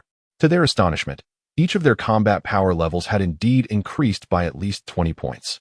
It is worth noting that a farmer wielding a shotgun typically possesses a combat power of merely 5. Yet, the weakest among them, a timid young lady, now boasted a combat power of 21. Though such a level of strength may not resolve dire situations, it at least ensured that with a combat power of 21, they would not falter when it came to fleeing. How much time do we have before we proceed to the next level? Xiongzhong inquired, glancing at the clock. With ease, he replied. We traversed from the 36th to the 11th level in under 20 minutes. We have ample time. As they approached the 10th level, he instructed, do not engage in combat. I shall do my utmost to crush the threats below. You must head directly toward the entrance to the 9th level. Remember, speed is of the essence. I fear unforeseen complications may arise. Seeing Yisun's serious demeanor, the group nodded in agreement. Upon Roger displaying the map of the 10th level, he exclaimed in surprise, oh, just proceed straight, and then take a right? Is it truly that simple? Surely, it cannot be that straightforward. Who would believe that one could reach the 9th level after merely taking 2 steps in the 10th? Let us go, Roger declared as he lifted the manhole cover. And one by one, they descended. Upon witnessing the scene of the 10th level, their curiosity was quelled. After all, each level presented a unique appearance. This particular area featured a wide corridor where the only option was to proceed forward and then turn right. To their astonishment, the combat power detectors displayed no reactions whatsoever. Is there truly no one in this level? Could it really be deserted? Yusun sensed the atmosphere around him and found it peculiar that no one was present. His ability to perceive energy should not have been flawed. Since no one emerged to confront them, they decided to proceed directly to the 9th level. The group followed the most straightforward path, walking straight and then turning right. However, the scene that greeted them after the turn was unchanged, revealing merely another staircase leading downward. They exchanged glances, silently pondering the oddity of such simplicity. After descending the staircase, they were met once again with a spacious corridor, yet they could only turn right. As they faced one another in confusion, they turned right once more, only to encounter yet another staircase. Descending again led them to yet another expansive corridor, which, similarly, offered only a rightward turn. Even the simplest among them began to grasp the unsettling reality. Were they trapped in an infinite loop? Yusun pondered for a moment, contemplating the possibility that this might be some kind of illusion, akin to the phenomenon of being trapped in an endless loop. Is time not still flowing? Indeed, time has never ceased its march. However, we cannot remain ensnared in an infinite cycle, can we? What shall we do? Yusun felt a twinge of anxiety within him, uncertain of the costs. However, one thing was clear: the subway station's layout was not deceptive. If that were the case, it meant that the crowd had encountered an attack upon entering, perhaps an illusionary assault. At this thought, Yusun recalled a reference from Naruto, where the tailed beasts mentioned that once ensnared in an illusion, one could awaken by having an external chakra infused within them. The Jinchuriki could rely on the tailed beast's chakra to break free, yet Yusun found himself at a loss, as the system was not akin to a tailed beast. But in martial arts novels, it seemed that those skilled practitioners sometimes managed to escape from entrancing sounds through the cultivation of their inner energy. Perhaps I should attempt to channel the cleansing scripture and see if it could aid me. Yusun immediately commenced the operation of the cleansing meridian technique. He sensed a stream of pure white energy rising from his lower abdomen, traversing through the lungs, and then descending along the path of the great bones, the 5 li, the elbows seam, and the curve of the pool, thoroughly connecting the upper health to the 3rd and 2nd spaces, before converging at the Shangyang point. Yusun, with unwavering determination, directed his vital energy towards the luminous celestial pillar, allowing that essence to flow through the jade pillow before traversing along the heavenly column. In an instant, he cleared the entirety of his spine, first passing through the divine path of the spiritual void, then reaching the life gate, and ultimately arriving at the coccyx. In that fleeting moment, Yusun felt an invigorating clarity wash over him, as if his entire being were cleansed of impurities. The method of marrow washing was indeed the unparalleled gateway to comprehending the cosmos and unlocking one's meridians. With a slight exertion, he opened his eyes, only to find that his senses were acutely attuned. He could hear clearly, see vividly, and felt a profound sense of ease. However, upon focusing his gaze, Yusun noticed that everyone stood motionless in the corridor, their eyes devoid of life. Realizing their trance, he swiftly concentrated his vital energy in his throat and let out a thunderous roar. The force of his voice jolted the crowd from their stupor. They were utterly bewildered by the sudden turn of events, yet Yusun urged them, "Hurry, follow me. There are inaudible sound waves at play here. We risk plunging into an illusion." The group, heeding his command, hastily fled, instinctively navigating the familiar twists and turns of the maze. Chapter 31. The Dragon Pearl Found. After the group clumsily escaped the 10th level, they wasted no time in entering the 9th level, where their nightmare truly began. "Roger, look at the route. Follow me." Roger, consulting the map on his phone, gestured for everyone to proceed. This entire floor was reminiscent of traditional Japanese residences, albeit with numerous doors that opened automatically as they approached, akin to the automatic doors of quaint shops, almost welcoming them inside. As Roger hastily led the way, one of the doors swung open abruptly, revealing a warrior clad in a fearsome red demon mask who lunged at him with a swift strike. The speed of the attack was such that Roger, with a combat score of 27, had no time to react, only perceiving a flash of white light from the blade. However, just as the blade was about to pierce Roger's chest, Yusun seized it with a powerful grip, shattering the blade with his formidable energy. Observing the demon-masked warrior turn to flee, Yusun unleashed a palm strike, instantly reducing the fiend to ashes. Roger, relieved to have been saved, exhaled deeply. But Yusun's expression was one of bewilderment. He had felt no presence of energy from the demon, nor did the system indicate he had gained experience points from the kill, which struck him as odd. Could it be that he had not vanquished a living being? Contemplating this, Yusun urged his companions, "We must leave this place at once." His urgency stemmed not from panic, but from the unsettling absence of any energy signatures. It was not a matter of combat prowess, but rather an indication that he was not fighting a living entity. Upon hearing Yisun's words, the group hurriedly followed Roger, seeking passage through one door after another. These doors indeed resembled automatic entrances, yet it was frustrating that they only opened when approached within a foot's distance. Yisun continuously scanned his surroundings. The doors here were not merely located along the route but were scattered everywhere. Suddenly, one door swung open, and a warrior adorned in a white ghost mask lunged forward, wielding a sharp blade that pierced the battle suit of a team member. The chilling scream drew Yisun's attention, and as he turned, he discovered that the door had already closed, leaving no trace of the ghostly warrior. Only a teammate with a steel knife embedded in his chest. The injured member struggled to extract the blade, consumed a healing bean, and returned to his former state. Yet he remained visibly shaken. Yisun silently cursed his luck. Initially, the door beside him swung open without a sound, and the ghostly warrior moved without emitting any traces of energy, rendering any form of prevention futile. Suddenly, he turned and unleashed a piercing attack directed at a warrior who had just struck at Xiongzhong's firearm. Although the assault obliterated the warrior's corporeal form, there remained no trace of life. This was largely due to Xiongzhong being the most formidable among them, and his heightened vigilance at that moment enabled him to withstand the initial onslaught. Yisun let out a cold snort. He was contemplating unleashing his power to obliterate everything in this place, but upon reflection, he realized that such rampant destruction would certainly obscure any potential escape routes, compelling him to reconsider. He urged his movements to quicken, for the weapons wielded by these warriors could penetrate even the most formidable armor. Caution was imperative. Roger, standing beside Yisun, diligently searched for an exit, fully aware of the gravity of the situation. The multitude of doors surrounding them posed a significant risk. A single misstep could lead them astray, rendering any chance of return impossible. Alas, Yisun's complexion changed dramatically as a warrior clad in a blue demon mask suddenly leapt from the adjacent door, executing a horizontal slash that severed a team member's head. After the brutal act, the masked warrior swiftly retreated back through the door, leaving behind nothing but a lifeless head with unclosed eyes and a headless corpse. Forget about him. Let us flee. Yisun was not neglectful. Rather, he found himself utterly powerless. The door opened without a sound, and the warrior's attack was devoid of any discernible aura. Yisun could not even detect the presence of any living beings besides his own group, which was indeed a perplexing anomaly.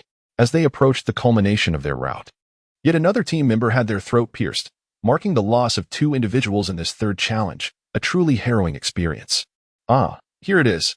Oh, what an enormous door. Before anyone could fully express their astonishment, the grand door swung open unexpectedly. Upon closer inspection, they discovered a vast hall within, reminiscent of the main chamber of a Japanese warring state's lord. However, that was not the crux of the matter. The focal point was a towering figure kneeling before them, adorned in the striking red armor reminiscent of Sanada Yukimura. This warrior, with an appearance somewhat akin to a character from a ukiyo-e print, may have seemed comical at first glance, yet the aura he radiated was undeniably intimidating. Kneeling, he stood at an impressive height of 2 meters, truly a giant, and undoubtedly formidable in battle. As he opened his eyes, his gaze swept over all present, and he spoke in a measured tone. Very well. I shall offer you an opportunity. Should you manage to flee through the door behind me before I sever your heads, this challenge shall be considered surmounted. Beep, beep, beep. Yisun was momentarily taken aback as he retrieved the Dragon Ball radar, which soon registered a response, indicating that a Dragon Ball was nearby. At last, he had found it.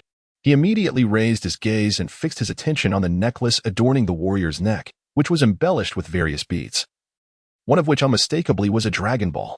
With the Dragon Ball located, the only task remaining was to swiftly eliminate the adversary and depart from this place. I challenge you to a duel. Master, this opponent possesses a combat power of 3,500. You must exercise caution, warned a companion. Upon witnessing Yisun stepping forward, the warrior nodded in acknowledgement. Indeed, you are courageous. As the warrior began to rise and draw his sword, Yisun vanished from his position and delivered a devastating punch to the warrior's chest. The force of this blow was beyond comprehension, causing the warrior's chest, along with his armor, to cave in. Ugh, ugh. The warrior's expression contorted as if he wished to articulate something.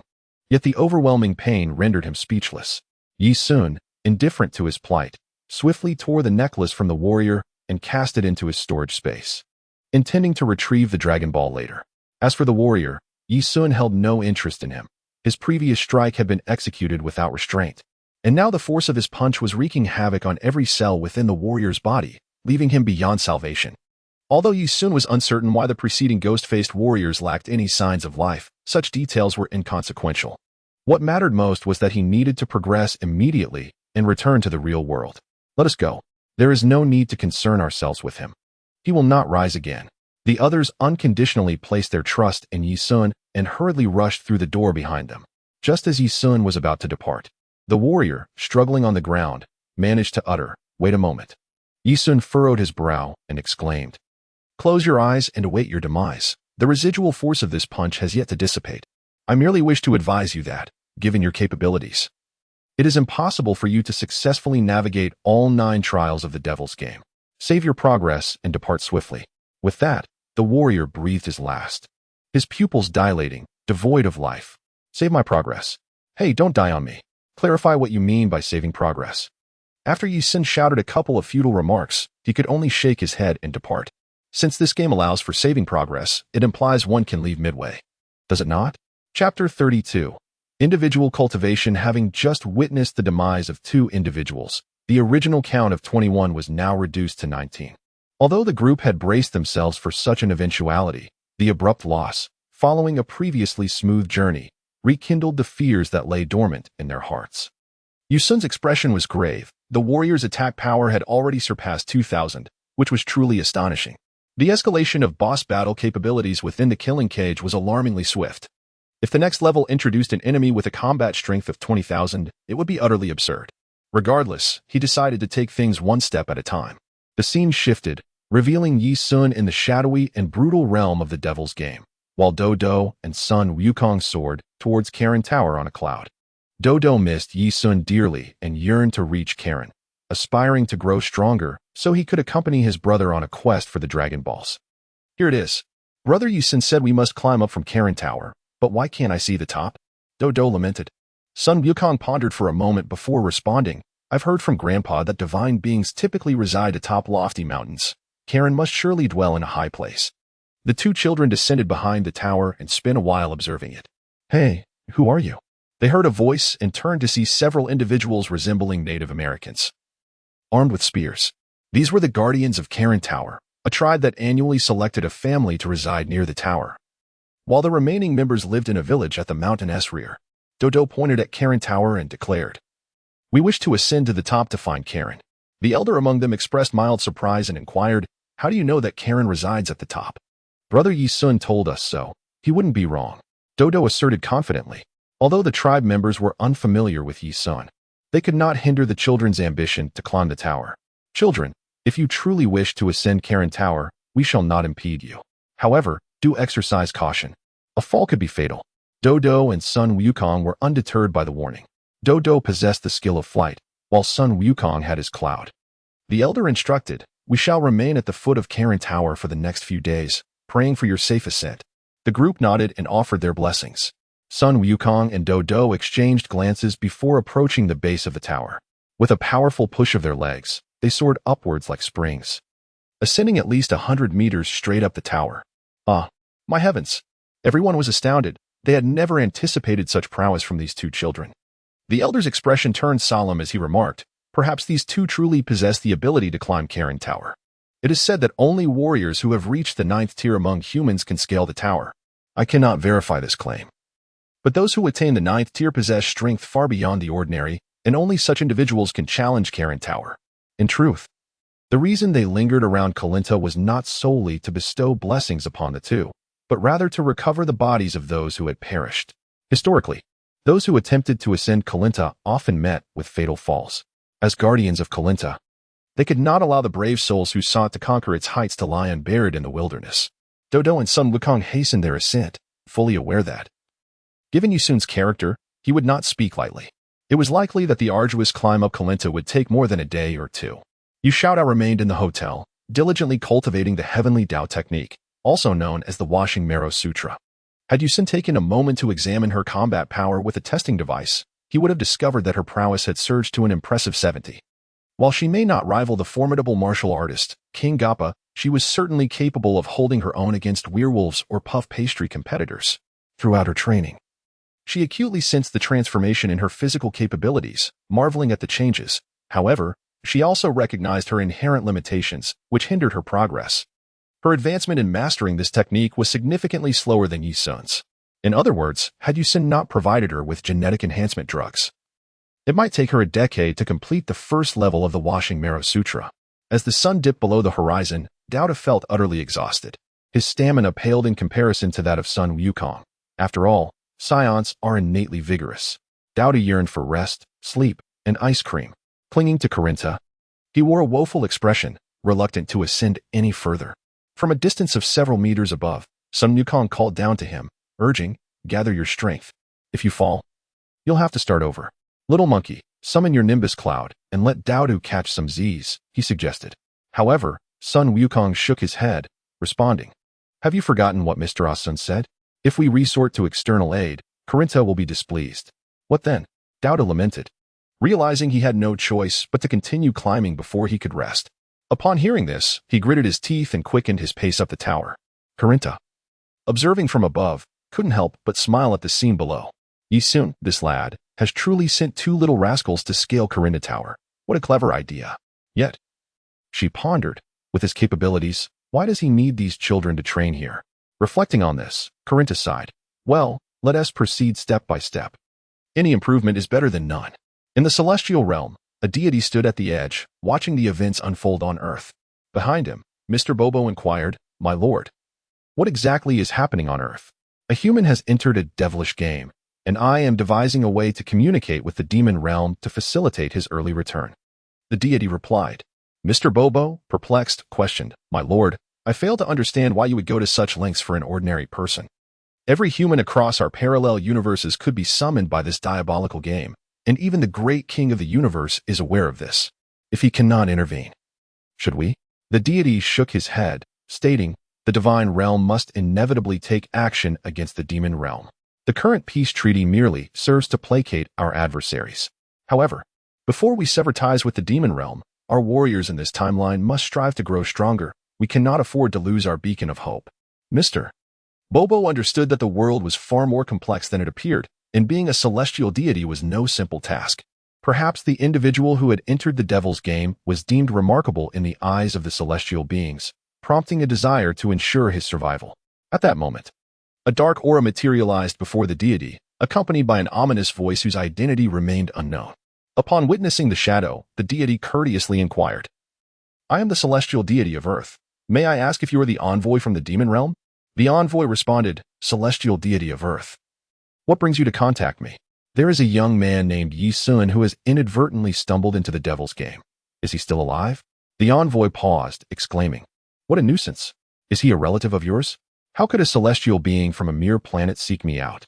Nevertheless, considering the peace agreement with the demon lord, I shall investigate." After a brief moment, it appeared that the envoy had discovered information regarding Yi Sun, and he immediately erupted in rage. "So it is one of your humans. Damn it. He is on the verge of dismantling the devil's game." Chapter 33. The training of Corinta. The celestial deity's expression shifted to one of astonishment as he coughed lightly and asked, "May I inquire, envoy, what transpired within the devil's game?" "What transpired? How dare you even ask?" The devil's game was originally designed to entertain the demons, allowing them to revel in the despair of humanity. However, now the bosses within the game are engulfed in despair. Wherever that scoundrel goes, nothing survives. We have incurred tremendous losses. Do you have any idea how much effort it will take to rectify this disaster?" Upon hearing the demon envoy's outburst, the celestial deity felt a sense of awkwardness, realizing that perhaps his inquiry had been unnecessary. Despite his attempts to overestimate Yi Sun, he had not anticipated that things would escalate to this extent, which was indeed surprising. "Celestial deity of Earth, tell us, what was this man's purpose in entering the game?" Naturally, the deity could not disclose that it was for the Dragon Balls, so he resorted to jest, saying, "In truth, you know this fellow is obsessed with martial arts. I have no idea how he learned about the devil's game, but he disregarded my warnings and ventured in uninvited.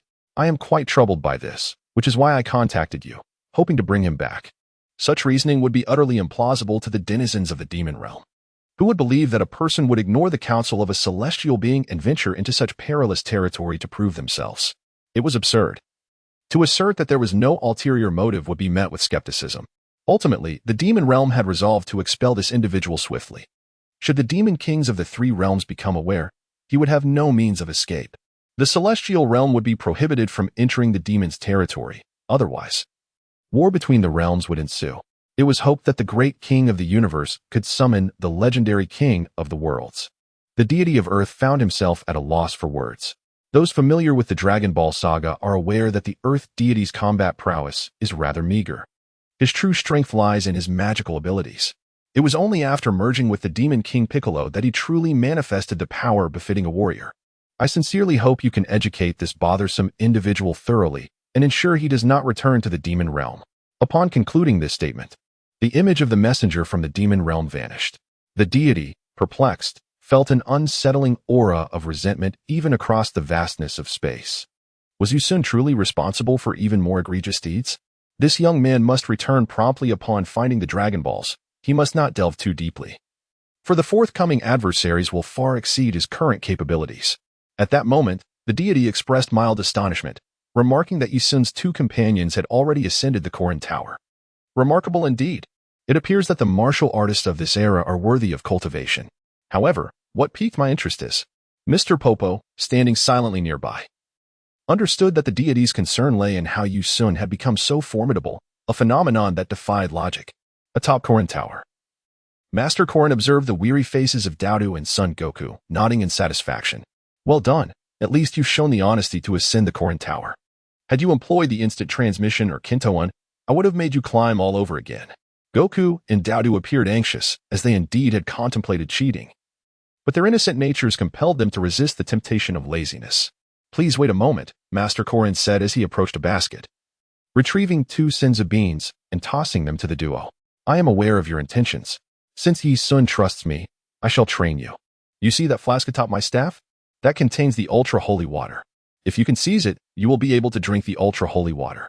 Trust me. This elixir can at least double your strength. Initially, Goku and Doudou believed their abilities were sufficient. However, they soon found themselves unable to even graze the vicinity of Master Korin, whose evasion skills were truly at a divine level. Regardless of whether Goku or Doudou approached him alone or in tandem, they were left utterly bewildered by Master Korin's agility. What is the matter? Has Yusun only imparted such meager skills to you? After 3 hours, witnessing the 2 exhausted children panting for breath, Master Korin could not help but mock them. His intent clearly one of encouragement. Doudou had previously been relentlessly pursued by Yusun, but had never chased after anyone, particularly not a cat with such remarkable swiftness. There was no escaping the fact. Master Korin was simply too quick for them to keep pace. Goku expressed his frustration, unable to comprehend why he could catch monkeys in the forest yet struggled to match the steps of Master Korin. Haha, who do you think I am? I am indeed a celestial being. If the powers of a celestial being are perceived by you as mere trifles akin to those of the monkeys in the wilderness, then you shall never capture me. You rely solely on your eyesight to discern my movements. Were it to be the young Leaf who faced me, he would seize me in an instant. It is not merely speed, but rather the art of anticipating and perceiving energy that grants him such prowess. You lack the foresight to predict my actions. Even if your speed surpasses mine, you would still be unable to ensnare me. Doudou, brimming with defiance, leapt up with hands on hips and declared, That's a lie. If my speed were greater than yours, I would catch you in a heartbeat. Foolish little panda. The celestial master replied, Should the young Leaf hear your words, he would surely strike your head. What use is speed? Observe my carrying tower. It occupies but a small area. If you rely solely on your speed and recklessly attempt to seize me, what will happen when I evade you? You would only end up colliding with the carrying tower? Do you understand? Both Doudou and Sun Wukong furrowed their brows, seemingly pondering the words of the celestial master. These 2 youngsters are not lacking in martial prowess, particularly Sun Wukong, who, as a member of the naturally combative Saiyan race, enters a state of heightened awareness when engaged in movement or combat. He quickly grasped the celestial master's explanation and settled down to meditate. For the 3 hours of competition had left him utterly exhausted. Seeing Sun Wukong begin to recalibrate his state, Doudou sprawled out on the ground, carefree, and soon fell into a deep slumber. The celestial master, though somewhat exasperated, wore a satisfied expression. He recognized the potential in these 2 children as promising martial artists worthy of cultivation. The celestial being observed this development with a nod of approval, acknowledging the effectiveness of Caring's method in stimulating the enthusiasm and comprehension of the youngsters. I eagerly anticipate what shall unfold next. Meanwhile, as Daodu and Sun Wukong engaged in their arduous training atop the Caring Tower, the events in the realm of the devilish games were equally captivating. Yusun has now descended to the lowest level of the slaughter game. Surprisingly, this layer harbors no danger at all. Upon exiting the building, the group found themselves amidst a dense primordial forest.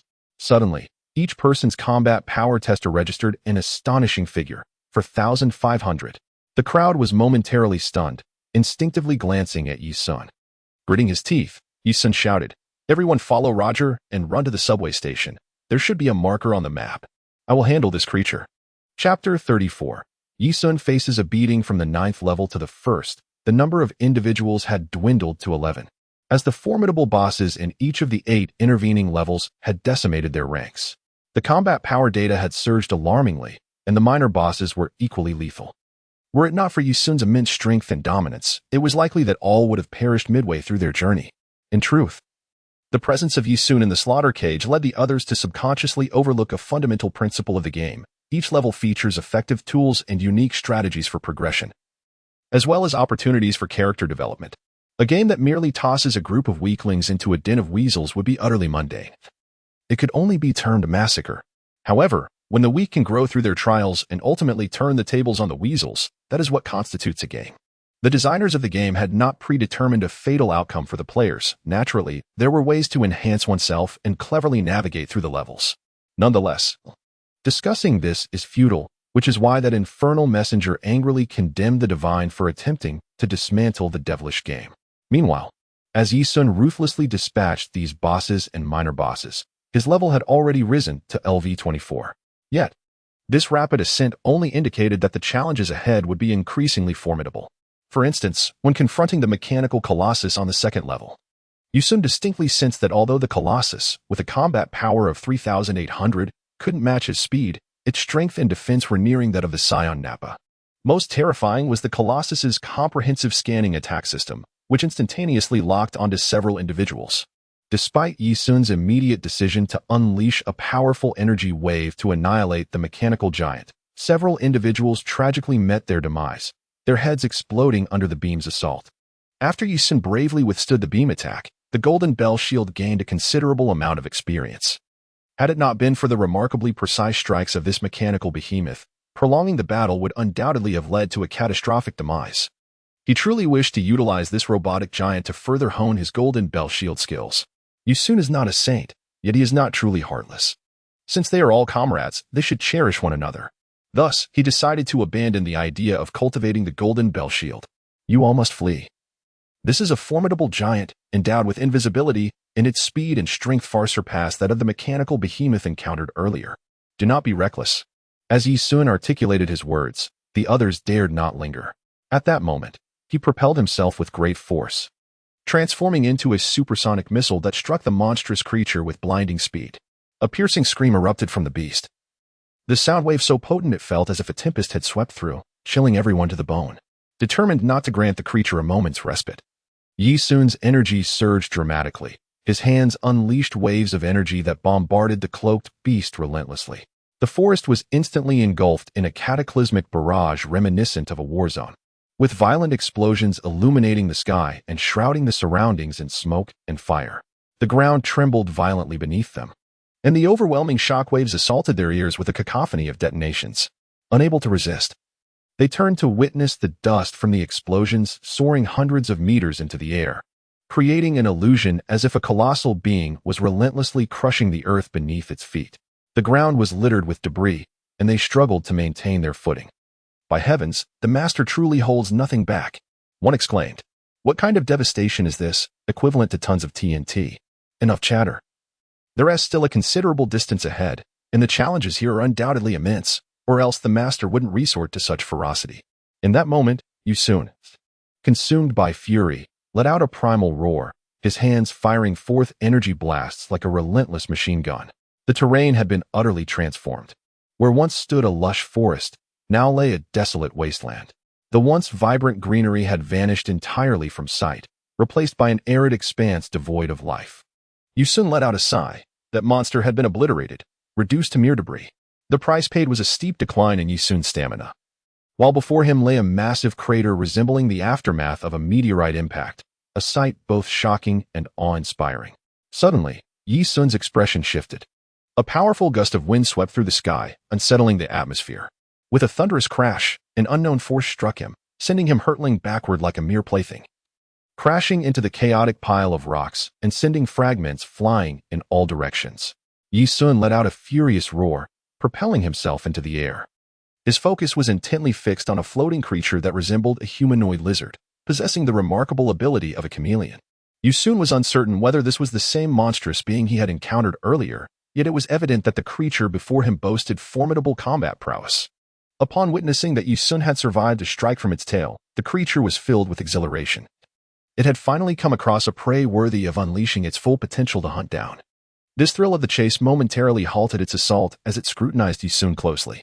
Pointing at him, it bellowed, "Human, do you wish to serve the demon race? Should you dare utter a negative response, I shall slay you." "No," Yi Sun retorted defiantly, "for I shall be the one to end your life." Yi Sun had no desire to engage in such trivial discourse. He charged directly at the lizard beast. However, despite his punches, kicks, and energy attacks, the creature adeptly evaded all his attempts. It is worth noting that Yi Sun had already attained a combat power of 6,000, yet, astonishingly, he still failed to land a blow on this monster. Cursed be the circumstances. Yi Sun executed a lateral kick, but the lizard creature calmly evaded backward. However, Yi Sun ceased his pursuit, having come to a stark realization, at his current speed and strength, he could not vanquish this beast, whose combat prowess surpassed his own by at least 3,000 points. Observing the fervor of battle in Yi Sun's eyes gradually dwindle, the lizard creature let out a hearty laugh and remarked, "When you attacked the bulky one earlier, I already gauged your capabilities. Regrettably, you are no match for me. And I believe you recognize this truth as well. Indeed, with my current strength, I cannot defeat you, thus I offer you a chance, should you manage to slay me. I implore you to unleash your utmost effort. I shall not retaliate." The lizard creature's eyes twinkled with intrigue, despite its non-human manner of expressing emotions. One could easily imagine its bewilderment. "Do you underestimate me, young one?" it queried. "Nay, I concede that I cannot best you. Now, it is your turn to strike me. My speed and strength are insufficient against you, and my energy blasts cannot even graze you. Yet, I am quite curious to discover if my physical defenses can withstand your onslaught. After all, I must possess at least one attribute superior to yours." The lizard creature erupted into laughter, as though it had encountered the most amusing jest in existence, while simultaneously confronting the most foolish individual. Its eyes glimmered with mockery as it declared, "Poor little creature, I have spared your life out of respect for your martial prowess. Since you were so eager to meet your demise, I shall oblige." Upon uttering these words, the lizard creature vanished from sight. Yi Sun's pupils constricted, and in an instant, he was sent soaring by a powerful kick from the lizard creature. The force of the blow was so immense that it left Yi Sun in excruciating pain, as if every cell in his body were reeling from the impact. Had it not been for the protective barrier he possessed, this single kick could have rendered him entirely incapacitated. As Yi Sun submitted to the relentless beating, the others had reached the destination. Roger indeed proved to be a capable guide. He led the group with remarkable precision, sprinting forward until they arrived at a station nestled within the forest. Without hesitation, they hurried inside. Why hasn't the master arrived yet? Could he be engaged in a fierce battle? Let us use the combat power detector to check. Ife pressed the red button on the device twice, and it promptly registered 2 power readings. Upon examining the data, he gasped in shock. "We've captured it. One reading of 5,000 is undoubtedly the master, but the other? Good heavens, it's 11,000. The group turned ashen. The monster's strength was over twice that of Yi Sun. What hope do we have? We are doomed. Weak-willed, the girl collapsed onto the ground, her face a mask of despair. "It's over for us. My combat power has risen to 28, but compared to brother Xiongzhang, I am utterly defenseless." Xiongzhang sighed. "I understand your sentiment. My combat power is only 40 points higher than yours. The current boss possesses double the strength of the master. The gap between the master and that monster is likely far greater than the difference between you and me." In the distance, the sounds of explosions continued to echo. The battle remained fierce, and the earth trembled beneath them. They all silently prayed for the master to make it here, if Yi Sun were to perish. Even if they managed to reach the next stage after the torture cage, it would be a dead end. Chapter 35. Game save boom. Bang. The cacophony of explosions reverberated as the weary lizard men looked on at Yisun, who had once again been hurled into the ground. With a derisive laugh, one taunted, "Boy, this time you must surely meet your end." Ding dong. A notification from Little Dragon. Golden Bell Shield has reached level 3. Yisun struggled to emerge from the rubble of the pit, yet his training in the Golden Bell Shield had not faltered for a moment. This was an opportune moment for cultivation. The most effective method for honing the Golden Bell Shield was through being struck. The more intense the blows, the better the results. Ideally a force that would not kill yet would leave one severely battered. The assault from the lizard man embodied this perfectly. Its powerful strikes surpassed the benefits of days of solitary training. The stronger his body became, the smoother his practice of the washing marrow sutra would proceed, and he was not about to let such an opportunity slip by. Unbeknownst to the lizard man, it was unwittingly tailoring a fine garment for Yisun as it relentlessly intensified its attacks, battering him into a daze. The ground was littered with craters from Yisun's impacts, a sight of devastation and disarray. "Humph, you little rascal," it sneered, "your greatest reliance is your hard chi mastery. No wonder you've bulldozed your way here. Those initial bosses could never have slain you." Yet soon, the lizard man was left astounded. For Yisun rose to his feet and defiantly raised his middle finger, exclaiming, "Is that all you've got? You couldn't kill me even if you tried, you pathetic waste." Enraged, the lizard man charged forward, unleashing a flurry of punches and kicks, its ferocious attacks raining down upon Yisun without relent, each second bringing a barrage of blows. The lizard man, consumed by fury, abandoned all strategy and unleashed a relentless assault, determined to crush this insolent youth. Following this, it unleashed a devastating energy wave that transformed the landscape, engulfing Yisun in a blinding light and fierce winds that astonished onlookers. What scale of battle was unfolding here? Once the energy wave dissipated, the lizard man beheld the flattened terrain and erupted into a derisive laugh. That last strike had been the culmination of its full power. At such close range, Yisun must surely have been reduced to nothing. If he survived this, it would defy reason. Indeed, the blow was lethal. Had the Golden Bell Shield not just leveled up to LV3, Yisun might have truly met his end. However, thanks to the lizard man's frenzied assault, the synergy between the Golden Bell Shield and the Washing Marrow Sutra had propelled his combat prowess close to 10,000, currently resting at 9,981, with a breakthrough imminent. Damn it, that last strike turned my clothes to ashes. It seems my Golden Bell Shield nearly faltered, but thankfully I leveled up. Still, my body truly aches. Just as the lizard man resolved to pursue other targets, it suddenly heard a noise from the ground, stirring a sense of unease within. That infuriating figure once more clawed its way out of the pit, defiantly raising its middle finger and bellowing, "Is that it? Haven't you eaten? You pathetic waste. You worthless fool." Witnessing the sight of Yisun cursing while spitting blood, the lizard man was instantly disheartened. It swore that it had never encountered such a person in its lifetime. Although his strength and speed were rather unimpressive, his defense was astonishingly formidable. It had treated Yisun as if he were a sworn enemy, yet he still clung to life. "Brother, what manner of constitution do you possess?" Yisun furrowed his brow, visibly displeased. "Stop beating around the bush. All my cultivation lies in my formidable hard Shigo.